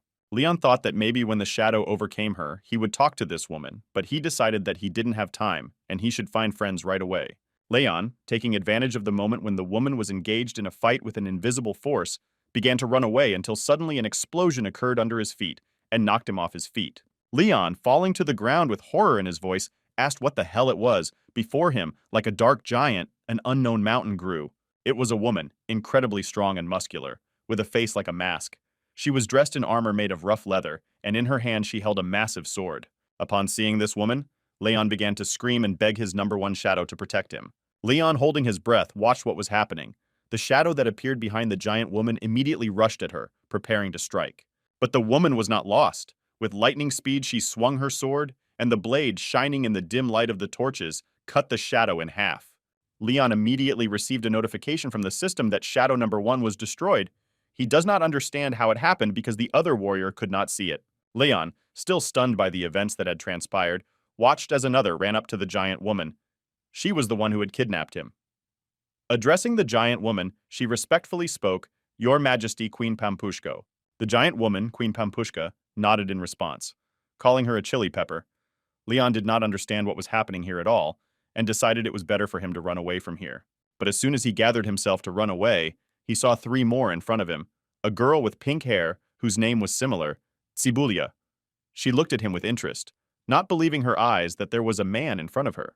Onion bent down to pet him as if he were a stray kitten, and called the girl with black hair Current, saying that he was very cute. Leon, overcome with fury, began to growl like a mad dog. His eyes burned with anger and his teeth were bared.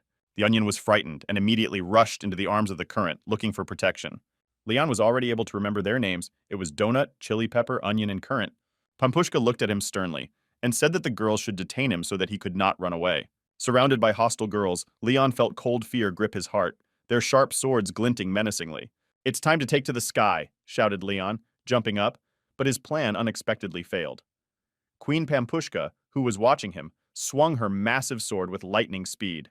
The force of her blow was so terrible that it seemed as if it would cut the very sky. He realized that he had no way out, and the only way to save himself would be to summon the Raven King. A huge fiery Raven King appeared before the girls and asked Leon why he disturbed his sleep. Leon was sitting on his shoulder and explained that these women were incredibly strong, but they were insulting him. Onion covered her eyes to better see this spirit. She smiled and said that it already looks like a man's technique. Leon said that these girls are mocking him, and he asks the king for help to deal with them. The king replied that Leon is preventing him from resting. The boy reminded that he was his younger brother, and the elder brother's duty to protect the weak. With his words, Leon was able to convince the Raven King to help him deal with this pack of Amazons. The king immediately tried to strike the Pampushkas, but surprisingly she was able to withstand his blow and even resist the majestic king with ease. As soon as the donut threw him away, he even flipped over in the air. This scared the Raven King very much, and he immediately disappeared into the air, not wanting to take part in it any further. Leon couldn't believe it because even the Raven King was scared of these women. Leon mentally turned to him and asked, "Where did he run off to?" The king answered him that this woman is too cruel, but he cannot help him with anything here. Leon disgruntledly reminded the King of Crows about his honor. The king said that his power is not close to standing with this woman, so from now on they are each on their own. Leon realized that in this case he had to fight alone with his shadows. He ordered Shadow number 3 to block the attacks. Shadow number 2 had to try to attack from behind, and that way they had at least some chance of victory. Pampushka immediately understood their tactics and said that it was not fair, and said that in such a case, she would also attack from behind. Just as she tried to strike, Shadow number 2 grabbed her arm. This made the donut very angry. She was very angry and immediately grabbed Shadow number 2 by the head and crushed it with her mighty power. Leon immediately received a notification from the system that Shadow number 2 had been destroyed. Pampushka immediately jumped up like a mighty spring, ready to deal with Shadow number 3. Before Leon could look up, a new notification dawned on him. Shadow number 3 was also destroyed. Leon realized that now he would have to fight them alone, so he decided to use his strongest tongue of flame technique. He flew towards the donut with incredible speed, trying to attack her, but she was able to stop him with her sword. She said that his magic resembles the magic of another person who fell here to him. Suddenly there was an explosion between them, caused by Leon. The donut was thrown away, and it flew to Earth. Landing with a force that shook the ground, she left behind a deep crater, but she did not fall, leaning on her sword. The woman couldn't hold back her admiration as she watched Leon's powerful attack. His strength and skill impressed her to the core. Leon, full of passion after a successful attack, stood in front of the woman in a fighting position, ready to continue, he challenged. But instead of fighting, the woman unexpectedly retreated, announcing her surrender. Exhausted, she fell to the ground like a doll whose strings have been cut. "I can't move," she whispered, barely moving her lips. "Your magic has harmed me not only from the outside, but also from the inside." Pampushka whispered, "From now on I will sleep soundly, and only the prince's kiss will be able to wake me up." Leon said that in this case the fight is over, but he leaves here, thinking that this donut is completely out of his mind. Current said, according to their plan, whoever wins the queen must marry her. Leon was shocked when he heard this information and could not believe his ears. Only his mouth was wide open in surprise and fear, because if he had known this, he would not have touched her with a finger. He asked what kind of psycho would agree to such a thing, and asked the women if they were joking with him. Pampushka immediately got up after hearing this, and threatened that if he does not agree, she will put him in prison. Leon began to growl at her, because a minute ago she still could not move. He shouted that he would never marry her, because he would do it only when he fell in love with someone. But Queen Pampushka did not listen to him. She already took the lost kitten in her arms. She said he talks too much, and next time he should think before he speaks. Leon yelled back at her to let him go, calling her a stupid woman. They reached a castle that rose among the mountains. It seemed to be a fortress where the queen and her subjects found refuge. Only women lived in this fortress. It was Bazaar Street, through which a girl was rushing, pushing everyone on her way. She stopped and happily spoke, saying that she was summoned again to the queen. This girl's name was Yetsin.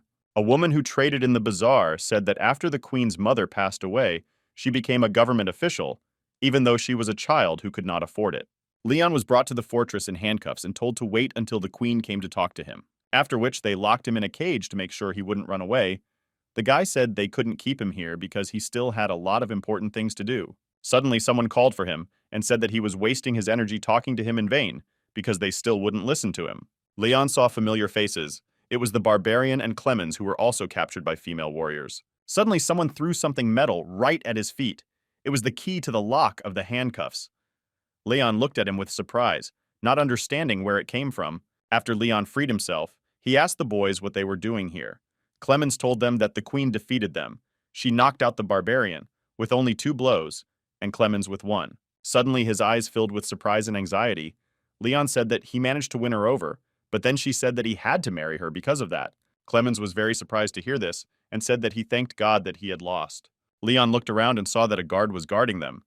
He said that this place was very strange, but it was worth finding a way to get out. Leon decided to attract the attention of the female guard. Something flashed before her eyes, but she was distracted for a moment. At the same moment, he abruptly appeared in front of her and offered her 50 shades of lipstick from the famous furry brand. The boys were very surprised where Leon had such things with him. The guard was also interested like any other. Leon said that these were his sister's favorite lipsticks, and he wants to give them as a gift. The female guard was delighted and said it was much better than what they use. Leon said that he would be happy to give her all these lipsticks, but asked to share with them information about what kind of place this is and why only women lived here. The guard said that this is the kingdom of Nuva, but only women live here and there are no men, and even when children are born, they are always girls. But every 150 years men fell from the sky, so they always stay here to catch the man in time. Leon asked if they don't have husbands, then where do they have newborn children from, and added that it must be some bug in the system. The guard also said that they have another rule. Leon thought that she would probably share some secret with him now. She said with sadness in her eyes, "The stronger a person is, the bigger her breasts are, and weak people like her can only watch the prisoners." Leon said that he could help her increase her breasts because he had everything for it. Meanwhile, Queen Pampushka, you were looking for an outfit that you wanted to wear on your wedding night. At that time, I came to her room. The queen thanked her for the visit, and the girl asked why she was looking for her. The queen said that today, on the hunt for men, she fell in love with one and managed to marry him, but he refused. The queen said that Yetsin was very clever and had to figure out how to persuade him. Suddenly, there was a loud explosion outside the fortress wall, which greatly alarmed the queen and her subjects. She said that she should leave immediately to find out what happened, and while she is gone, she trusts the inner territory of the kingdom of Yetsin. After which, with one powerful jump, she immediately went to the other side of the fortress, behind the large northern wall. This explosion happened right next to their sacred fusee tree, which is why the queen went there so quickly, because it is one of their deities. There was a woman lying on the ground and she seemed to be fighting with someone, desperately protecting the tree. She lay at Cape's feet and said that they would rather give their lives than allow the tree to be harmed. He wanted to finish off the woman already by giving her the last blow, and added that they even turned out to be much stronger than he expected, but it surprised him. But he did not have time to do this when a warrior named Chili Pepper appeared behind him. She wanted to stop him by striking a powerful blow. She managed to do it, but she threw the cape away with her own, thereby saving her comrades with a powerful blow. This woman turned to Chili Peppers. Then they warned her that she should be careful because this man was very strong. He carefully looked at her and said that it was written about in ancient manuscripts, but he could not imagine that they would turn out to be so strong. He sent his golden phantom at her, saying that in the end, she was just a woman who couldn't awaken her powers. With the help of her agility and speed, she was able to dodge this attack, but Cape was already behind her. He gave her a stern look and said that, unfortunately for her, he couldn't lose, but Chili wasn't going to give up either. She used a fighting technique called Nuiwa, which allowed her to deliver many quick kicks. Cape immediately felt how strong this woman was, because an ordinary person would not be able to cope with her speed, but this warrior managed to do it. Cape thought that luckily for him he was not alone, and Ernest immediately appeared behind the woman, ready to help his accomplice. Ernest's glass hands were preparing a blank shot technique. It was a sonic destructive wave that could cause colossal damage to the opponent. The blow immediately tore off almost all of her clothing, momentarily disorienting her and losing control of the battle. Therefore, Cape immediately seized the moment and struck her with a blow called Divine Retribution. She immediately fell to the ground. Cape said that she deserved to be the queen of Clananuiva because she was very strong. She smiled, seeing that their leader came to her aid and said that she was not a queen, but a captain. The donut was already standing behind Cape, but looked at him sternly, because he not only dared to attack her subordinates, but also threatened the integrity of their deity. Meanwhile, Leon continued to try to bribe the prisoner, this time offering her a vial of some very useful essence in exchange for information.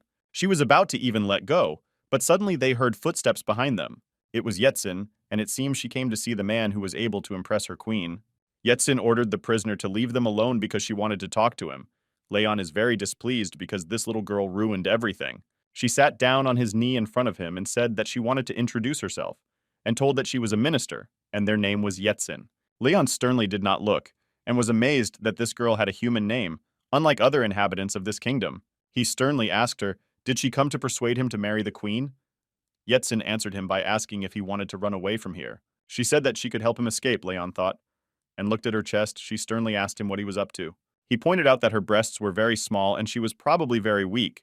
This was the reason she wouldn't be able to help him out. Yetsin called him a freak and reminded him that she was a civil servant after all. She took the key and told them that she could help them get out, but only if they did her bidding. Yetsin said that she wanted them to help her defeat the queen, namely dethrone her. This is really impressive because Leon believed that the inhabitants of this kingdom highly valued her. Yetsin said that the queen was very cruel. She enslaved all the women who were more beautiful than her. In this country, it is your crime if you do not match her beauty. She said that this also applied to the girls who fell from the sky, just like the men, and they also become slaves. After hearing this, Leon immediately thought about Lin and decided that it was time to start acting, but he said that the Donut Queen was very strong, but he would not be able to defeat her. The girl looked at him and said that she has something that can make him stronger. Queen Pampushka did not hold back, raining a hail of cruel and painful blows on Ernest and Cape. Her fists, like hammers, rained blows, not giving them a chance to breathe. Ernest, gasping for pain, tried to defend himself, but his attempts were in vain. Cape said that it was very impressive and asked with a smile, "Can people really grow to such sizes?" He realized that it was time to intervene. Because Ernest was already almost alive, he used the Blade of God. Wasting no time, Ernest rushed at Queen Pampushka with a fierce attack, but she, like an unshakable stone pillar, stopped his onslaught, easily blocking his blow. He smiled ominously again and then said that it is very difficult to move quickly with such a huge body. Cape didn't have time to finish the sentence, when suddenly, with lightning speed, Queen Pampushka brought down all her power on him. He couldn't even imagine how she was so close, because just a moment ago she seemed far away. Her strike was like an elemental strike. Cape fell unconscious to the ground, overwhelmed by her inhuman strength, spitting blood. He said that the difference between them is very great. Cape, looking at the majestic tree, suddenly realized that their goals intersected. On one of its strong branches hung the fruit he had been chasing for so long. Meanwhile, Leon, without interrupting the conversation with Yetsin, asked, "What do you mean by saying that you will make me stronger?" She told that 150 years ago, whoever crossed the border of this world left 3 stones filled with energy. She said that they could raise his level to a holy warrior in a short period of time, and with this stone it would be possible to defeat the queen. He asked her why. In that case, she did not take this stone herself and dethrone her. She threw a stern and excited look at him and said that she could not do it, because only someone like him, those who use the power of magic, could use the stone. Leon stood up and said that he really didn't care about their kingdom, but it looks like his friend was in a tough spot, so that changes things. He said that he would go with Yetsin and help her defeat the queen. Chased across the sharp roofs, Leon couldn't hold back his hysterical laughter.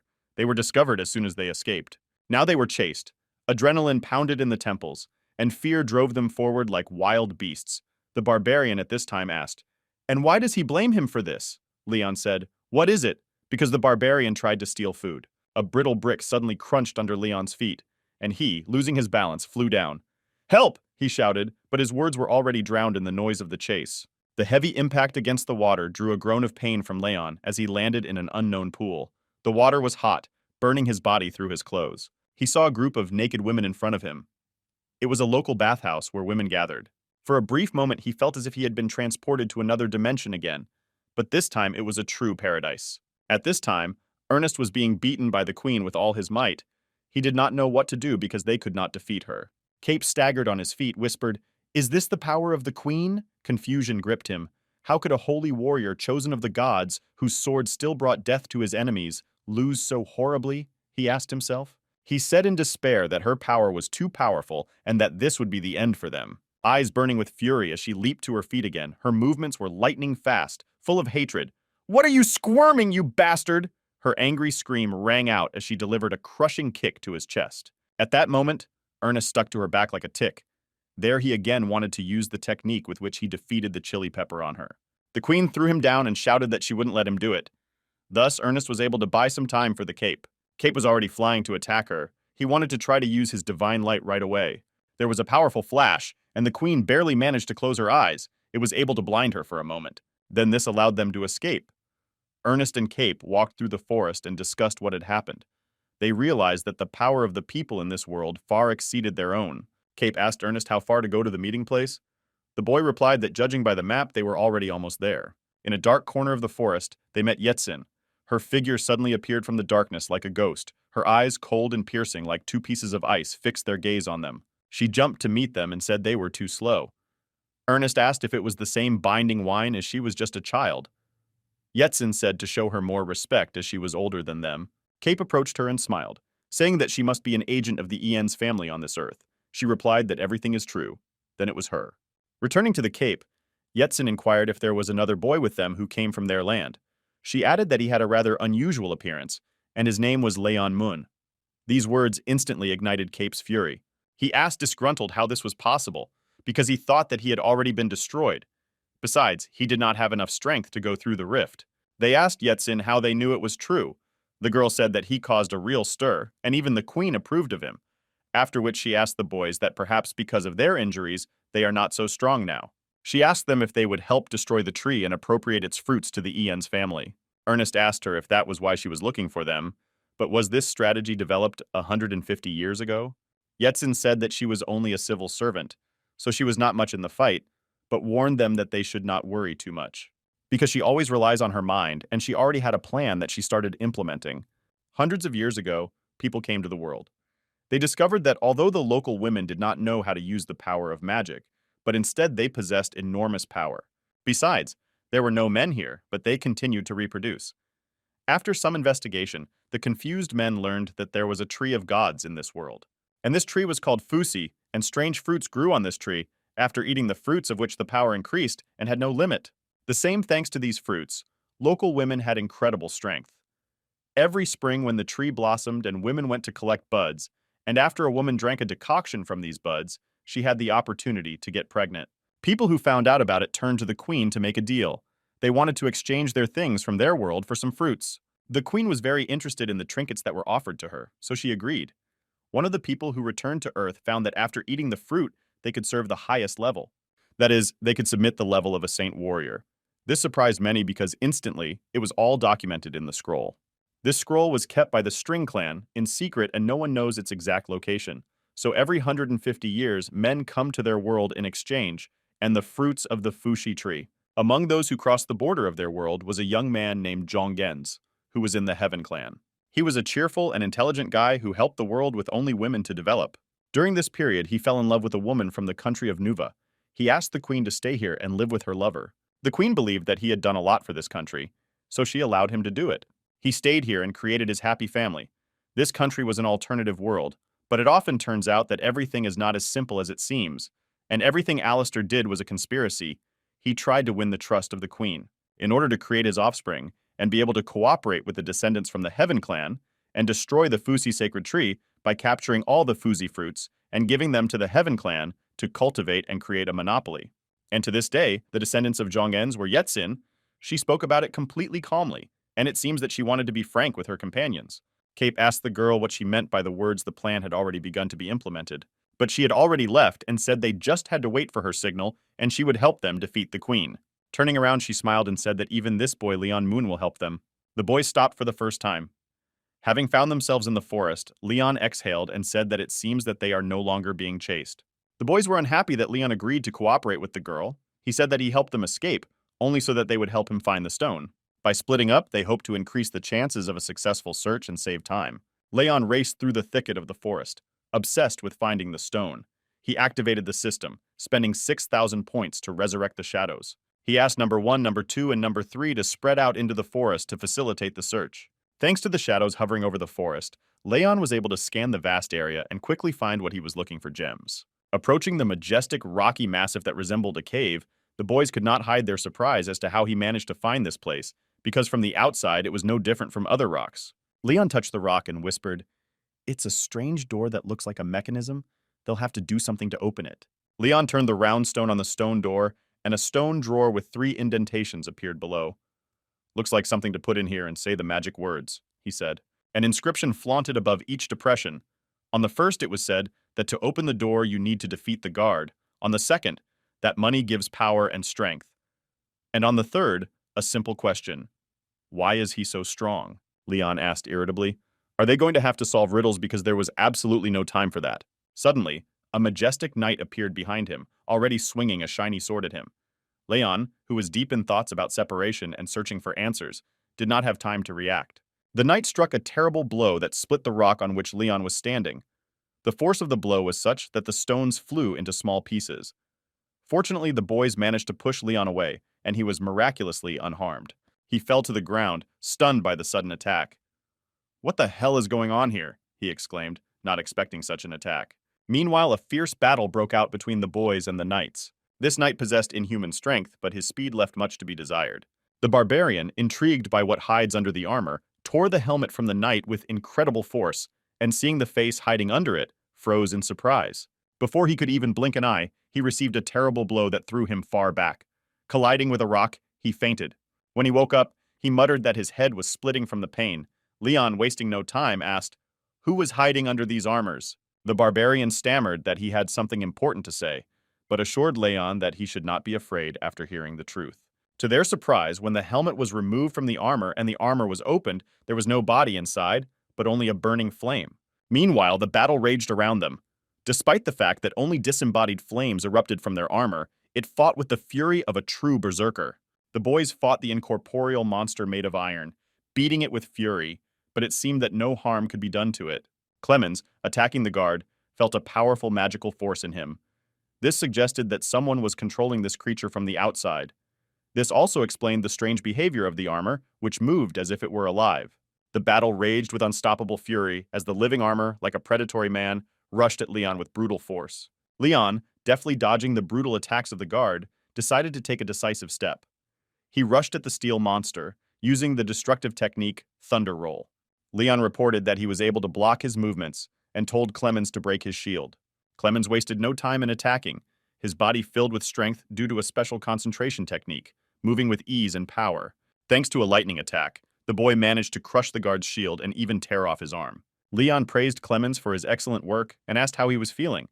The boy looked at his palm and said that his hand was a little numb because the guard was under the influence of a high electric current. However, this blow was unable to stop the steel monster completely. He, staggering but still standing firmly on his feet, prepared for another attack. Realizing that normal attacks would not stop the monster, Leon concentrated as he felt the flames rising in his body. He was ready to unleash a fire attack. Suddenly, a barbarian emerged from the darkness behind the guard. His face, distorted by rage, resembled a demonic mask. He craved revenge. The barbarian, wasting no time, grabbed the guard by the body and threw him over him with incredible force, like a doll. It was a spectacular technique borrowed from classical wrestling. Not giving the steel monster a chance to even recover, the barbarian rushed at him, easily overcoming his resistance. Defeated, he wasted no time and immediately used the monster's body, wearing its strong armor. The barbarian, approaching Leon, threw him a tablet with the words, "Found it in that monster." The boy, looking at the thing in surprise, exclaimed, "This is the sign of a guard." Wasting no time, Leon placed the tablet into the recess in the stone drawer that emerged from the rock, from which a white magic beam immediately appeared. Leon, with a beam on his face, looked at his friends and said, "Looks like we're on the right track." Leon pondered the second riddle. He understood that money is power, but what is real power? Is it just physical power or something more? The barbarian, hearing these riddles again, grabbed his head and groaned, "These words make my head crackle. I swear, I will never solve riddles again in my life." Suddenly, Clemens pulled out a crystal from his pocket and offered, "What? How to use it? Maybe he will help us." Leon looked at him in surprise. Clemens explained, "This crystal is not just a precious stone. It can become both a source of wealth and a material for developing strength." Leon, with a smile on his face, patted Clement on the shoulder and said, "You are not only handsome, but also very smart." The crystal was carefully placed in the second recess, and the magical light flashed again, marking the successful completion of the task. Only the third mystery remained, waiting to be solved. "Only the last step remained," Leon exclaimed, impatiently waiting for the solution to the third riddle. He begged Clemens for help, but the boy admitted that he could not even imagine what it could be. Gathering all his strength, Leon plunged into thought. Remembering Yetzin's words about the queen, he suddenly felt a sense of enlightenment come to him. With a beaming smile, Leon announced, "I know the answer." Clemens, intrigued, listened. "This is something that can only be obtained by crossing the border, something that does not exist in this world." It was a crystal again. Leon, wasting no time, lowered it into the recess and again a magical light flashed, but this time it was blue in color. The heavy stone door of the rock began to creak open, revealing a dark passage. The boys, holding their breath, eagerly awaited what was hidden behind this door leading to the dream treasury. Stepping inside, they found themselves in a cool, dark cave. After walking a little further, the boys noticed a chest decorated with exquisite carvings, on which engraved words shone. It was engraved, "The descendants who devoted their lives to the creation of this relic will surely help us finish the job." In addition, the inscription stated, "By destroying the body and expanding the aura, you will be able to step on the path to the divine realm. However, careless performance of the ritual risks bringing all your efforts to nothing." The last words were difficult to decipher. Turning to his friends, Leon announced that they had fulfilled their promise, but a much more dangerous test lay ahead. But he cannot force them to risk their lives. Therefore, everyone must decide for himself whether he is ready to go further. We fought together, shared joys and sorrows, and now it is our duty to continue this path to the end.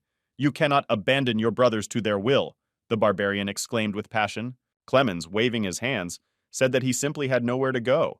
Besides, there is no way to leave this women's world, so he is also in business. Leon smiled and said that now they are a group of guys who do not know how to live or die, after which he added that in this case they will continue the journey together. With these words, he galloped forward heroically. If so, I propose to return home. I am not going to die here, he exclaimed. Disturbing rumors were raging in the local bazaar, women whispering to each other the news that someone had desecrated their sacred tree today. Uneasiness spread over the kingdom like a dark cloud. People whispered about dangerous foreigners who became more and more defiant, and their conversations seethed with anger. Leon, being in a safe place, witnessed these conversations. The women discussed that the tree was saved only thanks to the queen, so they wanted the foreigners to start being executed. What a sacred tree, grumbled the barbarian, disgruntled. Because they had not seen such a tree on their way, Leon thought again. He explained that many things were not clear in this world, and he had some suspicions. Chili Pepper was seriously injured. She was lying on the ground. An excited queen approached her. The woman wanted to explain something to her, but Queen Pampushka told her not to talk because she had to save her strength until medical help arrived. Korleva called foreigners bastards, but she could not believe that they could harm her people like that. She was extremely angry and said if she even had to dig in the ground, she would still find them and destroy them. At this time, 3 unknown women appeared on the market square. The blonde said not to worry and that no one would pay attention to them. Leon came up with the brilliant idea of dressing up in women's clothing, hoping that no one would recognize them that way, but the barbarian and Clemens were very unhappy about it. He said that they are nervous for nothing and that there is nothing wrong with pretending to be a woman. Leon wasted no time approaching one of the women in the bazaar. He asked her if she knew where the girls who had recently crossed the border had been taken, and emphasized that they had an important mission from the queen. The woman, after thinking for a while, answered that the girls they were asking about had been taken to the waiting room. To find this place, they just need to go to the intersection. Following the woman's instructions, the travelers soon found themselves near the majestic palace. Its architecture was impressive with luxury and elegance. The facade was decorated with sophisticated sculptures and ornaments. Leon, inspecting the palace, did not hide his surprise. This is not at all like a place where prisoners are kept, he muttered displeasedly, because they were kept in cages like wild animals. Suddenly, through the noise of the city, a familiar voice reached Leon. It was Lin's voice. Without hesitating for a second, he rushed towards her, shouting her name. Meanwhile, Lin's desperate cries came from the palace. She begged for help, repeating that she could no longer bear this terrible bondage. Her voice was full of pain and despair. The boys, hearing Lin's screams, rushed to the palace. When they found her, they were filled with genuine surprise. At first glance, Lin really seemed like she was at a resort. She was surrounded by the luxurious environment of a 5-star hotel, and the skillful hands of the masseur gently massaged her body. James was sitting next to Lin, reclining comfortably in a comfortable chair. He was leisurely sipping his coconut milkshake, giving her interested glances from time to time. Leon, unable to control his rage, abruptly tore off the wig from his head and threw it on the floor. His eyes were burning with anger and his voice was trembling with emotion. How can you have fun here while I'm risking my life? As always, James remained calm. He explained to Leon that he himself did not understand what was happening. They and Lin and others were really settled here, as soon as they appeared in this strange world. James speculated that he might have been mistaken for a woman again, as he often faced this mistake due to his androgynous appearance. Suddenly, a little girl appeared in front of them. Even if you come from another world, we sincerely welcome you here. We respect foreigners because they bring with them new knowledge and experience, she said in a sonorous voice. Unexpectedly for Leon, the girl rushed to James, hugging him and calling him young sir. Leon was shocked and confused by this scene. He did not understand what was happening and felt the injustice of the situation. James, a bit confused but still with a smile, explained that the girl's name was Garnet. She worked here as a waitress and really knew that he was a man. However, she promised to keep his secret in exchange for stories about their world.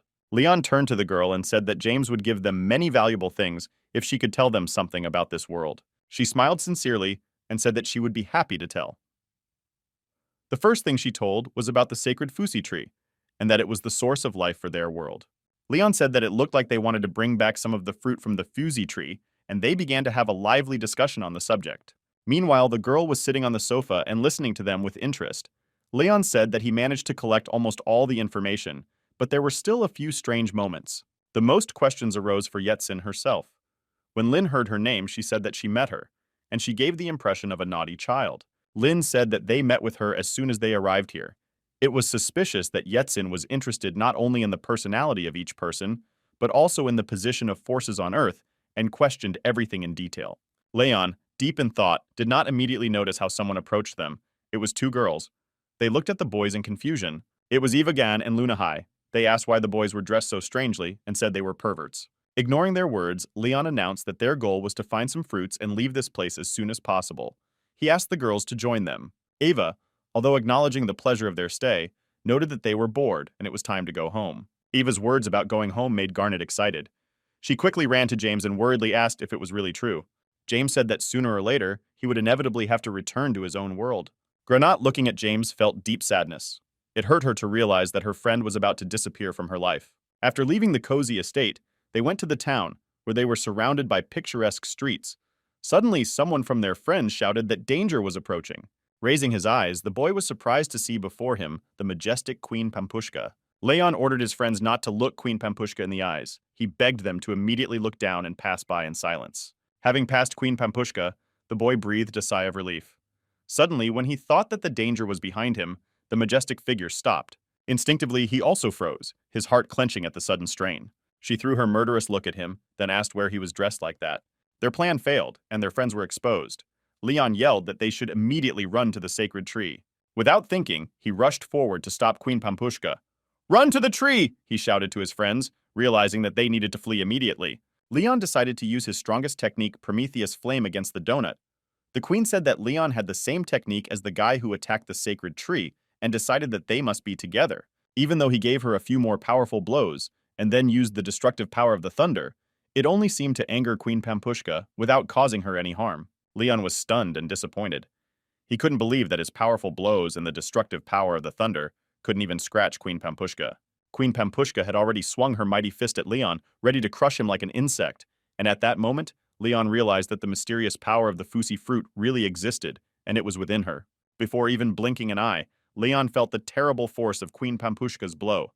His body, like a doll, flew through the air and then crashed into the stone wall of the palace with a crash. Suddenly, on the battlefield, in the midst of chaos and destruction, two loyal friends of Leon the Barbarian and Clemens appeared. Their faces were full of determination and readiness to help their brother in this dangerous battle. Without wasting a single second, the barbarian roared at Queen Pampushka, his mighty battle-hardened hands glistening in the sun, ready to crush any enemy. He used his famous steel fist technique, moving with incredible speed and brutality. Gathering all his rage and strength, the barbarian struck Queen Pampushka with a devastating blow with the hammer of fate.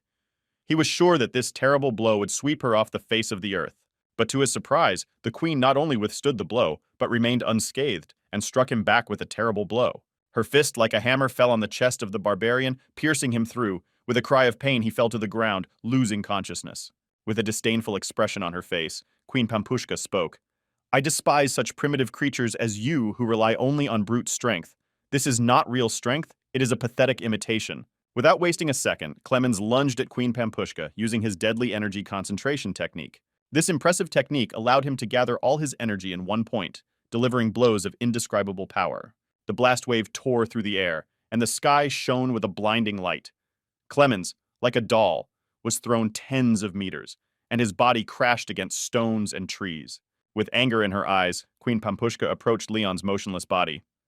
The first rule of the female clan clearly states that anyone who attacks the Fushi tree or its clan must be punished immediately. Queen Pampushka had already swung to deliver the final blow that would destroy Leon forever, but suddenly felt a strong jolt of magical energy that stopped her hand.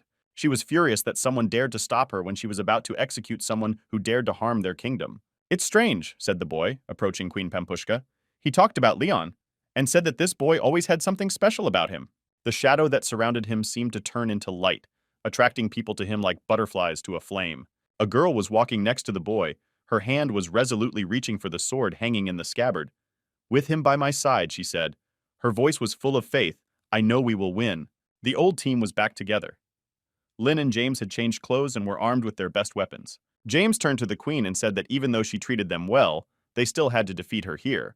In this, Clemens tried to get up after the collision with the donut. Suddenly, James kicked Clemens directly on the head, and he flew a couple of meters away, saying that the wounded should be thrown from the battlefield. James turned to Clemens and called him a boy from the Temple of War, and said that when Leon was in danger, he ran away faster than anyone. Lin gave him a harsh look and asked why he hit him. James said that he is Leon's real friend, not these bastards. In a moment, Queen Pampushka rushed at him, holding her huge sword in her hands, and said that she was tired of these conversations. James, without hesitation, raised his majestic cannon and fired with incredible force, directing the projectile directly into the jaw of the queen. Wasting no time, Lin flew over her like a bird of prey, a gleaming sword in her hand, ready to deliver a fatal blow. The sound of the shot echoed throughout the valley, and a powerful explosion appeared in the sky, lighting up the sky. Stones began to fall from everywhere. James said that this queen was really a wild beast. Suddenly, fear and surprise appeared on his face. He saw Lin fall to the ground. The impact was so powerful that a crater formed in the ground around her. The Donut Queen was already flying at him again, saying that he has no time to worry about others. The world before James's eyes dissolved in a blinding flash as a second explosion shook the ground with incredible force, dust and smoke filling everything around, enveloping the battlefield in an impenetrable veil. Just when the blade was about to pierce James, Leon appeared like a whirlwind from nowhere. He held a blade in one hand, and in the other a stone that gave him incredible strength, capable of resisting any enemy. He bit into one of them and spoke the words he saw on the tablet in the cave. He had to break his body to increase the power of the energy. Meanwhile, the girls ran at full speed to the tree. They were convinced that someone was chasing them, but they realized that there was no chase. Suddenly, a radiant light enveloped Leon's body. The energy emanating from him was so strong that it eclipsed the sun and illuminated everything around. He looked sternly at the queen without taking his eyes off her, and told James that he should enter the sacred tree. But the friend did not want to leave him. Leon smiled and said that he shouldn't worry because this time she will definitely be destroyed. Leon's gaze, full of unearthly power and fury, pierced James through and through. It was the same look, a predator ready to pounce on his prey and tear it to pieces. That convinced him, but he started running, only telling Leon to be careful. Leon looked at the queen and said if she wants to get to the sacred tree, unfortunately she won't get there today. Donut said that Leon didn't blame her because her heart is breaking with pain because she needs to hit him. She tried to give him a powerful blow using the ground-splitting technique, but the boy easily dodged the attack. He directed his hands at her, folding them in the form of a dog. This meant that he was using the dog sign technique. A terrible magical phantom immediately appeared next to her, which clung to her hand. The queen asked why it was. His magic suddenly became so powerful. Without giving the queen a chance to recover, Leon immediately used the devastating firebull mark technique, folding his hands in an intricate shape that resembled a bull's head. The collision was inevitable. The queen, despite her majesty and status, is knocked down by a powerful blow. Her body falls to the ground. The queen fell to the ground, writhing in pain, her arms and legs flailing wildly, screams escaping her mouth. But that wasn't all. Leon continued to attack her, saying they weren't done yet. He gave her a powerful blow, using the mad sword technique, and said that the deed was done, and now he was extremely strong. There was still a lot of dust and smoke from the explosion in the place where Leon hit. Suddenly he heard the voice of the queen. She said that she had not seen him for several days, and he had already become so strong. The smoke melted, revealing an impressive picture. In front of Leon stood Pampushka, but not the one he knew. Her image turned into a charming beauty. Her voice, like velvet, cut through the silence. "You caused me unbearable pain, the kind I have never felt before." Leon confusedly asked her who she was. The donut answered that she was his beloved woman. He growled in displeasure and called her a liar. The queen replied that she changes her account after absorbing the fat. Leon continued to look at her in confusion. She said that she would do everything in her power. Without wasting a single second, she charged again. Her fist like a hammer smashed the ground, forcing Leon to retreat. It was the legendary earth-splitting technique. The force of the blow was so terrible that Leon's sword was torn from his hands and stuck deep in the ground. He immediately noticed that this time her strength and speed had increased significantly, and he could not relax for a second because his life was at stake. Her sword disappeared into the ground with a thud. "This time let's fight fair," her voice rang out. Leon, looking at her in surprise, could not understand. Why she lowered her weapon? Does she underestimate him? "In fair fights, we don't look for easy ways," she explained. Leon couldn't help but smile. "It's nicer to talk with such beauties," he purred, her piercing gaze fixed on him. "Does it matter what you said before?" her soft voice said. She immediately rushed at him, using her powerful arms as a weapon, and asked, does Leon think he can beat her? From her devastating blow, the boy flew like a doll and crashed into the rock with a roar. Stones fell around like hail. Her blow sent a searing pain through Leon, as if his back had been split in two. Like a predatory cat, she closed the distance between them in a flash and charged again, aiming to pierce his chest with a powerful blow. But Leon was able to jump away, saving his life. after which he smiled and asked her if she wanted to destroy her own husband. He got into a fighting stance and said that it was time to use the technique that his father had taught him. She flew towards him again, aiming, not giving Leon a single second to catch his breath as she flew to attack him, asking what kind of strange pose he was using. Her foot, like a marble projectile, whizzed past him without touching. "The sun is born in movement and energy and silence," his calm voice rang out. She was impressed not only by the lightning speed and precision of Leon's movements, but also by his unmoved calmness. His fist, like a hammer, crashed into her chest. She flew away as if she had been hit by a locomotive running at full speed. He asked her what it was like to be defeated by her own power before smiling smugly. Throwing a disgusted look at him, she called him a freak through her teeth. Like a predatory cat, she quickly rose to her feet, ready to attack again. She threw a few more powerful and swift blows, but they missed, Leon dodging as if he were her shadow. Unrelenting, she threw blows at him, but Leon immovably blocked each of them, the same ones that broke through his defense. He simply avoided with ease. After that, he struck her again with a powerful blow, using her own strength, which caused the donut to fall to the ground again. Leon, without opening his eyes, felt absolute harmony. He did not fight, but simply danced with the flows of energy and power, turning them to his will. He smiled and said that he didn't even expect that his old man's technique would work, but it pleasantly surprised him. Suddenly, she jumped up again, preparing for another attack. Leon was even amazed that she could still stand on her feet. Suddenly, he felt some strange feelings. Looking at his hands, he asked what happened, because he felt how his strength suddenly disappeared. He felt that his magical energy was escaping like sand through his fingers. Leon could not understand what had happened and why it was happening. Suddenly, he remembered again the inscriptions that he saw in the cave. There it was said that increasing one's energy and reaching the peak is possible only through self-destruction. She threw punches at him again and said he was distracted. This time, Leon blocked her attack by awkwardly putting his hands out in front of him. The expected victory turned into a defeat. The queen cried out in surprise. She rushed to Leon. "What happened? Where did your strength go?" she asked, continuing to strike. He could feel her strength only increasing, while his own, on the contrary, was leaving him with incredible speed. Leon understood that if he continued in the same spirit, he would soon be unable to move at all. So the only thing left for him was to use his Legion of Shadows. In a moment, the donut was surrounded by shadows that immediately started attacking her, inflicting brutal blows. She could not see them, and thought that Leon was using some magic again. Leon smiled and said that maybe he should be ashamed of it, but no one told him that he should be a knight. His shadows were ready to listen to their master's orders and destroy anyone who stood in their way. She continued to attack, and he expertly used his last strength to block these attacks. She felt that someone grabbed her leg, but she could not even move it. After which the queen fell to the ground and admitted that his tricks were indeed impressive. The queen realized that she could not continue like this. The longer she drags, the worse things will end for her, so she had to end it. She charged again and said that this dash would be her last, and she had to destroy him with one blow. She moved with such incredible speed that even the shadows could not keep up with her. Leon understood that she wanted to use one punch to decide the outcome of this fight, and added that he liked that very much. He held out his hand in front of him, saying that it was important to act easily and smoothly. He needed to feel the surge of strength again. Screaming frantically, she rushed at him, fury in her eyes. Her fists like hammers rained down on his body, destroying everything in its path. But Leon, like a whirlwind, overtook her again. His blow, full of colossal power, exploded with a powerful stream of energy that scattered them in different directions. The force of the impact threw them both away. She flew in the air like a doll, and then fell to the ground with a thud. Leon, unable to stand on his feet, was breathing heavily, feeling how his body was shaking from the injuries he had received. Meanwhile, Yetsin approached him. She smiled. "You said that she did not expect that they would both lose." A wicked smile stretched across her face as she spoke. It seems everything was going exactly as she had planned. Next to her, with smug smiles on their faces, stood Cape and Ernest. Their eyes shone with triumph because Leon was finally defeated. Ernest, with a cruel smile on his face, gave him a devastating kick. "Lie down and die, you wretched worm," he growled.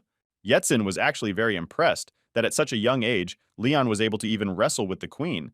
She said that he was really impressive with his strength, but still he would lose this battle. Cape said that they don't know if the queen is still alive or not anyway, so they better make sure. Cape looked at her and said that he did not expect that she could be so beautiful. So he was even sorry to destroy her, but it is necessary for the sake of the great cause. Suddenly the air was pierced by the shrill whistle of an arrow rushing towards its victim. With lightning speed, she dug into his shoulder, letting out a cry of pain. A few more arrows hissed past, sinking into the ground at his feet, but he was lucky, because he would have been destroyed by now. Ernest, with furrowed brows, turned sharply and threw an angry look towards the source of the noise. "What's going on?" he growled, his voice filled with rage. His gaze slid over the rows of armed women who surrounded him in a dense ring. Despite the diversity of their faces, the same rage burned in their eyes. At the head of the squad, with a cold smile on her face, stood the same girl whom Leon encountered immediately after arriving in this world. Her name was Onion. "You are trapped," she said in a clear, razor-sharp voice, not hiding the sinister pleasure in her eyes. While Leon tried to understand what was happening, the queen gradually began to rise. Cape could not believe his eyes and was amazed that she was still alive. Yetsin approached her and said that of course the queen is alive, because her strength was higher than the level of warriors. After which, she smiled and said that this is the strongest queen in the history of their world. Cape, confused, looked at the Onion. He could not understand what was happening. He was overcome with anxiety. His eyes ran from Yetsin to the armed women surrounding them. Queen Ludo started screaming and saying that Yetsin betrayed them and betrayed the Ien's family. But Yetsin was not frightened by this. She responded by shouting for the queen to shut up and added that she hates the Ien's family. Leon watched them carefully this time. Yetsin said that she could grow up calmly and happily as an ordinary child, but the Ien's family ruined her life. She said that the head of the Ien's family married her great-grandmother only because she was weak and docile, and he could completely control her. But when the child was born, he showed his true face. He beat the grandmother and locked her in the house and did not let her out. So she passed away a few years later, after which he brainwashed his child, after which she was under the influence of the Ien's family. The children had to pass on the will of the Ien's family from generation to generation. Thus he turned into a demon who abused each of his descendants. Yetsin could not escape this fate either, and for any disobedience she was brutally beaten and abused. One day, she could not bear it, decided to destroy this demon with her own hands, and finally finish off the entire Ien's family. Onion turned to the student and ordered them to get ready, after which she gave the order to open fire. At that moment, the archers released a swarm of arrows into the sky, which ended up above the heads of Cape and others. Yetsin, with a deep sigh, raised her eyes to the sky.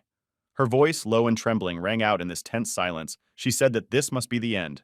When it was over, they saw Cape, who covered himself with Ernest's body to save himself from the arrows. Despite the numerous wounds, Ernest was still breathing. His voice, weak and trembling, barely broke through the moan of pain.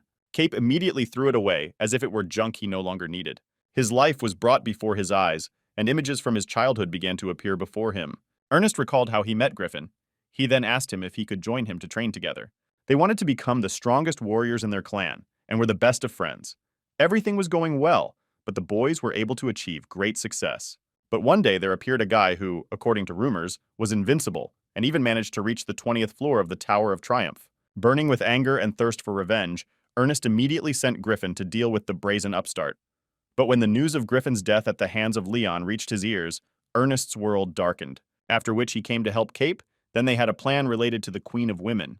But probably Ernest could not have imagined that everything would end for him as well as for his best friend. Suddenly, as if pulled out of the darkness, a delirium appeared before Ernest. His eyes, clouded with tears, recognized Griffin in him with horror, and his face shone with an unearthly light. Extending his hand to Ernest, he said, "Come with me. It's time for us to be together again." These words, full of longing and love, pierced Ernest's heart, calling him to the abyss of eternal peace. Ernest, exhausted with grief, sobbed, beating his fists on the ground. His cries of despair echoed in the empty air. "I could not save you, Griffin. I could not avenge you." Exhausted and wounded, Leon slowly approached Ernest. His eyes, shadowed by the shadow of pity, slid over the face of his former enemy. He saw in him not a young man full of passion and thirst for revenge, but only a broken man, broken by grief and loss.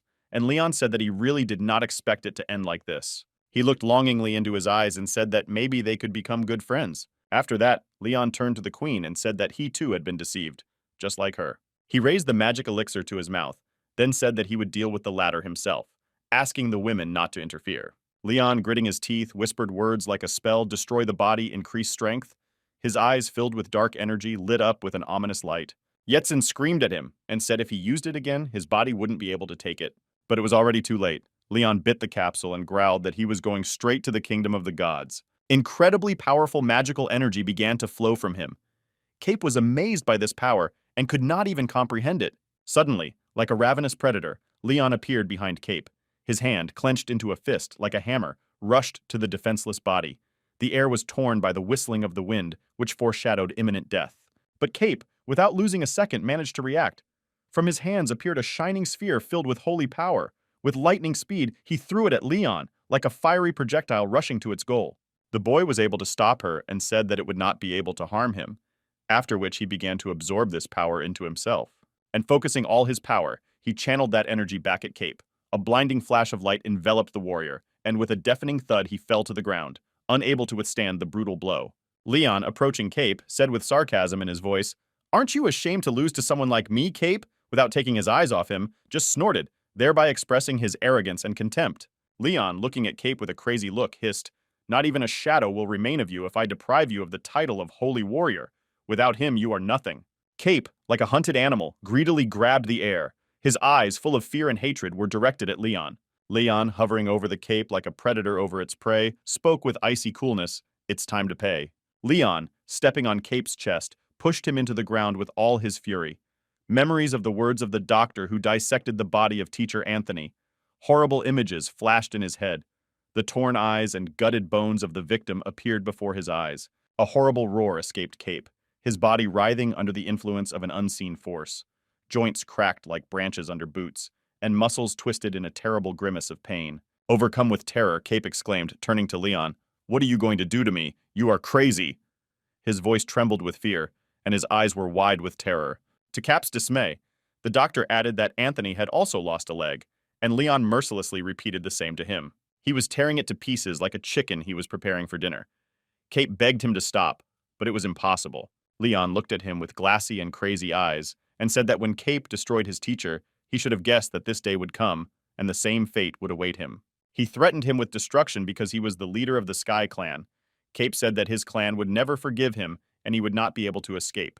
Leon only responded with a crazed look at Cape's words, making it clear that he didn't care about his threats. Cape, realizing the hopelessness of the situation, the disappearance of Cape without a trace would not cause suspicion in anyone, because he suppressed his powers to enter another space, and the fact that he was destroyed here would not cause unnecessary questions. Leon kicked him and said that no one will even know that he was destroyed by Leon Moon. At this time, James, Lynn, and Clemens were watching these events with delight.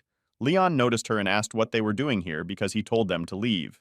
James said that they found out about the plan and they decided to go back. Leon didn't expect that. Cape lay on the ground and complained that it was all the fault of the Nueva clan of women, and asked if he was just going to be destroyed like that. A needle appeared in his mouth, and he said that he was simply not going to die, but that he would take Leon with him. Gathering his last strength, Cape spat towards Leon, releasing a poisoned needle from his mouth. He threw it with such force that it whizzed through the air like lightning. Seeing the thrown needle, Lynn rushed towards Cape with lightning speed, covering him with her own body. Her brave act saved him from certain death. Leon picked up the girl who was barely standing. Her voice, weak and trembling, rang out in the silence. It was a poisoned needle. Despite the dire situation, Cape, bursting with mad laughter, exclaimed, "This poison is a unique development of the Heaven Clan. There is no cure for it." Eva immediately covered his mouth with ice so that he wouldn't annoy them. Leon was overcome with true madness. He was already sorry for leaving him to die a slow death, and rushed to the Cape to tear him to pieces. He used his mad sword to cut him into several pieces and shut his mouth forever. Leon looked around and saw that his friends were trying to save Lynn, but it was impossible to remove the poison from the body. He approached Lynn and said that he would try to do it himself, but the poison spread very quickly. Leon turned to the system and shouted that he wanted to use the diagnostics. James liked the look on him, so knew that he was hiding the system from others. The system explained that the poison had already spread throughout the body, and the chance of healing was very small. The system alerted and warned Leon that if he continued to use the healing power, it would only hurt him. He told the system to shut up and continue healing. Everyone looked at him suspiciously, because they thought he was talking to himself. James looked at Leon with his all-seeing magical gaze, and what he saw shocked him. He saw that behind him there were some strange creatures that were amazing with their extraterrestrialness. Leon understood that there was very little time left, but the side effects had already begun. He was under such terrible stress because he could not help her that he began to lose consciousness. The last thing he did was shout her name out loud, after which he immediately turned off. It was already deep night. Leon was lying in bed and sleeping. It seemed to him that it was a terrible dream. He was still fast asleep. Suddenly he was woken up by strange sounds, like someone chewing something loudly, like a bunch of piglets pouncing on food. It was the Donut Queen. She said that Leon finally woke up because he slept for 3 days. Leon asked her, did she manage to gain weight again? Suddenly he heard some strange sounds that made him jump out of bed. He asked what happened. Were these the sounds of an approaching enemy? Pampushka said that everything is fine, and it's just that the country is celebrating a victory. A big bonfire was burning on the street, and women were dancing around it, celebrating the victory. Their friends were celebrating with them, and they were enjoying food and drinks. It was really like a big party. Even the shy Clemens himself danced with a large onion. Seeing joyful and happy friends, Leon breathed a sigh of relief, and his soul became calm. Suddenly Leon remembered about Lynn. It made him anxious again. He asked the queen about the girl. She gave him a harsh look and said that he should go with her. They came to the sacred fusi tree, and Leon saw Lin hanging on it. The girl looked as if the tree had swallowed her body. Leon couldn't believe his eyes and asked what it was and why she was here. The queen explained that although they tried to cure her, they could not remove the poison, so the girl's body was completely destroyed. Pumushka explained that only with the help of nutrients from their tree, she will be able to continue to fight the poison. Now Lin is on the verge of life and death, but as soon as she leaves the tree, the poison immediately consumes her life. Leon hugged Lin and said that he promises to find a cure and bring her home. Yetsun sat on a rock near the ocean. The object was a wooden cross. She said that she did not think that she would be able to destroy the plan that took so many years, but from today, she will stop being a shadow and start living her life enjoying them. Imperceptibly, Leon approached her and asked what she was doing here. Yetsun didn't seem to expect to see him either. He saw a wooden cross and asked the girl who was buried here. She looked at him with her deep green eyes and said it was her mother. Leon said that he did not want to disturb her and bowed and promised that he would leave now, leaving her alone. He was about to leave when suddenly the girl stopped him and told him to wait. Actually, they both needed to talk, so in a minute they were already sitting together and looking at the waves. Suddenly Yetsun said that she was sorry, because it was she who dragged him into such a dangerous situation. Leon replied that it really had nothing to do with him, so she could not worry about it. He said that he understood everything as soon as he saw her, and guessed that everything was not so simple. Yetsun asked how he managed to find out everything. Leon answered that it was in her name, because everyone else was called by the names of products. And then he already learned that the tree was attacked, and the chili pepper was defeated in the battle for its protection. But the queen was able to stand up for her and for the tree. Therefore, her request for help to depose the queen immediately aroused suspicion. Yetsun asked, but how did he know that she was not with Cape? Leon said that she gave him the essence of the fruit instead of giving it to Cape. Yetsun that now everything was over and Leon became the hero of this world, and thanks to him they won this war. He looked at her with sad eyes and said that because of these wars, he lost a teacher who was like a father to him, and his sister Lin was now on the verge of life. Leon also reminded Yetsun she lost her mother in her childhood. He asked if she still considered it a victory. Yetsun looked down sadly and said that she really should have hated her mother, but she cannot forget her mother's face. Before she left her life, she said that she apologized to her daughter, and now Yetsun has to live for herself. Leon said that in the end she was also a victim, but maybe she would be happy if she knew that Yetsun managed to prevent reincarnation. Yetsun said she thinks she made a mistake. Leon asked what she did wrong. Leon said even if he is considered a hero, it doesn't mean he always does the right thing. He said that there is a path filled with difficulties and troubles for everyone, but when they still find the right path, hope appears in them. Yetsun will forever remember these words, and this moment will be etched in her memory. The next morning, Leon was about to leave. The queen asked him if he had decided to leave them so unexpectedly. She said that they could each take some fruit from their tree. Leon explained that today's energy fluctuations are more suitable for opening staring, so today is the best day to leave. But he promised that he would definitely return. They took out a space capsule and opened it, after which they threw it several hundred meters. From the place where she fell, a huge pillar of light shot into the sky, after which a portal appeared. The queen and Yetsun watched with delight, and said that it was like a real dream. The guys immediately went to the portal. James asked if Leon didn't think they took a lot of fruit, but Leon said he took a little more. The queen and the women were standing near the tree. She looked at him and said that something had changed in him. Among the leaves and fruits, one branch was cut, a small twig that was difficult to notice. This branch had already grown and turned into a small fusi tree in the star world that belonged to Leon. In the meantime, his assistant came to tutor. He said that there are powerful energy fluctuations in outer space now. He smiled and said that they were finally back, because he already thought they were destroyed, after which he asked his assistant to spread this information to the other clans. The team finally returned to their world. They were met by a representative of the Chow clan at the portal. He turned his head from side to side but could not understand where his owners Ernest and Cape were. Leon smiled and said that he should not look for them, because he was the last, and there will be no one else after him. He grabbed his shoulder and worriedly asked what it meant. He couldn't believe it. Leon immediately removed his hand, giving the boy a maddened look, and said that they were all dead. Hearing this, he started growling like a mad dog, not believing Leon's words and blaming him for it. He grabbed him by the collar and said that Leon was lying, and for that he would be torn to pieces. Leon just smiled and said that all the members of the Chow clan were destroyed. Leon showed him his maddened smile and asked if he had anything to do with the Heaven clan, and why he was in such a hurry. After these words, he immediately calmed down and let the boy go, saying that he was simply not himself. Tutor approached them and said that he congratulated them on the end of the battle and added that he was very happy for them, so they prepared a car for them to take them on vacation. Tutor said that this applies to everyone except Leon, and in fact, He guessed that everything would not end just like that for him. Tutor asked him to go for a walk and said he would go with him, after which they went to the main office. They had an interesting conversation. Leon at this time was standing by the window, looking at the picturesque nature of the island. The president said that Leon had destroyed the members of the Heaven clan and the Chow clan, but he said that he did not blame the boy for that, because those two had enjoyed life for too long and had too much ambition, and sooner or later Tutor would have done it himself. The president said that now Chow was completely destroyed, but the clan of Heaven is still afloat, and they will definitely send someone to investigate in search of their leader, and sooner or later, they will come to Leon. After that, Tutor offered Leon to join the Night's Watch and inherit his teacher's title of Thunder Night Hound, and they would give him protection. Leon angrily punched the post and asked how they could send a man alone on such a dangerous mission. Tutor said he admits it was a mistake and they lost a real talent that time, so now they hope he will join them to take Anthony's place. But he didn't believe a word he said. He believed that it was Tutor who used his teacher to lure Leon here. Leon said that first he had to answer his question.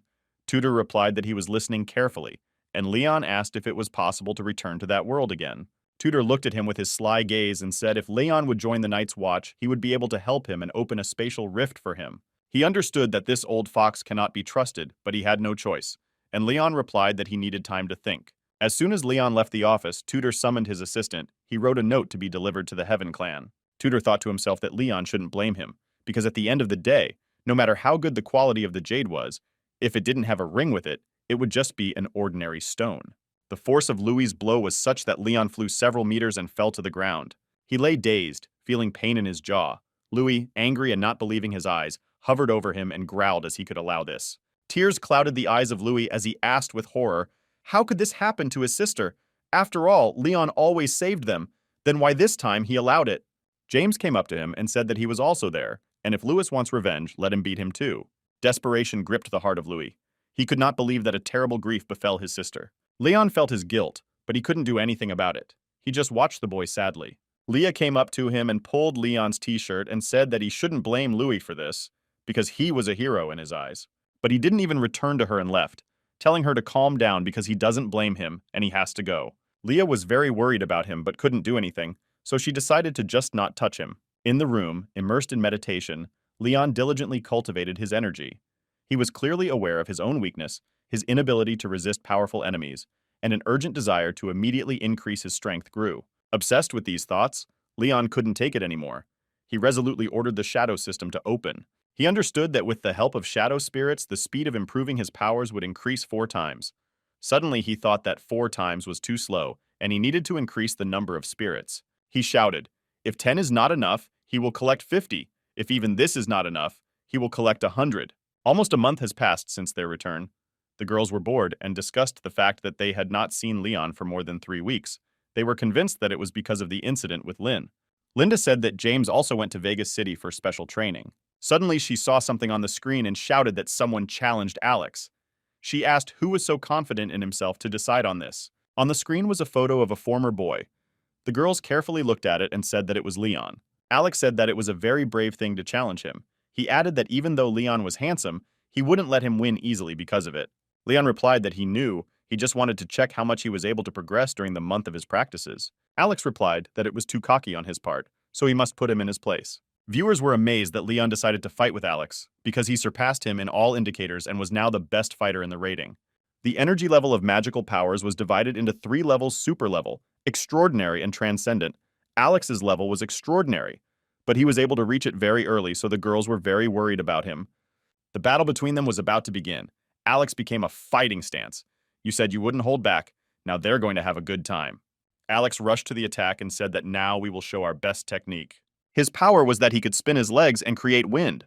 Leon looked at him with astonishment and then asked, was such a legendary fighter so slow? He closed the distance between them in a moment and found himself in the shelter of him. Alex was shocked by the speed of Leon. Meeting his opponent's gaze, he said, I hope you did not give in, for I did not seek to win unfairly. Alex immediately jumped back, terrified that Leon has such lightning speed, but he managed to pull himself together and told his opponent not to be so insolent, because he just wanted to find out what he was capable of and wouldn't give in anymore. Leon replied that in that case, let Alex show what he's capable of because he doesn't want to waste his time. With a swift movement, he flew into the air and delivered a crushing blow to the ground with both hands. Where Leon had just stood, a deep enmity now yawned. This was my crowning blow, Alex proudly said. However, to his surprise, Leon not only survived, but was not harmed at all.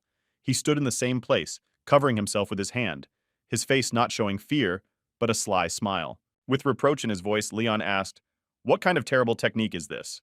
It is absolutely meaningless and does not carry any power in itself."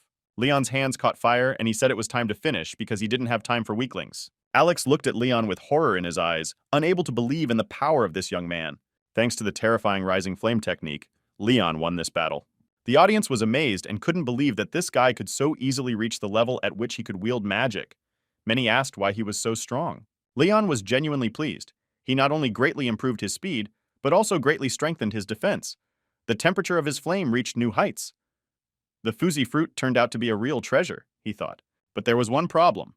10 days before that, the tree had already managed to grow well and bear its fruits. Leon was faced with a dilemma whether to eat the fruit now to finalize the results of his training or to save it for later, because he only had two. Having no other choice, Leon bit a piece of fruit. He was overcome by the desire to become stronger, because new tests were waiting for him ahead. Immediately after the fruit touched his tongue, Leon was engulfed in an incredible wave of power that swirled through his body, filling every cell with unstoppable energy. He received a red notification from the system that the power of the heavenly kingdom was being absorbed in colossal proportions, and he had to do something. Otherwise, the borders of the heavenly kingdom would be destroyed. "Make me stronger, merciless," Leon commanded the system, his eyes burning with an insatiable lust for power. He threw whatever crystals remained into the maelstrom, ruthlessly absorbing the energy to expand the boundaries of his space. Although there was a slight shadow of doubt in his heart, he was clearly aware that this was a necessary sacrifice on the way to true power. He went into his shop where his sister worked. She asked what was wrong with him because he looked quite sad. Leon told her to give him all the magic crystals she had. She replied that he came for them only 2 days ago, and did he manage to use them all? He replied that he wanted to take some more just in case. She gave him a whole suitcase of crystals, and said that this should be enough for a long time. Suddenly, he received an incoming message. It was James. The boy was happy to see him and said that he finally appeared, after which Leon asked what results he had achieved. Unfortunately, Lord Vegas City does not have the knowledge of how to return to the world of Nueva women, James disappointedly reported. If they had known that everything would turn out like this, they would never have gotten involved in this adventure, James said with bitterness in his voice, but added that Mary managed to contact the Master of Poisons. He said if they could get the poison from the Heaven Clan, then he could help make the antidote. Leon, overcome with curiosity, asked who this person was, eager to know more about this master. James said that he was a genius, who had the ability to even step into the level of a war master. But due to the improvement of his poisoning skills, he was a little late. He said that he was the only person in the entire continent who was able to cure the Heaven Clan of the poison, but in the future, if they invited him, it would have consequences for them. Immersed in thought, Leon, as usual, was sitting on the terrace of the university campus. Suddenly, from the corner of the building, the director of the university, Timothy, appeared. His face, as usual, shone with a benevolent smile.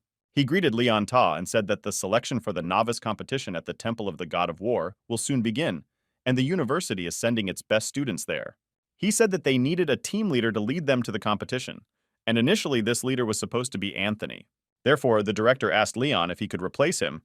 This again stirred up memories of the teacher in him, and the boy could barely hold back tears. He got up and said he was sorry, but he didn't have time to deal with children.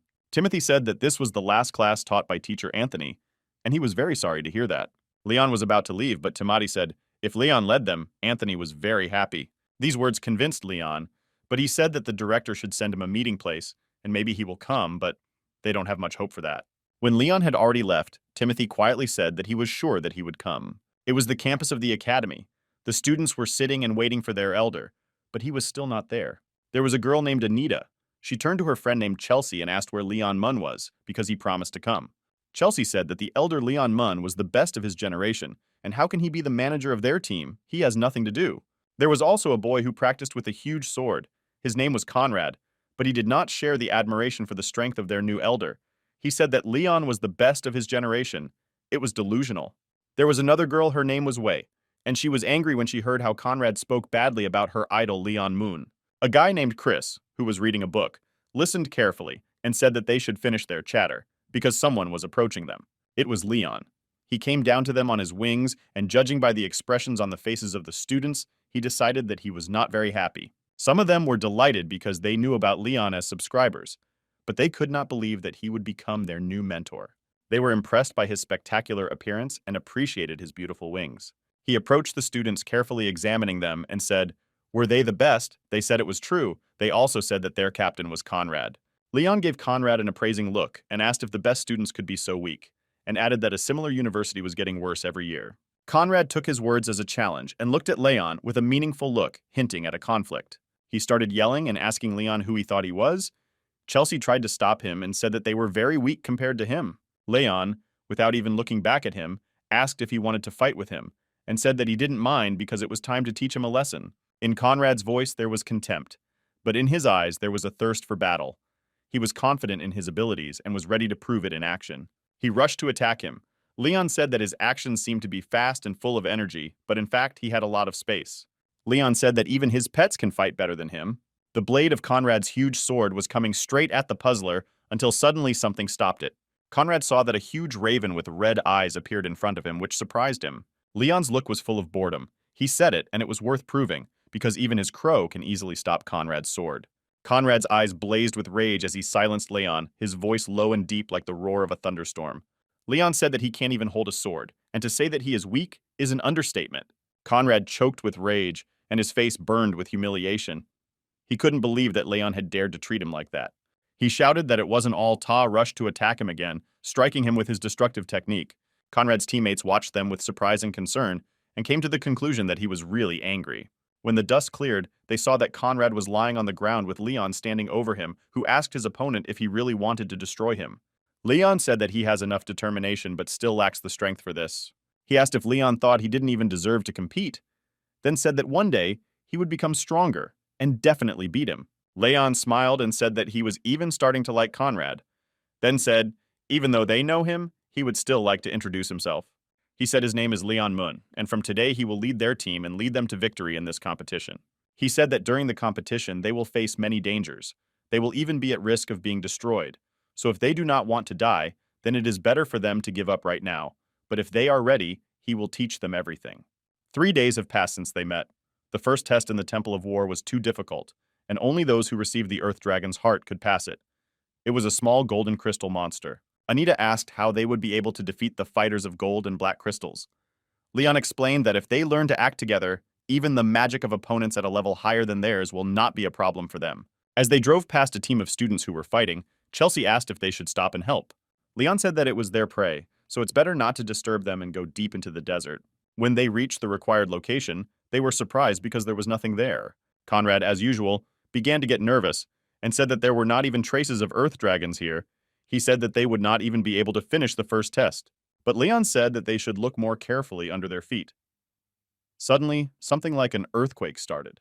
He shouted and said they better get out of there, warning his students of the danger. The earth shuddered as if from a powerful blow, and a pillar of sand exploded, obscuring the sun. A cloud of dust and sand rose above the trees, enveloping everything around in a dense yellow veil. A majestic dragon emerged from the depths. His body, like a mountain, towered above the ground, and red eyes, burning like hot coals, pierced everything around. It was the king of dragons, the ruler of the underworld. Without restraining his fury, the dragon rushed into battle. His sharp claws tore the ground, and his teeth, sharp as razors, shone in the sun.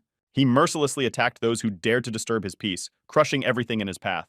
The dragon opened its mouth like a cave, exposing rows of sharp teeth. Its hot breath burned the faces of those standing nearby, and the stench of rot caused nausea. Chloe, a young girl with fire in her eyes, took off her glasses. At the same moment, her gaze, sharp as a blade, pierced the dragon. An order came out of her mouth, clear and commanding. Stop. The power of hypnosis possessed by Chloe bound the will of the majestic monster. His fierce roar died down, and his burning eyes filled with surprise. He froze as if petrified, unable to move or continue the attack. Leon said that the power of control was quite an interesting decision, and praised the girl for a good job. The monster was under control, the girl exclaimed, turning to the Chouse and asking him for help. Chelsea mastered the whip and immediately charged at the monster, but Chloe's control had already ended, and the monster immediately charged at him. He got scared and ran away while begging for help. Leon just smiled and reminded them that they are Team A and should trust each other. Chris, without wasting time, threw the order. Chelsea, run to me! Take this creature here! Chris, thanks to his rich erudition, knew that the nerves of the knee joint of this monstrous creature were located under the stony armor on his thigh. It was the dragon's only vulnerability that he could use to defeat it. He waited for the moment when the monster would raise its legs and then threw a magic spear at it. When the spear hit him, the monster let out a loud cry of pain and lost his balance. The team, shouting joyfully, began to celebrate the victory.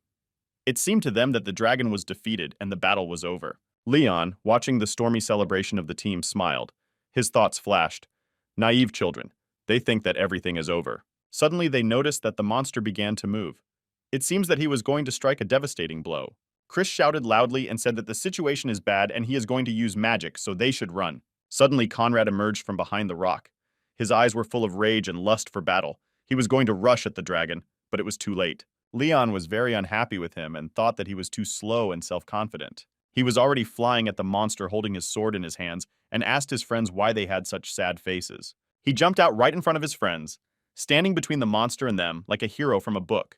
Chris asked him how Conrad managed to get out of the sand because the monster buried him up to his head. He replied that it didn't matter, after which he said that the whole team was in a meeting, so they should listen to his order and prepare for a counterattack. The fight began. Conrad was able to block the monster's fire attack with a shield, and Chelsea had already used her whip to grab the beast by its horns. Conrad said he would try to deal the main damage, but asked Chris to find additional weak points in the beast.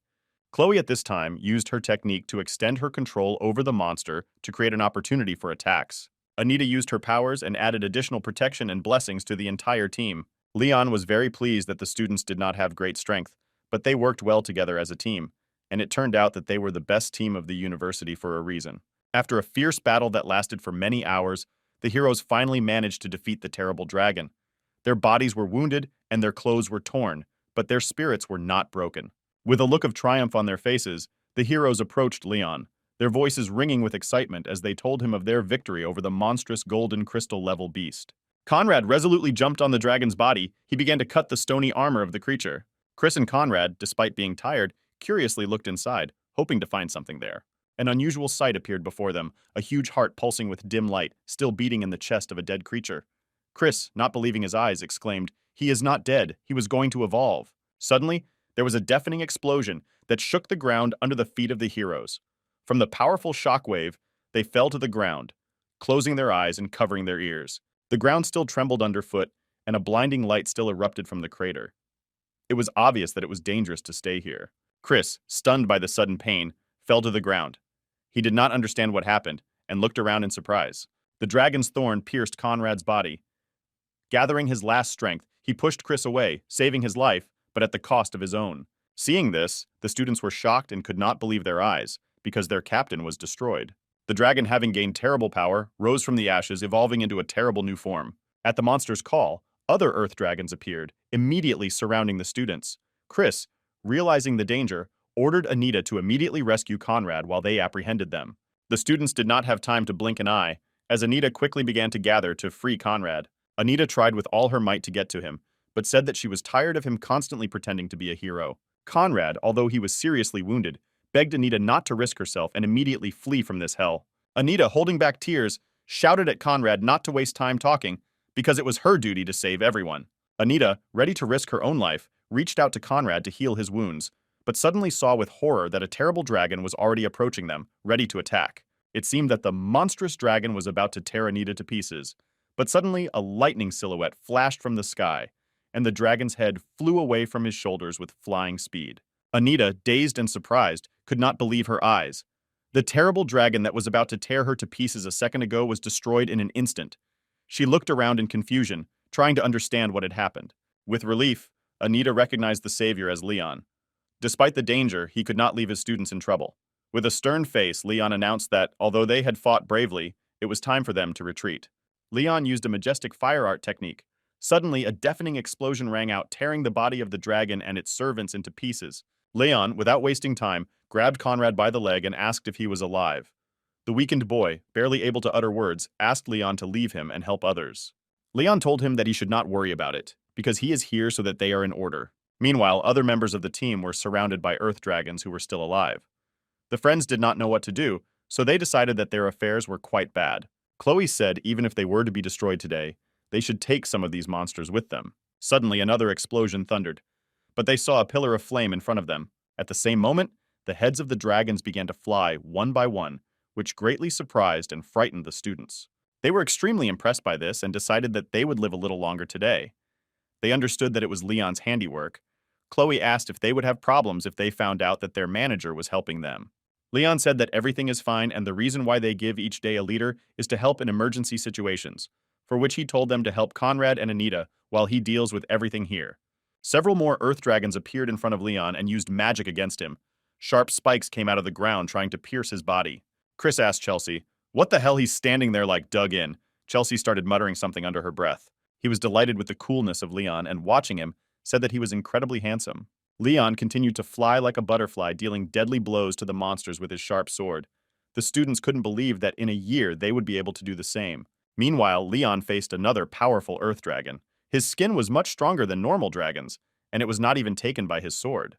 Leon looked at the beast and said it was time to saddle him and teach him good manners. But when Leon jumped to meet him, the dragon immediately swallowed him. It seems that the beast himself did not expect this. When Chelsea saw this, he began to scream. He was mad, not believing his swords, because this cannot be.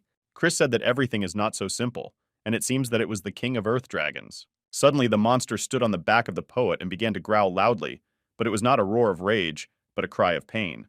The fact is that the monster was attacked by Leon. From the middle, he realized that it makes no sense to attack from the outside, so he decided to climb inside him and tear his internal organs.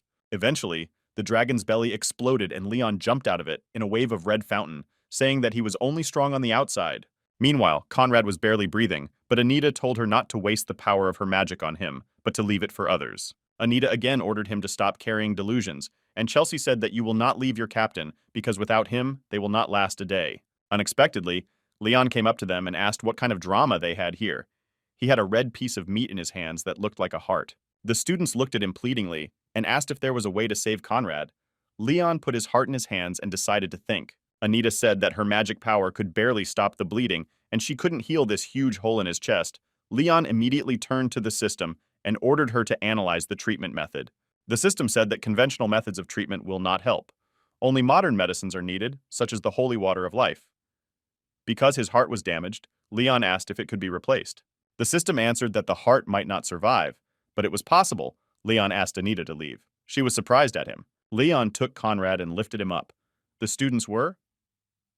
Anita asked him not to be so rude because Conrad was on the verge. Leon replied that it was too early for him to die. He screamed loudly in pain and was nauseated again, and a red liquid came out of his mouth. Leon looked at him and said that he should be patient because now it will be very painful. After which he replaced Conrad's heart with one lightning movement. He again screamed loudly in pain. After that, he ordered the system to rebuild Conrad's body. The system informed that it would cost 30,000 yuan and 10,000 experience.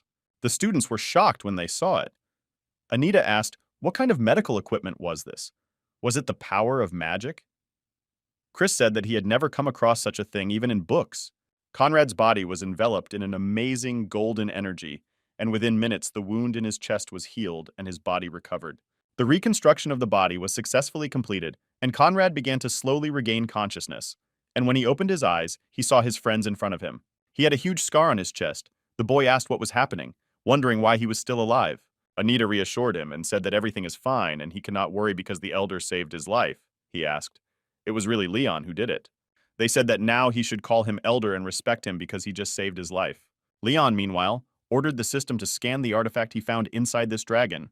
The system notified that this item contains chemical elements that can stimulate the size of the monster and increase the chance of its evolution. Leon mentally answered that he thought so, and the Earth Dragon King was not immediately destroyed due to the fact that it contained an artificially made artifact. Anita suddenly distracted him from his thoughts and said that someone wanted to talk to him. She pushed Conrad in the back and said that he wanted to talk to Leon. Conrad was very uncomfortable, but he started mumbling something. Leon asked him what he was doing. His pride didn't give him the courage to say those words, but in the end he thanked Leon for saving him. Because of this, even Leon himself became uncomfortable, but he pretended that he did not care. Suddenly Conrad started shouting and saying that Leon should not think that he just saved him, but now he is his debtor and will definitely return his debt. Anita tried to help him, but said that he should just be sincere and thank him from the bottom of his heart. Leon smiled because it was quite cute, and these students were really a good team, because even in such moments they helped each other, and he decided that it was possible to be their leader. It was a really good idea. But despite all the good moments, he noticed something that could not bother him. The point was that there was a traitor among them, because what happened today was not a coincidence. The next day they arrived at the checkpoint where all the teams were gathering to register for the second test. Anita asked her friends what they thought the second test would be like. She said that she was very interested, but at the same time scared. Chelsea said that they had nothing to fear because the elder Leon was with them. Leon, as always, was lost in thought. He thought about what happened on the first task. Someone prepared a potion with the help of which he changed the level of the dragon from golden to rainbow. But a university student couldn't do it himself, and doing it on purpose would be suicide. Leon understood that it was done to frame him, but who could do it was a mystery. Suddenly, someone touched his shoulder. It was a student who asked if he had an extra Earth Dragon heart by chance, because it was a pass to the next level of the competition. This guy said that they couldn't get him, but pointed his finger at his friend who seemed to be very upset about it. Leon looked at that boy and recognized him as an old acquaintance. It was Louis, Lin's brother. He really looked upset. Leon had last seen him after they came back from another space. The guy said that they recently decided to take part in the competition and said that they are ready to pay a price for the heart, which will be called Leon. Without thinking, Leon immediately gave him his heart, much to the surprise and concern of his team. Conrad immediately ran up to Leon and asked if Leon was cool. Because the second level is a test in which the leader must have the heart of an Earth Dragon with him, Leon replied that they would pass anyway. He walked over to the check-in desk where the guy in charge told Leon to present the dragon's heart. Leon doesn't have a heart, but I showed him the War Temple pass and asked if it would fit. He did not understand what it was at first, took a pass to take a closer look. But I understood everything and got up immediately. I know I asked them to go on. The Leon team saw this and was extremely impressed. Anita approached him and asked with surprise what Leon had just shown him. He replied that it was nothing special.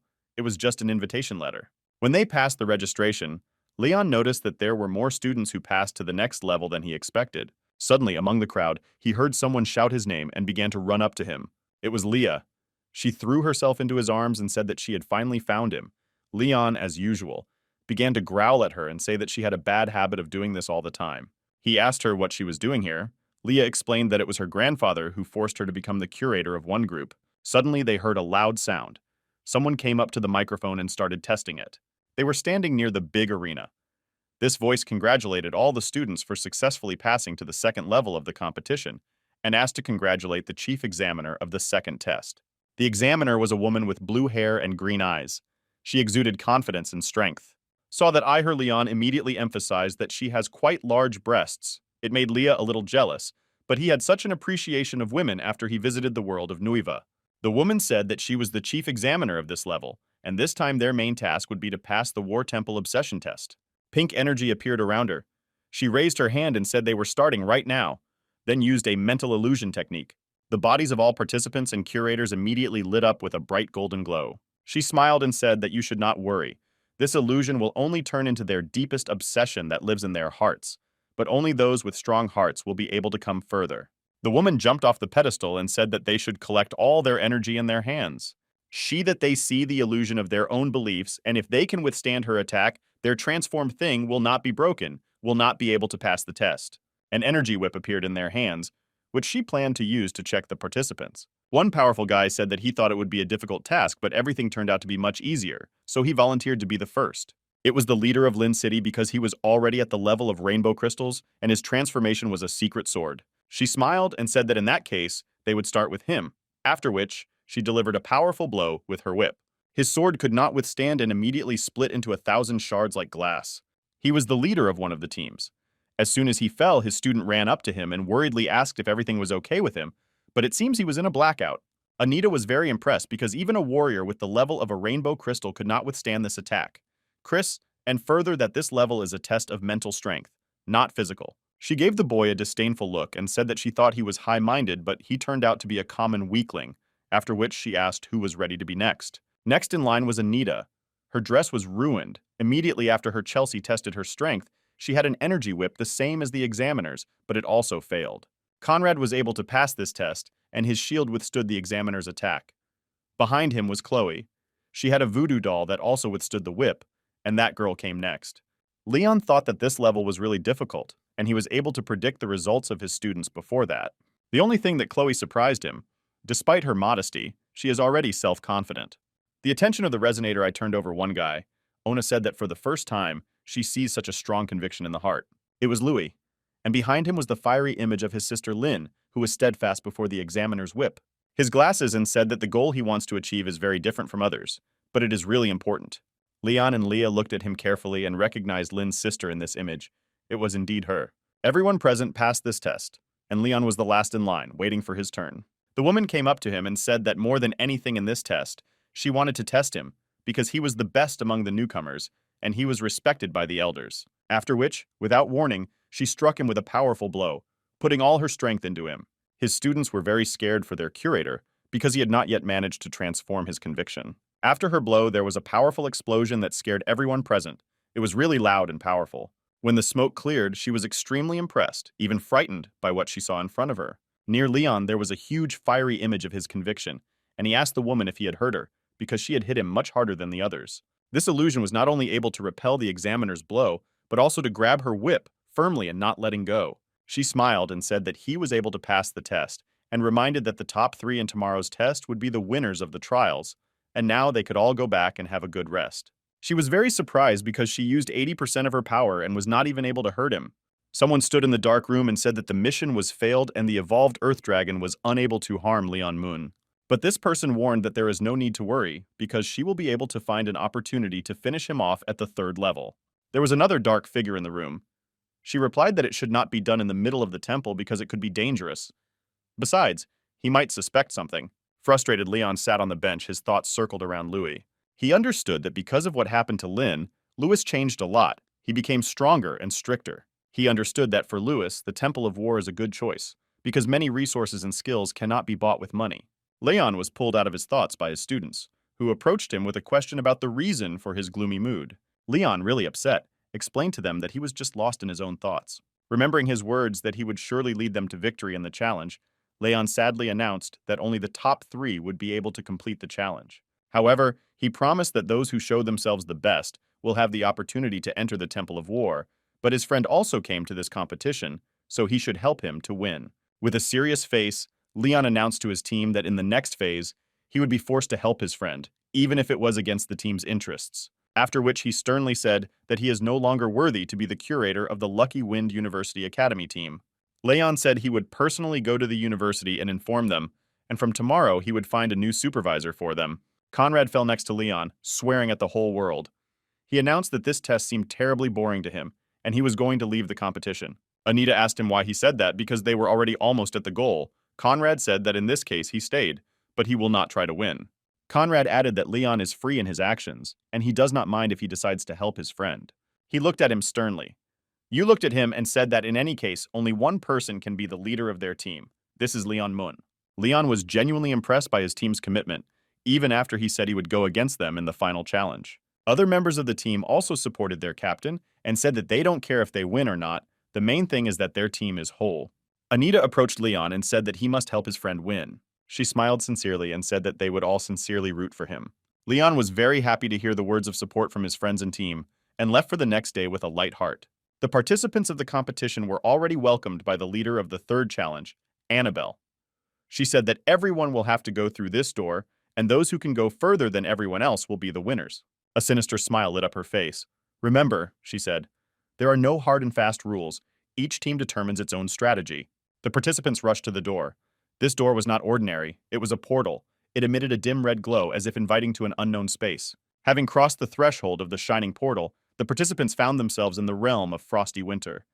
Their bodies were embraced by the fierce cold, and the wind, like a beast of prey, penetrated to the bones. The mighty wind that was walking here as if alive filled the air with magical energy, but there was something ominous about it. The beauty of this place hid a deadly danger. Every snowflake that fell from the sky like an icy blade could leave a terrible cut on the body. Leon didn't even guess what could be waiting for them here, so he decided that first he should give instructions to the team and then follow Louis. Meanwhile, Louis was making his way through the snow with his teammate. The boys said that they wouldn't last long and they better find their leader. Louis replied that they should already be halfway there and looking for a leader now is a stupid idea. Then a friend asked him what level he was, black or silver crystal, but Louis replied that he had a gold level. Hearing this, the boy stopped, and his eyes lit up with a red glow. He said that it was wonderful, and his hand reached out to Louis. Suddenly, the boy grabbed his friend by the throat and squeezed his fingers with force, saying that this was the only way for him to save himself. Feeling his life force drain from him like water from a broken pitcher, Louis rasped, "What the hell are you doing?" His voice filled with pain and fear. This guy just smiled and said that it was his family technique that allowed him to absorb other people's energy, and as long as he absorbed his power, he would live. Louis shouted loudly, but the boy said that shouting would not help him because no one would hear him in such a place. After which he threw Louis on the snow and said that he just took his part and hoped that Louis would not be upset by the fact that he would turn into an icicle. Louis had almost no strength left. He lost consciousness and realized that this was probably the end for him. Suddenly, he woke up from the fact that someone was dragging his body along the snowy slopes and in a weak voice asked who it was. Using his last strength, he raised his head to look at who was his savior and recognized this person as Leon. He immediately got angry, but he was already not happy that he was saved. He started shouting for Leon to let him go because they were not in the same team. Louis said that he is no longer a crybaby who just knows how to rely on others, but not a weakling who will hide behind his back. Leon replied that he understands why Louis hates him and added that he also hates himself, but he cannot allow something to happen to Louis because Lin was also like a sister to him. The fight against the blizzard exhausted Leon. Each step through the snow veil was given to him with incredible effort. Leon shouted how he would explain the death of Louis, his sister, when he returned her to this world. Louis began to cry loudly and say that it was because he was weak and could not get his sister, and all his hatred was only because of his weakness. Leon said that he stopped crying because if the tears freeze, he will get even worse. The travelers walked through the snowy wasteland, plunging further and further into its merciless embrace. With each step, the wind intensified, turning into a fierce maelstrom that whipped the face and made its way to the bones. Suddenly, Leon saw a figure in front of him. This guy was walking in one t-shirt and barefoot, but he was moving quite fast. It was the same guy who robbed Louis of his power. "I almost on the spot," he said with a smug smile. Suddenly, he heard that someone was walking behind him. It was Leon who ordered the boy to get out of the way. He also saw that Leon was pulling Louis in his hand. He smiled and said that Louis seems to have found himself a helper again, and suggested that Leon throw out the trash and join him.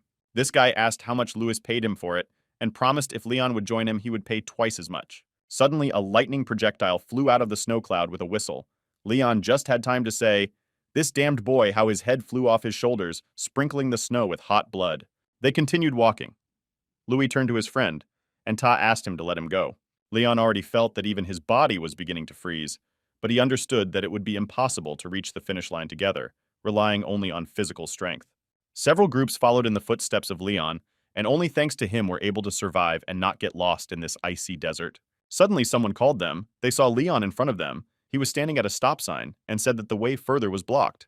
Confused and displeased, they exclaimed what he meant.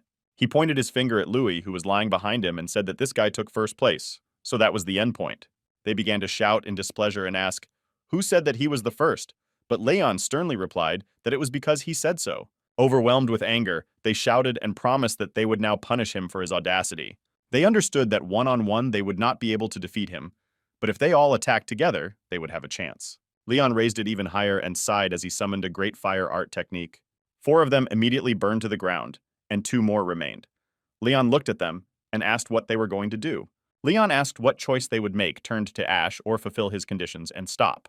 These 2 boys said that they were not as weak as the others and were ready to fight because they were much stronger. Leon sternly looked at them and asked why they were so sure of this, after which he suggested that they attack first. He looked at them more carefully and realized that these 2 were really different from the others. Their magic power was at an average level. Leon didn't want to waste his energy on them, so he decided to wait until they made the first move themselves. One of the boys began to approach him and said that they probably really had no choice. After that, he put up his sign and invited his friend to join him and take the vacant seat. They said if Leon only needed 1 seat, then maybe he wouldn't mind if they took the other 2. After a few minutes, another group approached them. This time they were already stopped by the boys and told that they had to stop, because there were no more places. They started shouting for them to get off the road and let them through. But one of the guys said that the road was closed by Leon, and they couldn't do anything. One of the participants said it was delusional and ordered his group to attack. The boy's eyes lit up with a bright white light. He said that it seems they don't want to cooperate, and also rushed to attack. The steel of his blades glinted in the sun, slicing through the air with cruel and deadly blows. With each swing, the enemies fell dead, their bodies lying lifeless on the ground. They were already not happy that they decided to attack them, because this guy was like a real demon. Watching the fierce battle, Leon sighed in relief.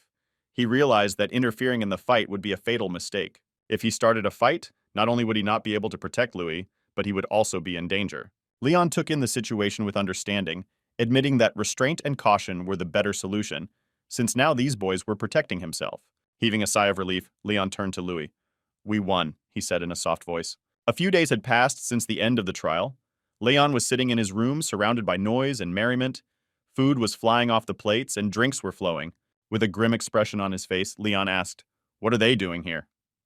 His entire team gathered in his house, and the atmosphere was filled with joy and celebration. Anita raised a glass of beer and then said that, of course, they are celebrating Luis's victory in the competition. Louis said that it was all thanks to Leon, but he is not here. Leon's father was also there. He approached Louis and said that since Louis had already become a member of the Temple of War, he could offer him his mentoring services. Leon dissatisfiedly asked his father what he was doing here, because he is usually hanging out somewhere. The father grabbed Leon's hand. With a sharp movement, he administered the pain treatment, making his son cry out in pain, and said that you can't talk to your father so rudely. Leon's mother was also there. She said that his father was really worried about him. He replied that it is quite difficult to notice. My mother explained that he had a rather difficult character. Ever since Leon began to live alone, his father had been overcome by a wave of sadness and boredom. He often sat alone in his room, reminiscing about the past times when his son was around. She also told that when he was not at home, the father went to someone every day to find out news about him, and that father is probably the person who worries about him the most. After the family feast, they came to the teleportation zone and said goodbye. The mother asked her son to visit them more often when he had time. Leon said goodbye to everyone and told his parents that he didn't know when they would meet again, then disappeared into a teleporter. Louis looked after him and promised that one day he would become stronger and be on the same level with him. Leon, Leah, and his team arrived at their destination. After teleporting, they were all surprised because they were supposed to be in the university grounds, but instead, they were in the middle of some forest. Leon immediately said that it was not a mistake, but he believes that they were teleported here on purpose, and someone changed the location of the teleport. Suddenly, they found themselves surrounded.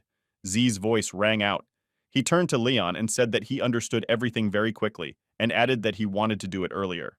It was a tall man in a raincoat. He smiled and said that everything was not as simple as he thought. Looking at him, Leon recognized him as a member of the Sacred Sky sect. Leon said that he did not expect that they would put so much effort to meet him. The man looked at Leon with hatred and told him to stop fooling around because they are here to take revenge for their leader. Leon, not losing his composure, snickered and answered, "It is unlikely that they will succeed and they will not even be able to scratch him." At the same moment, a dagger flashed in the light of the moon.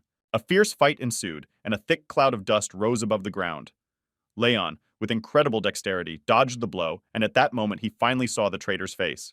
The team members were shocked to the core. They looked at this person in horror, unable to believe that she had been deceiving them all this time.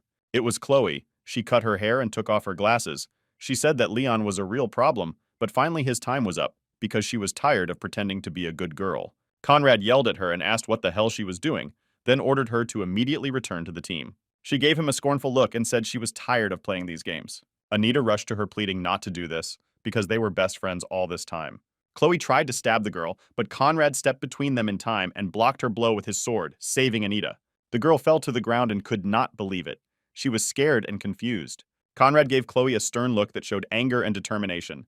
"Tell her it's just a bad joke," he said in a firm voice. Chloe just coldly turned to the head of the Sky Clan squad and said that the task was completed and asked him where her reward was.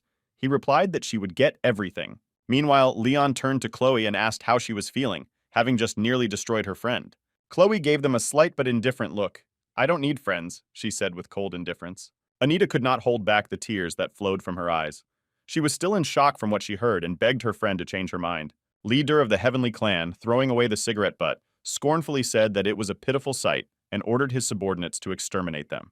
Conrad immediately ordered the team to take combat positions and prepare to attack. Chelsea approached him, and turning to the captain, said that he felt his magical power weakening. Leader of the Heavenly Clan named Aaron said that this is the cursed land of Hong Province, and everyone who comes here cannot use the power of magic. And the closer they are to the center, the less power they have left. He said that it didn't matter what level their strength was, because here they were all weaklings. Conrad immediately stood in front of his men to protect them, because he was the only one with physical skills. Suddenly, an unknown force fell on Aaron's men and they fell to the ground unconscious. Leah, thanks to her skills in fistfighting, was able to cope with this difficult situation. Her movements were lightning fast and precise, and she delivered each blow with incredible power and grace. Leah and Leon looked at Aaron sternly and said that there seemed to be a gap in his plan. Suddenly, terrifying shadows emerged from the darkness, surrounding Aaron and his men on all sides. These shadows were no ordinary creatures. They were a squad of Leon shadows, brutal warriors known for their ruthlessness. Shadows rushed at Aaron's men, and dealing brutal blows without any mercy, the heavenly warriors, caught off guard, were unable to deal with the sudden attack. Screams and groans echoed through the air as one by one the heavenly warriors fell to the ground, felled by Leon's shadows. These shadows emerging from the darkness were a terrifying sight. They had no clear form, as if molded from darkness and terror. Their strength varied, some were grumpy and weak, others were majestic and powerful. But one thing united them all was cruelty. Their eyes burned with rage, and inhuman strength was felt in their movements. Aaron watched this beating and warned his men that those who escaped would be destroyed, after which he ordered to fight to the last. He was warmed by the thought that summoning these spirits would surely drain Leon magically. Therefore, he was ready to throw his men into battle to wear down the enemy. Aaron understood that it was risky. His warriors would face terrible shadows, and many of them would probably die, but he believed that the sacrifice was worth it. If Leon is weakened, the chances of winning the final battle will greatly increase. Suddenly, Shadow Number Two's fist froze in front of the boy's face. The shadow began to dissolve in the air as if it was sucked into another space. No one could understand what was happening. Leon received a message from the system stating that he had run out of free accounts. He began to shout loudly and curse at the system. His team could not understand who he was talking to. Leon thought that he got carried away again and did not notice the high power of the system. Everything happened the same as last time. He then trained with shadows, but he was not satisfied with the speed, but he wanted to become stronger at any cost. Leon then asked the system how many shadows he could summon at once. The system explained that he could create many shadows, but could only control 4 with his current physical state. The system then warned him that if Leon exceeded the available amount, his body would begin to break down. But there was one way that could help him. The system said that this problem can be solved with the help of money. Leon asked how it can be implemented. The system explained that his own magic power would not be enough to control a large number of shadows at once, but if he paid, they could lend him magic power that would exceed his own. Because Leon has enough money, which he earned hunting for various artifacts, that's why he invited first 10, then 20 shadows into the system. In fact, he had enough money to invite many shadows, but it was not so easy. The problem was that the money runs out sooner or later, so 2 hours later there was 0 in his account. Leon then thought that his account was hacked because the money ran out so quickly, but the system explained that it was a fee and a shadow. The system said that the more shadows he uses, the more he has to pay. This time the same thing happened. Leon was very excited and spent all his money, and then all the shadows disappeared. Aaron smiled and said that the similar power of Leon's magic was exhausted. He added, if he had not destroyed their leader Cape, then they would have even invited him to join the clan. After these words, they took out their energy cannons and aimed them at the boy. He smiled and asked, do they really think they can destroy him with this? Leon turned to his team and said that they should prepare. They looked at him with a surprised look, not understanding what he was talking about. With lightning speed, he dashed off, defying his pursuers. This is our new plan of action, he shouted as he went. They looked at him confusedly because they thought that Leon would now show them some new tricks. Leon made it clear that fighting with energy cannons without magic is the height of futility. Aaron's people asked his boss what they should do with the guy. He growled that he wanted to tear him to pieces. Leon turned to Conrad Ta and asked him to take the team to a safe place where they could use the power of magic while he distracted them for now. In order to disperse the enemy's forces, the team decided to use the ancient tactic of running into the loose. Aaron ordered his men to pursue the small thing, and he himself would run after Leon. He said that Leon chose the wrong way to escape because he is heading deep into the cursed earth. Leah worriedly asked Leon what would happen to the kids from Lucky Wind University. He smiled and said that she could not worry because they had a good teacher and everything would be fine with them. Conrad and the team ran away with all their legs. The boy said that he could not run anymore, but Anita shouted that they had no way to stop and they had to run. Suddenly, Chris said to stop. They found themselves in front of a swamp, and the way was blocked. They were just overtaken by the deputy of the Heavenly Clan named Derek with his men. He smiled and said that it looks like they are in a trap. Conrad immediately ordered the team to prepare and added that they should act according to their battle strategy. Derek, turning to his assistant, announced that whoever scored the most goals would be generously rewarded. But before they had time to finish, Conrad was already flying at them, holding his huge sword in his hands. His powerful blow caused a real explosion, and friends hoped that he managed to finish off the gang of freaks. But unfortunately, everything was not so easy. Derek was able to stop the blade of his sword with his bare hands, after which he turned to his men and ordered them to prepare to fire. Conrad was already in the sights, until suddenly Chelsea jumped out of nowhere, using his powerful whip. He was able to knock the weapon out of the hands of the attackers. Derek said that this is all stupid, and such worthless children, how they will not be able to cause me one harm. Conrad looked at him sternly and said with a smile that Derek was very wrong, after which he turned to Anita and shouted that everything now depends only on her. Derek, though worried, who turned to his men and ordered them to defend themselves. Immediately after that, a swarm of magic needles flew at them, released by Chris. Fear gripped the people of the clan, made them run away. However, the needles, much faster than them, mercilessly caught up and inflicted terrible wounds on them. At the moment when the needles stuck in the bodies of people, Derek Chris, with a wave of his hand, made them explode, destroying the whole squad. The team triumphantly celebrated their victory over the enemy by clapping their hands. And this was not the end of the battle. Derek jumped out of the dust. He shouted that it was all very interesting, but it was time to fight seriously. Conrad yelled and warned his friends to be careful because this guy was still alive. Chelsea tried to stop him with her whip, but Derek was too fast and managed to land him a serious blow. His face was like that of a psycho who had just escaped from an insane asylum. One thing was clear, that he wanted revenge. Conrad stayed with Anita and ordered the girl to immediately hide behind him. Derek came close and declared that it was useless to hide, because he would inevitably destroy them all, to which Conrad resolutely replied that he would not allow him to do this. Conrad, calmly looking at Vuka, clearly proclaimed, "If you want to destroy my team, you will have to defeat me first." Wasting no time, Derek rushed forward, delivering a powerful blow to Conrad's face. Chelsea came to his senses. He watched the fight of their captain and believed in his strength. Derek furiously pounced on Conrad, not giving him a chance to retreat. His blows, strong and brutal, rained down like hammering on an anvil. Conrad is dazed and gasping, barely able to stay on his feet, fighting back only instinctively. Anita could not hear her captain's screams of pain and closed her ears. Derek used the justice blows technique against the boy. Chris looked at the bastard who was destroying their friend with hatred. Suddenly, Derek stopped. He looked at Conrad with surprise, because he felt that his heart stopped, but he stood on his feet. Derek approached the girl and said that now it was her turn, and soon she would meet her friend in heaven. Anita was sobbing, sobs tearing her chest. Her face was contorted with terror, and her eyes, full of tears, begged for help. Derek was already flying at her, preparing to deliver the fatal blow and take the girl's life. Suddenly, behind the psycho, Conrad appeared. His fists clenched tightly, his eyes burning with anger. "Get away from my friends!" he growled. Derek couldn't believe his eyes. He stood dumbfounded, as if struck by thunder. The guy he thought was dead stood before him alive and unharmed. His strength seemed to increase tenfold. His every movement was full of unstoppable energy, and his eyes burned with an inhuman light. Summoning all his strength, he struck. The blow was so powerful that the air split and the ground trembled. His blows were like hammer blows, crushing flesh and bone. Derek was unable to defend himself. He only tried desperately to cover himself with his hands. At this time, Anita begged her friend to stop because he had completely destroyed Derek, leaving him a red puddle. He raised his head, his eyes blazing with wild light. From his mouth came a roar like the roar of a wild beast. It was the last cry of his fury. Then his body went limp, and he fell to the ground unconscious. After he regained consciousness, he saw his friends in front of him. They said that he made them worry. Anita sobbed, tears rolling down her cheeks. She couldn't hold back her emotions. "Why are you crying?" Conrad asked with concern in his voice. "It's over after all. We're safe." The girl replied that she was very worried about him and thought that she would lose another member of the team. He smiled and said not to worry because he won't die until he gets Chloe back on their team. Conrad said, after all, their team can't run without Chloe and they need to unite again. After which he was punched hard on the head by Anita. He was stunned and confused.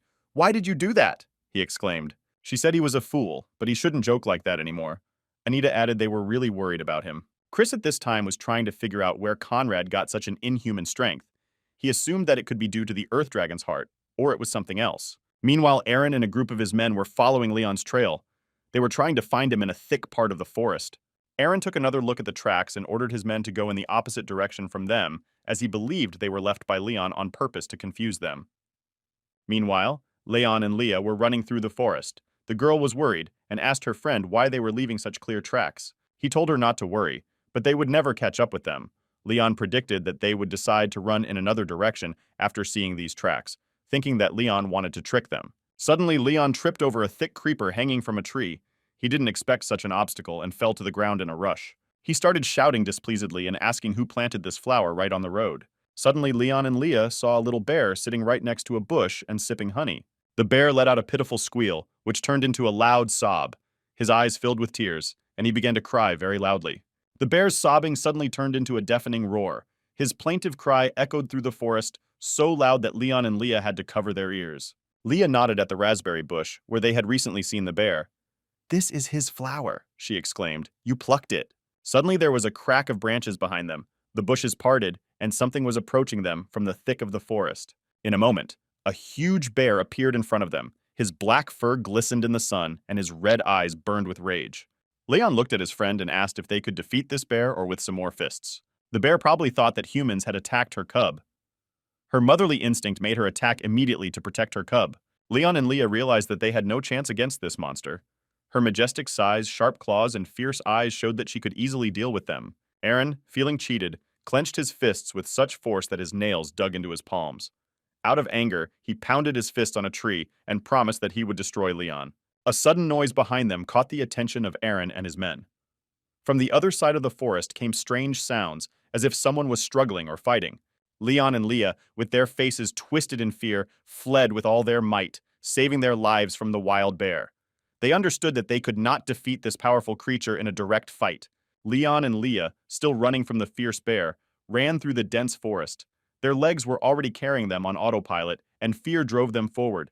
Suddenly, the dry branches that hid the cave cracked under Leon's feet. They fell to the ground, feeling a sharp pain in their whole body. Dust filled their lungs, and darkness surrounded them from all sides. Leah, rubbing her bruised head from the pain, looked at Leon with horror. "Have we fallen into some kind of trap?" she whispered.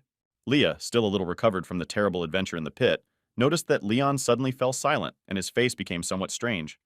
Leah felt her body heat up from Leon's heat. Her thighs pressed tightly against his, and she couldn't move.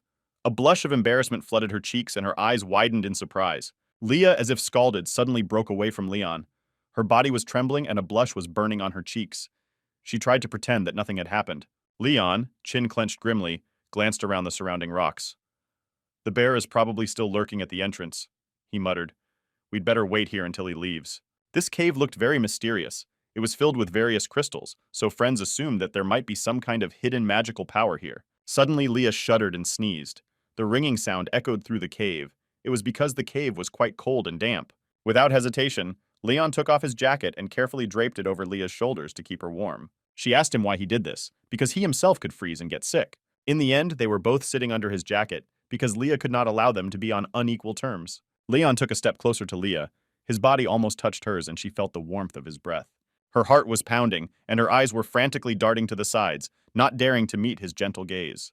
Leon somehow strangely but gently smiled. His eyes shone with warmth as he looked at his friend. "What did you say?" she muttered in displeasure, trying to hide her embarrassment. Leon suddenly turned away from Leah. His face became serious. "How long do you think we have to sit here?" he asked in a businesslike tone. Tired and exhausted, they both fell asleep, unable to resist the cold and fatigue any longer. Leah heard Leon's voice excitedly announcing, "I found something!" She reached up, opening her eyes, and looked at him in surprise. A smile shone on his face. Drenched, Leon appeared in front of Lee, his clothes soaked in water and mud, and bits of meat and small fish hanging from him. "I found it there," he exclaimed, pointing at the cavernous lake. Leon threw Leah a fish he had caught in a dangerous battle with piranhas. "Eat," he said. Leah looked at the fish in disgust and refused. An excited Leon, beaming with a triumphant smile, announced his discovery. "I found it under the water. We have to dive to get there." Leah, pale, stepped back.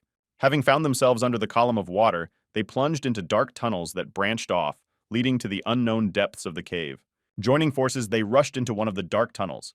Having emerged to the surface, Leah could not contain her surprise. A strange cemetery appeared in front of them, where, as if in the center of a mystical ritual, an energy ball reigned.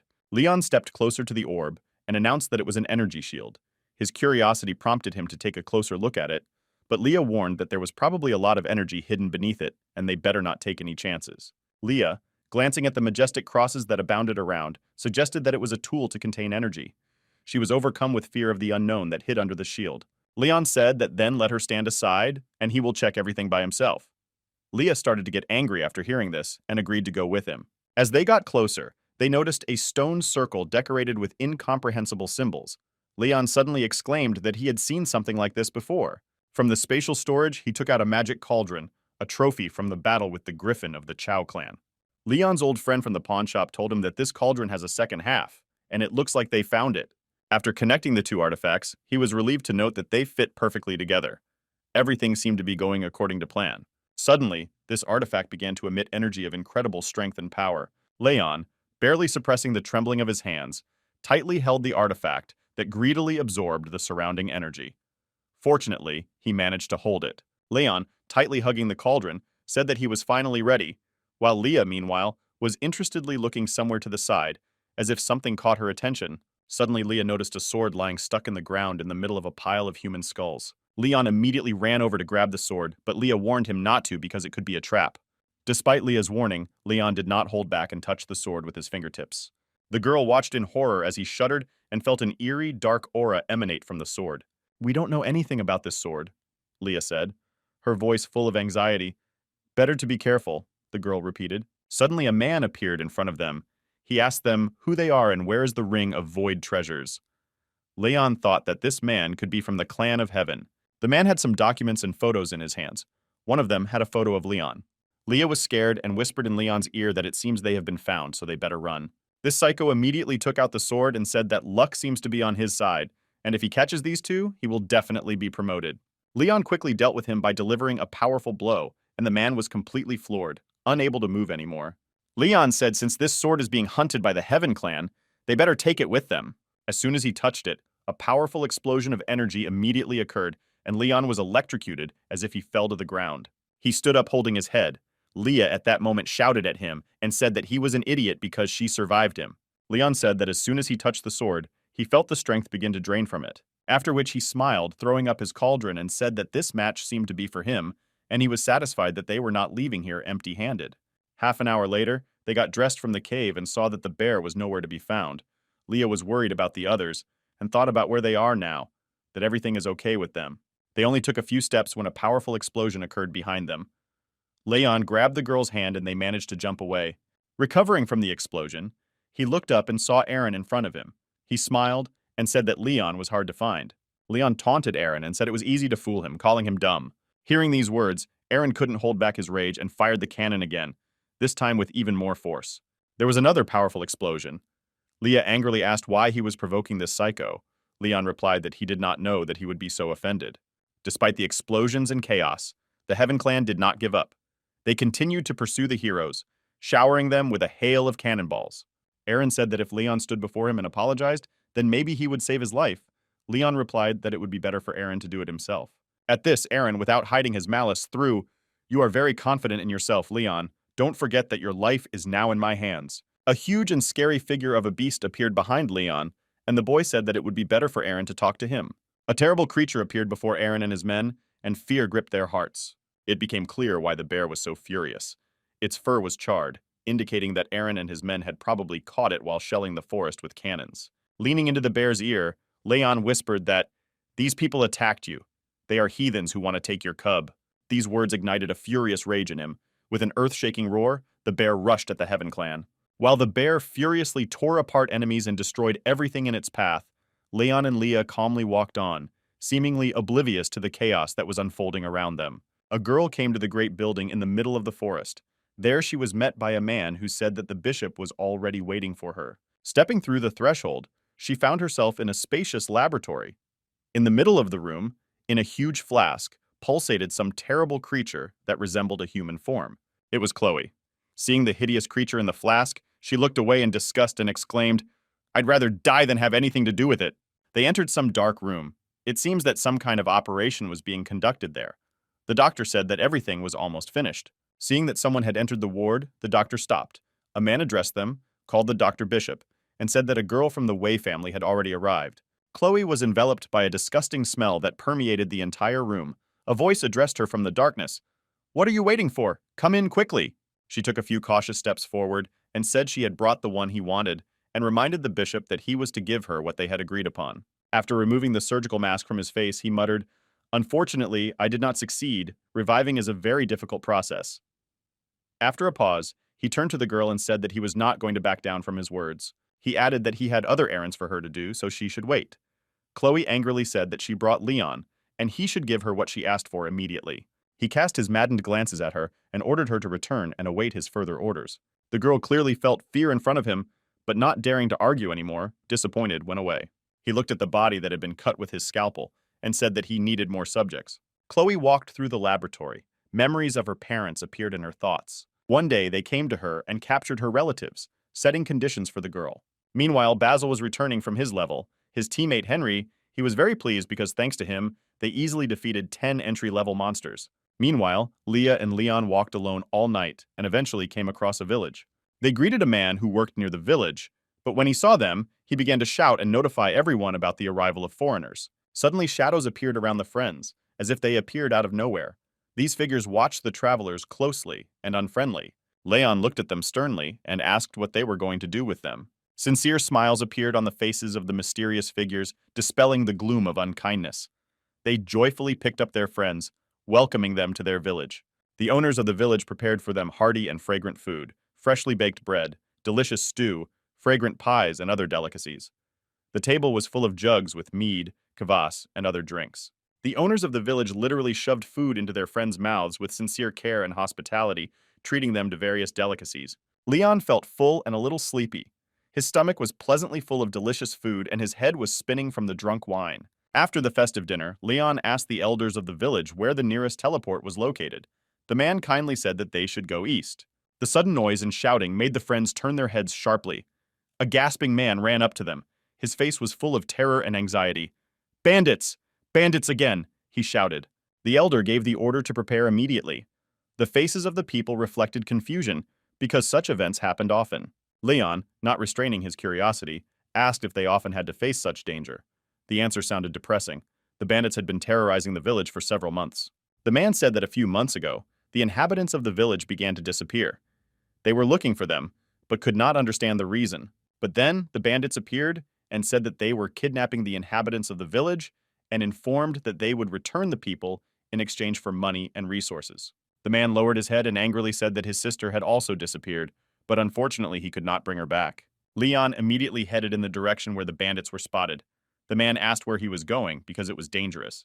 Leon only replied to the man that this was a good opportunity to thank them for the kind reception. One of the bandits stood in the middle of the village, surrounded by men led by the village elder. But the bandit was much stronger than them, and easily scattered them in different directions without feeling any strain. He approached the elder of the village and, calling his start, asked if he would resist until the end. The elder answered that they would rather die than be slaves. The thug started laughing and immediately swung his sword in preparation to kill the man. At that moment, Leon appeared behind him and using his sword cut off the bandit's head. The elder could not believe his eyes because he had already said goodbye to life. The man was very impressed by Leon's strength. Leon looked sternly at the bandits and asked them who else they wanted to get from him. Bandits were not jokingly scared, but asked their leader what they should do now. He immediately gave the order to run away. Terrified screams of the thugs cut the air as they ran for their miserable lives. Leon approached the leader of the bandits and sternly asked where they kept the locals they stole. The leader of the bandits begged Leon to save his life, and said that they immediately sold the inhabitants of the village, but he did not know where they were taken next. Leon threw his terrible look at the bandit and asked, "Is that all he knows?" Bandon said that there was another person who contacted them a few months ago. This person asked to find people for him. For men and women, he gave 30 gold each. The stranger was wrapped tightly in a robe, and his face was hidden by a shadow. But even through the thick cloth, one could see that this man's figure was thin. Leon understood that this person was not from this continent. An elder approached him and thanked the boy for his help. Leon said that he was welcome, and asked him one question. He told the elder that he had never been told where the intercontinental teleporter was. The man pointed his finger to the east, and told that by this road, Leon would be able to reach a big city on their continent, where he would find what he was looking for. They arrived at a large city called Mantian. It had beautiful architecture and was quite crowded. It was like a real capital. Unexpectedly in the crowd, Leon saw his team. They began to share the latest news. They told you that after they escaped, they found out that they were on Hongman continent, and the only teleport here was in Mantian City, so they immediately decided to wait for them here. They led to the teleport. Suddenly, Leon heard the disgruntled voice of Leah, the spaceman. Leon approached the girl and asked, "Is there not enough money?" He thought that the amount was not very serious. But when he went to the ticket office, he saw a figure of 600 million. Leon was shocked.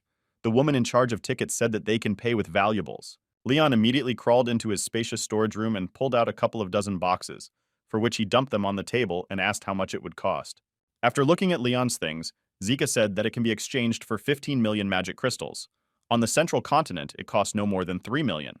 The woman explained that the monsters of the central continent were very valuable in their continent, and the transportation of these materials was very expensive. Leon asked if the materials from the Hong Kong continent would be very expensive in the central continent. The woman confirmed his words. Leon immediately smelled the money and told Leah that they would not be coming back yet. She was displeased and asked him what he was up to again, but he would be incredibly happy because he imagined how much money he could earn here. It was the office of the head of the Heaven clan. He asked Aaron if they managed to take the artifact from Leon. The guy whom Leon cut down in the cave asked the head of the clan to let him go, and promised that he would definitely catch up with Leon and take the artifact from him. The head of the clan said that he should not worry about the artifact because he still needed experimental materials. The guy was happy, and said that in this case, he would go in search of Leon, feeling that he managed to avoid punishment. But the head of the clan smiled and said that he should not go in search. Because he will be the material for experiments, the man began to shout and beg the head of the clan not to do this. Aaron turned to Cassius and said that Leon had been spotted in the city of Mantian, and he needed a team to search for him. Cassius replied that this time he would entrust it to Chloe. Aaron wanted to object, but the clan head interrupted him and ordered him not to spoil his mood, threatening that otherwise Aaron's whole family and he himself would send him to the operating table. It was a mysterious forest from the Hongman continent. The two hunters walked among the trees and were surprised that no beast was seen today. One of the hunters said that usually there were a lot of animals, but today it was empty. The other offered to go deeper into the forest. First, the hunter immediately reminded him that 2 years ago, about half a dozen people of the rainbow crystal level went in search of an enchanted butterfly, and after a few days they all returned, but soon lost their minds. The whole story made them go back and not try their own fate. Meanwhile, the real reason for the absence of animals was Leon. He and Leah were in the middle of a clearing where the carcasses of local animals were scattered everywhere. Leon shoved them one by one into his spacious storage and said that when he returned to the great continent, he would sell them for a handsome price. Suddenly, a monstrous demon-like creature emerged from the darkness. Its majestic size and terrifying appearance made the blood freeze in the veins of the uninvited guests. The beast probably expected that its appearance would frighten or even allow it to feast on surprised travelers. This monster, to his misfortune, visited Leon himself. Wasting no time, Leon rushed after his prey, his eyes burning with the excitement of a hunter. The animal, sensing the danger, rushed to run away with all its might, realizing that it had made a serious mistake by appearing on this territory. However, this monster possessed a terrible gift. He knew how to create illusions, and Leon, not suspecting a trick, fell into his cunning trap and jumped off the cliff.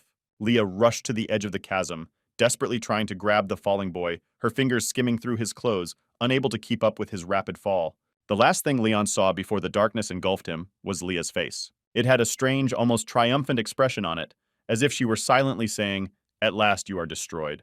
Leah moved away from the chasm and laughed loudly as if rejoicing in her sinister plan. Suddenly a figure emerged from behind her.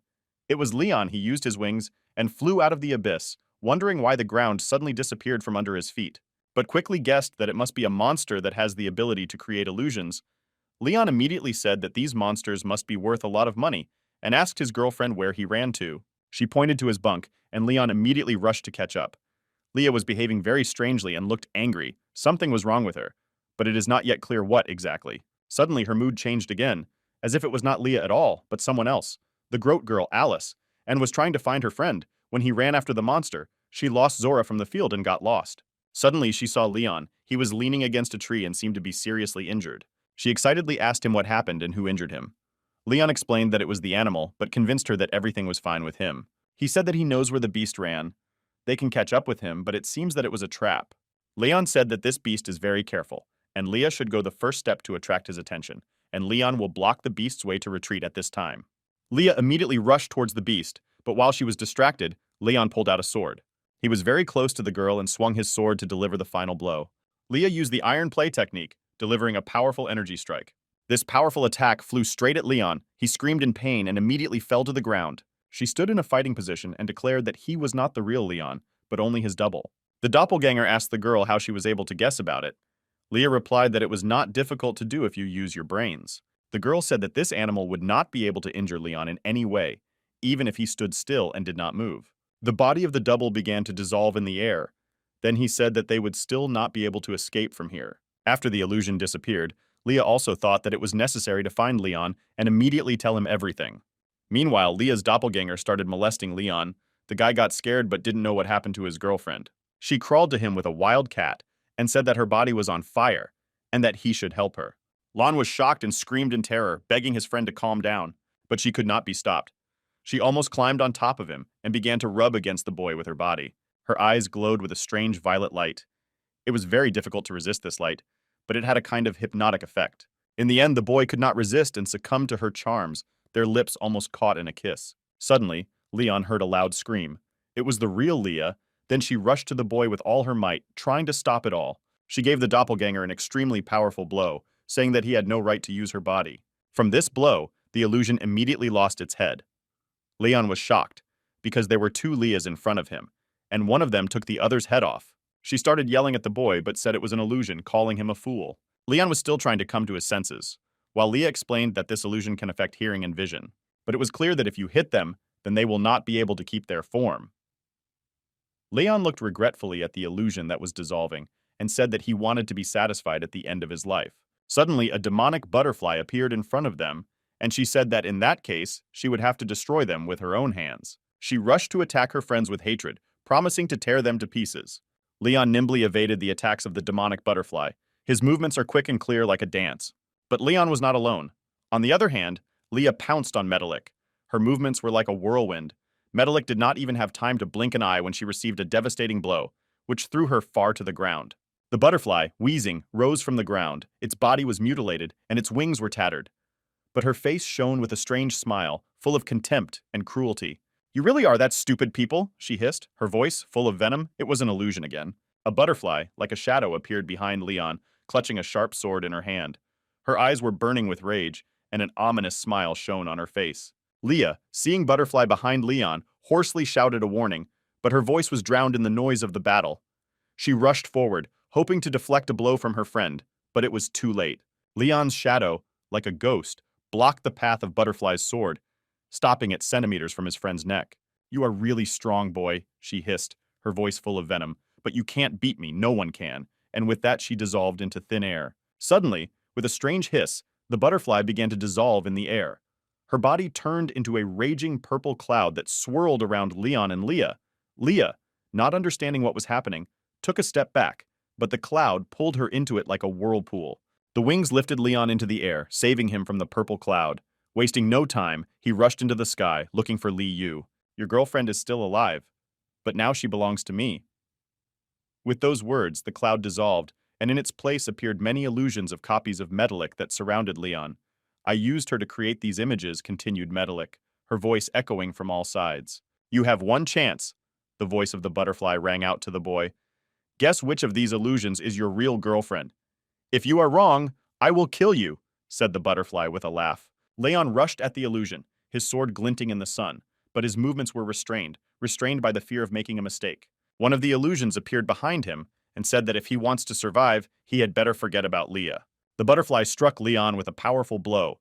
The boy did not expect such a jump and flew back, falling to the ground with a loud groan. Leon, barely alive after being hit by the butterfly, got up with the last of his strength. His body was covered in bruises, and blood was oozing from the wound on his chest. He staggered, barely able to stay on his feet. Suddenly Ada, his little queen of darkness, appeared in front of Leon. She seemed to grow out of the darkness, her glowing eyes burning with rage. Without a word, she rushed towards the butterfly. Her body turned into a vortex of dark energy. Leon, freed from the pain and darkness, smiled at Ada. "Finally, my little daughter is back," he said, his voice full of happiness and relief. The butterfly was confused and could not understand why the Queen of Darkness obeys Leon. In an instant, all of the butterfly illusions were destroyed at once. Ada was able to do it with just one look of hers. Suddenly, a figure flew out of the sky. It was Leah. She was unconscious, freed from the captivity of the butterfly illusion. She fell straight to the ground. Tried to pick up the butterfly with the words that this girl still belongs to her. Suddenly, Ada flew up like a bird of prey and grabbed the butterfly by the throat, depriving her of the opportunity to breathe. Leon, who had been watching the fight all this time, rushed to Leah's aid to keep him from falling to the ground. Caught in Ada's tight grip, the butterfly struggled wearily, desperately trying to breathe. Its wings, once so beautiful and delicate, now fluttered piteously, and hoarse pleas for mercy escaped its lips. Leon, who was standing nearby, coldly observed this scene. His gaze was stern, and his face showed no shadow of compassion. "She does not deserve to live," he said his verdict. Suddenly, Ada turned into her true form. Her eyes shone with happiness, because she had dreamed of this meeting for so long. Leon was touched to the core, gently caressed his daughter, and thanked her for her help. Ada looked at Leah, who was lying unconscious, and asked Leon if she was her mother. Hearing this, he was very embarrassed and told his daughter not to speak so loudly, because Leah had already come to her senses, after which he ordered his little fairy to return to the locket. Leah, still swaying from dizziness, looked in amazement at what was happening around her. She could not understand what had happened. "Did that terrible butterfly swallow me?" she whispered, barely audible. Leon proudly said that everything was fine, and he destroyed the butterfly, after which he immediately received a powerful blow from Leah, doing several spins in the air. Leah thought it was an illusion again, but Leon explained that it was the real him, and now everything is fine. Leah apologized to the boy for a long time after that for this blow. They continued to walk through the forest. Suddenly they heard some strange sounds. Leon grabbed Leah's hand, saying that they should hide. A truck was driving through the forest at high speed, but everything was fine. There were bandits behind the wheel. A terrible scene unfolded before his eyes. A young girl was tied to a truck rumbling down a dirty road, and bodies were lying in the trunk. Leon and Leah decided to follow them because they were people from the Sky Clan. Following the car, they saw a terrible picture. These bandits were throwing people's bodies into the abyss. There were thousands of these bodies. Leon remembered the words of the man of the village where they were. Then he said that the residents began to disappear one by one. Leon's heart burned with rage. He couldn't believe it. He was filled with a thirst for justice and revenge. One of the bandits, with a disgusting smile on his face, dragged the girl to the edge of the abyss. Her body trembled with fear and her eyes were full of terror. "How do you like the view?" the bandit mockingly asked. "Do you like the view that opens from here?" The girl could not answer. Her throat was constricted by a spasm of terror, and tears rolled down her cheeks. Suddenly, out of nowhere, Leon appeared in front of the bandit. His eyes were burning with anger, and his face showed determination. "Your heavenly clan is nothing but a hellish concentration camp," he thundered, "and it deserves to be destroyed." Bannon said that this was the Forbidden Zone, and he had no right to be here, asking Leon who he was. Leon said that he didn't need to know because he was going to kill the bandit now. The freak, wasting no time, rushed at the boy. He shouted that he must have mixed something up, and that Leon would now have to pay for his words. He easily dodged his blow, which greatly surprised the bandit because he considered himself invincible. Leon, with lightning speed, dodged the bastard's blow. He grabbed his hand, squeezing it with such force that the bandit screamed in pain. The members of the Heaven clan immediately rushed to help their leader, but Leah stopped them better. Leon approached the bandit and said that he must answer his question, otherwise he will break all his bones. The boy looked at the terrible abyss that opened before him. His eyes were horrified by the number of bodies lying scattered at the bottom. "What happened to these people?" he whispered, turning to the bandit. The bandit shrugged his shoulders, but said that he did not know and had only heard rumors about the terrible experiments conducted by the head of the clan. Leon asked where their experimental base was located. The clan member replied that he did not know that. Leon stood up and said that he was of no use. He began to approach the girl holding a dagger in his hands. She was very frightened again, but the boy only freed her from the ropes. Leon and Leah left them and then left. Her dear girl with tears in her eyes quietly thanked her rescuers.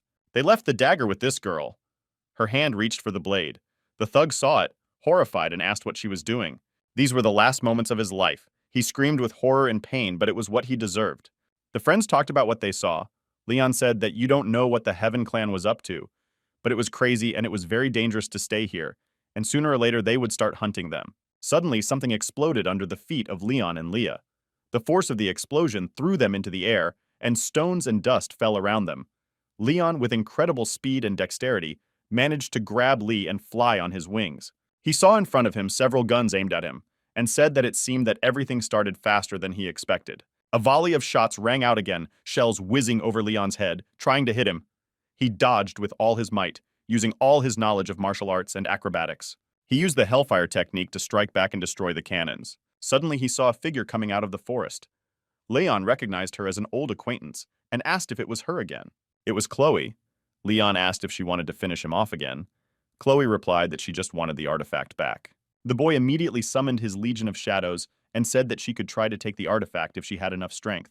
Leah, wasting no time, took out a dagger and rushed into the attack with lightning speed. Her movements were clear and precise, because she possessed the art of combat no worse than Leon. Shadows, still hiding in the darkness, rushed to meet her to protect their master. A fierce battle ensued. Leah fought with incredible fury, her dagger glinting in the darkness, deflecting the Shadows' attacks. Shadows, although they did not possess human strength, were agile and dangerous, but the girl successfully resisted them. Eventually, she managed to clear her way and she found herself right in front of Leon. Approaching the boy, she used her mental attack and Leon and Leah were momentarily immobilized. The girl struck a powerful blow and her blade sank into the flesh, but it was the body of the Shadow that protected its master. After Chloe was hit back by the Shadow and screamed in pain, Leon looked at the girl, then asked if this artifact was worth her life. The Shadow touched Chloe's throat, and a delusion appeared in her head where she remembered the words of Cassius. He ordered to find a way to take the artifact from Leon, otherwise her parents would end. These memories, like lightning, tore through the darkness of pain and fear that engulfed her. For what she fights, and she broke free from the hands of the Shadow. Leon warned Leah not to interfere, and he would handle this issue on his own. He knew Chloe was a strong opponent and didn't want Leah to risk her life. A terrible sword fight began between Leon and Chloe. Every movement was sharp, fast, and deadly. Their blades flashed in the dim light, sending off sparks as Chloe gritted her teeth and fought furiously. Chloe, disheartened by the previous attacks, decided to use her mental attack weapon again against Leon. But this time her plan failed. Leon, anticipating her actions, used the mirror defense technique. This technique allowed him to deflect mental attacks, returning them back to the one who sent them. Chloe, not expecting such a turn of events, felt how she lost her weapon. Leon rushed through the girl. She thought he was going to cut her in half, but he intentionally missed with a sword blow. She could not believe that she was still alive, and asked why Leon left her life. She knelt in front of him. Leon replied, if he destroys her, their varsity team will never forgive him for it. Leon said that they were still waiting for her return. Joy flashed through her like lightning, giving her hope for reunion and forgiveness. But that moment of happiness quickly faded, giving way to fierce anger. Her eyes widened in surprise as Leon placed the dream artifact in front of her. It was something for which she risked her life, lost loved ones, and made unheard-of sacrifices. It was hard to believe that it had finally happened. Tears of joy welled up on her eyelashes, and her heart was pounding as if it was about to burst out of her chest. Leon, leaving her, said that he could not understand why she valued this item so much, why it was so important to her that she risked everything. Suddenly, she turned to Leon and asked if she could help him solve the Heaven Clan's poisoned needle problem, and promised to return this artifact to Leon when it was all over. Leon said that it was not necessary, but advised her to return to her head as soon as possible, and regarding the artifact, he would return it himself.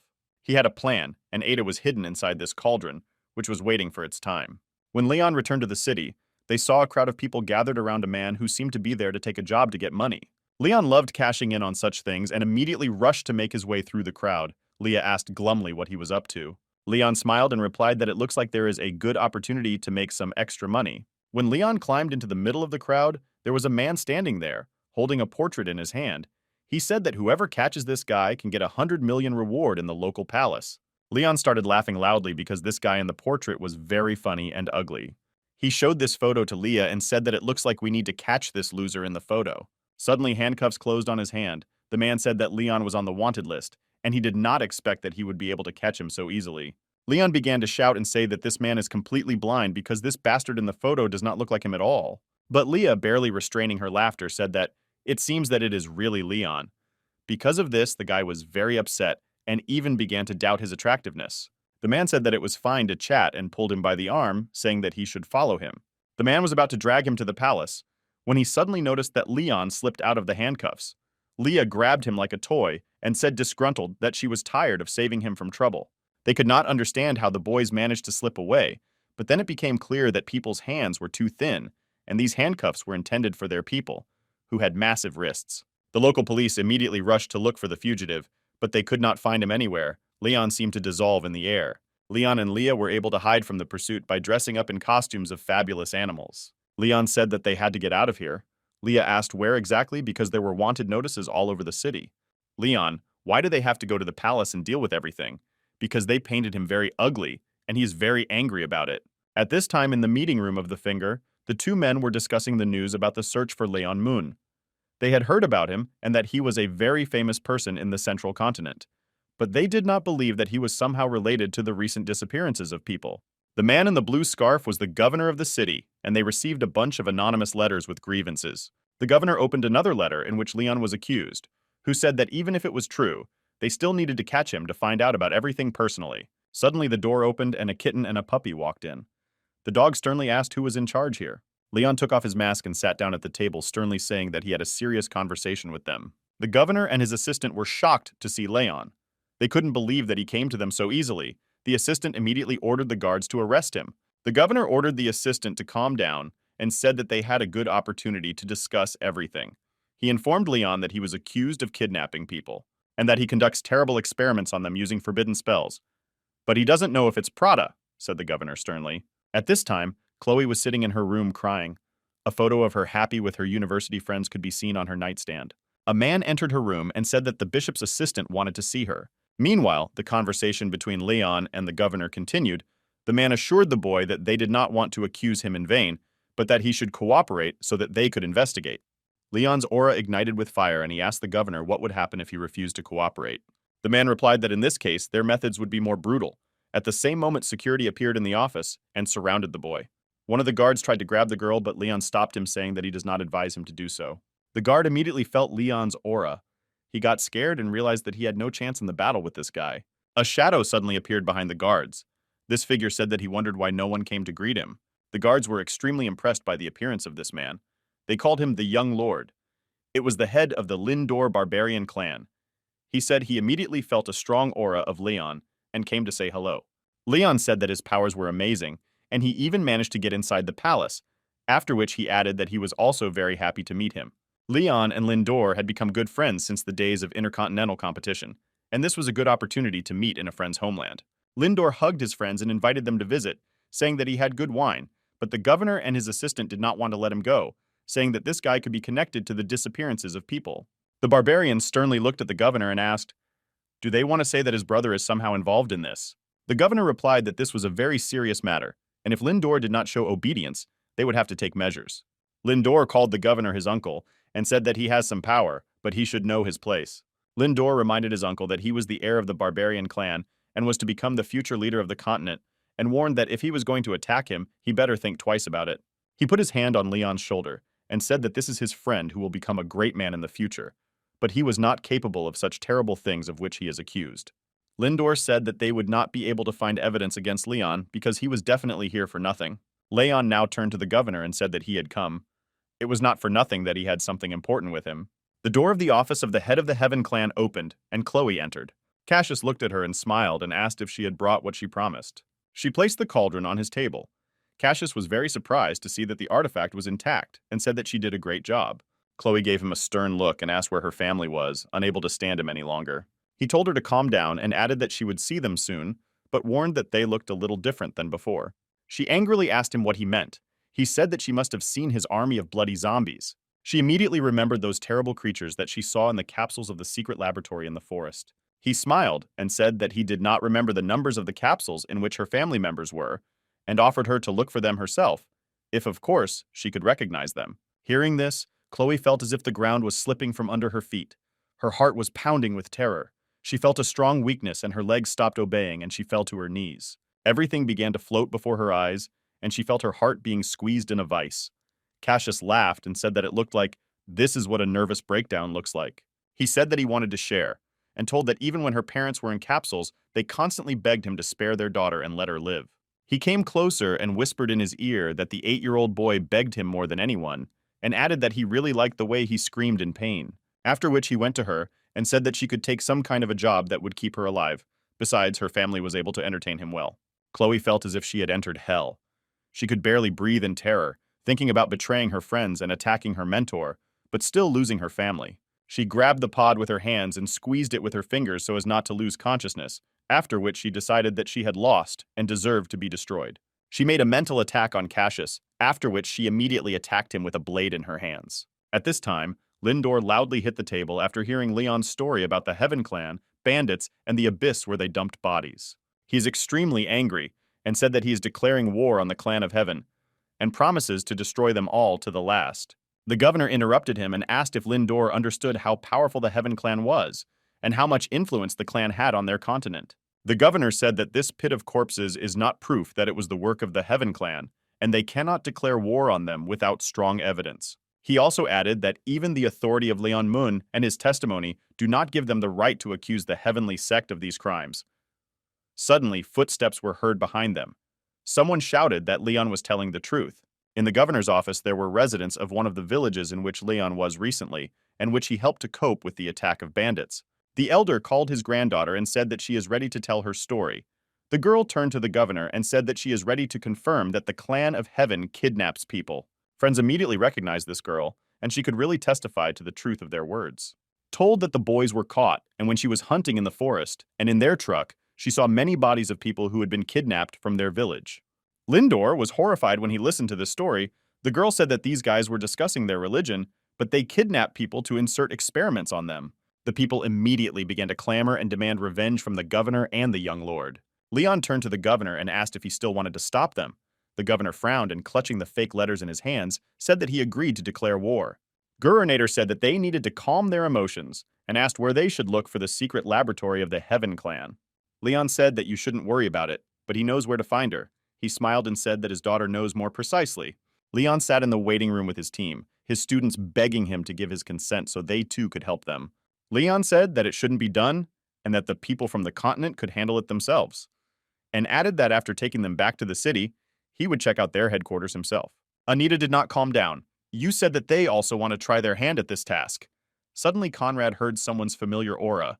He got up to see who was walking there, and was not surprised when he saw this person. Before him stood Chloe. She looked broken and devastated. She could barely stand on her feet. After which she could not resist and fell directly on Conrad. He immediately picked her up and saw that she was injured. Friends, noticing Chloe, immediately rushed to meet her. Their faces expressed genuine concern. Chloe held out her hand and there was a needle in her palm, and she said that she promised to bring this thing for Leon. Exhausted, Chloe looked up at him, her gaze filled with exhaustion but also relief. "I did it," she whispered, barely moving her lips. "I kept my promise." Leon's heart clenched in pain and longing. It was the same familiar burning sensation he had already felt when Lin lay before him. Conrad says everything will be fine. Chloe looks at him and calls him captain, and asks if she can come back to the team. Friends silently surrounded Chloe. Their eyes were full of tears. They could not say a word, squeezed by a wave of emotions that overwhelmed them. Conrad clenched his teeth, trying to control his emotions. His eyes, usually so cold and impenetrable, filled with tears. Shaken by sobs, Conrad exclaimed, "Of course she can come back!" His voice full of emotion echoed in the silence of the room, startling his friends around him. There was a glimmer of peace in her eyes as she imagined the world and how things could be if only for the wrong sword. Chloe closed her eyes and took a deep breath, imagining herself surrounded by the people closest to her. Her best friends and family were there, their faces beaming with smiles, and their eyes filled with genuine love and support. She felt the warmth of their presence envelop her, giving her a sense of peace and happiness. After Chloe took her last breath, silence enveloped those who stood next to her body. A fierce battle was raging on the edge of the cursed forest. The entrance to the mysterious laboratory was defended by members of the Heaven Clan, firing powerful cannons. Aaron was standing in the middle of the hangar and a bunch of zombies were near him. Aaron turned to his master and asked if it was worth turning an entire continent against him for the sake of some sword. Cassius replied that this sword was a divine weapon, but it was that Vrate. According to legend, with this sword the cursed god killed the old god and got his place. However, after defeating the old god, he cursed his sword and threw it into this world. Cassius said that to own this sword is the greatest glory that can exist. He held in his hand the artifact that Chloe had brought him and said that the collapse was almost complete and now he would conquer the sword. The ritual began, and Cassius ordered Aaron to guard the entrance and not let in anyone who could hinder him. He said that he would use it to convert the flow energy from the blood zombies and convert the curse power into these creatures. He said that the sword is now under his control, and even if it has not been used for tens of thousands of years, this weapon has incredible power. And he was sure that he would be able to conquer him no matter what it cost him. Suddenly, bloody zombies could not withstand the power of the curse that you explode. Cassius understood that he should hurry. He ordered the sword to obey and accept his will. For a moment, Cassius thought that everything was almost done, until suddenly there was an explosion. Leon appeared before him and said that he came to return something. Cassius asked if it was Leon Mun. Leon, after confirming his identity, asked the man if he was indeed the deputy leader of the Heavenly Clan. He added that his visit was prompted by the death of his student. Cassius smiled, and then said that if he came to take revenge for that girl, then he was too late. Leon smiled back at him, much to Cassius's fright, and said that he probably didn't know, but Leon had given Chloe this artifact on purpose to surprise him. He ordered Ada to leave, and she immediately appeared from the cauldron, engulfed in a green glow, directing her energy directly at the zombies. The zombies began to explode, and the cursed energy began to flow back to the sword, after which the sword seemed to hit Cassius with a powerful current, and he flew 10 meters away. Red liquid flowed from his eyes. He screamed in terror and pain and fell to the ground. Leon began to approach the cursed sword, and said that many lives had been taken to obtain this sword, and it seemed that Cassius really wanted it, after which he took the sword in his hand and said that he would not allow Cassius to take possession of this weapon. Leon wondered if the sword could possess the same power after some of its energy was absorbed by the Heaven Clan. He immediately received a notification from the system that too powerful energy was passing through him, and he might not be able to withstand this flow and be destroyed in a minute. The system recommended using Starspace to split this power. Leon immediately ordered the system to activate his Starspace. Leon immediately found himself inside the roster, feeling the powerful energy of the sword enveloping him, the air crackling with tension. He commanded the energy flow of the entire Starspace to receive this power and absorb it into himself. A vortex of energy erupted from the sword, swirling around Leon, enveloping him in a cocoon of light. As Leon completely absorbed the energy emanating from the sword, the glow suddenly faded. Leon, raising the ball above himself, suddenly felt his consciousness being attacked by an unknown force. It was like a sudden burst of pain that shot through his brain, leaving him feeling dizzy and disoriented. His consciousness was absorbed by the dark energy, and his body seemed to be carried to the ground. At that moment, his team and friends burst into the laboratory. They wanted to help their friend. Leah saw Leon, who was chained to the sword. His eyes were closed, and his consciousness was in another space. Anita said that he is trying to control the sword and it cannot be touched now. Suddenly, I heard some disgruntled shouts. It was the deputy head of the Heaven clan. His body shook, but he hissed through his teeth, asking how his body could become like this. But is the cursed energy destroying him from the inside? Cassius's body began to writhe and change under the influence of the sudden transformation. His skin turned red and sharp claws grew from his hands and feet. Fangs erupted from his mouth and his eyes blazed with a wild glare. He transformed into a horrible monster, a creature filled with rage and hatred. The terrible monster, full of rage and hatred, rushed at Leon, who was still in a trance. But his team of friends were ready to protect their leader and blocked the path of the monster. At this time, Leon was still in another dimension, his body floating through space. Suddenly, he saw a figure in front of him. Leon immediately felt that this man's aura and strength of energy radiated tremendous pressure. It was the cursed god. He said his sword was waiting for Leon, and his power was ready to obey him. Leon seemed to communicate with the memories of this sword. Its power was limitless. Even the star was unable to absorb it. But in the end, this power will absorb Leon himself. Cassius was too strong to easily defeat the friends of people who tried to hinder him. He wanted to immediately take revenge on you for the fact that the boy dared to steal the cursed sword from him. Cassius began to slowly walk towards Leon, preparing to give him the fatal blow. Leah begged him to stop and not do it. He approached Leon, then his terrible claw came upon him, saying that the sword still belonged to him. Cassius' claws almost dug into Leon's neck, until his mouth was cut by a sword. Cassius could not believe that someone had interfered with him again. It was Leon. He was holding his new sword, and apologized for being absent for a while. Leon looked at Cassius and said that this sword now belongs to him, and he is now its rightful master. He couldn't believe that this boy was capable of resisting his attack, and asked if he was able to understand the reference of the gods that was contained in this divine weapon. Cassius decided to attack Leon immediately so as not to give him time to strengthen his abilities. A fierce battle broke out between Leon and the horrible monster.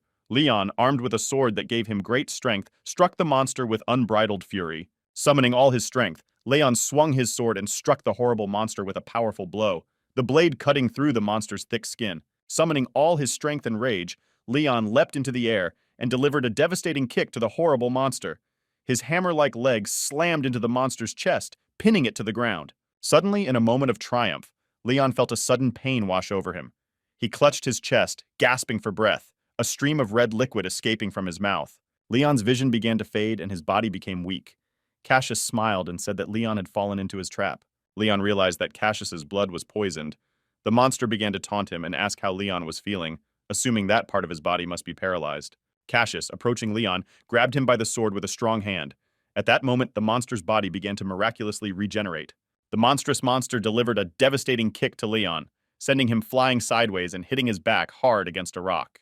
Cassius, feeling incredible joy, clutched the long-awaited sword in his hands. His eyes were enchanted by the shine of the blade. Leon smiled and said that it would be better for Cassius to throw away this sword, but the monster did not listen to him. He was mesmerized by this artifact.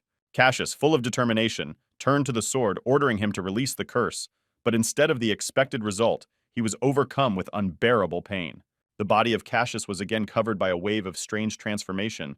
His muscles began to swell and pulsate, as if under the influence of an unknown force. This process was accompanied by excruciating pain that made him scream and writhe. It seemed that his body was about to explode. Leon was following the monster at this time. Leah approached him and told him to eat a pill that could stop the spread of the toxin. Leon stood up, barely standing, still exhausted, and asked Cassius why he continued to do this, and whether it would be easier to end his life, and what. The monster smiled and said that Leon's biggest mistake was not destroying him while Leon had time, and now he won't have that chance again. Leon, feeling disgust, threw a cold look at Cassius.